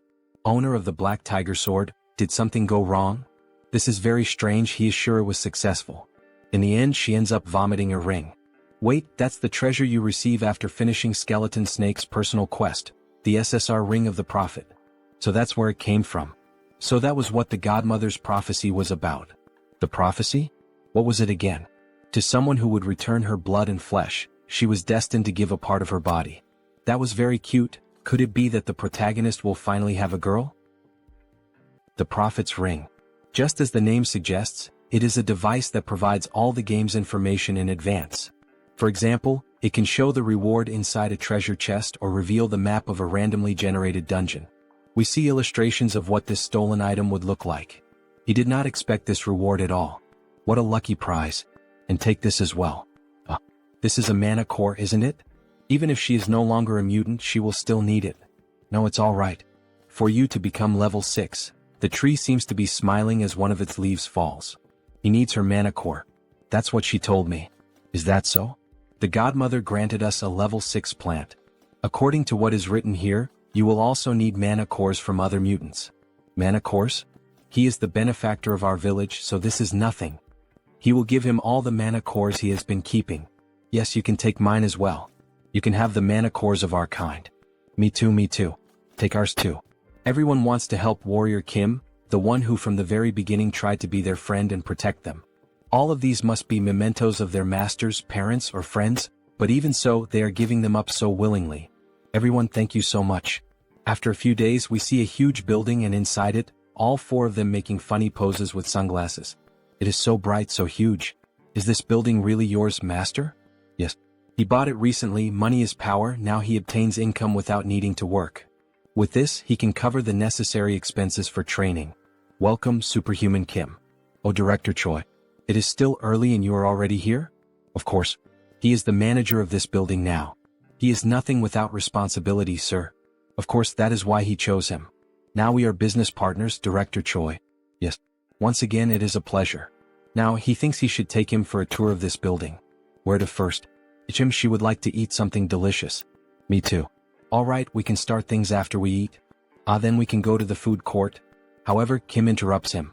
Let's go to the training room. Damn Protagonist who only thinks about training, no wonder he is so strong. Let's see how strong his disciples have become. Kali Kurat level 3. Jeanette level 4. Beksoren level 5. They begin training in the new training place. Kim is equipped with his training traits. Black Tiger Swordsmanship. Sword Expert. Sword Aura. Sigurd Cultivation Technique. Focus. Training. Warrior Kim level 6. He pauses his personal training a little. Everyone is making steady progress. Now he can focus only on his own training. Thanks to the Prophet's Ring, he managed to obtain the artifact necessary to reach level 6. Moreover, he managed to learn the supreme technique of the Eastern Army, the Black Tiger Swordsmanship. Now that he has obtained so many traits, the high-level trait, Master of Swords, is not very far. However, to use the Master of Swords trait, the mana cultivation technique he is currently using will not be sufficient. He is already having difficulty controlling the Mars Sword technique with it. It seems the time has come for him to go to that place. To the place where the god resides. Sweden. Great Palace of Stockholm. He arrives at the entrance and there is an angel waiting for him. Mr. Warrior Kim, unfortunately he will not be able to enter the place. He is an honorary paladin of this place. Even if he is a paladin, he is currently at level 6. It is dangerous. Please visit again when you reach level 7. Yes, he already imagined this would happen. It is understandable, since there is a saying that anyone below level 6 will die instantly upon seeing a god. But, it is not as if there were no way. He gives a rose with white flowers. This is a mythical item from Norse mythology, the regret of Mistiltine. He really managed to bring it here. Gem with this, she understands. Allow her to guide him to God. She will allow you to witness the greatest of lightnings. Good thing he prepared this in advance. Some time ago at the square in Sweden. Before meeting Thor, there is something he needs to prepare. There is a quest that gives the regret of Mistiltine as a reward. He needs to complete it before meeting him. From what he remembers, he needs to find the distinguished individuals in this market. Then a mysterious hand goes on Kim's shoulder. Long-time brother. Mr. Sigmund? He did not think he would see him here. It really has been a long time. What a coincidence. It is all thanks to our new family member. Your new family member? We have a son now. We brought our son to receive some blessings. Wow. Congratulations. He is so curious to know what our son will be like. She is sure our son will be strong just like the father. Still a little lovebird couple, huh? Now that he thinks about it, this was the sacred land of the Nordics. Wait, the god who blesses babies in Norse mythology is... Wait, you two are here to receive the blessing of Frigg? But he heard that she was already dead. That's right. But there was a prophecy. In the castle floating in the sky, and in the lowest place, seek the rune that guards the twilight. Take the rune to the open field, board the skyship, and bring the world to order. Only then will the goddess smile. Interpreting the prophecy, the castle floating in the sky must be the great palace, and the lowest place must be here. We have already found the rune as well. Would you like to see it? This is the rune? Well, runes can also mean secrets or knowledge. Wait, this image. What happened? Is there a problem? This is the birth of the clearest and purest god. The birth story of Mistiltine? Now he understands. the distinguished individuals he had to find were them. He needs to help them receive Frigg's blessing to complete the quest. My brothers, may I join your journey? This is the field mentioned in the prophecy. That's right. In the sky with the flying chariot they see the battle of giants. And this is the skyship from the prophecy. It is a legendary ship built by the ancient dwarven king, Skidbladner. It is a portable fortress that can be put in the pocket when folded. The most coveted item in Arcane Seoul today. 500x reduction. It can be put in your pocket. It is a flying portable aircraft carrier. Isn't it magnificent to see it with your own eyes? He wants it desperately. He could not obtain it in the game. This is the sadness of an F2P player. So, according to the prophecy, take the rune to the open field, board the skyship, and bring the world to order. Only then will the goddess smile. We have to take over Skidbladner and defeat those titans, right? Yes, but many have already died trying to covet that ship. It will not be easy at all. Not easy, he says? Nah, it's hella easy for him. Bro, calm down, there's a pregnant woman in the back seat. As he closed in on Skidbladner, the portable fortress revealed its defenses. Cannons emerged and unleashed fire, turning the approach into an aerial clash. Projectiles tore through the sky, incoming fast, confirming the threat. The moment had come to prove his strength. 6 new traits activated in sequence: driving, boarding, focus, phantom eyes, intuition, and sensitive. With everything set, he pushed forward at full force. With the car at ultra speed, he weaved through cannon fire and slipped past the waves of explosions. The system blared warnings: danger, too many projectiles closing in, evasion nearly impossible. The command was clear: accelerate. The vehicle surged forward, dodging collisions by a hair's breadth and breaking free from the storm of missiles. Through the smoke something emerged. What looked like a grin was in truth the protagonist's car. A new trait awakened, one with the vehicle. The connection fused him with the machine, making it entirely his. The car shifted, transformed like a mechanical giant, a living weapon under his command. The target stood clear. Kim hurled himself into Skidbladner and unleashed a devastating strike, Thor's hammer dropping like a bomb. What the hell was going on? Why would a paladin of Thor act like this? He didn't even believe in gods. Odin's name echoed in frustration. Why send that bastard here? But calling on a deity meant nothing now. Skidbladner belonged to warrior Kim. Moments later, only laughter could be heard. The clash had been brutal, a fight to remember. All that remained was to bring the place under control. Yet the question hung in the air: how would he make it work? The master's voice cut through the chaos, confident. He believed he could take command. Once linked with Skidbladner, the car came fully under his command. Power output surged and a virtual map unfolded before him. To claim Frigg's blessing, Fenrir had to be located within this place. Confidence followed. Kim could handle it. He deployed the fortress's arsenal, unleashing a storm of fire on the titans below, bullets raining down in relentless waves. The prophecy finally seemed within reach. Gratitude spilled out. This debt would never be forgotten. And now the path forward was clear. The map lit up, glowing brighter until a colossal figure emerged. A woman, the goddess Frigg herself. With delicate care, she placed her hand upon the pregnant belly, granting the long-awaited blessing. Gratitude echoed deeply. This divine gift would never be forgotten. The mission reached its end. As a reward, he received his prize: regret of Mistiltine, god-slaying Mistiltine. Consumables of near-mythical rarity, with only a 1% chance of appearing in the game, now rested in his possession. Armed with these, he was finally prepared to face a god. At the steps of Stockholm's Grand Palace, Kim felt the weight immediately. Each step forward was stifling, the very air pressing down like a god's hand. He activated the regret of Mistiltine, a one-use relic that allowed him to endure divine pressure despite lacking the proper class. At last, he stood face to face with Thor, the god of thunder, a being from beyond his own world. Thor recognized him instantly. His eyes pierced through every layer of disguise, seeing Kim's true origin. The implication was clear: if Thor could perceive it, perhaps all gods could. Still, Kim pressed on, asking what had brought him here and whether Thor knew who had summoned him across worlds. If there truly existed a power strong enough to drag him into another reality, surely the god of thunder might know. Thor grew serious, thoughtful for a moment, and then admitted he did not. What? Thor truly had no knowledge of who had done it? No clue, no trace. How was Kim supposed to know? Could it have been the old father who summoned him here? But that one was already dead. Probably not. If a god out there had burned that much power, Thor would have sensed it. The answer became clear. the gods weren't responsible. If not the old father, then who? His mind drifted, and a flashback surfaced. His conversation with the mad saint, her cryptic words still echoing like a curse. That he should become stronger than ever, that was her decree. A vessel worthy of holding the magnificence of a great soul had to be forged, a soul destined to become the light and salvation of their order. But why him? Why try to mold him into a vessel of rebirth? Was his soul? Its rank was impossibly high. Was it because of his ability to swap traits? The power to learn anything and exchange it at will? Only an omnipotent could wield such a gift. In the East he believed they called it the Celestial Star. This was called the Celestial Star. Celestial Star, he had heard that name before. Had there ever been an omnipotent like him?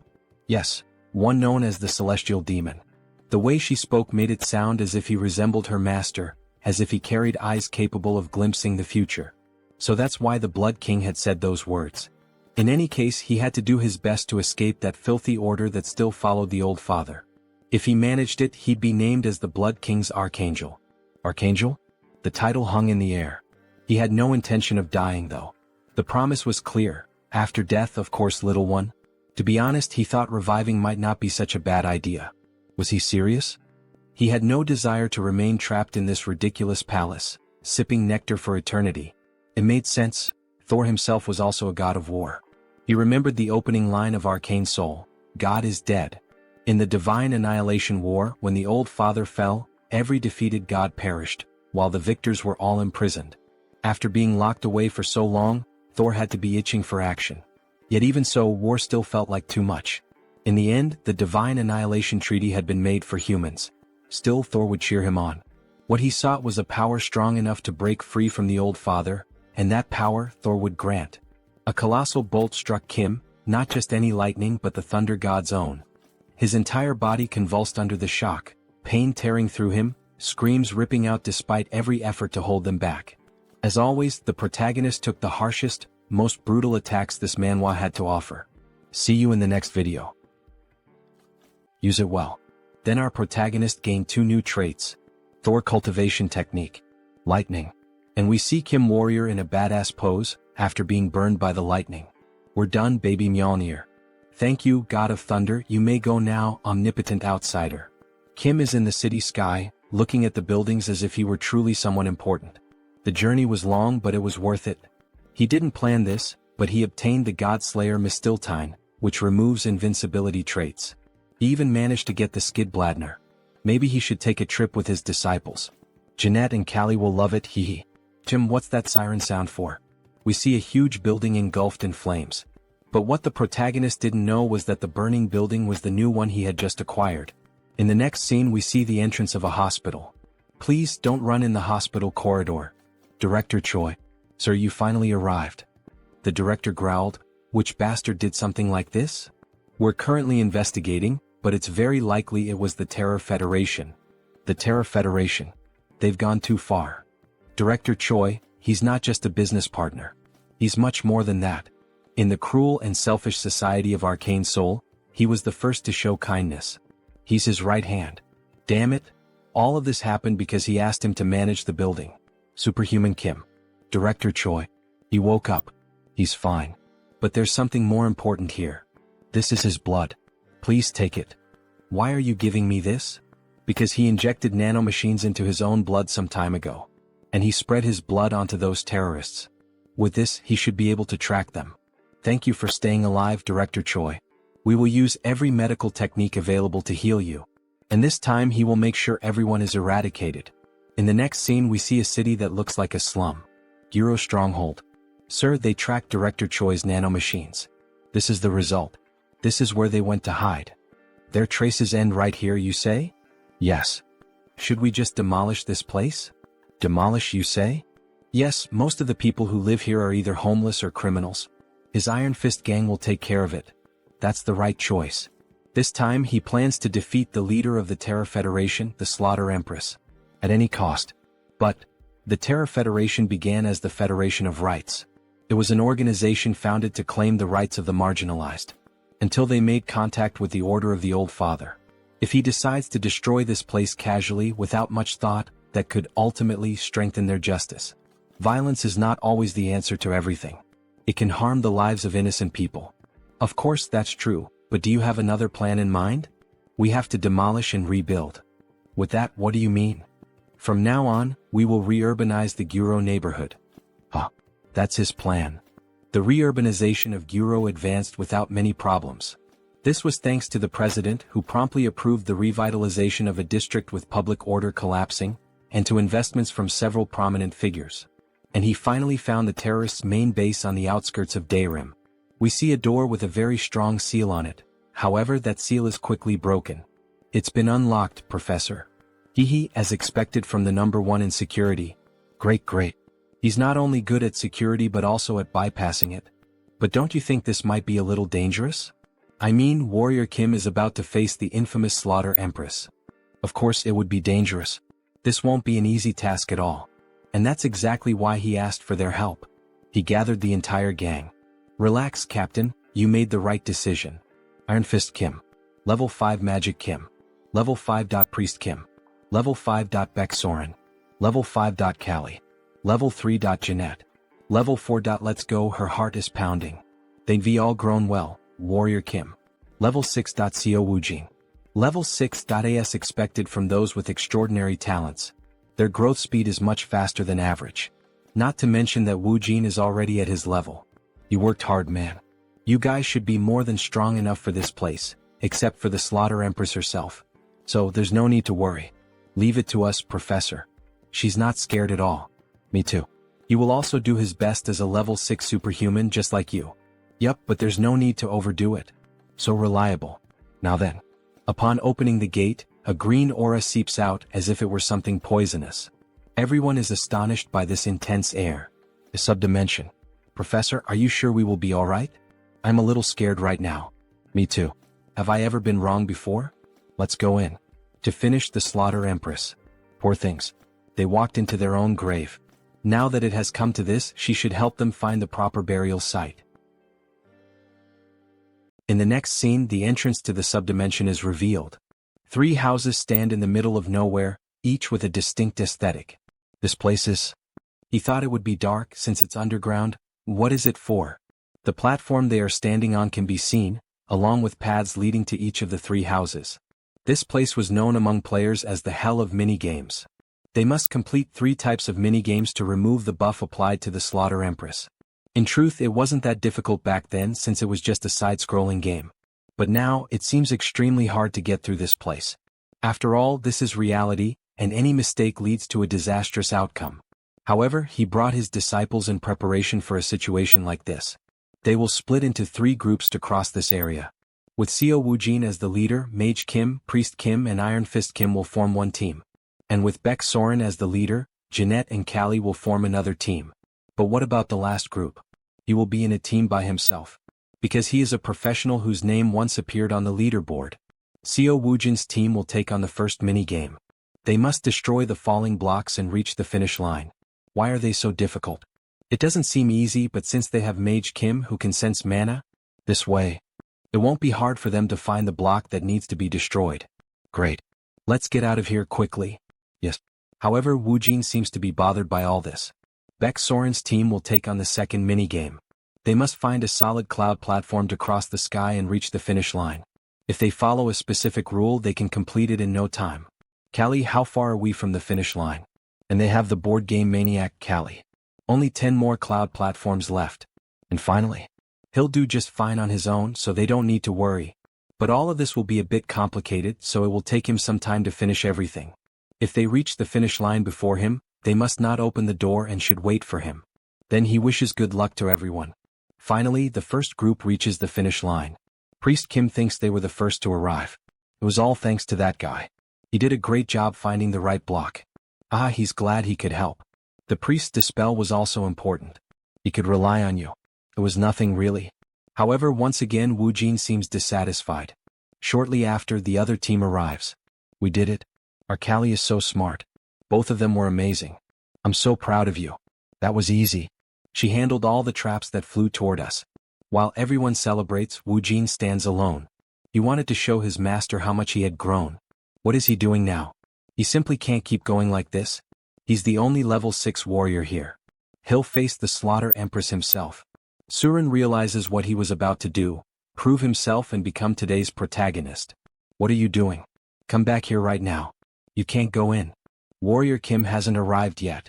It's fine everyone. He's a level 6 superhuman, so he should be able to face her. Then, before he could do anything, the same mist from before appears, leaving everyone in shock. What is this crushing pressure? He can't move an inch. That's the difference between him and a level 7. You idiot. The master said to wait. What? How are they enduring this curse? He tried to be the protagonist, but in the end he's just a beta. The three of them attacked the Slaughter Empress. They must have a death wish. Very well, as you wish. With a single strike she injures our girls. Damn it. Resisting the curse isn't enough to defeat her. She's not someone we could have faced from the start. Run back, Soren.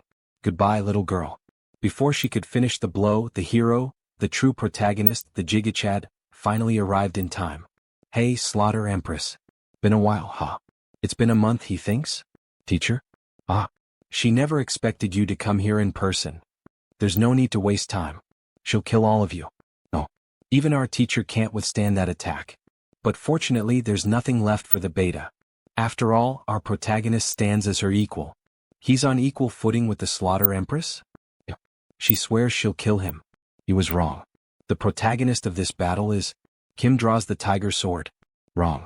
The one who will die today is you. The protagonist is Warrior Kim, our master. With all that light around him, he looks almost like a scion warrior. You think you can stop me with something like this? It doesn't matter how many times you fire that. He already knows that. During the Soul Terror incident, he painfully experienced firsthand the power of the Slaughter Empress's broken passive, invincibility. Damn it.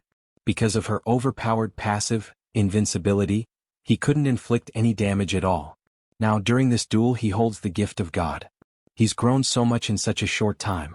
She'll have to be careful, especially when fighting against a sword master who has completed the title swordsmanship. Annihilation of heaven and earth. Damn. That move is terrifying no matter how many times he sees it. It's time to end this. Bearer of the Black Tiger Sword. Her blade pierces through the shield, however before she realizes it, a branch has already pierced her body. God-slaying Mistiltine. Effect. Nullifies the opponent's invincibility effect. Now that this item's in effect, she's done for. She becomes confused about what's happening. But what the hell is that? The God-slaying Mistiltine nullifies invincibility. The reason he had been playing defensively was... And with a quick movement he makes a precise cut like a sushi master, leaving her bewildered by what just happened. Then to finish it off with a badass stance he launches a point-blank attack. Inferno. A massive black beam to pulverize her. He had waited all this time to get this opportunity. Even after that attack she tries to resist. This is nothing. It's just an attack from a mere level 6. Even if she dies here she'll take him with her. Before she could speak he makes the same cut on her other arm. Everyone watching the fight is astonished by what's happening. After all, a level 6 is dominating a battle against a level 7. And in this world it's very clear, the one with the higher level is stronger. Do you feel that? This is a battle that surpasses levels. With several quick slashes, he finishes her off as if slicing meat to be served on a plate. You deserve this. And even after all that, she still remains conscious, with a devilish smile, asking to be finished. The final boss of episode 1. He won't refuse, and with one strike he finishes the job. The Slaughter Empress is completely dead. To think he actually defeated the supreme martial artist. What a great achievement. Incredible. Brother, at this rate he's going down in history. Haha, he's happy to see that all of them are safe. However, there was one who wasn't happy. The professor. He apologizes since because of him he almost ruined the professor's plan. Alright, since we got it, stand straight, man. Masamune, the phantom blade of the Slaughter Empress. It has a good attack attribute. Not only that, it never misses and inflicts a random curse upon hitting. Sounds like an incredible sword, doesn't it? As expected from the blade once wielded by the Empress. Alright then, Beck can have it. What? Why isn't he the one using this sword? He's more suited to straight blade styles than sabers. Take it. He thinks it would be perfect for her. Alright then, thank you very much, Master. The star that slays the heavens with the phantom blade, huh? It's going to be amazing. It'll be fun to watch. In the end, that bastard just wants to see everyone become stronger. Now, let's see what the Empress was hiding behind that enormous door. Let's collect the rewards. Then, after opening the door, only a blinding light appeared. The place was filled with gold coins and all kinds of treasures. The Empress was like a dragon to have hoarded all that. So many coins. And they're shining. There's so much money in this treasure. She must have plundered quite a lot during her terrorist attacks, huh? Brother, what do you plan to do with all these jewels and gold? Well, we'll probably use it for repairing the damage caused by the terror, along with restoring his building. With the exception of that, of course. He picked up an automatic weapon. He found the last one of the Daisen series. Now he has the complete set of Daisen weapons. Days later, the reconstruction of the building began. And we see a new scene. Please, I beg you. Allow me to become your official disciple. Aha. So suddenly. Honestly, he had been very confident during the recent operation because he thought he was a genius. But in reality he couldn't do anything. He couldn't even swing his sword once. So that's why he looked so down back then. He realized that leveling up doesn't solve everything. Of course, the teachers he has in the clan area are also amazing. But they lack an essential factor. I also want to become a warrior. The instincts of a weed that fights to survive in the wild. If that's what you wish to learn, then fine, he'll accept you. Really? Yes, but don't ask to quit later, alright? Yeah, congratulations and welcome. He promises that will never happen. Thank you so much, Master. Then, suddenly, someone pats him on the back. Welcome, Rookie. Looking forward to working with you. Rookie, my ass. He met him before you did. She's the junior here. What do you mean? We've got to follow the order in which we joined. Don't you agree, Disciple Seo? The boomer side of her is showing again. Hey, don't make fun of your senior. Stop right there. Then all of a sudden she hits someone. Jeanette. Her eyes tremble. There you are. She has no idea how much trouble he went through to find her. Let's go now. I'll wait. However, our hero stops the stranger. What brings you here? We came to reclaim our property. Your property? Surely he's not talking about Jeanette. That's exactly what we mean. As you can see in this contract, this girl is ours. So we'll be taking her back. Then he realizes who these men are, the same ones who murdered Jeanette's parents and sold her, left alone, into human trafficking. The mages of the Iliang Magic Tower. He guesses it's time for Jeanette's personal quest to begin. She is his disciple. You cannot take her. What are you saying? This girl is our asset. Take a look at this contract. Ridiculous. Where's her consent on that damn piece of paper, huh? If you really want, he's willing to send Jeanette to your magic tower. However, he will be accompanying her. With this mission, the sword of the Nephilim will finally be inherited. Shortly after, Guachin. Iliang Magic Tower. They storm the place. What the hell are these things? The site of Magitech biological experimentation. A place where the disgusting greed of humans is laid bare. Master, do you think she'll be able to become strong enough to stop all the horrible biological experiments in the world? Jeanette girl. Yes, but only when she obtains the sword of Nephilim. Then we soul go right away. But there is something you must do before that. Avenging your parents. Oh, I see. I almost forgot something she shouldn't have. Let's go teach her. Then the attack on the Iliang Magic Tower begins. We see Jeanette destroying the whole place. Sorry. Please spare me. Your parents. Master of the Tower of the Iliang Magic Tower?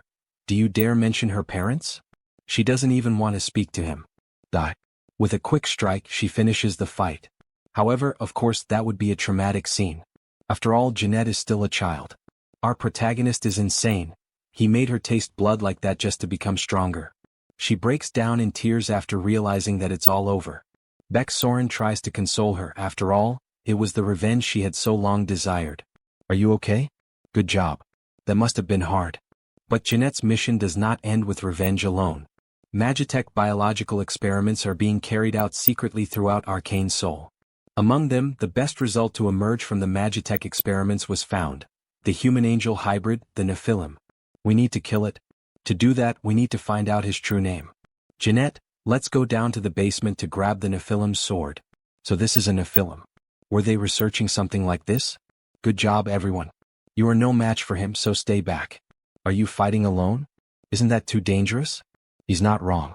Normally it's a raid boss that requires at least 4 level 7s. But Nephilims don't have free will. They can't use tricks and strategies like superhumans. So, if we follow his plan, we have a chance. Rise, Anik. Then that demon, who in fact is an angel, is awakened. The ground around begins to collapse and the capsule he was trapped in doesn't hold for long. Upon breaking free, he already starts using his aura to intimidate. A strong pulse that applies the fear status effect and at the same time lowers the attributes. However, Kim quickly uses the trait, Air Raid, and approaches the monster. That movement was already expected. He becomes strong and switches traits. Giant S Strength, Mana Soul, Sword Expert, Mars Sword Technique, Thor Cultivation Technique, Moon Slash. Unleash the strongest blow he can deliver. By striking its leg, he finishes by throwing the hammer with full force, opening a hole. Penetration. The creature screams in pain and tries to counterattack. However, Kim dodges easily. Seriously? He hits the legs on purpose, but they are completely intact. He is simply going to hit him until it works. After all, Kim knows all his patterns. He also poured giant blood over his sword. Giant blood causes damage over time. Against giants. If this damage is applied consistently during its duration, his damage scales infinitely. The creature even kneels. However, the desire to fight remains. But he needs to be careful with the Nephilim's sword. A black cloud comes toward Kim. He tries to dodge all the strikes, although some still hit and injure him, making his students worried. This won't do. Now is not the time to panic. Hold on. Master, we will fight as well. Wait. The highlight begins now. Radiance. Kim becomes completely white. He cannot miss the final strike. The continuous dark attribute damage that blooms into a white flower. He sees it. Its weak point. He mercilessly strikes the creature, causing it to release energy. And finally, the phase of the struggle. A massive amount of sword aura is pouring out. Everything is going according to plan. Now return to death, Anik. The creature is split in half. However, before losing consciousness, it speaks its first words. I have been wronged. Everyone is surprised. The Nephilim's sword. The place that still exudes mana is right here. With a strong strike of the hammer, he breaks the shell of the sword, transforming it into the true Nephilim sword. SSR Pitch Black Sword. He finally obtained the completely black sword. What an amazing battle. We really learned a lot. But what if he had gotten hurt? Ah, Jeanette. Try holding this sword. The sword? All right. Only Jeanette, who was used in experiments, can draw out the sword's full potential. It is an essential step to completing this mission. When she holds the sword, the black mana begins to surround her. Master, what is happening? Do not worry, just go along with what it tells you. The sword. Her eyes turn completely black. Right as commanded. She points the sword at herself and completes what was requested. Soren asks Kim to stop Jeanette, however, he tells her to stay calm. Everything will begin soon. The trait, Natural Born Energy, is activated. The pitch black sword reacts with Jeanette's innate energy trait. And finally, a whirlpool of black and white energy begins, symbolizing the start of a new era. One of the strongest in Arcane Seoul. The completely black energy was completed. Sword of Nephilim. In the following days, we see Kim's apartment restored. Now with more improvements inside. All damaged facilities were repaired. And we even got new training installations. This is perfect for training. But teacher. Yes. The sword of Nephilim. She doesn't know how to pass it on to him. Of course she doesn't. Because the sword only reacts to her, the one who possesses the innate energy trait. It only reacts to me? Then what should I do? There's no need to worry. You will simply obtain the same trait. Then you will naturally understand how to pass it on to me. Is he planning to learn that trait by any chance? But how is he going to do that? He will learn cultivated energy. First, he plans to learn Wujin's along with the sword. He has seen it enough times to imitate it easily with his body, copying the traits of others. He has heard of such a feat before but never seen it with his own eyes. He can't wait to see it. Alright, now we must start training in the new shooting room. Jeanette and Wujin start shooting at him and they're really trying to hit him. Teacher, how long do we have to do this?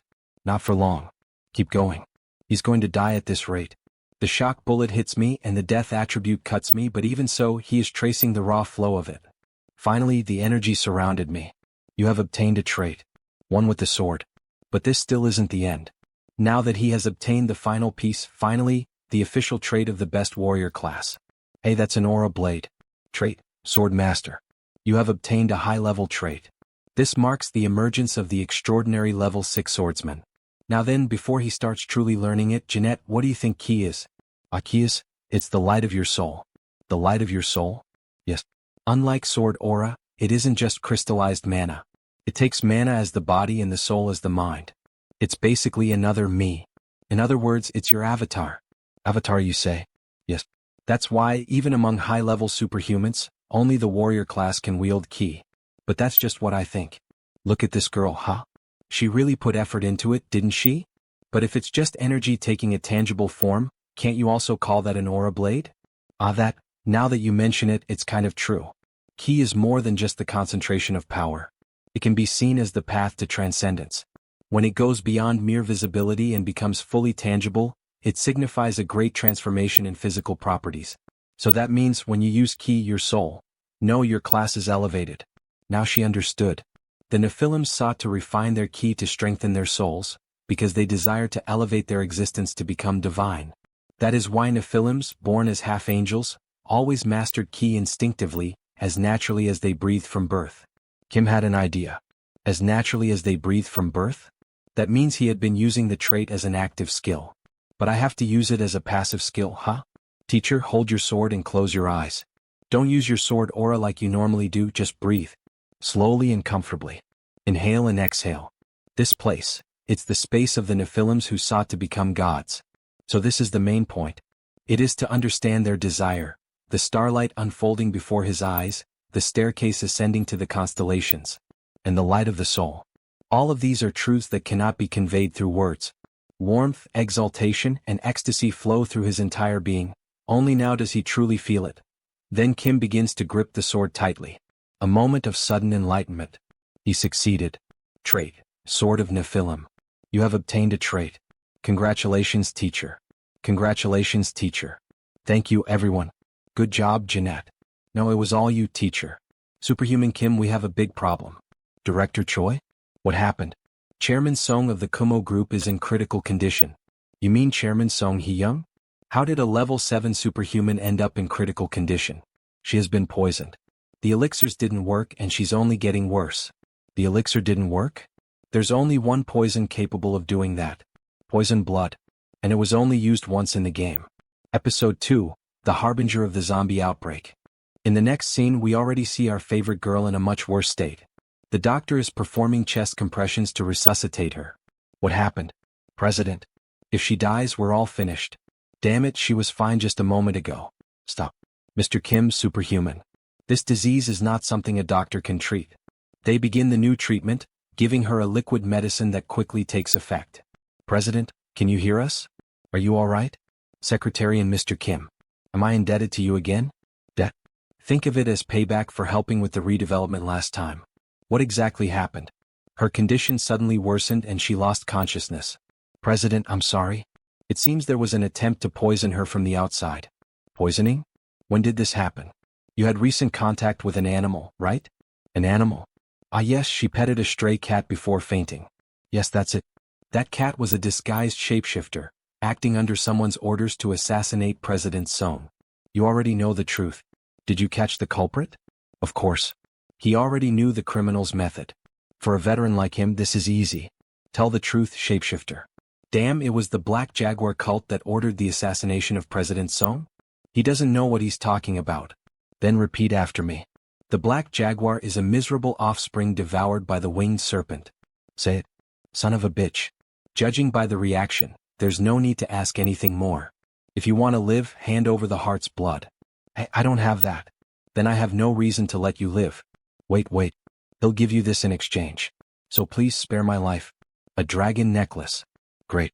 Keep that safe then. Good reward, amazing, haha. So, can I go now? He will never come to Korea again, he promises. Alright, go. If you manage to get out alive. We even managed to get an antidote from the shapeshifter. By forcefully opening up his body, haha.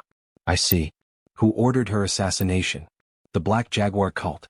To be precise, it was probably an order from the Old Father cult behind them. In episode 1 they used the Terror League to try to cripple the government. This time their goal was to assassinate the president of a conglomerate. Isn't that a cult based abroad? Why did they target me? Recently because of the funding for suppressing the Terror League. As a saint she would be worried, but he can't say that the Old Father cult is behind it, because there's still no evidence. He doesn't know the reason either. However, he found out where the Black Jaguar cult is hiding. So she will make an official request. Please, find the people who tried to assassinate me and tear them to pieces. The next day they appear on the bridge overlooking the sea, the Han River. Superhuman, they say everything is prepared just as he requested. But is there really no other reason to go this far? We're just trying to secure evidence. There are other methods, of course. But Episode 2, The Zombie Incident. If we want to prevent a terrible event in Seoul, this is the only way. We'll make an example of them as a warning. To the Black Jaguar cult and any backers hiding behind them. Backers, she will see when it happens. Now please begin. Evaporate the moisture, cast the great magic. A huge beam of light falls from the sky. The sealed zones that those guys installed beneath the Han River are finally having their entrances revealed. And then what is that now? Film quickly, hurry. Begin the operation. Interdimensional projectile bombardment, begin. Prepare the interdimensional projectile bombardment. 3, 2, 1. Fire, crush them completely. Simply, our protagonist possesses a war machine. He begins to attack the base and along the way he acquires some traits. Command. Order. Leadership. It seems like he's playing Battlefield 6. Defense barrier detected on the target. Stop the bombardment. Then they finally showed their faces. Black executors. Black blood mages and seers, even priests. Master. What will you do? He was eager to go after them. He equips the war traits and he will deal with them personally. He jumps in, landing while firing a powerful strike against the magic barrier. Jaguars. They begin to fight. How impatient. Superhuman, she will help too. What a beautiful woman in her angelic form. Don't you agree she's the most gorgeous woman in this manhwa so far? Suddenly, a monster attacks her. Although it's a simple strike, she gets nervous. After all, the creature is filled with dark magic. There's no way she can handle that power. And in the blink of an eye, the creature is defeated. She's shocked, unable to understand what just happened, but upon looking more closely, all the monsters are being swiftly taken down. That's an aura blade. And with just one strike, Kim slices the last of them to pieces. And so, he truly became a level 6 sword master. She came down to help, but instead, ended up being the one who needed help. It was nothing. They've been neutralized, so let's head inside now. The enemy's secret base within the sealed zone, we must find it here without fail. Proof of the financiers who backed the Black Jaguar cult. They then finally enter, and it looks like a city inside that dimensional portal. No one is here. Yes. Their real base is in Brazil. We need to find the main culprit who caused the disturbance in Korea. By culprit, he means the mastermind he mentioned. There seems to be evidence behind this. Black flame covering the entire wall. He will take care of this. Then Kim, with his bare hands, tries to force open that wall of pure flames, which no one would even dare to touch. The president is once again surprised to witness something like this, and then an enormous warehouse is revealed to us. A place like this inside the sealed zone. Jewels, magical equipment, diamonds, all kinds of expensive items are inside. It seems this was the payment for the assassination of President Song. Well, she is worth quite a lot. He thinks we found the evidence of the mastermind behind this. Everything is written in an encoded language. It will take time to decode this. We will need specialists. Damn, they really covered their tracks well. Cult of the Old Father. Leave this to our Jumo security team, we will decode it as fast as possible. Yes, please do that. It's unfortunate, but for now we can only settle for gaining the Jumo group as an ally. Thank you again for your help. Sword Saint. Sword Saint. You didn't know? The news about you spread everywhere quickly. Everyone already calls you the Sword Saint. The Dark Tiger Sword Lord, now called Sword Saint. The headlines are really something. 23-year-old Sword Master highlight.gif. This is how you use an aura blade. Easy, right? Kim Warrior rolls out aura blades. And this is a gift. Or golf bag. He always used one, so she got a high-quality one for him. Heavens, she didn't need to. He feels as if he received too much. She is really very generous with rewards. That much is an obvious gift. He saved her life. As expected of the generous President Song. She is on a different level from the others. So, regarding the secret documents of the Black Panther sect and the Moor cult, we will contact you as soon as they are decoded. Where will you go now, Sword Saint? He will do the same as President Song, he will attempt level 7. To stop episode 2 he needs to become stronger. World of the Gods, Thessaly, Greece. Hey, stop pushing. Follow the line. As expected, it is really crowded. Makes sense. The only way to reach Olympus is through the Temple of Gaia. It is also difficult to enter.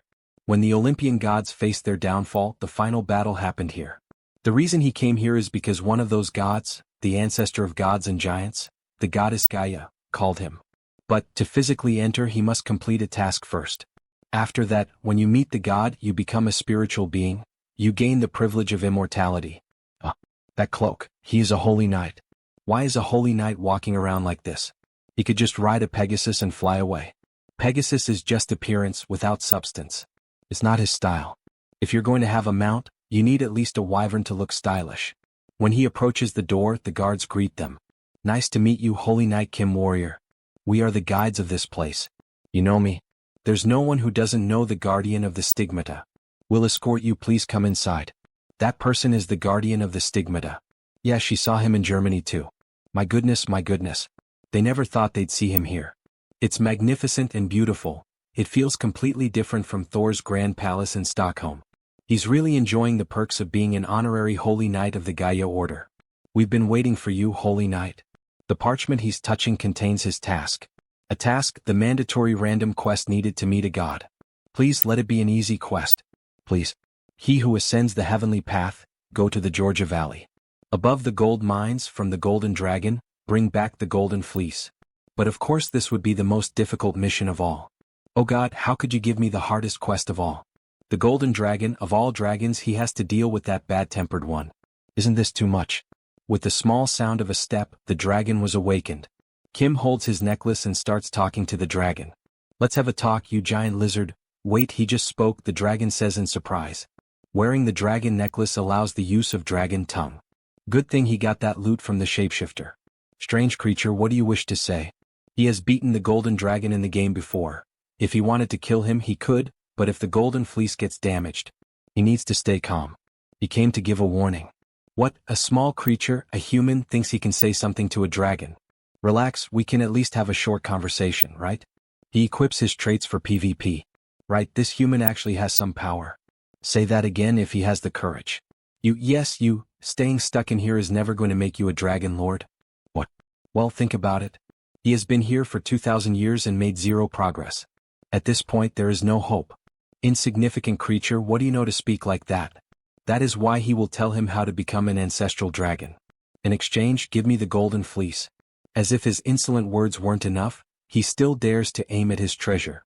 He thinks the dragon won't give him an answer. Well, if you don't want it, then forget it.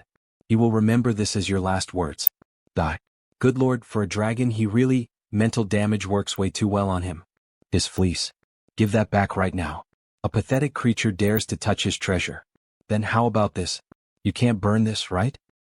The golden fleece is an item of immortality and resurrection. With this alone, taking down the golden dragon is easy. If he is planning to finish this, he is not going to refuse. Then we have a flashback of when he spoke with the god of thunder. Use this well. Together with that brat, Senir. The god of thunder helped you. He told me to annihilate you. Spare me. Please stop. This will not do. The byproducts of a dragon are quite profitable. Exactly, he told him that we could do this the easy way. He has level 7 trade elixirs and evolution materials. How could he let this slip by? In the end, Kim never had the intention of helping the poor dragon. He only really wanted his body to obtain precious materials. Alright then, let's collect every little piece. Sometime later we see a beautiful place. A welcome guest has arrived. It is an honor to meet you. He is the warrior Kim. Yes, child. She has observed him for a long time. If you have something to ask, ask. Thank you. The thunder of the north said that he was summoned by something that is not a god. Do you know who summoned me here? If this happened on the surface or underground, she would know. She also does not know, child. So, from the heavens? There are other possibilities besides that. Hidden dark dimensions or other worlds beyond the Great Rift as well. Then could it be, was it the saint of the cult of the Old Father? It also doesn't seem to be her. If someone summons a soul from another world, the summoner's soul would be severely damaged. There is a high chance that the one who summoned him has already perished. The saint's soul did not seem damaged. If it wasn't her, then who was it? It seems that she didn't help much. Instead, tell me one last wish. Then you would grant me a level 7 blueprint suitable for me? The goddess's reaction was strange, as if she did not believe what he asked for. Fine, she must give him everything he wants. With a bit of magic, Kim receives the level 7 blueprint. It seems that there is more than that. They are the level 7 and level 8 blueprints. She also prepared the corresponding skills and the materials. You are giving me even level 8. With this, defeating the saint is not that far away. Up to level 6, a mutant mana core is necessary. Level 7 requires a humanoid otherworld mana core. And for level 8, you need a non-humanoid otherworld mana core. Then what about level 9? Is he going to need the mana core of a god? He is already overwhelmed. How am I supposed to gather all of this, and what about the extra materials? Child, there is no need to worry too much about a future that has not yet arrived. Your fate is already running toward a turning point. That is true. Now he needs power to face the final boss of episode 3, the level 8 saint. Thank you, O Goddess Gaia, the most generous and merciful. Be careful. The second wave is approaching. The second wave? Yes, withstand the wave and reverse your fate. If you cannot, he will be devoured. It is obvious what the second wave refers to. Episode 2, the zombie crisis is right in front of us. He already crushed the core of the zombie event, the Black Panther cult. But will they give up? No way they will. At this point, the final boss of episode 2, they are probably creating the corpse dragon. Defeating that thing alone is impossible, but Master, you are here. There is a way to solve this, using Kali's personal mission. Did you meet the god he said you would meet? Yes, and the golden dragon he went away with. We finished dismantling it, Master. We also stored everything safely. Oh good, they turned into butchers. But hey Woojin, yes, Master. What did you do to Skid Bladner while he was gone? It looks a little different. He modified it a bit. He is a kind of specialist in these things, that is all right, but why is the dragon's head on display? When you look at it closely, it is not normal. Our youngest really has talent in this area. Like, seriously? He told you not to call me the youngest. This turned out much better. It is like a mobile hotel, he thinks. Thank you, everyone, good work. My boys ended up doing really well. Anyway, all of them became much stronger. Soren reached level 6. As expected, he realized it again. Master, what about me? Jeanette will reach level 6 with just a little more. And Kali, she started with 4 traits and now she also has psychic powers. Now she will reach level 5 just by drinking nectar. Luckily, Kali is ready to begin her personal mission. So, where are we going now? Go to the west. We are going to the Grand Canyon. The Grand Canyon, don't tell me the Great Rift. Kali, today we are going to use the nectar to reach level 5. Then in the Great Rift, we can engrave the Kalarata tree onto you. But, since you have to find your grandmother, this can be emotionally difficult. Can you do this? Yes, from the moment she became his student, she had already prepared herself emotionally. She can do this, please trust her. Kali's personal quest. Kill her grandmother, who became an otherworld species, and obtain the Kalarata tree. That is the only way for someone with the goddess's blood to escape their suffering. While we are there, getting the level 7 elixir materials would also be efficient. So, Kali, let's begin the training. It is hell training until we go to America. Yes, sir. Master. Grand Canyon, the Great Rift. We finally arrived. 6 cents. At the Great Rift branch of the Black Panther cult. The cult sure looks scary from here. All of you follow Kali. You remember where we will meet again, right? Yes, the Conch Tower. And you, Master? He is going to lure the corpse dragon outside, here on the outside. What, isn't that dangerous? Jeanette, at this point, just accept it. It's not like the Master has ever cared about his own body. He has the Kyanma body after all. Kyanma body. Seeing you all talk so much, he is less worried. Suddenly, something happens to Kali. Her head starts to hurt a lot. Kali, what is wrong? Then finally this reaction began. It must be responding and calling because Kali has arrived. A sound, she hears something. Not the corpse dragon, but the other master of this place. The Star Descendant. Black Panther Fortress, Great Rift Branch. Ugh, time really isn't passing. How much longer do we still have to keep doing this crap? Damn persistence, how many years have already passed now? Around 20 years, he thinks. But finally we are seeing the end. If we can just pour enough mana into the corpse dragon to make it our servant, that day will be the day our cult rises. Jim, what was that? Didn't you hear something just now? And suddenly, his partner was already on the ground. But what the hell happened? And then we see Kim infiltrated, taking down the 2 guards. Using the traits. Suppress. Combat technique. Giant strength. Stealth. You miserable bastards, how do you expect to survive with such lousy surveillance like this? That's negligence of duty, you know that, right? Not that he's complaining. Looking at the cameras, Kim realizes the difficulty of this mission. He can't face that many people alone, they are level 5 superhumans trained in the Great Rift. After stealing the identification card from one of the guards, the plan is finally revealed. So the method he came up with, Lord Edmund, identity confirmed. The idea behind all of this is to trap all of them inside. Emergency detected, emergency detected. Lockdown fangs activating. Meanwhile, the mana induction inside the corpse dragon continues. But what the hell is that noise? Look up there. What are the guards doing? Priest, look there. We have an intruder. What, how did he get inside here? Kill him immediately. Alright then, let's see what his new weapon is capable of. We have a flashback of when he invaded the enemy's portal, where they exchanged information, and found these fine weapons inside a box. Take this, the weapon of invincibility. Damn it, why do the bullets keep coming non-stop? Block with your shields, don't let him escape. What, but who is going to guard the corpse dragon's seal? Then suddenly the priest is eaten by the dragon. Gyua run. With a roar, the dragon frightens everyone around. Kim needs to quickly switch traits to withstand the pressure exerted by the dragon. Magic resistance. London. Domain barrier. Mana shield. Mana armor. Mana barrier. As expected from an episode that has a boss, this is no child's play. Eat this. He fires the bullets directly at the dragon's head. The bullets with great difficulty pierce the dragon's thick hide, causing damage and making it even more agitated, leading to a massive explosion. Damn it. It isn't even in a complete form yet and it's already this strong. Traits. Aerial assault. Swift. Acceleration. Crimson jewel just a little more. Almost there, just a little more. Master. Over here. Great. Callie, is this the right place? Yes, she can hear the whispers. They say we are getting closer. Meanwhile, the dragon is approaching them. Damn it, did he arrive too late after all? No, we made it. And suddenly, a white beam falls from the sky, striking the dragon squarely on its back. Who dares to oppress the descendant of the sacred star sovereign? Great Rift Boss Level 7 Child of the Stars. You pile of rotting flesh, it seems it has already lost all sense of fear. Then the two of them begin to fight like a battle of giants. Well, the two of them are fighting. If this keeps up, we might end up getting a free victory. If we leave them alone, they will end up settling things between themselves. That would be great, but the Child of the Stars is not that stupid. His true plan begins after this part. He throws Thor's hammer toward the blue monster. This miserable insect dares. Meanwhile, the dragon takes advantage of the opportunity to attack the enemy directly. At first glance it may look like he is helping the corpse dragon, but all of this is part of a plan to summon her. Very well, today all of you will be offered to the sacred star sovereign. Come, my daughter. She has finally arrived. Callie's grandmother, the tentacle woman. Wait, so this is my grandmother. And with that, all the main actors step onto the stage.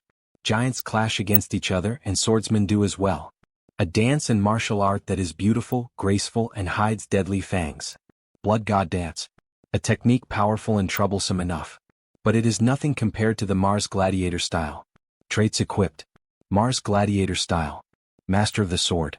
While they fight, Kim pays attention to the battle of giants. As expected, the Child of the Stars has the advantage. Finish this now, my child. The order to end the corpse dragon is finally given. Now that the tentacle woman is about to move away, this is our chance. There was a reason he made them fight the corpse dragon first, to drain its strength. Exactly because of this. A crucial moment. You dare scheme above your station. Submit quietly and become nourishment for the star sovereign, insignificant insect. This is bad. Quietly offer yourself to the star ruler, you lowly vermin. Then they begin to battle and Kim protects himself with the shield. Ugh, she still has some strength left. But that's no problem. Because he's prepared for it. Kim is a paladin who has been blessed with Gaia's protection and Thor's strength, and he releases an extremely powerful lightning bolt directly at the monster, leaving it paralyzed up. Why now? Things should be wrapping up over there too. Now then, it's time to end this. Impossible. With a single attack, he defeats the giant worm and also manages to defeat the dragon. Operation success, and it was perfect, haha.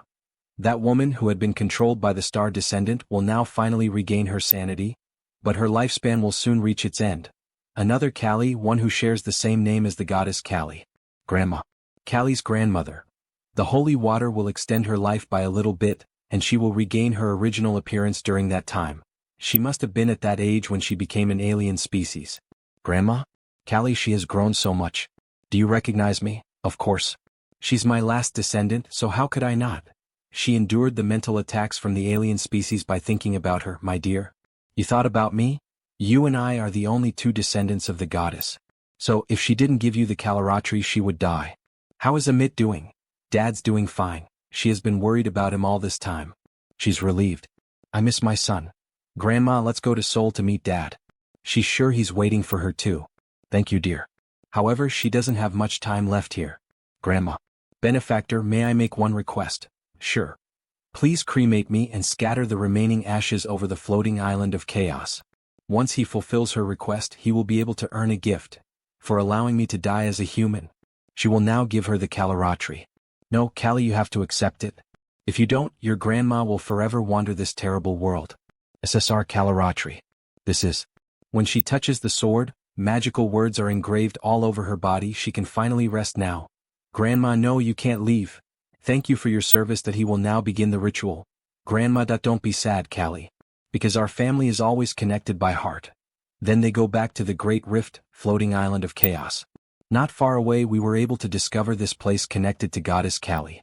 It is an excellent location for the growth of mana, but there is also a risk of turning into a mutant after being swayed by the whispers of a strange being. She can hear her grandma's voice. It's probably the Goddess Kali, the goddess?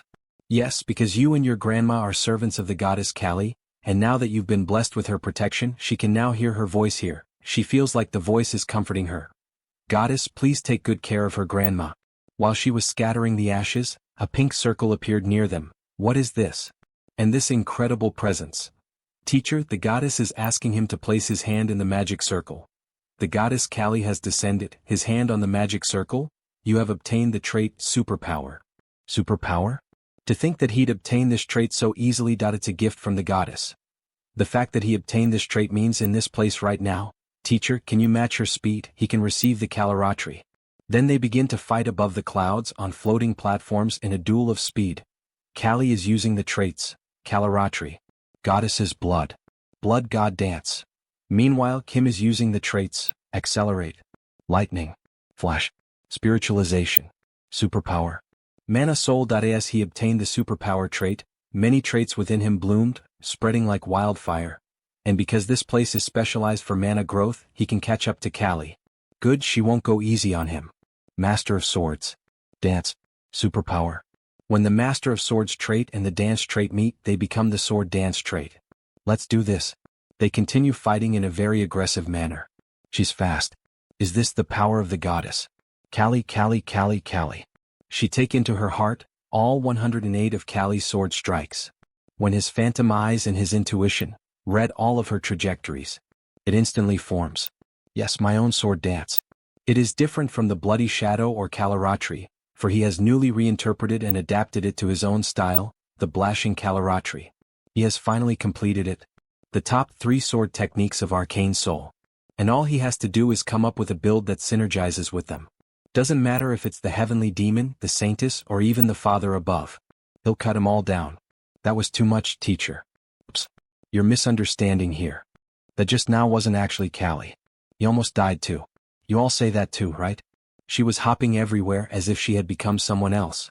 She doesn't want to hear any excuses. What we really want is to spar with you too. All of them are in battle mode using all 6 traits at maximum. Jeanette. Natural born energy. Mana Soul. Diamond body. Shield expert. Taunt. Sword of Nephilim. Kali, Kalaratri. Goddess's blood. Blood god dance. Shadow step. Time manipulation. Clone. Surin. Mars sword technique. Practical combat. Air raid. Giant strength. Diamond body. Immortal. How that you've become stronger. Fine. Warrior Kim. Mars sword technique. Sword of Nephilim. Kalaratri. Master of swords. Mana Soul. Diamond body. Come at me all at once. Then they begin to battle. Lightning descends from the sky, but in the end, only Warrior Kim remains standing. Even Wu Jin doesn't know why he got beaten so badly. We almost died there. Are you okay, teacher? Of course he's fine. Teacher, he's bleeding from his mouth. What in the world did you do back there? Don't tell me you used all 3 sword techniques at once. As expected, that takes a lot of mana. Yeah, he did. Teacher, he's so ruthless. She was wondering why it hurt so much. Then you should have gone a bit easier on us. Drink some advanced potions and get back to training, everyone. The monsters in the Great Rift shouldn't be too hard at your level. He has to leave because he has some business to deal with. Make sure you come back as strong as possible. Because something huge is going to happen in Seoul soon. Something huge, you say? Yes, just like the terror attack last time. It will be serious enough to paralyze Seoul. Then after some time we see Kim in the laboratory. Congratulations, Master. You have reached level 7. In Arcane Seoul, he is considered socially privileged if you reach level 5. Then how about level 7, which is considered the limit of superhumans, the ultimate realm? He's considered a walking disaster. To compare it to a modern weapon, he's at the level of an aircraft carrier. With this, he now has the strength to deal with episode 2.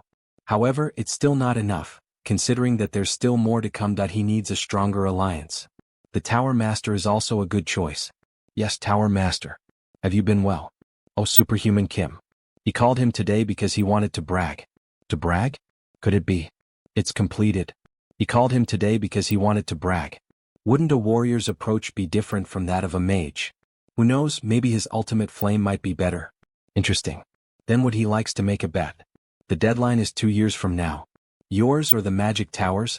Let's see whose ultimate flame is better. Like he promised, the ultimate flame of the Sun Magic Tower. Then Kim runs toward the tower. After all, it was the perfect opportunity. He didn't think we'd achieve the Magic Tower's long-cherished goal this quickly. Congratulations on completing the ultimate flame. A bet is a bet. If he loses here, sound fun. What will we be betting? If he wins, the tower will grant you one thing he wants. But if he wins, Warrior Kill will join our Magic Tower's security team. He will be a wage slave for the rest of his life. If he sees it with his own eyes, he will have to admit his defeat.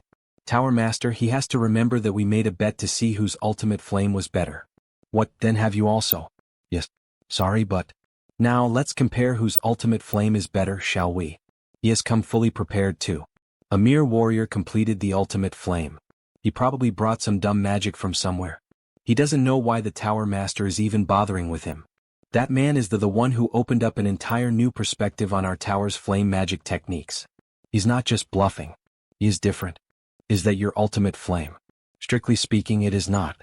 He went in a different direction. It seems so. Such a small ember wouldn't be the ultimate flame. That's right, because this is the supreme flame he created in his own way.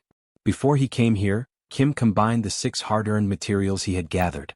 The black flame, which he obtained as he became level 2. The solar flare, which he obtained as a reward for helping Magic Kim. The inferno, which he obtained as a reward for teaching how to get rid of stigmas. The flame of the Dragon King, which he obtained in the battle against the Gold Dragon. The heavenly flame, which the goddess Guy bestowed upon him. And the chaos flame, which he obtained in the battle against the Corpse Dragon.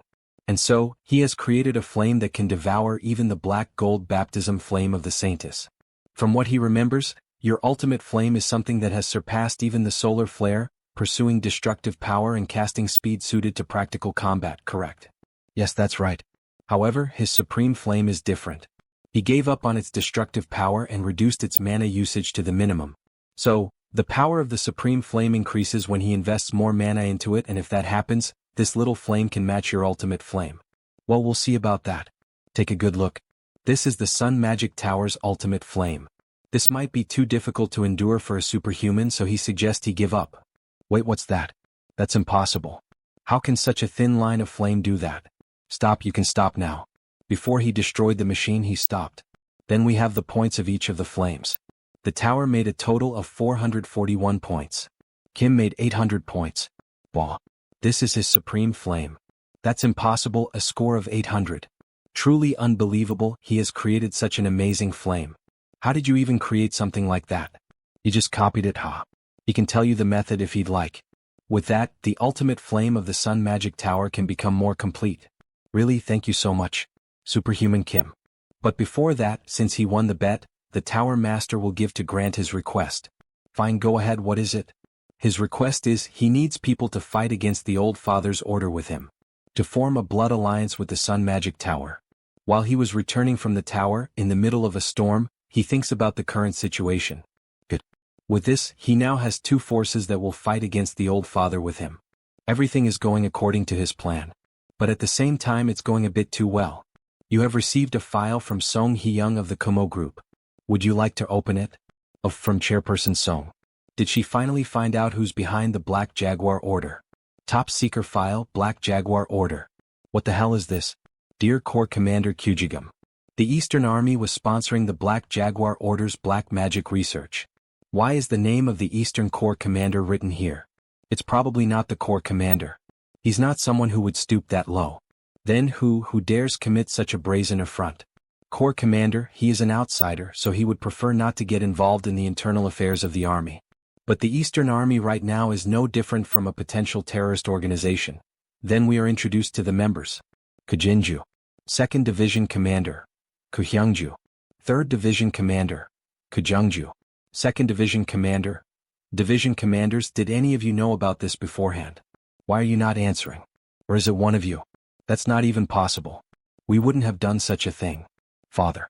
My apologies. In truth, the Eastern Army has often been involved in similar matters. What? In order to reform our bodies into a physique optimal for the Black Tiger swordsmanship, we coveted magic. And he's telling me that was a good thing to do. No. He regards it as a shameful act. Now that he's reflecting upon it, I recognize that it was all meaningless vanity. At least there's one person with the right mindset in this family. Father, this is all his fault as the eldest son. Please punish me accordingly. And Corps Commander, as the 1st Division Commander, he'd like to make a request. Please eradicate the roots of illegality and black magic that have spread throughout our legion. Brother. Yes. He must, Superhuman Kim. No, he should call him the Sword Master now. Yes, Corps Commander. He'd like to conduct the highest level inspection across the entire Eastern Army. He will be in charge of the comprehensive investigation. What, me? Why do I have to be involved in someone else's family affair? Father, you can't do that. The honor of our legion will be. If you knew of honor, they should have done better before this happened. Sword Master, as you can see, he has a lot of children, but he has no one to entrust this role to. I hereby confer upon you the honorary position of Inspector General and the honorary rank of Major General. How is it? Will you accept our request? Wait, this is an opportunity to make another blood alliance. If you trust me with this position, he will try his best, dear customer. A few days later, Chorwin Inspector General's office. How was the investigation of the underground magic tower in No One? Your speculation was correct. They had illegally obtained monsters of beasts. He was wondering why the Eastern Army's research funding was leaking out, and Gangnam Club. They were managing a secret arena of illegal contaminants. As expected, all the puzzle pieces are coming together. They operated an arena of illegally obtained monsters. Making humans and monsters fight each other for entertainment, such a dangerous idea. How did you even know about this? Warrior-type superhumans using black magic for growth. He can already tell what's going on here. And remembering what happened in the game's storyline, he knows exactly where to go. For several days now, he has been going through all the Eastern Army's confidential documents and budget plans throughout the night, and thanks to his overpowered traits, he was able to narrow it down to a few clues. He has already found all the illegal evidence tied to the budget. What's left is to find out who ordered all of this. The researcher. In other words, the one who approved it all. These people are. And suddenly, a bomb in the shape of a Rubik's Cube is thrown through the window, causing a massive explosion in the building. That it's already the second time they've destroyed his building. Confirm his death first. We have to return before father intervenes. Yes, sis. Where is he? What's wrong? Did you really think he'd die to a single mana bomb? You insolent little brat. He was expecting you actually. He bet you got scared when the Black Jaguar Order's secret base got destroyed. 3rd Division Commander. Attack together and end this quickly. Yes. He should have just stayed quiet. Let me show you that there's a sky above the sky. Sky above the sky, you say? You took that right out of his mouth. As expected, a fierce attack from 2 tigers feels different. The 2 masters of the White Tiger Sword are aiming for vital points. Especially Kujinju. He's extremely vicious and brutal. Like a demon. Although Kim manages to defend himself against the bloodthirsty attacks. Chase him down. Yes, sis. Vicious tiger charge. 2 white tigers, Did you really think that was enough? It's just a bluff, he's only level 7. But suddenly, Kim's aura changes completely, leaving even the old woman speechless. What the fuck? Only level 7, they are right. However, he's not just any level 7 superhuman. He is Warrior Kim. Destroying all the evidence will cost you a lot. A thunderous boom erupts in succession. Sword energy is the purest crystallization of force, the soul of a transcendent superhuman who has broken all their limits. A violent shock is transmitted through the blade. Normally, this recoil should cause the sword's momentum to hesitate. But the Mars sword technique, it uses even the explosion and the recoil. How dare you? Moving more instinctively as if foreseeing the future. With a godlike attack, his strike will cleave the battlefield apart. Oh sweet slaughtering carnage. Then the old woman's wound is touched and she becomes irritated. That brat, she will kill him. Has she thrown away the dignity she once valued so highly? An insolent child, Kim is nothing but a worm. She will show him the power she obtained through the black magic wounds from fighting a monster. With this, the culprit is certain. No further evidence is needed. This is her black tiger swordsmanship. And the two test their strength. However, the old woman cannot endure the pressure. Impossible? How can someone like Warrior Kim display such perfect black tiger swordsmanship? What he means is, isn't it obvious? Because he is the true master of the black tiger sword. Equipped with the 6 traits of the black tiger sword, he finishes off the old woman without difficulty. He has done a great job. Thanks to him, we were able to restore discipline in the Eastern Army. What happened to those who participated in illegal activities? He punished them himself, but what would he likes to do? They are your people, so he is being careful when he says this, but he believes they should be strictly punished by military law. For ambushing him at night and for trying to destroy the evidence. He wishes he had a son like him. He couldn't even manage his own children. Life is truly fleeting. Feels like he has lived in vain. That is not true, Corps Commander. Without you, sir, South Korea would have disappeared in the Second World War. In the game, the country was defended solely through resistance, not through the victory of the Allied nations. And not to mention that the Eastern Corps Commander also made huge contributions in the Korean War. Please do not forget that we live under his legacy. Oh, he is just sucking up to me, so he gives him his rewards, aren't he? Oh, did it look like that? Haha. Fine. Close your eyes and stay still. He wonders what he is going to give to him. What the Corps Commander is about to give him is all of me, the Eastern Army. Upon touching the protagonist's chest, shadows begin to fly around him and enter directly into his body. Wait, could this be the strongest trait of Arcane Seoul, which contains the Corps Commander's entire life, hero? Such strong and fierce mana, it feels like it was injected into his body. It seems like the transfer went well. Corps Commander, why would he go to this farm for him? He wanted to give it to someone eventually. However, he will not be able to use it right away. He will only be able to awaken the power once he reaches level 8. Thank you, sincerely. He doesn't even know how he can repay him for this. His only condition is that you become a constellation. From what he heard, they call it the strongest on Earth nowadays. Reach level 9. That will be enough to justify his sacrifice. The Corps Commander was supposed to die within a few years. But because he transferred his mana to him, that timing will be brought forward. Will he be able to reach level 9 within a year? Then the car system alerts him to an incoming call. Yes, Chairperson Song. He was able to deal with the Eastern Army problem thanks to you. Did you see the news, Swordmaster? The news? Breaking news. A zombie outbreak has occurred in many places in Brazil. Hundreds have been reported wounded so far. Meanwhile, the Brazilian government is responding. A zombie outbreak. Kim thought he had taken care of that by taking out the Black Jaguar order. Could it be that they still carried out the plan in Brazil after it failed in Seoul? The corpse dragon is dead, so why?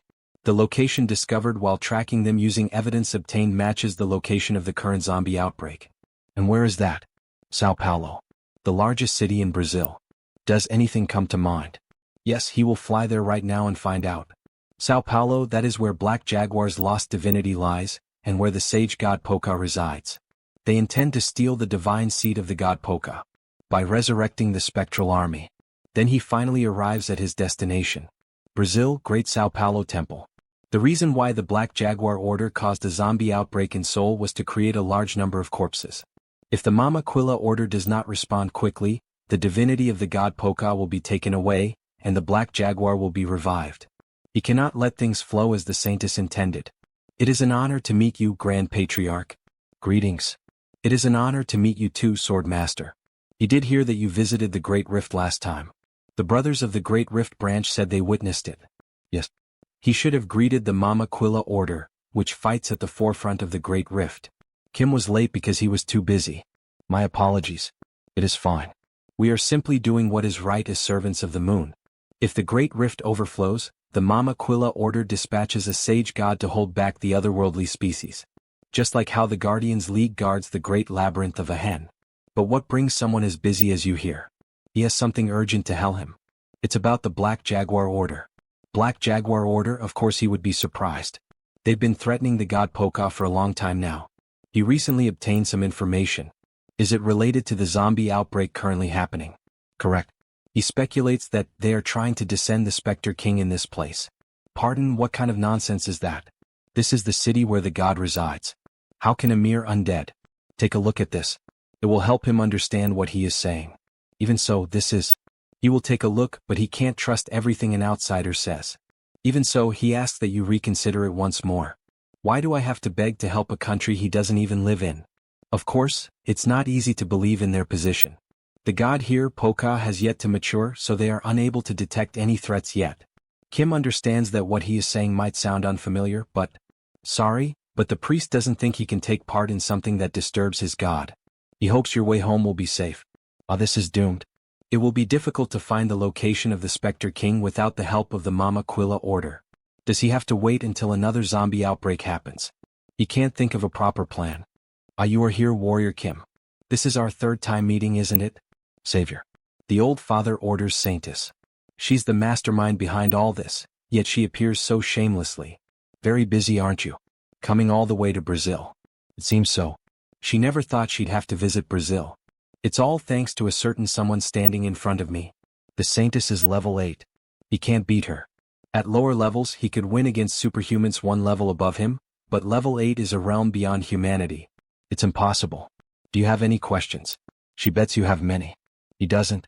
Now move aside. Ask you for what? He's going to find out on his own anyway. Then let me ask you one. She slams the car door shut. Savior, he is from another world, isn't he? That's unexpected. He thought the Savior came from the same world as me, so she performed the ritual. You performed a ritual. He didn't know. She summoned him, Savior. She thought the ritual failed, but maybe it was a huge success. What kind of nonsense are you telling?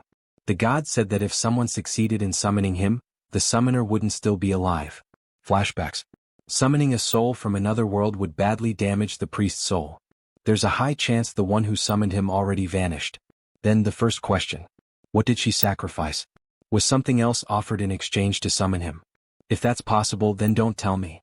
Did you offer your own future as the price? As expected of the Savior? Yes. She sacrificed everything in her future. Even her soul. She's completely insane. If you do that, she won't even be able to reincarnate. When the world is dying, what use is reincarnation? Rather than being worn down through endless reincarnation and becoming cosmic fertilizer, isn't it better to be used in a meaningful place, and at the time she chooses? So, Savior, she asks him. Stop wandering and offer your body and soul to the old father. Why go this far? The old father can no longer be perfectly resurrected. She knows. But all plans change depending on circumstances. A small sword suits a small god, don't you think? Don't tell me she means a sage god. Ding dong, correct. This saintless is a kind of cute, right? The old father will descend as a sage god, reincarnating generation after generation to protect this world. Then all the foretold disasters will be erased. If he gains power by taking the fate of an otherworlder, the old father will rule this world. What does he say? Together with her, offer that single body, and that single soul and save the world. Our great and holy Savior. Get out of here. What, save the world through self-sacrifice? In this world where he had no family or friends, he did end up with people he wants to protect. Of course he'd willingly risk his life to fight for them. Screw that. He is not a sucker to have no reason to sacrifice himself one-sidedly. She's disappointed. Abandoning the greater cause just to protect yourself. Well, to me, a world dying from disaster or a world turned into a human farm under a transcendent being both look like the same hell. What a shame. If instead of memories from this world, you had your original memories intact, we might have understood each other. What, original memories? What? Then, until we meet again, farewell. Hey, wait a second. May the old father's blessing fully descend upon the Savior. Chonggang, what kind of bullshit did she spout before disappearing again? Emergency. All units assemble. Protect Lord Poka. Hey, what's going on? Are you civilian? Evacuate immediately. Zombie soldiers are overrunning the town. It's the Wraith King. So he finally appeared. At this point, the Wraith King isn't level 9 yet. Which means it's worth fighting. So it's you. The human the Dark Jaguar spoke of. Perfect, if he shapes your body and devour his soul, his power will fully return. You guys, seriously, does he really look that easy? Offer your neck, then he won't torture his soul. Go on, try it. He activates giant strength. Pathetic. The Wraith King is a being that is a warrior, a mage, and a priest. Even without full power, he's above level 7.5. Even a Mars build made as a trinity can't match the Wraith King's physical power. Should he try that old tiger method? No, using something incomplete that he haven't mastered could be dangerous. He will clear this the proper way. Equip traits. Divini power. Holy light. Radiance. Hand of healing. Divini miracle. Oriole. On top of his existing traits, the Hand of Healing from Gaia and Divine Miracle from Kali, and adding Oriole, the best possible attack against the undead. He dominates Wraith power with Divine Force. Crown Paladin. They begin to fight on equal footing, exchanging repeated blows. Truly impressive. But all of it is meaningless to him. Debuff activated. Equipped traits are being removed. Divine Power has been removed. Holy Light has been removed. Radiance, Hand of Healing, Divine Miracle. This is the Wraith King's unique trait, Reverse Heaven. Well, it's fine. The fact that he used Reverse Heaven means he took enough damage from Holy Power. Good. Now, to finish Phase 1, the next traits are Giant Strength, Mana Spirit, Practical Combat, Crown Paladin, Lightning Strike, Resonance, and Omnipotent. Indeed. He's worthy of becoming his prey. I borrow your name. When he plunges his sword into the ground, the necromantic aura affects all the zombies and he begins to pray. O Dark Jaguar, hear me. An area of effect spell that sacrificed the zombie army. It hurts, but it's a pattern he has to endure to defeat the Wraith King. If he doesn't deal with the zombies now, he'll fully heal them later with recovery magic. Self-healing like that crosses the line. What wraps up Phase 1? He will finish this before the Wraith King's Reverse Haven cooldown comes back. Equipping even the traits gained from battles traded for Life Rage and Frenzy, a triple-stacked Berserker build. Now the fight truly begins. After all, our protagonist is in Berserk mode. They exchange heavy sword blows, leaving Kim with the advantage. He's doing something interesting. Let's see how long you can hold out. Not a chance. Once he's caught, there's nothing he can, but he breaks free using a mana barrier. Wraith's Grasp, a CC skill that forcibly pulls in and restrains the opponent. This can be blocked with mana, that's all. How strange, how do you know so much about me? Well, you get like this after killing him about 100 times in the game. Oh. Alright, then now he summons Thor's hammer and golden lightning descends from the sky. It's burst damage time. Then he begins to unleash countless strikes with Thor's hammer, imbued with sacred magic, causing numerous instances of damage to the enemy, hurling him meters away. It's more persistent than he expected. And it's about time for him to start feeling the aftereffects of the frenzy trait. Status ailment, mana rampage. His blood vessels and nerves are destroyed. Damn, he just has to last a little bit more. Incredible. Quite amazing, omnipotent. However, he evokes nothing but pity with that look on his face. To reciprocate his thoroughness, he shall also accept some loss. Yes. Finally, it's the last phase. The Spectre King's AoE attack is starting. A normal individual would have been paralyzed to the heart in less than 0.1 seconds. However, he exposes his vital point with this attack. Kim equips all traits to deliver the final blow. He's suffering from the aftereffects of using Frenzy, and with the Spectre King's debuff effects on top of that, there's a limit to how much he can withstand even with his traits. Kim has to end this quickly. Foolish, there is no point in enduring this. He used defying the heavens again. Damn it.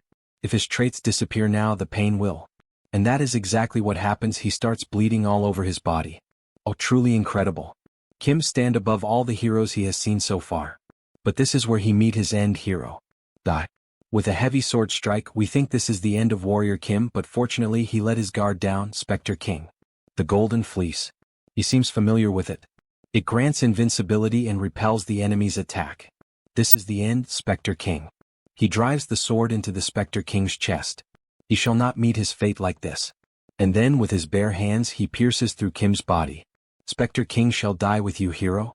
He messed up, he couldn't dodge it because his body is utterly shattered right now. Is he going to die like this? The world, the universe is escaping from me. But at the end of the tunnel there is always a light. Not yet, trait equipped, narrow. Negates a critical attack once and heals HP. Kim finally wakes up, and a man asks how he is feeling. He wakes up in a hospital bed. Where? This is the Sao Paulo Hospital, affiliated with the Mama Quilla Order. So that's why he's here, Grand Patriarch. The priest was worried that Kim might never wake up again. He thought we were going to lose the savior of Sao Paulo and the Knight of Paul. Savior, huh? That's excessive. Please stop calling me by the title, Savior. Our priest retrieved him from the battlefield and healed him. Is he uncomfortable anywhere? He's fine, but where is his equipment? We've put it in a safe along with the Spectre King's equipment. Oh, along with the Spectre King's items? Hell yeah.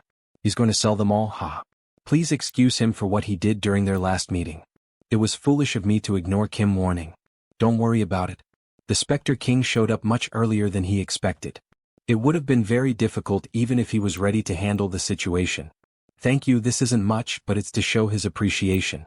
Oh Nectar. It really isn't much, huh? You saved their god, huh? And this?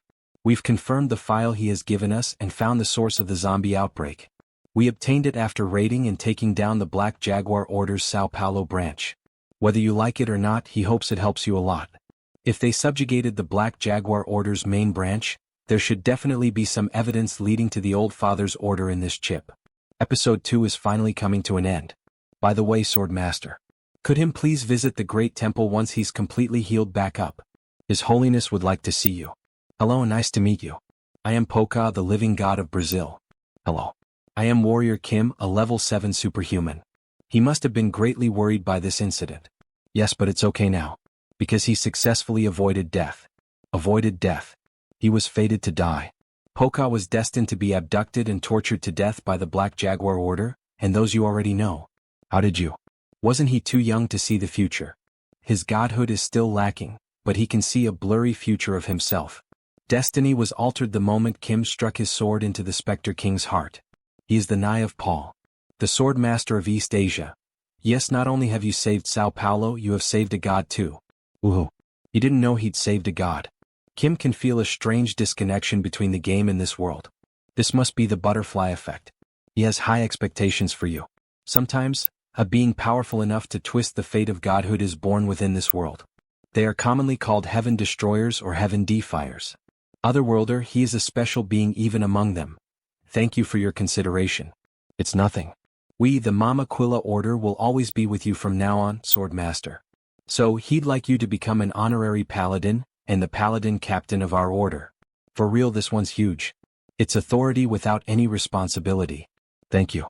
He will act carefully, believing you entrusted this to him in good faith. There's no reason to refuse it. But what he needs the most right now is Poca. He has something to request. Yes, go ahead.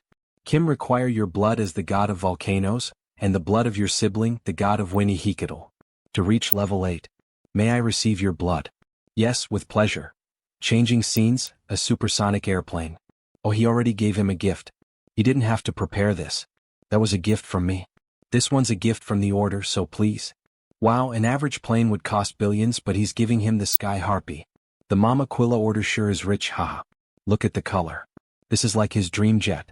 Let's fly at full speed, shall we? You've set the maximum speed Mach 4. Would you like to activate the magic airstrip? Is that a question? Hell yeah. 5,000 kilometers per hour. This is insane. It's so much faster than the Red Cooper. With this jet, he should reach the next destination in no time. Let's go to the North Pole. He has got the evidence along with an alliance. It's time to prepare for the final battle against the Saintis. And for that, he has to hunt down some non-humanoid otherworldly creatures. A blizzard can't stop him. Kim can go anywhere with this. Ah, how lucky. There are a lot of things he needs to acquire to reach level 8. Episode 2 is completely over now, but there is one last episode related to the Saintis. That is when the war against the Old Father's order breaks out. He does have some reliable allies, but he's still not sure if Kim can defeat the Saintis, who is level 8. He must become stronger than I am now. Reaching level 7 with the mana core he obtained from the Star Descendant was the easy part. Reaching level 8 requires an extreme amount of effort and luck.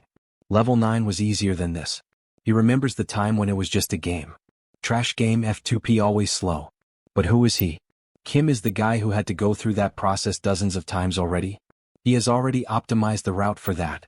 And this is the first destination of that route. We see a huge ice castle in the middle of the mountains. Castle of the Unfathomable. When he arrives, some guards stop him. Warrior from afar, what brings him here? We see the name of the guard captain. Sileria. Winter Elf, she's a guard captain of this place, but in the future she will become an SSR unit, the Winter Queen. The reason he's here is simple. Kim is going to hunt, so he needs supplies. But she doesn't think there are any monsters you cannot hunt by himself. There is. The one he's after is the ruler of the North Pole. The great monster, the Arctic Emperor. Do you have any idea what the Arctic Emperor is, kind? Its ferocity froze the entire Dragon Legion. It's not something he can easily hunt down. Of course he knows. It was a level 9 boss in the game. However, the Arctic Emperor is only level 8 right now. Yes, so he'd like to join your fight. But with some help, he has a winning chance. Kim will free the frozen Dragon Legion. This is an offer she cannot refuse. Because the Knight Captain of the Dragon Legion, which was captured by the Arctic Emperor, is her older brother. Does he really think that's possible? The Arctic Emperor is watching, so how would him? In the game, they'd get freed anyway with the appearance of the evil dragon at a later point. It's a very gluttonous monster. So, he has a method to wake it up earlier. He will use these as bait. Kim will inject a very strong special sedative in these so the Arctic Emperor will fall asleep. How did you even get these dragons? He got the corpse dragon from the Great Rift, and the gold dragon from Greece. The light of life and death and the color of darkness. These should be sufficient to bring out a reaction from the monster. That's right.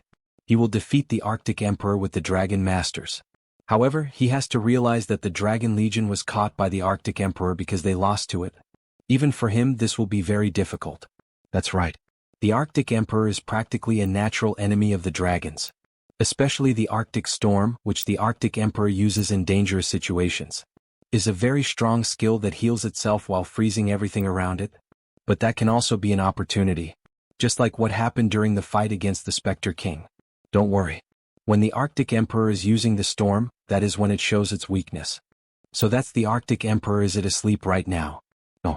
It's simply enjoying the sunlight. He will be detected once Kim gets too close. Taking a sunbath, huh? How comfortable. This bird still doesn't know what is going to happen. Alright, let's go. He stealthily approaches the Emperor. He has combined the stealth trait with the effect of the invisible cloak. Not only that, but he has also blocked his mana, so there's no way it'd notice me.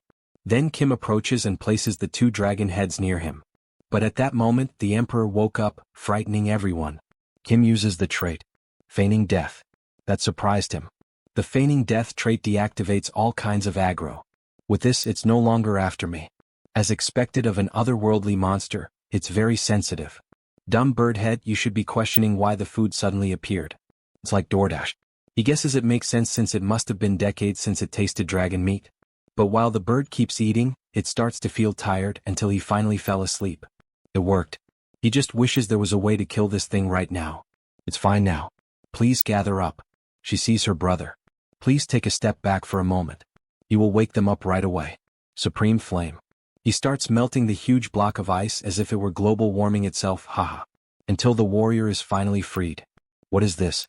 Brother. Sileria. What happened? Then they embrace. After all, they are brothers. Finally, the captain of the Dragon Legion is awake. With the dragon that shall oppose the Arctic Emperor. Swordmaster. He heard about the current situation from Sileria. Thank you. Let's leave the greetings for later. The Arctic Emperor is about to wake up. Wait, there's still a dragon that hasn't been awoken yet. Pardon, this isn't all of them. The king of all dragons, the Red Emperor, has yet to awaken. What? Why is there a fire-type dragon in the North Pole? The ice here is much sturdier than the other ones. He thinks he has been affected by the Arctic Emperor's unique power, white ice. Swordmaster, is there a way to wake up him? We have to wake him up at all costs. That if there is a way to tame this masterless dragon, he will finally have his own private vehicle, but all he can do here is to wake his power up. The rest is up to him. He uses the power of fire to the maximum, trying to melt it. No, it's not melting at all. This ice contains a tremendous amount of mana. Then awaken Emperor of Fire. What, a human? Did he just speak in dragon tongue?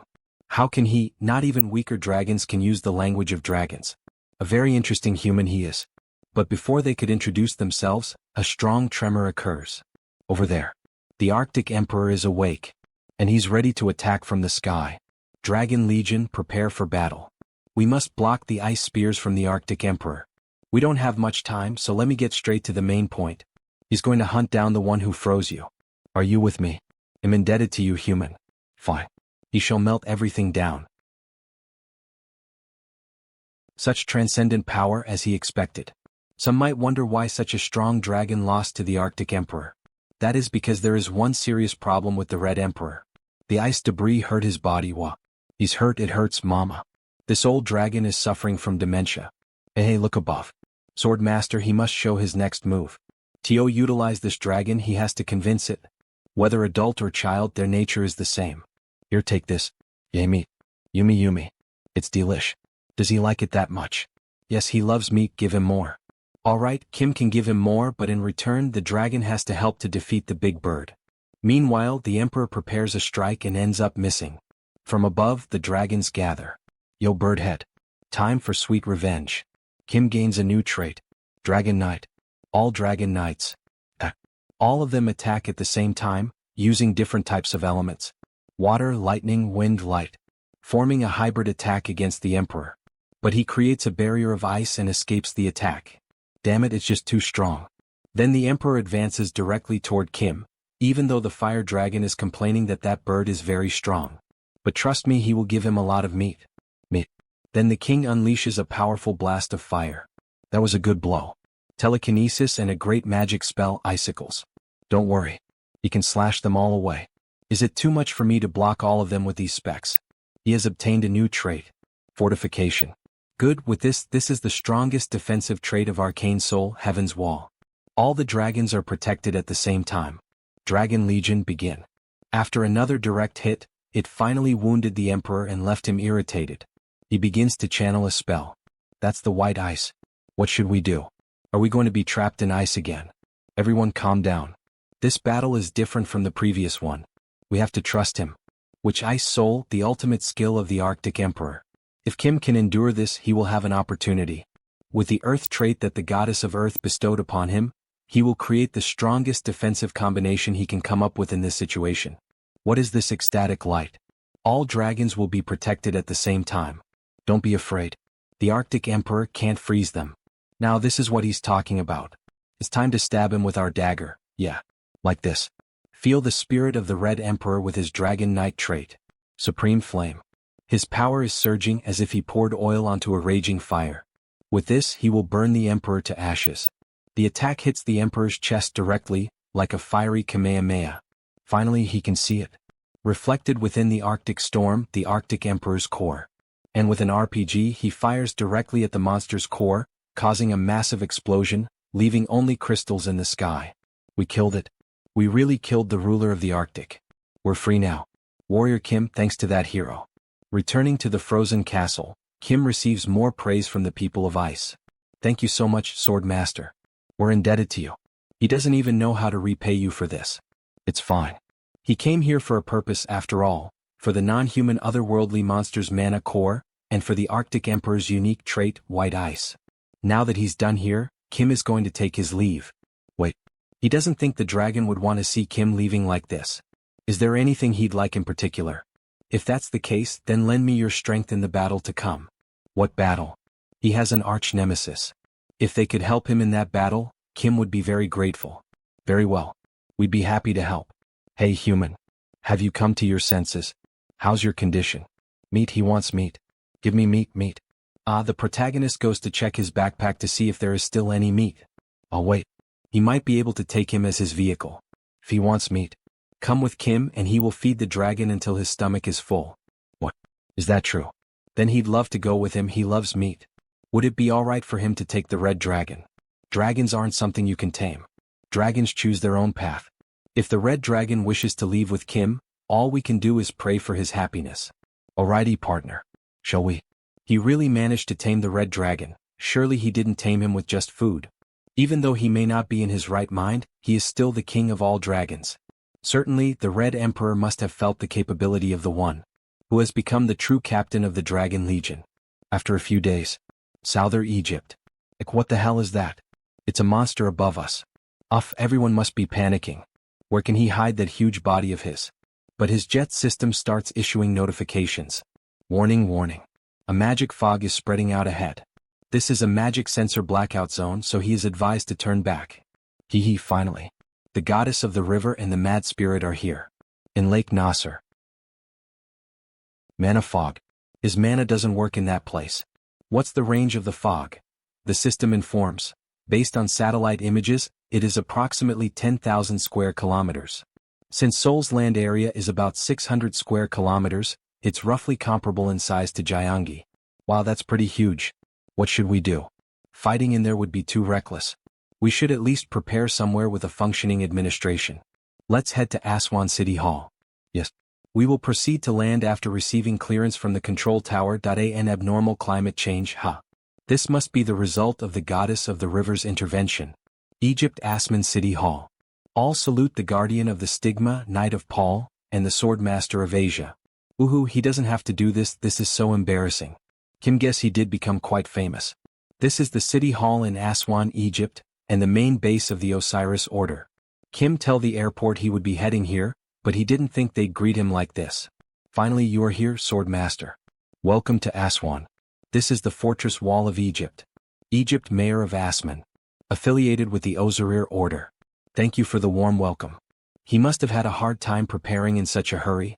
Since the Sword Master is here, this much is only to be expected. For now, how about at least wetting your throat with a drink? Sorry, but he's really busy. Let's get straight to the point. Yes, of course. There must be a reason why the Naive Paul came all the way here. The mayor guessed the reason as well. He has come to hunt those fish, hasn't he? After constructing the Aswan Dam, the Osiris Order has been fighting a long war with the river's kin, who were once the masters of the lake, the mermen. There's actually a lot left over once you hunt them. If you extract their bodily fluids, he can use them as ingredients to make elixirs. It's obvious what the mayor is thinking. Now that the Sword Master who defeated the Spectre King is here, the fog of the evil god is done for. He's hoping that Kim will end the war while he's here to get the ingredients for nectar. But the goddess of the river, who is level 8, is in the lake, so how could he? Well, he will just go with it for now. Well, yeah, the mayor can leave the fish to Kim. But there's something he needs. Could he ask for a large amount of elixir? Of course, our order will provide them at no charge. Right, take this too. Isn't this a water-type artifact? That's right. This lamp will negate the effect of the fog. Its range is as far as its light reaches. This is Lake Nasser. It is an artificial lake created through the construction of the Aswan Dam. It should be around here. Because of the goddess of the river has gone mad, the government of Egypt and the Osiris Order declared this area as a danger zone. Except for when they sent the paladins to the front to hunt the mermen. Suddenly, with the light of the artifact, he finds the first fish. They try to attack the protagonist, but he asks for patience. Calm down, Kim is not here to hunt you, relax. These guys are not a threat to humans, they're just trying to protect their home. Get out of here. If he leaves without resistance, we will spare his life. They are probably saying this. Right now we cannot communicate. But with this they are telling me to screw off. Hold on for a moment. He has something to say. Then he begins to write letters using fire magic. Hello. He is sure you guys can understand letters, right? It is a consideration meant to facilitate communication with the mermen, whose oral structures are different. He gets a reply from the lake. It looks like they are also having fun. It makes sense since this is probably their first time seeing a friendly human. Then he unlocks a new trait. Fish language. Now he should be able to communicate with them. Is he not afraid of us? Kim takes a close look at the merman. Well, you guys look a bit ugly. Good, he's a funny one. Why did he come to find us? Oh, Ti's nothing special. He is just here to obtain a drop of blood from the goddess. Wait, what?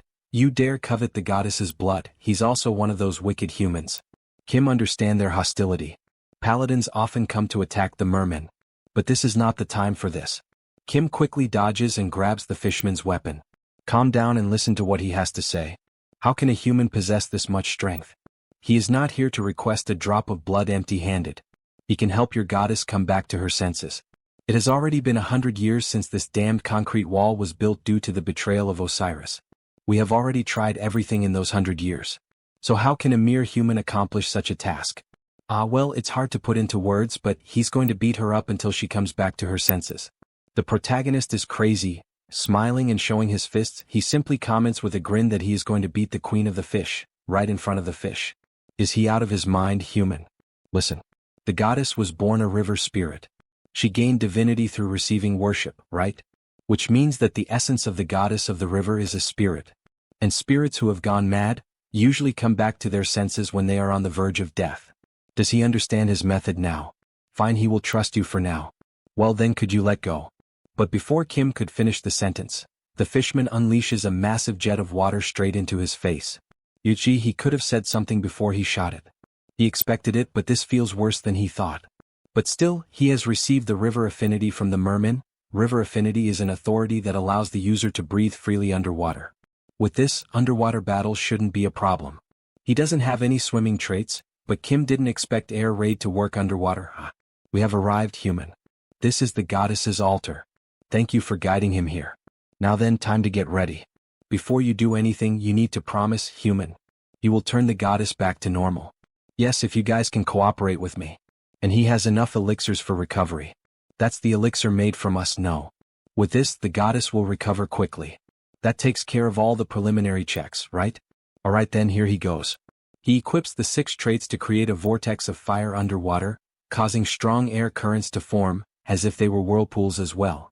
In this way she finally shows herself. The Mad Grand Spirit. Then she is finally revealed, the Queen of the Sea. A mermaid with a body made entirely of water and red eyes. She is not getting out of this. He uses the trait Air Raid and quickly jumps out of the lake. The mermaid tries to pursue the protagonist, but just in time the dragon appears. Great timing, Red Dragon. Did he do it right? He's the best man. Kim will throw a meat party once this is done. The mermaid summons more water tornadoes, even shaping them like dragons, and tries to strike the protagonist. However, the red dragon is faster and manages to easily dodge all the attacks. Phase 1, the water spray shells. They pursue the target relentlessly like guided missiles. It's truly indiscriminate carpet bombing. Until finally one of them hits the red dragon. Oh, it hurts. Focus, there's more. If these attacks are unavoidable, Supreme Flame. He will just evaporate them all. Then he combines the traits. Supreme Flame and Dragon Knight. Become one with the energy of the red dragon. To exhale the breath of the Supreme Flame. Only steam remained, the water abilities were stopped. With this, he has survived the first pattern of Phase 1. Then he equips the 6 traits. Ice White, Mana Soul, Thor Cultivation Technique, Phantom Eyes, Dragon Knight, and Aim. He grabs his RPG and says it's his turn now. With a precise shot, Kim hits the Queen of the Lake directly. How do you like that, huh? This is the Hailstorm. When an attribute is granted, this weapon, Mountain Echo, fires projectiles of that very attribute. First, freeze the goddess with the Big Bang of the Arctic Emperor, a perfect crystal of frost. And then, he changes the traits again to unleash the Supreme Flame. It ends up hitting the left arm, almost at the heart. By any chance is the protagonist trying to kill her? It was thought that he would only awaken the spirit of madness, ha. Did it miss? He was aiming for the heart. Suddenly the mermaid splits into several copies. This marks the beginning of Phase 2. It is already difficult to fight against the goddess of the river, a level 8 entity. But fighting the summoned spirits at the same time? That's just outright insane. However, the fishmen who were once Kim's enemies will now help him against the Queen's copies. The mermen who share the same purpose are fighting alongside him. They're even sacrificing themselves. Once they break the mana core of the merman, in other words their own heart, the water-type spirits will be stunned. This is the most important part of the goddess of the river fight. The spirit becomes enraged and emerges within a whirlpool, trying to attack the protagonist directly. Red Dragon dodge. The goddess of the river is thrashing in desperation. At the same time, the goddess's mana core has been revealed. Let's go end this Red Dragon. He is too small to cut down that water pillar.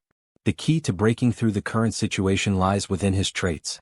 Using the 2 sword-type traits as a foundation, he will add many type traits to support them. Then he will become the sword, and so will his Red Dragon. And lastly, as the final trait to crown the finishing touch, he will cut down the water storm. With only one strike he manages to cut the water storm, breaking the spirit's core. Then the river turns black as a vortex forms. O goddess, it is time to return to the lake. The sun finally broke through. Human, what happened to the goddess? What is that? Goddess, where is this? The goddess, she's really awake. Have you come back to your senses, goddess of the river?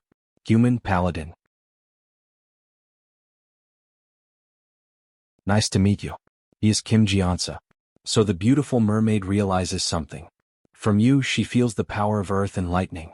Oh, she can sense the god's blessing. Even fallen divinity is still divinity. How is your memory? Does she understand what happened? Yes, she remembers. Osiris. Because that selfish one deceived me, our river was ruined. She will strike Osiris at once. The queen will destroy the dam and reclaim our territory. She looks like a goddess of war now. Okay, but can she really win? What, he dares doubt me? Not at all, he just, her mana core goddess. Kim is worried about the injury to her heart. Because of anger and pride, we must not lose all the fishfolk. Please focus on recovery for now. But the flowing river has long been blocked by the dam. At this rate, she will not regain her divine authority, and in war against humans she won't be able to protect her people. Everyone will die. Does he expect me to watch that quietly? That's why he has a proposal. A proposal? There is a river on Earth comparable to the Nile. How about a great migration there? It's a brilliant idea, but she's unsure if moving this many is possible. If it is possible, will you grant what he wants? So we see his enormous ship, ready to carry out the transport of all the fish men. With treasures like that, it may be possible. Fine human. What does he want? Okay, he wants materials to reach level 8, 1 drop of her blood and a promise to stay on this ship and help him for a while. It seems he needs me somewhere. Fine, she will agree. Good, with that hottie by his side, with a water element spirit, the alliance is formed. The ship begins to move through the water, however, the water is in the sky. While maybe because it's a ship, but it moves much faster in water. As soon as the skyship bonded to the water spirit, its stored mana underwent material transformation. In other words, it created a sky river. At this rate we will arrive soon to where the final level 8 material is. So we see the mother tree. Meanwhile, at the camp near her, the mutants are in an uproar. Hurry. Chief, what's happening? It's bad. Skull Snake. A powerful being is approaching from the west. A powerful being? Grandmother said, a divine being is coming. That's what she said. Divinity? Gods manifesting in the mortal world was banned after the divine war. Then why here? He doesn't know. We need to prepare quickly. We must protect grandmother. Wait. Then Muko Sword Lord, no, how about asking the Sword Saint for help? Uji, good idea. He will contact him right now. Who's? What giant bear? WTF, he can use a cell phone. Sword Saint, help us please.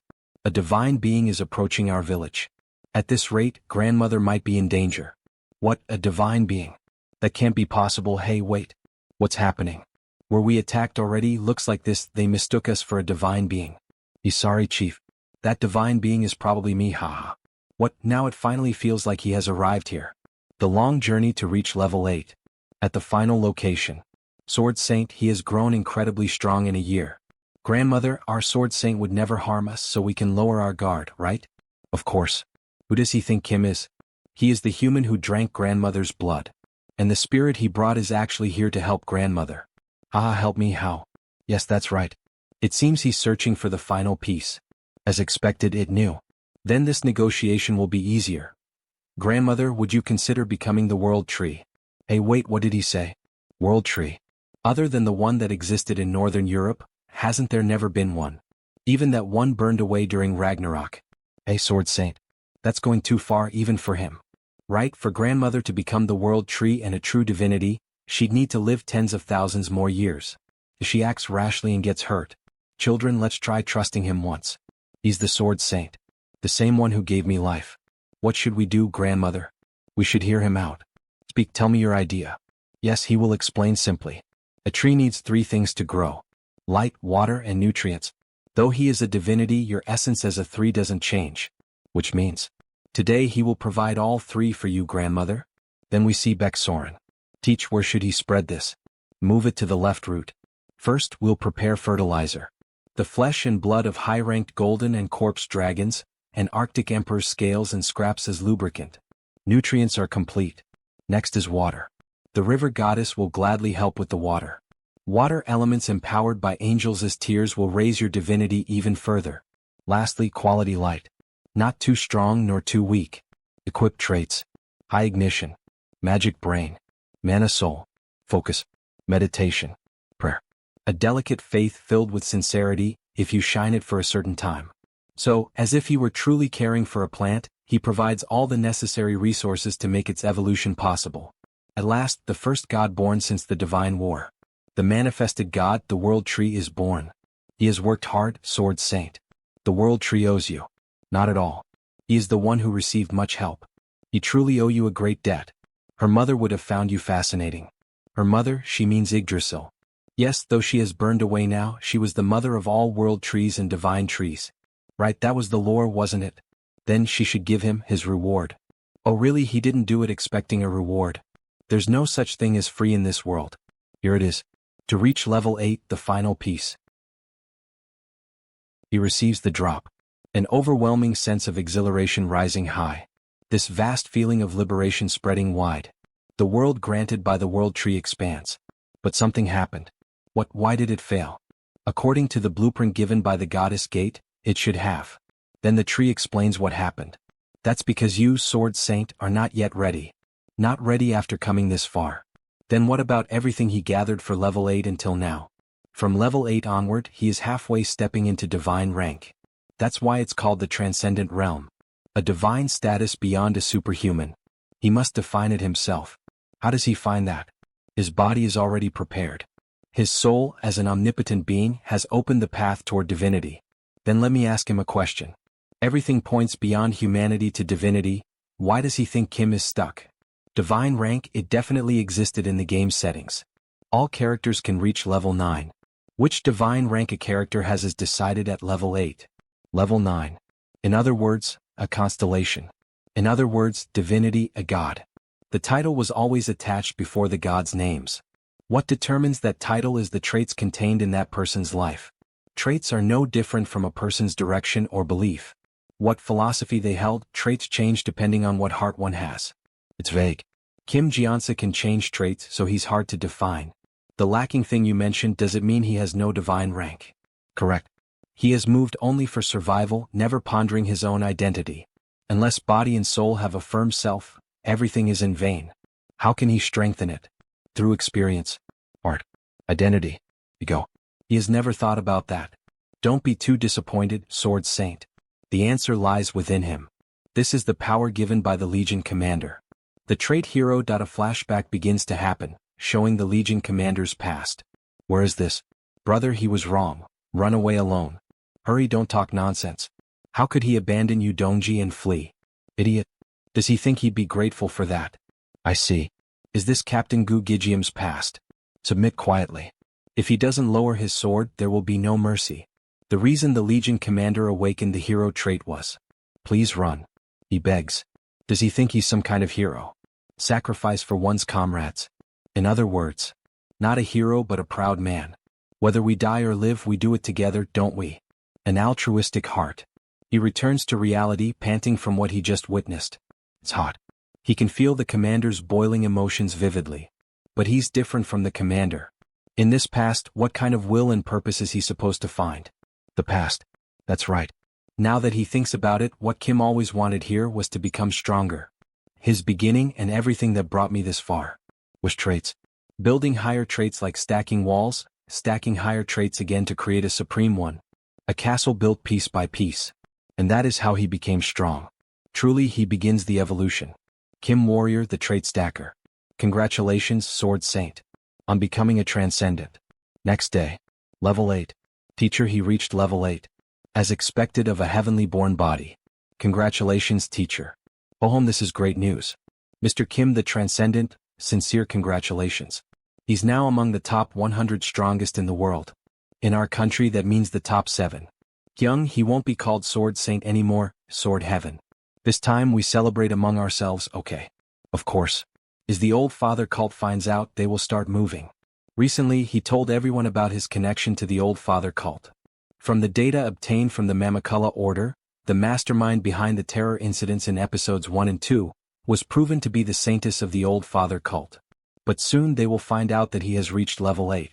Before that, he must make everyone stronger somehow. Baek Soren level 7. Seo Woojin level 7. Janet level 6. Kali level 6. Kim Priest level 6.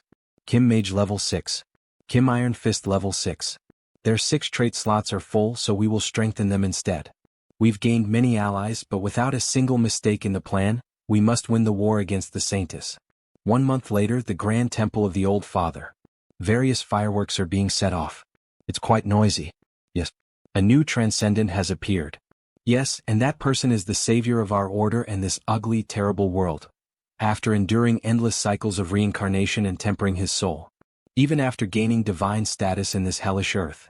He chose reincarnation instead of ascension. The one summoned through forced baptism by the Old Father's oracle. He has finally reached level 8. He has reached the optimal level for Father's descent. We've waited so long. So very long. Preparations are complete. Please give the order. Let us begin. Our offering plan. Breaking news. The entire Old Father cult has gone missing. Members across the world, including those in the Grand Temple, have all disappeared. The Old Father cult has recently been suspected of involvement in nationwide terror incidents. Shit, episode 3 has begun. Hurry and gather mana, Savior, oh Savior. Please end this sea of suffering. Save the earth from hell. Oh Savior. Before the disciples reach the protagonist, they are trapped by magic threads. All of you freeze. Move and he will fire immediately. While the police arrived. Heavenly Sword, it's all right. Even the President of the Republic of Korea, the Supreme Commander of the Armed Forces, is here. He has been keeping his eyes on me ever since the Seoul terror attack incident. Seems like he grasped what was going on quickly and came here. The President must be very busy. How was it possible that he arrived here? He's here to protect Kim. The old father's order has been moving quite ominously lately. Heavenly Sword, he suspects that they might be trying to descend their god in his body, with how they are calling you their savior. Yeah, something like that. But before they try to help their god descend, they will try to secure a huge amount of mana first. What does securing mana have to do with the order going into hiding? They might be trying to operate that method. The old father has used that to secure mana since ancient times. Human sacrifice. Wait, he's saying the disappeared members are volunteering to serve as offerings. However, that shouldn't even be close to enough. But how about 1 million? Pardon. Does he think that's possible? What if they sacrifice an entire metropolitan city? How much mana does he think will be generated from that? The scene changes. Moments ago, Gwangju SI of Gyeonggi-do was sealed by a massive barrier. All requests for communication have been denied. They are also forcibly blocking the forces trying to enter the city.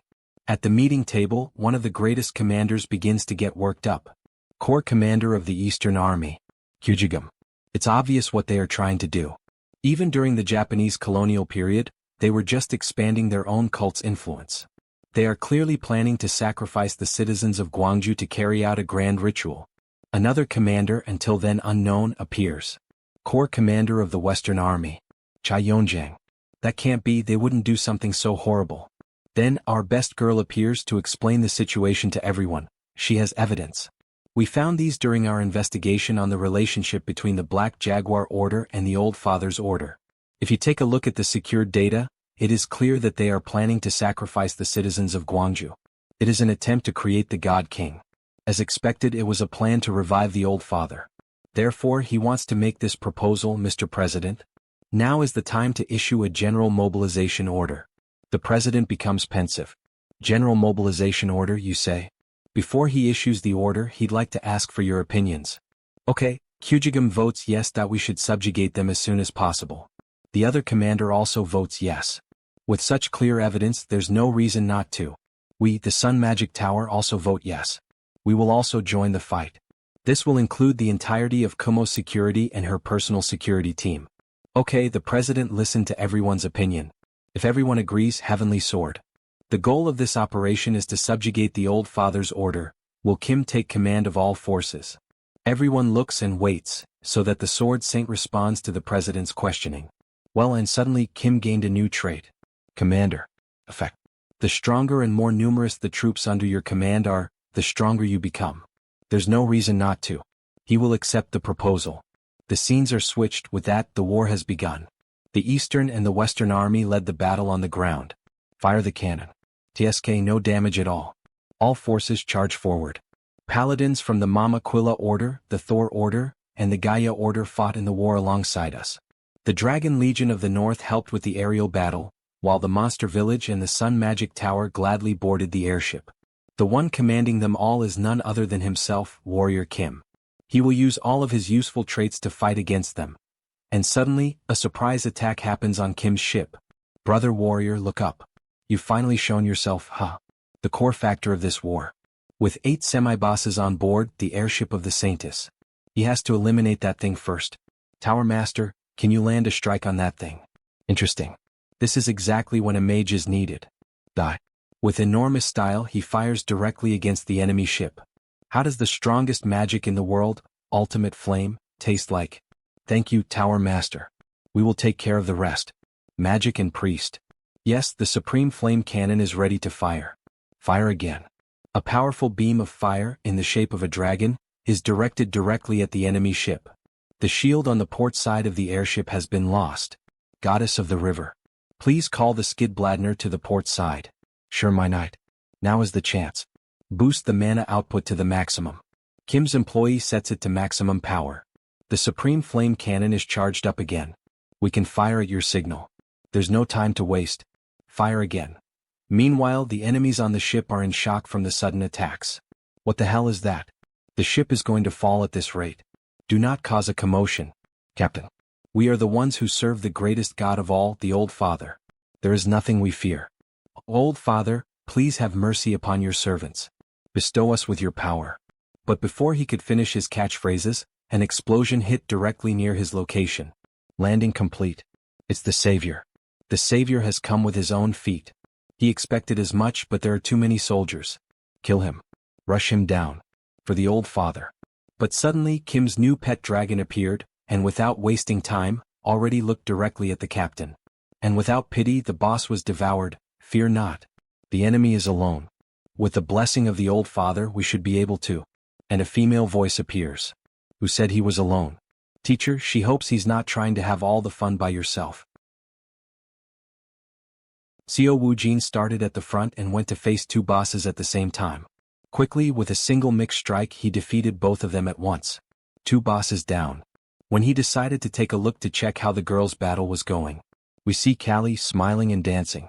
Won't you surrender now? Come on, she will spare your life at least. Shut up, she's a witch. Really, then die.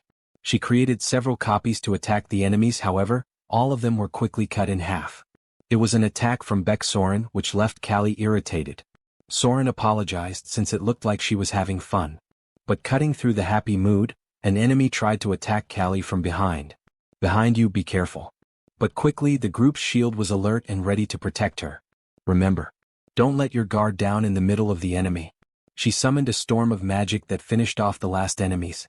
Only the captain was left. He was left in disbelief by what had happened. How could 1,000 soldiers be taken down so quickly? But what he did not notice was that behind him, there was a huge dragon's paw. It crushed him right in front of the enemy mage. He became desperate and started praying to his god. Old Father, it's not too late to share your power with us. But with just a single shot, silence prevailed. Aerial battle finished. Back in the battle on the ground. We see several war tanks trying to fire at the general, however, he cuts through all of them as if they were made of paper. Gramps, your blade is still looking alive. Aha, this is nothing. As she looked at the sky, she commented. This is the first time she has faced this many enemies since the colonial days. We shouldn't have to worry too much this time. Because it seems like we have already won this battle. We see the massive ship falling from the sky, covered in flames like a meteor. It was completely blown apart when it hit the ground. The two generals commented, my goodness. What a dynamic entrance. Kim and his disciples. Commander of the operation to suppress the Old Father's order, Warrior Kim. He has returned safely. Now they need to focus on the barrier around the city. We see several letters flying. Beck comments. She had never thought she would see Corps Commander Che's brush technique of all phenomena up close like this. That should be able to pierce the barrier easily. But of course Kim is feeling a bad premonition. Combining martial arts and illusion arts, this is the ultimate skill of the Corps Commander of the Western Army. If you compare only its instantaneous output, it is stronger than the Black Tiger swordsmanship of the Corps Commander of the Eastern Army. It is one of the strongest piercing attacks in Arcane Seoul, but when she launched the attack directly at the barrier, leaving the two disciples happy, thinking that the barrier would finally be broken. Right after that came the frustration. As expected. It's unscathed even after receiving her attack. He had a bad feeling about this. The brush technique of all phenomena disappeared. This won't do. Let me give it a try. It won't work, Eastern Corps Commander. Because if even the Western Corps Commander cannot pierce that barrier, that can only mean one thing. He's right. That thing is the strongest martial art, the level 0 Heavenly Demon Divine Art. What Heavenly Demon Divine Art? Figures. He had a feeling it was too strong. But Granny Chai. Was the Heavenly Demon Art always something that could be set up like that? No, but if you use the heart of the Heavenly Demon, it might be possible. Is she saying the Heavenly Demon is dead? That's utterly impossible. Not to mention the heart. But suddenly our favorite angel appears. Actually, it is entirely possible. She had just returned from deciphering the Great Resurrection Ritual plan. And there was a passage there that mentioned the Heavenly Demon's second disciple, the Demon Lord. Demon Lord, she says. A disciple killed their master. How could anyone do something so unfilial? But the Heavenly Demon is supposed to be the strongest of all. That is impossible. He has a point. Even the Demon Lord would be no match. But what if the Old Father helped the Demon Lord? It's not entirely impossible. Or rather, it's the obvious answer in times like these. Then what do you suggest we do? We have to confirm it first. He will personally go in and confirm the Heavenly Demon's status. Heavenly Mountain. Kim heads straight to the top of the mountain with his dragon. The heavenly demon is an unmatched martial art in both attack and defense. The only way to pierce the barrier is by using the same heavenly demon divine art against it. Does that mean he will be visiting Heavenly Mountain? Yes. He will check out the current situation first. If the heavenly demon is truly dead, the only person who could possibly pierce that barrier is Lord Divinity, the eldest disciple of the heavenly demon. Thanks for bringing me here. Delicious meat, boss. It flew for about 4,000 kilometers, yet it doesn't even look tired.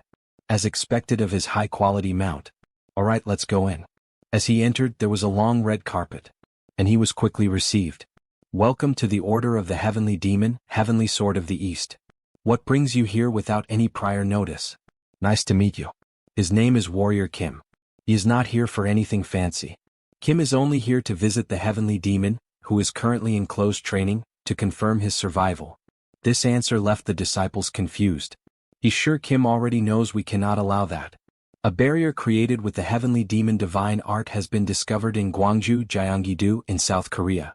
Isn't that enough evidence that the Heavenly Demon's survival is currently unclear? What nonsense is he blabbering? The Heavenly Demon is currently in closed training. No one is allowed to enter or exit that place. No one is allowed to enter or exit that place. That is not true. Aren't the disciples allowed to enter or exit? Pardon.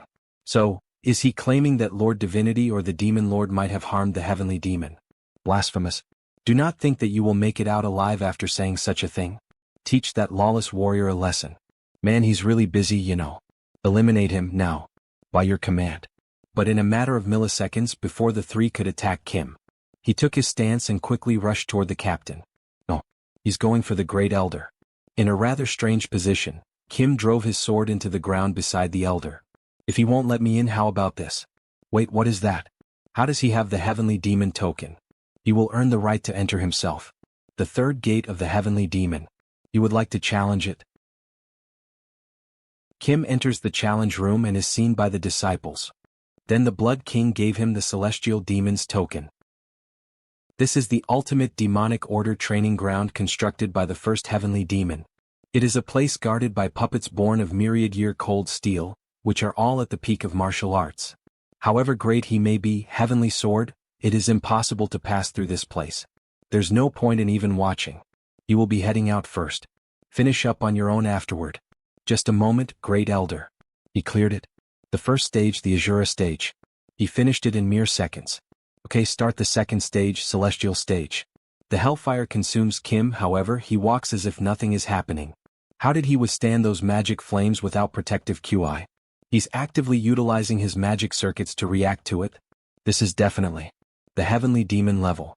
LMAO stage 2, clear, easy, clap. Time for the final stage. Third stage. Supreme stage. He who clears the third stage obtains the Heavenly Demon divine art.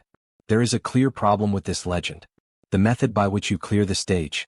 This would have been a hopeless battle with the traits he normally use, but with the trait to copy all traits.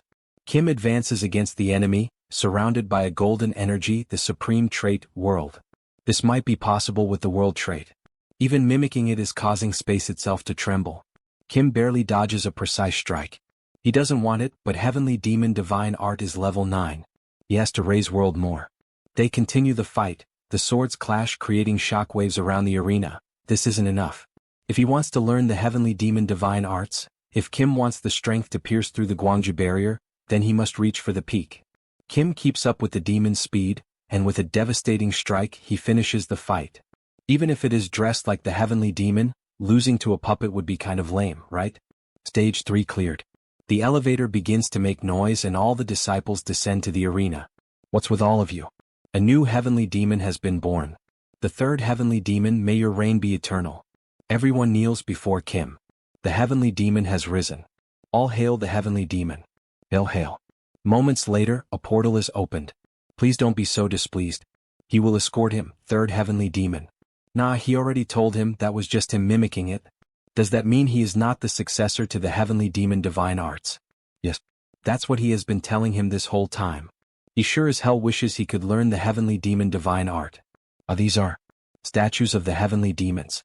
The man holding the sword founded the Order of the Heavenly Demon. And the one in front is the current Heavenly Demon. Kim knows. He's quite something, the Heavenly Demon. He knows him very well. Do they have the Heavenly Demon Divine Sword? In the game, it was a Tier 0 weapon that existed purely as data. Now then, as he mentioned earlier, this is the penitentiary. This is where one of the 3 people able to open the Heavenly Demon's abode is imprisoned. He was incarcerated here for the recent duel involving Lord Divinity. Look who it is. Long time no see, Black Tiger Sword Master. The Blood King. It's been a while since he last greeted him. He has already reached level 8. Even with your magic power sealed away, your insight is as keen as ever. He is now known as the Heavenly Sword in the East.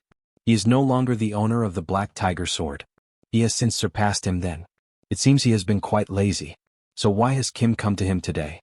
Basically, a city in South Korea is currently sealed by a large-scale barrier. This barrier was formed using the Heavenly Demon Divine Art.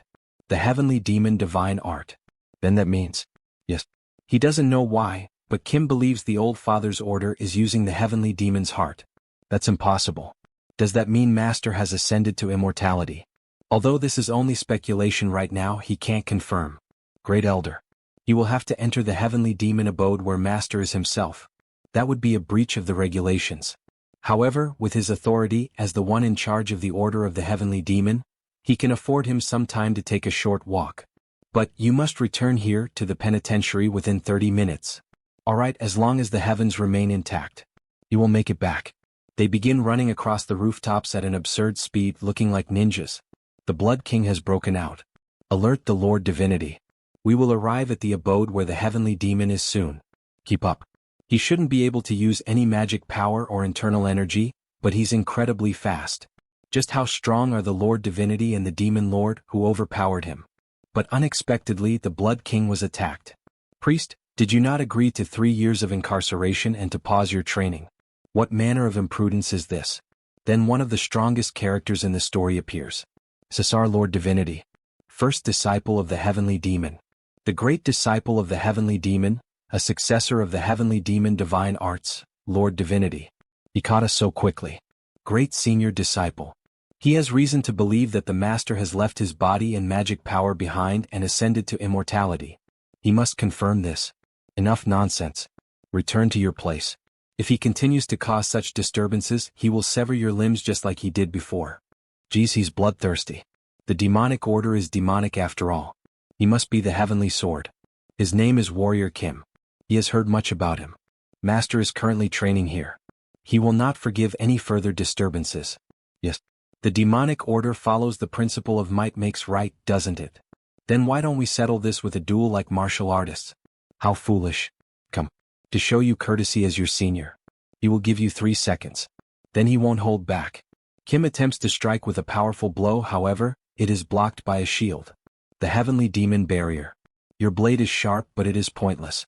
He will make Kim regret ever drawing his blade at him. Yeah. This is nothing. Compared to the black dome he saw in Gwangju, this is nothing. Kim manages to break the shield and even causes a slight cut on the enemy's cheek.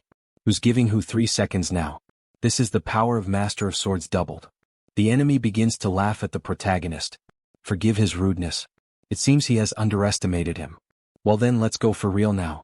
Lord Divinity advances quickly toward the protagonist, with his hands infused with dark magic. Heavenly Demon Heaven-Rending Strike. A massive black cloud forms. That's the strongest attack technique in Arcane Seoul, so... What is that? Kim protects himself using a barrier. He will use the strongest barrier technique in Arcane Seoul against it. That's the Heavenly Demon Divine Art. He copied it lol. He would have been split in half if he hadn't blocked that. How dare Kim use the Heavenly Demon Divine Art? He refuses to believe it. Kim tries to dodge but ends up taking a kick right in the stomach, almost making him pass out with just one blow. He is thrown far away. He can't win against his Heavenly Demon Divine Art. With the difference in experience, there's only one thing he can do. He will change his traits, double the Mars Sword technique. His movements changed, and adapt how he fights to the situation. He will block out the pitch-black light of the Heavenly Demon Divine Art. Then Kim uses his student's trait, creating multiple clones and attacking Lord Divinity. Push against him and with every strike. He will use that strength as fuel to grow his world trait. Very well then. The ground begins to tremble as if there were an earthquake. The true Heavenly Demon Divine Art.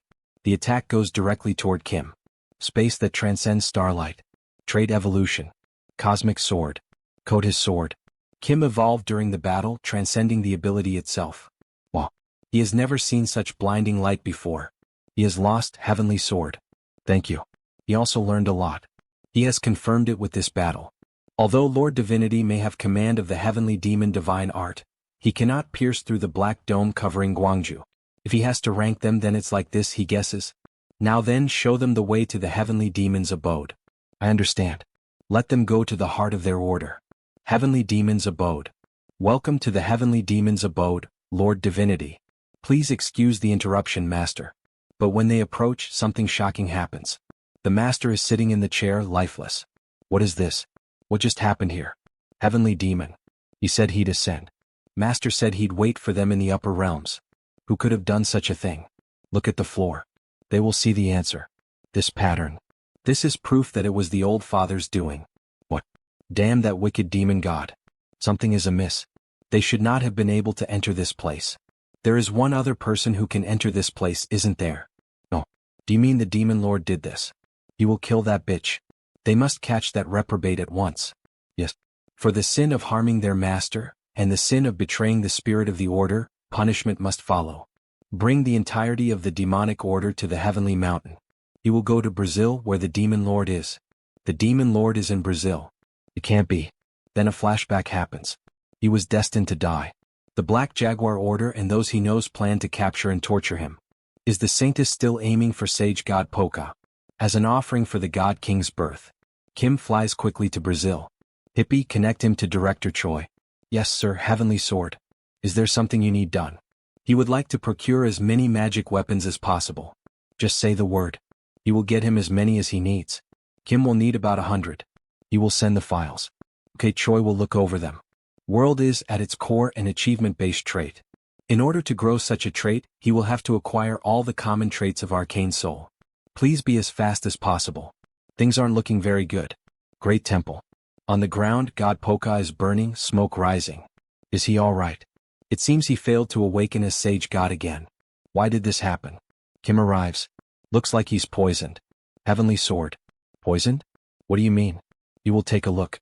The Sage God's body. Impressive, he can feel it even peering through the crevices. However, as he expected, the poison of the Heavenly Demon Divine Art has taken root. It hasn't been long since the poisoning, but the roots run deep. What kind of divine power is this that merges darkness and light, evil with innocence? This is no normal poison. It is a martial art that bears elements of a curse. A curse? Just who? They must find the person who cast this curse. If they intend to disturb the awakening of the Sage God, they must have hidden somewhere close by. Kim uses a new trait. God's Eye. Cut the shallow act now, Demon Lord. A soldier realizes he has been caught. Demon Lord. She has already cast aside the name she received from the god of the old world. Her name is Queen of the Night. Queen of the Night. Did she sell out even her soul? It was a fair trade. She offered herself to the old father, and she received a reward in exchange. Good thing he managed to convince Blood King and Lord Divinity to go to the Gwangju barrier. They would have lost it if they had seen this. Then the protagonist says, "Is that why you were able to offer her master's heart without hesitation?" Of course, she answers. It is for the sake of bringing about a new world. For the order to continue in the face of the coming extinction. She has to succeed it in place of her great senior disciple. It's bullshit. Kim is sure there was a reason why the Heavenly Demon passed the Heavenly Demon Divine Art to Lord Divinity. Maybe because she's a half-baked disciple, who couldn't even pass the Heavenly Demon's third test. That comment really irritated her. What an arrogant and foolish man. Fine. She heard Kim was the late father's vessel. He will be worth fighting. Meanwhile, just from the exposure of her aura, the temple begins to suffer damage, and the disciples and warriors take Lord Poka to a safe place. Kim only laughs because in the end she has no chance against him. A steel blade refined 10,000 times over will always cut through a haphazardly forged iron blade. As she recites that proverb, she charges straight at the protagonist. The old father will be greatly pleased if she offers Kim to him. With just one kick, she forces the protagonist to step back. She's strong. A black shadow is created as she runs rapidly around Kim. She is using both the old father's strength and the Heavenly Demon raining steps. She attacks from various angles, focusing on the protagonist's blind spots. Countless steps attack him from the front. Real yet fake. Then he begins the evolution of his traits. Master of Swords. Trait evolved. God of Swords. And on the first attempt he struck her. Only through his senses can he control his instincts. She became confused. How did he manage to see her at that speed? Of course he can see. Where Kim needs to focus to unleash the explosive power of the heavenly demon divine art. And how he needs to counterattack. He sees everything. Completely countering the enemy's ability and striking her across the back with a slash of his sword. Not satisfied, she begins the ritual for a spell, gathering dark magic in her hands. The Queen of the Night uses a powerful attack, resembling an eclipse. This is the end. Just the sparks from that massive concentration of energy make Kim step back. He is not a weak opponent. After all, thanks to the power given by the old father, she has finally completed the heavenly demon divine art. Damn. Even the protagonist became worried. This attack is far sharper and heavier. This is the union of the heavenly demon divine arts and mystical ice demon arts. It looks like a black spirit bomb. She throws this massive attack at our protagonist, causing a huge explosion. It leaves the entire area destroyed and covered in ashes and dust. She starts to laugh. Ha! Did he see that? How does he feel that? Her heavenly demon divine. But the smile quickly vanished from her face. Kim managed to escape the supreme attack by using the trait, Lightning Dash. He even mocks her, saying that Lord Divinity is 10 times stronger than she is. Making her even angrier. You damn brat. Don't bullshit me. She's much stronger. Then once again she charges forward, with her fists raised to deliver a punch to the protagonist. But he easily dodges the attack, blinded by rage. She's far weaker. This is only natural. While Lord Divinity is a pure warrior, the Demon Lord is a mix of assassin and warrior. In a direct fight, Lord Divinity would win easily. Kim begins to move at high speed, imitating her technique. Oh, that's the heavenly demon divine art. My heavenly demon reigning steps. The world's a big place, little girl. He begins to attack from all angles. But while enduring the attacks, she waits for the right moment to grab the protagonist's fist. But as she tries to twist his wrist, she realizes she was deceived. In the end it was only a clone, while the real one was hidden. He used the trait, Kalaratri. She worked hard, but it wasn't enough. The queen is completely lost. How is this possible? Using his student's trait and the new one he copied from the enemy, he manages to, trait evolved. Trishula. A pink aura covers the protagonist's entire body. Kim dashes forward like lightning, causing a huge explosion. After the smoke settles, only her body can be seen crumbling into ashes. In the end he warned her. She is weak. The scene changes. We see the temple destroyed. Thank you, Heavenly Sword. This is the second time he has saved him now.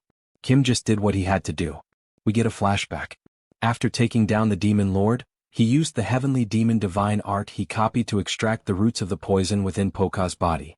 Returning to the present, Kim also gives his thanks because Lord Poka helped him a lot.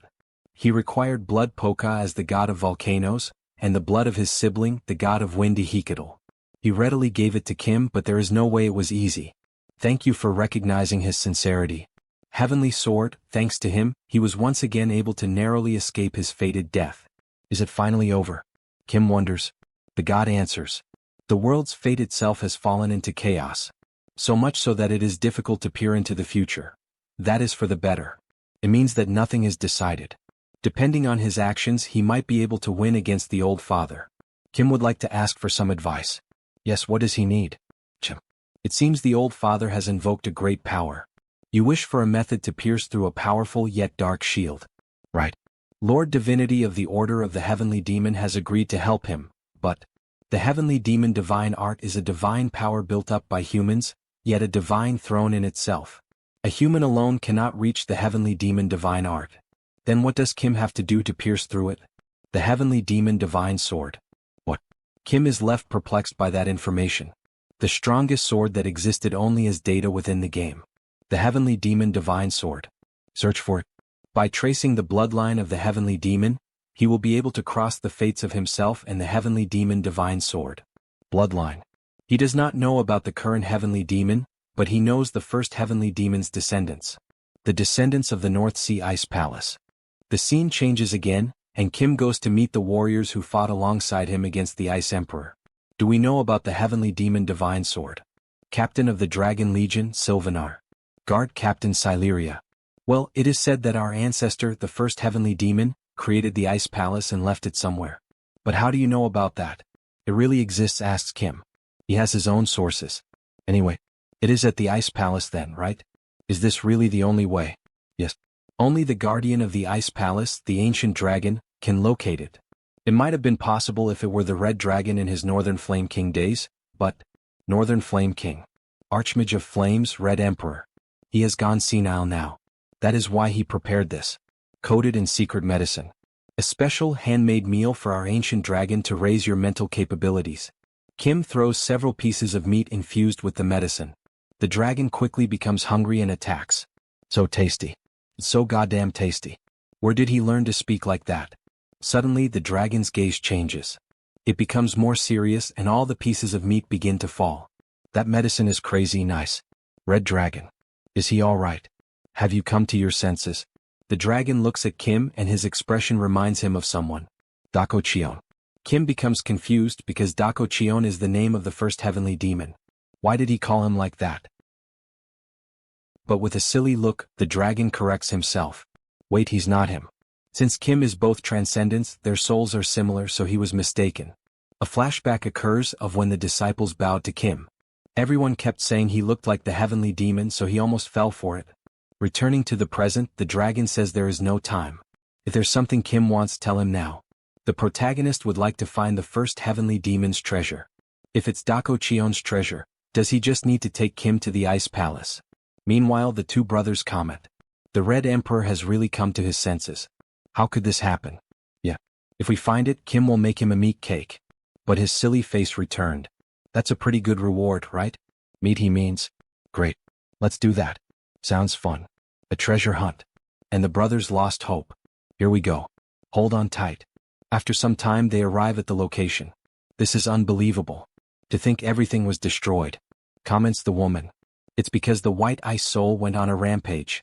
Right now the dimensions are distorted, so it won't be easy to approach. You'd have to surpass both magical and physical limits just to endure being inside there. If that's the case, he has a method. For an ordinary superhuman, it would be a way to cross the river Styx, but Kim equips the first traits he gained in the game. Mutant. Mutant body. Mutant muscle. Mutant brain. Mutant organs. Mutant heart. It is possible for me now. He transforms into the first mutation he made. If he mutates now, Kim can reach a state that transcends both magical and physical limits. Alright then. He will be right back. The scene changes. The barrier is shown again, receiving an intense slash. But nothing happens. We see that it is Lord Divinity trying without success. This is a big problem. To think even senior brother's heavenly demon divine art couldn't break through. Is the heavenly sword not here yet? He said he was going to get something important, but we haven't been able to reach him for days. If more time passes here, who knows what those guys might do. However, the protagonist's apprentice sees something in the sky. Everyone look over there. Teacher is here. Everyone, the guardian of the holy mark has arrived. Brothers, prepare for battle. All the bonds he has built up. Senior brother, could that light be? Yeah, seems like it. It's the heavenly demon divine sword. Now let's see your face, Saintus. With a tremendous strike using the new sword, the barrier could not withstand it and broke, revealing the enemy troops. All forces charge. The war began. Meanwhile, Kim entered the Shadow Temple. As he walks, he feels the dense mana in the air. If an ordinary person, not a superhuman, entered this temple, it wouldn't even take a single second for their body to mutate. Kim arrives at the main hall and is cheered. After all, he arrived faster than she expected. Savior. Saintess of the Old Father's Order. We see our beautiful saint, transformed into an old woman. Haven't seen you in a while. Did she get some new wrinkles? Kim jokes. But inside, he knows that the saint has transcended even a demigod. This will not be easy. The time has come. She has devoted everything for this day. How faithful of you. The Old Father must be very pleased. Faithful indeed. That is correct. An omnipotent soul and a transcendent body. Truly a spirit and flesh fitting for the divine king. Black wings emerge on the saintess. It is time to make the offering. And then she advances against Kim. He tries to evolve the trait and strengthen the barrier. The saintess just laughs, asking what he is trying to do. What a waste of that transcendent body. She uses a point-blank spell, destroying the barrier easily. But again, Kim evolves another trait to be able to fight back. Invincible Sword King. She keeps advancing. Nice. That's how he should come at me. She launches several projectiles, but all of them are cut by Kim, who tries to counterattack. She protects herself by creating a tornado of the black gold baptismal flame, which leaves the protagonist surprised. Then he will use the invincible gun, which contains 6 attributes in a single weapon. No, we will activate the mortal seat. Equip traits: marksmanship, soul bullet, destruction, stasis, exorcism. But all that effort only excites the Saintess even more. As expected, he really is the savior.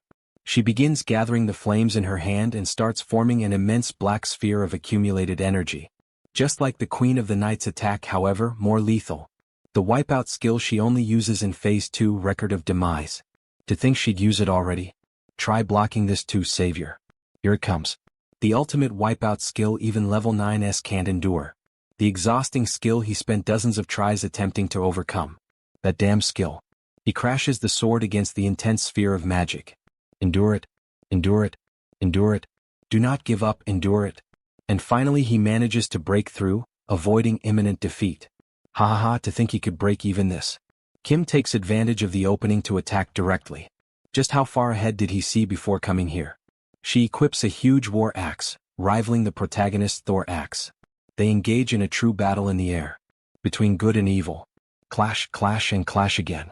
The impacts could be heard dozens of meters away. He wants to end this. He wants to kill her. The Saintess who has tormented him all this time. With all the accumulated rage he combines, practical combat and fist master.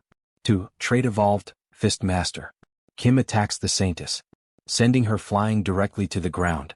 After the dust settles, we see a pool of blood. But reality comes to light. In fact, it was the protagonist who fell during the strike. No matter what he does, he cannot avoid it. Kim will accept the destiny of salvation. He is destined to become God's vessel. Any further struggle is unnecessary. But Kim responds to her by saying that this is nonsense. As he gets up, he sees her above the sky. The saint provokes the protagonist, saying that he can't possibly defeat her by merely mimicking the heavenly demon divine art. But Kim thinks that there is a way and calls the red dragon, requesting his power. The other secret technique that makes up the heavenly demon divine art. As a dragon knight. Heavenly demon divine art and dragon knight. Trait evolved. Heavenly demon dragon king. Kim will manifest the heavenly demon divine art, transforming into a demonic appearance, with black wings and the original sword of the demon king. His aura leaves everything around destroyed. The saint only laughs. Because once again, the protagonist managed to exceed her expectations. She wants more. He needs to become stronger. It is shown to us the new characteristics equipped. Heavenly demon true words. Demon eyes. Demon body. Demon holy soul. Demon 4 extremes. Demon divine emperor. Grow even stronger, my savior. They go into a direct clash. Right at this moment in all his senses. Saintess. The end you so desired. He shall gift it to her. The heavenly demon divine art has been reborn. A massive purple wave is created. Inside it there are numerous swords. The saint only watches, amazed by such a display of power. Our savior, how beautiful he can be. After the tremendous attack, we see her on the ground, full of swords in her body, completely defeated. But Kim knows what is still to come. Saint is clear. Then the next chapter is. She begins to laugh and with a dark voice announces, "Come forth, old father, the nurturer of a great and supreme civilization, ruler of the stars." Around the sanctuary, a very dark cloud forms. The saint simply disappears and her body transforms into a black liquid. All of her brethren melted away. It's much more graphic than the game. The mana is fluctuating. A wasteland dyed in black. An empty space with nothing but gray soil. He knows where this place is. The afterlife built by the old father. The divine realm. A deep voice echoes through the vastness of this new universe. It's been a long time. A truly long time. We finally meet. A fusion of an outer god descended from another world, and a native god born on earth. My vessel, the savior of the world. The one who will become the light of the void dimension. Now come to me. Finally, we have the first glimpse of the appearance of the old father. Would you go if you were me, you mutt bastard? Ah. How could Kim not know that the end of destiny is approaching? Very well, out of respect for your divine seat, he shall dismantle you himself. With both hands he begins to use magic. Morning star, the abyss. Answer his call. The sun and the darkness are created, 2 dense spheres of pure magic. Receive this. Here it comes. The first attack of Phase 3. My third divine seat. Instant death technique, Starry Roar. Kim uses lightning dash to escape the first wave of attacks. Petty tricks. The old father uses the second sphere. Shadow of the Abyss. But Kim remains calm. Just as he thought, the patterns are exactly the same as in the game. Then the strategy is also exactly the same as in the game. He must chip away the old father's health within the time limit. To do that, he will realize what he has been dreaming of. A triple fusion that goes beyond the heterogeneous dual fusion. Mars Sword Technique. Sword of Nephilim. Kalaratri. Trait evolved. Absolute invincible sword. Finally. This tiresome battle is also at its end. With a precise strike, he hits the old father, severely injuring him. But he only becomes intrigued. Vessel. Cease your meaningless actions now. And he returns the blow, causing a massive explosion. Which also brings Kim to his knees. He definitely blocked it with the highest tier defensive trait. Heaven's Wall. Heavenly Demon Strong Wall. Diamond Body. Transcendent Barrier. But he still took this much damage. Are you fucking kidding me? He doesn't have time. Invincible Gun. Fatal Blow. Phantom Eyes. Trait evolved. God-slaying Seat. He strikes the old father with several shots, piercing his body. He will stack all the traits he has. Master of Blunt Weapons. Lightning Dash. Knight of the Holy Crown. Trait evolved. Extinction Heavenly Thunder. Kim displays such power with Odin's hammer. If he stacks some more. He can even take out a monster god like him in one shot. He throws the axe with all his strength, but it is easily stopped by the old father. What a truly pitiful gesture, Vessel. The old father has burned everything he built up over thousands of years for today. Did he think a mere human could catch up to that immeasurable karma? Shut up, screams Kim. As long as he still has traits. Absolute invincible sword and heavenly demon heaven-shattering sword. This fight is not over. He tries to attack again, but once again the old father counterattacks with a simple strike, creating an enormous pressure around him. Kim does not understand. How is this happening? How Arcane Seoul's strongest sword was. With just one finger. Kim is sent flying from the impact. Lying on the ground, injured, the old father makes a proposal. Now offer up your heart yourself. He shall personally grant you the mercy of a painless death. If Kim repeats his meaningless defiance, his soul will suffer for all eternity. Ah fuck. His fucking life. Just where the hell did it all go wrong? While he was losing consciousness, he hears a laugh. It was the saint. How is it, Kim Joonsoo? How does it feel to be reborn as the god king of the new world?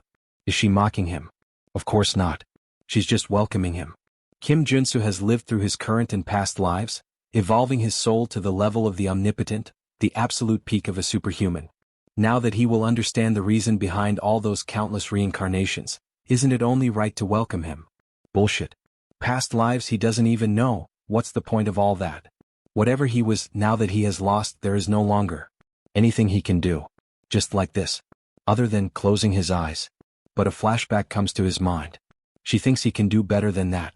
Is that the superpower the world tree gave him? She is asking because he seems to be using it in a peculiar way. Is she saying this isn't how it's supposed to be used? It holds a meaning beyond simple duplication and fusion. Its true essence is to harmonize life and soul, fate and life, and mold them into a totality. That is its essence. The power of the world tree is the power to weave the most fundamental things together. But Kim remains confused. Is that so? He still doesn't quite get it though. Well, Kim guesses he will figure it out as he goes. Kim looks at his own hand. Right now that he thinks about it, there was a trait he hadn't properly mastered yet.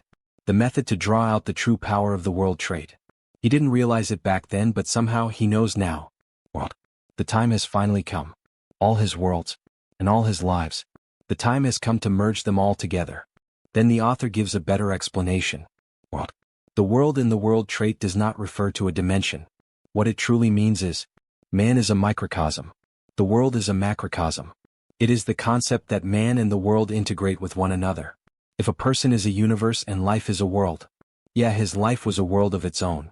After falling into this doomed world. His entire life has been dedicated to gathering traits. That is why the world trait manifested as an ability related to traits. That was the world bestowed upon him by the world tree. Because hoarding traits was his life. The maddening explosion of his senses tangles the timeline. Old father calls him arrogant, and for moments, Kim disappears from sight. His five senses, accelerated to their absolute limit, can only observe every attack as if time has stopped. The memories of warrior Kim, an orphan who barely scraped by. The memories of Kim Joonsoo, who was wealthy but lost everything. And the third memory. More flashbacks happen. Kim, in a very strange way, resembles his master of the demonic art and temperament. It is as if he had a gaze toward the future. Wait, is he talking about the heavenly demon? Another flashback with God Odin. Have you ever seen another omnipotent like me? There was one. The heavenly demon. Another flashback from when the dragon regained consciousness. Dokdo Cheon. Kim gave up on ascension and becoming an immortal, and chose the path of reincarnation. He was the heavenly demon. With this revelation, Kim attacks old father again. And with a punch he sends him flying. A new flashback happens about the Saintess. What a shame. If Kim had his original memories intact, they could have understood each other. The Saintess's words and the reason the black barrier only allowed Kim to enter. They were all connected to his past life. The world trait is the power of fusion, harmony, and totality. Transcending both space and the flesh, it connects three lives. The body of warrior Kim, the mind of Kim Joonsoo, and the soul of the heavenly demon. These three worlds, starting from wound recovery. The first trait he obtained, they were strengthened in order. Wound recovery becomes wound restoration. Vitality becomes greater vitality. The thousands of traits he has obtained are strengthened, soar, and fuse together. The condensed energy explodes, emitting the light of Genesis, and finally constructs another world. This is truly the totality of a life forged by traits. A small world engraved within the microcosm that is him. Traits are life. Life is a world. Traits are the world. Within this cycle of enlightenment, a soul circuit that commands the entirety of his being is born. The culmination of his life. The complete form of his journey. Returning to the present. Old father questions Kim, how he dares to oppose destiny. And he tries to attack. But Kim easily stops the attack with his bare hands. So that's what it was. And he delivers a powerful blow to the chin. The destiny you spoke of. The vessel. Your struggles are useless. Kim will end as me. Come to me. Become one with me, open a new world, and let us advance to a new dimension. Yeah. He will become one with him. Old father charges at Kim, exuding mana from his entire body. However, calmly Kim responds, we will become one after devouring him. With a closed fist, Kim throws a punch. That causes a massive explosion of power in space. The two tremendous forces colliding. The protagonist begins to attack at an absurd speed. Without letting old father react. He is left surprised. After all, it makes no sense, it is impossible. How can a mere human cause damage? However, the power of chaos is continuously being injected into him. He can't kill him like this. So, he has to obliterate the divine realm. But that only makes the enemy laugh. Does he think holding a mere piece of scrap metal will change anything? However, the protagonist is confident as he sees his own reflection in the sword. When all his traits gather in one place, the light reacts as if it has been waiting. And at that exact moment, old father realizes what is about to happen. This is the universe. Or perhaps the world itself. Transcending even transcendence. The light of superpolarity. A cosmic strike that pierces through old father. And with a smile now. Hand over the divine fragment. Old father is defeated and his body collapses. Leaving only a fragment with the color of the rainbow. The divine fragment. Now he will reach level 9 and become the strongest superhuman on Earth. He will attain godhood. It's finally over. He returned to Earth. And he is received by the students. Teacher, are you alright? What in the world happened? What exactly is going on? Old father is dead. Pardon. Dead. Does that mean he won? Wow. Is that true? He is truly amazing as always, superhuman Kim. So he has finally ended it, comments the general. My goodness. To think he killed a god, comments the woman. But the mage was the only one who noticed. By the way, superhuman Kim. Don't tell me he killed old father and absorbed his divinity. Then have you reached level 9? He has no regrets now, absolutely no regrets. Just like the owner of our black tiger sword. Bro. Our god sent his congratulations to you too. As expected. The heavenly sword is truly a talent worthy of becoming the third heavenly demon. The third heavenly demon. Even if he was the heavenly demon in his past life, he hates bothersome positions. Fireworks are launched to celebrate the feats of the national hero. Long live the heavenly sword. Long live level 9. This marks the end of Arcane Seoul S episodes 1, 2, and 3. The old father arc has concluded. However, The great apocalypse episode that threatens this place still remains. Reaching level 9 ISNT the end. There's still a long way to go. He must hoard more traits. That is the only way to put an end to the threats of this world. Because I am Warrior Kim, the trait hoarder. Guys, with this chapter we mark the end of the manhwa. Here is the message from the author himself. The end. Thank you sincerely for being with Trait Hoarder until the very end. Thanks to the interest and support of our readers, we were able to conclude this safely. As cheers to Warrior Kim's remaining journey, we will return with another great work.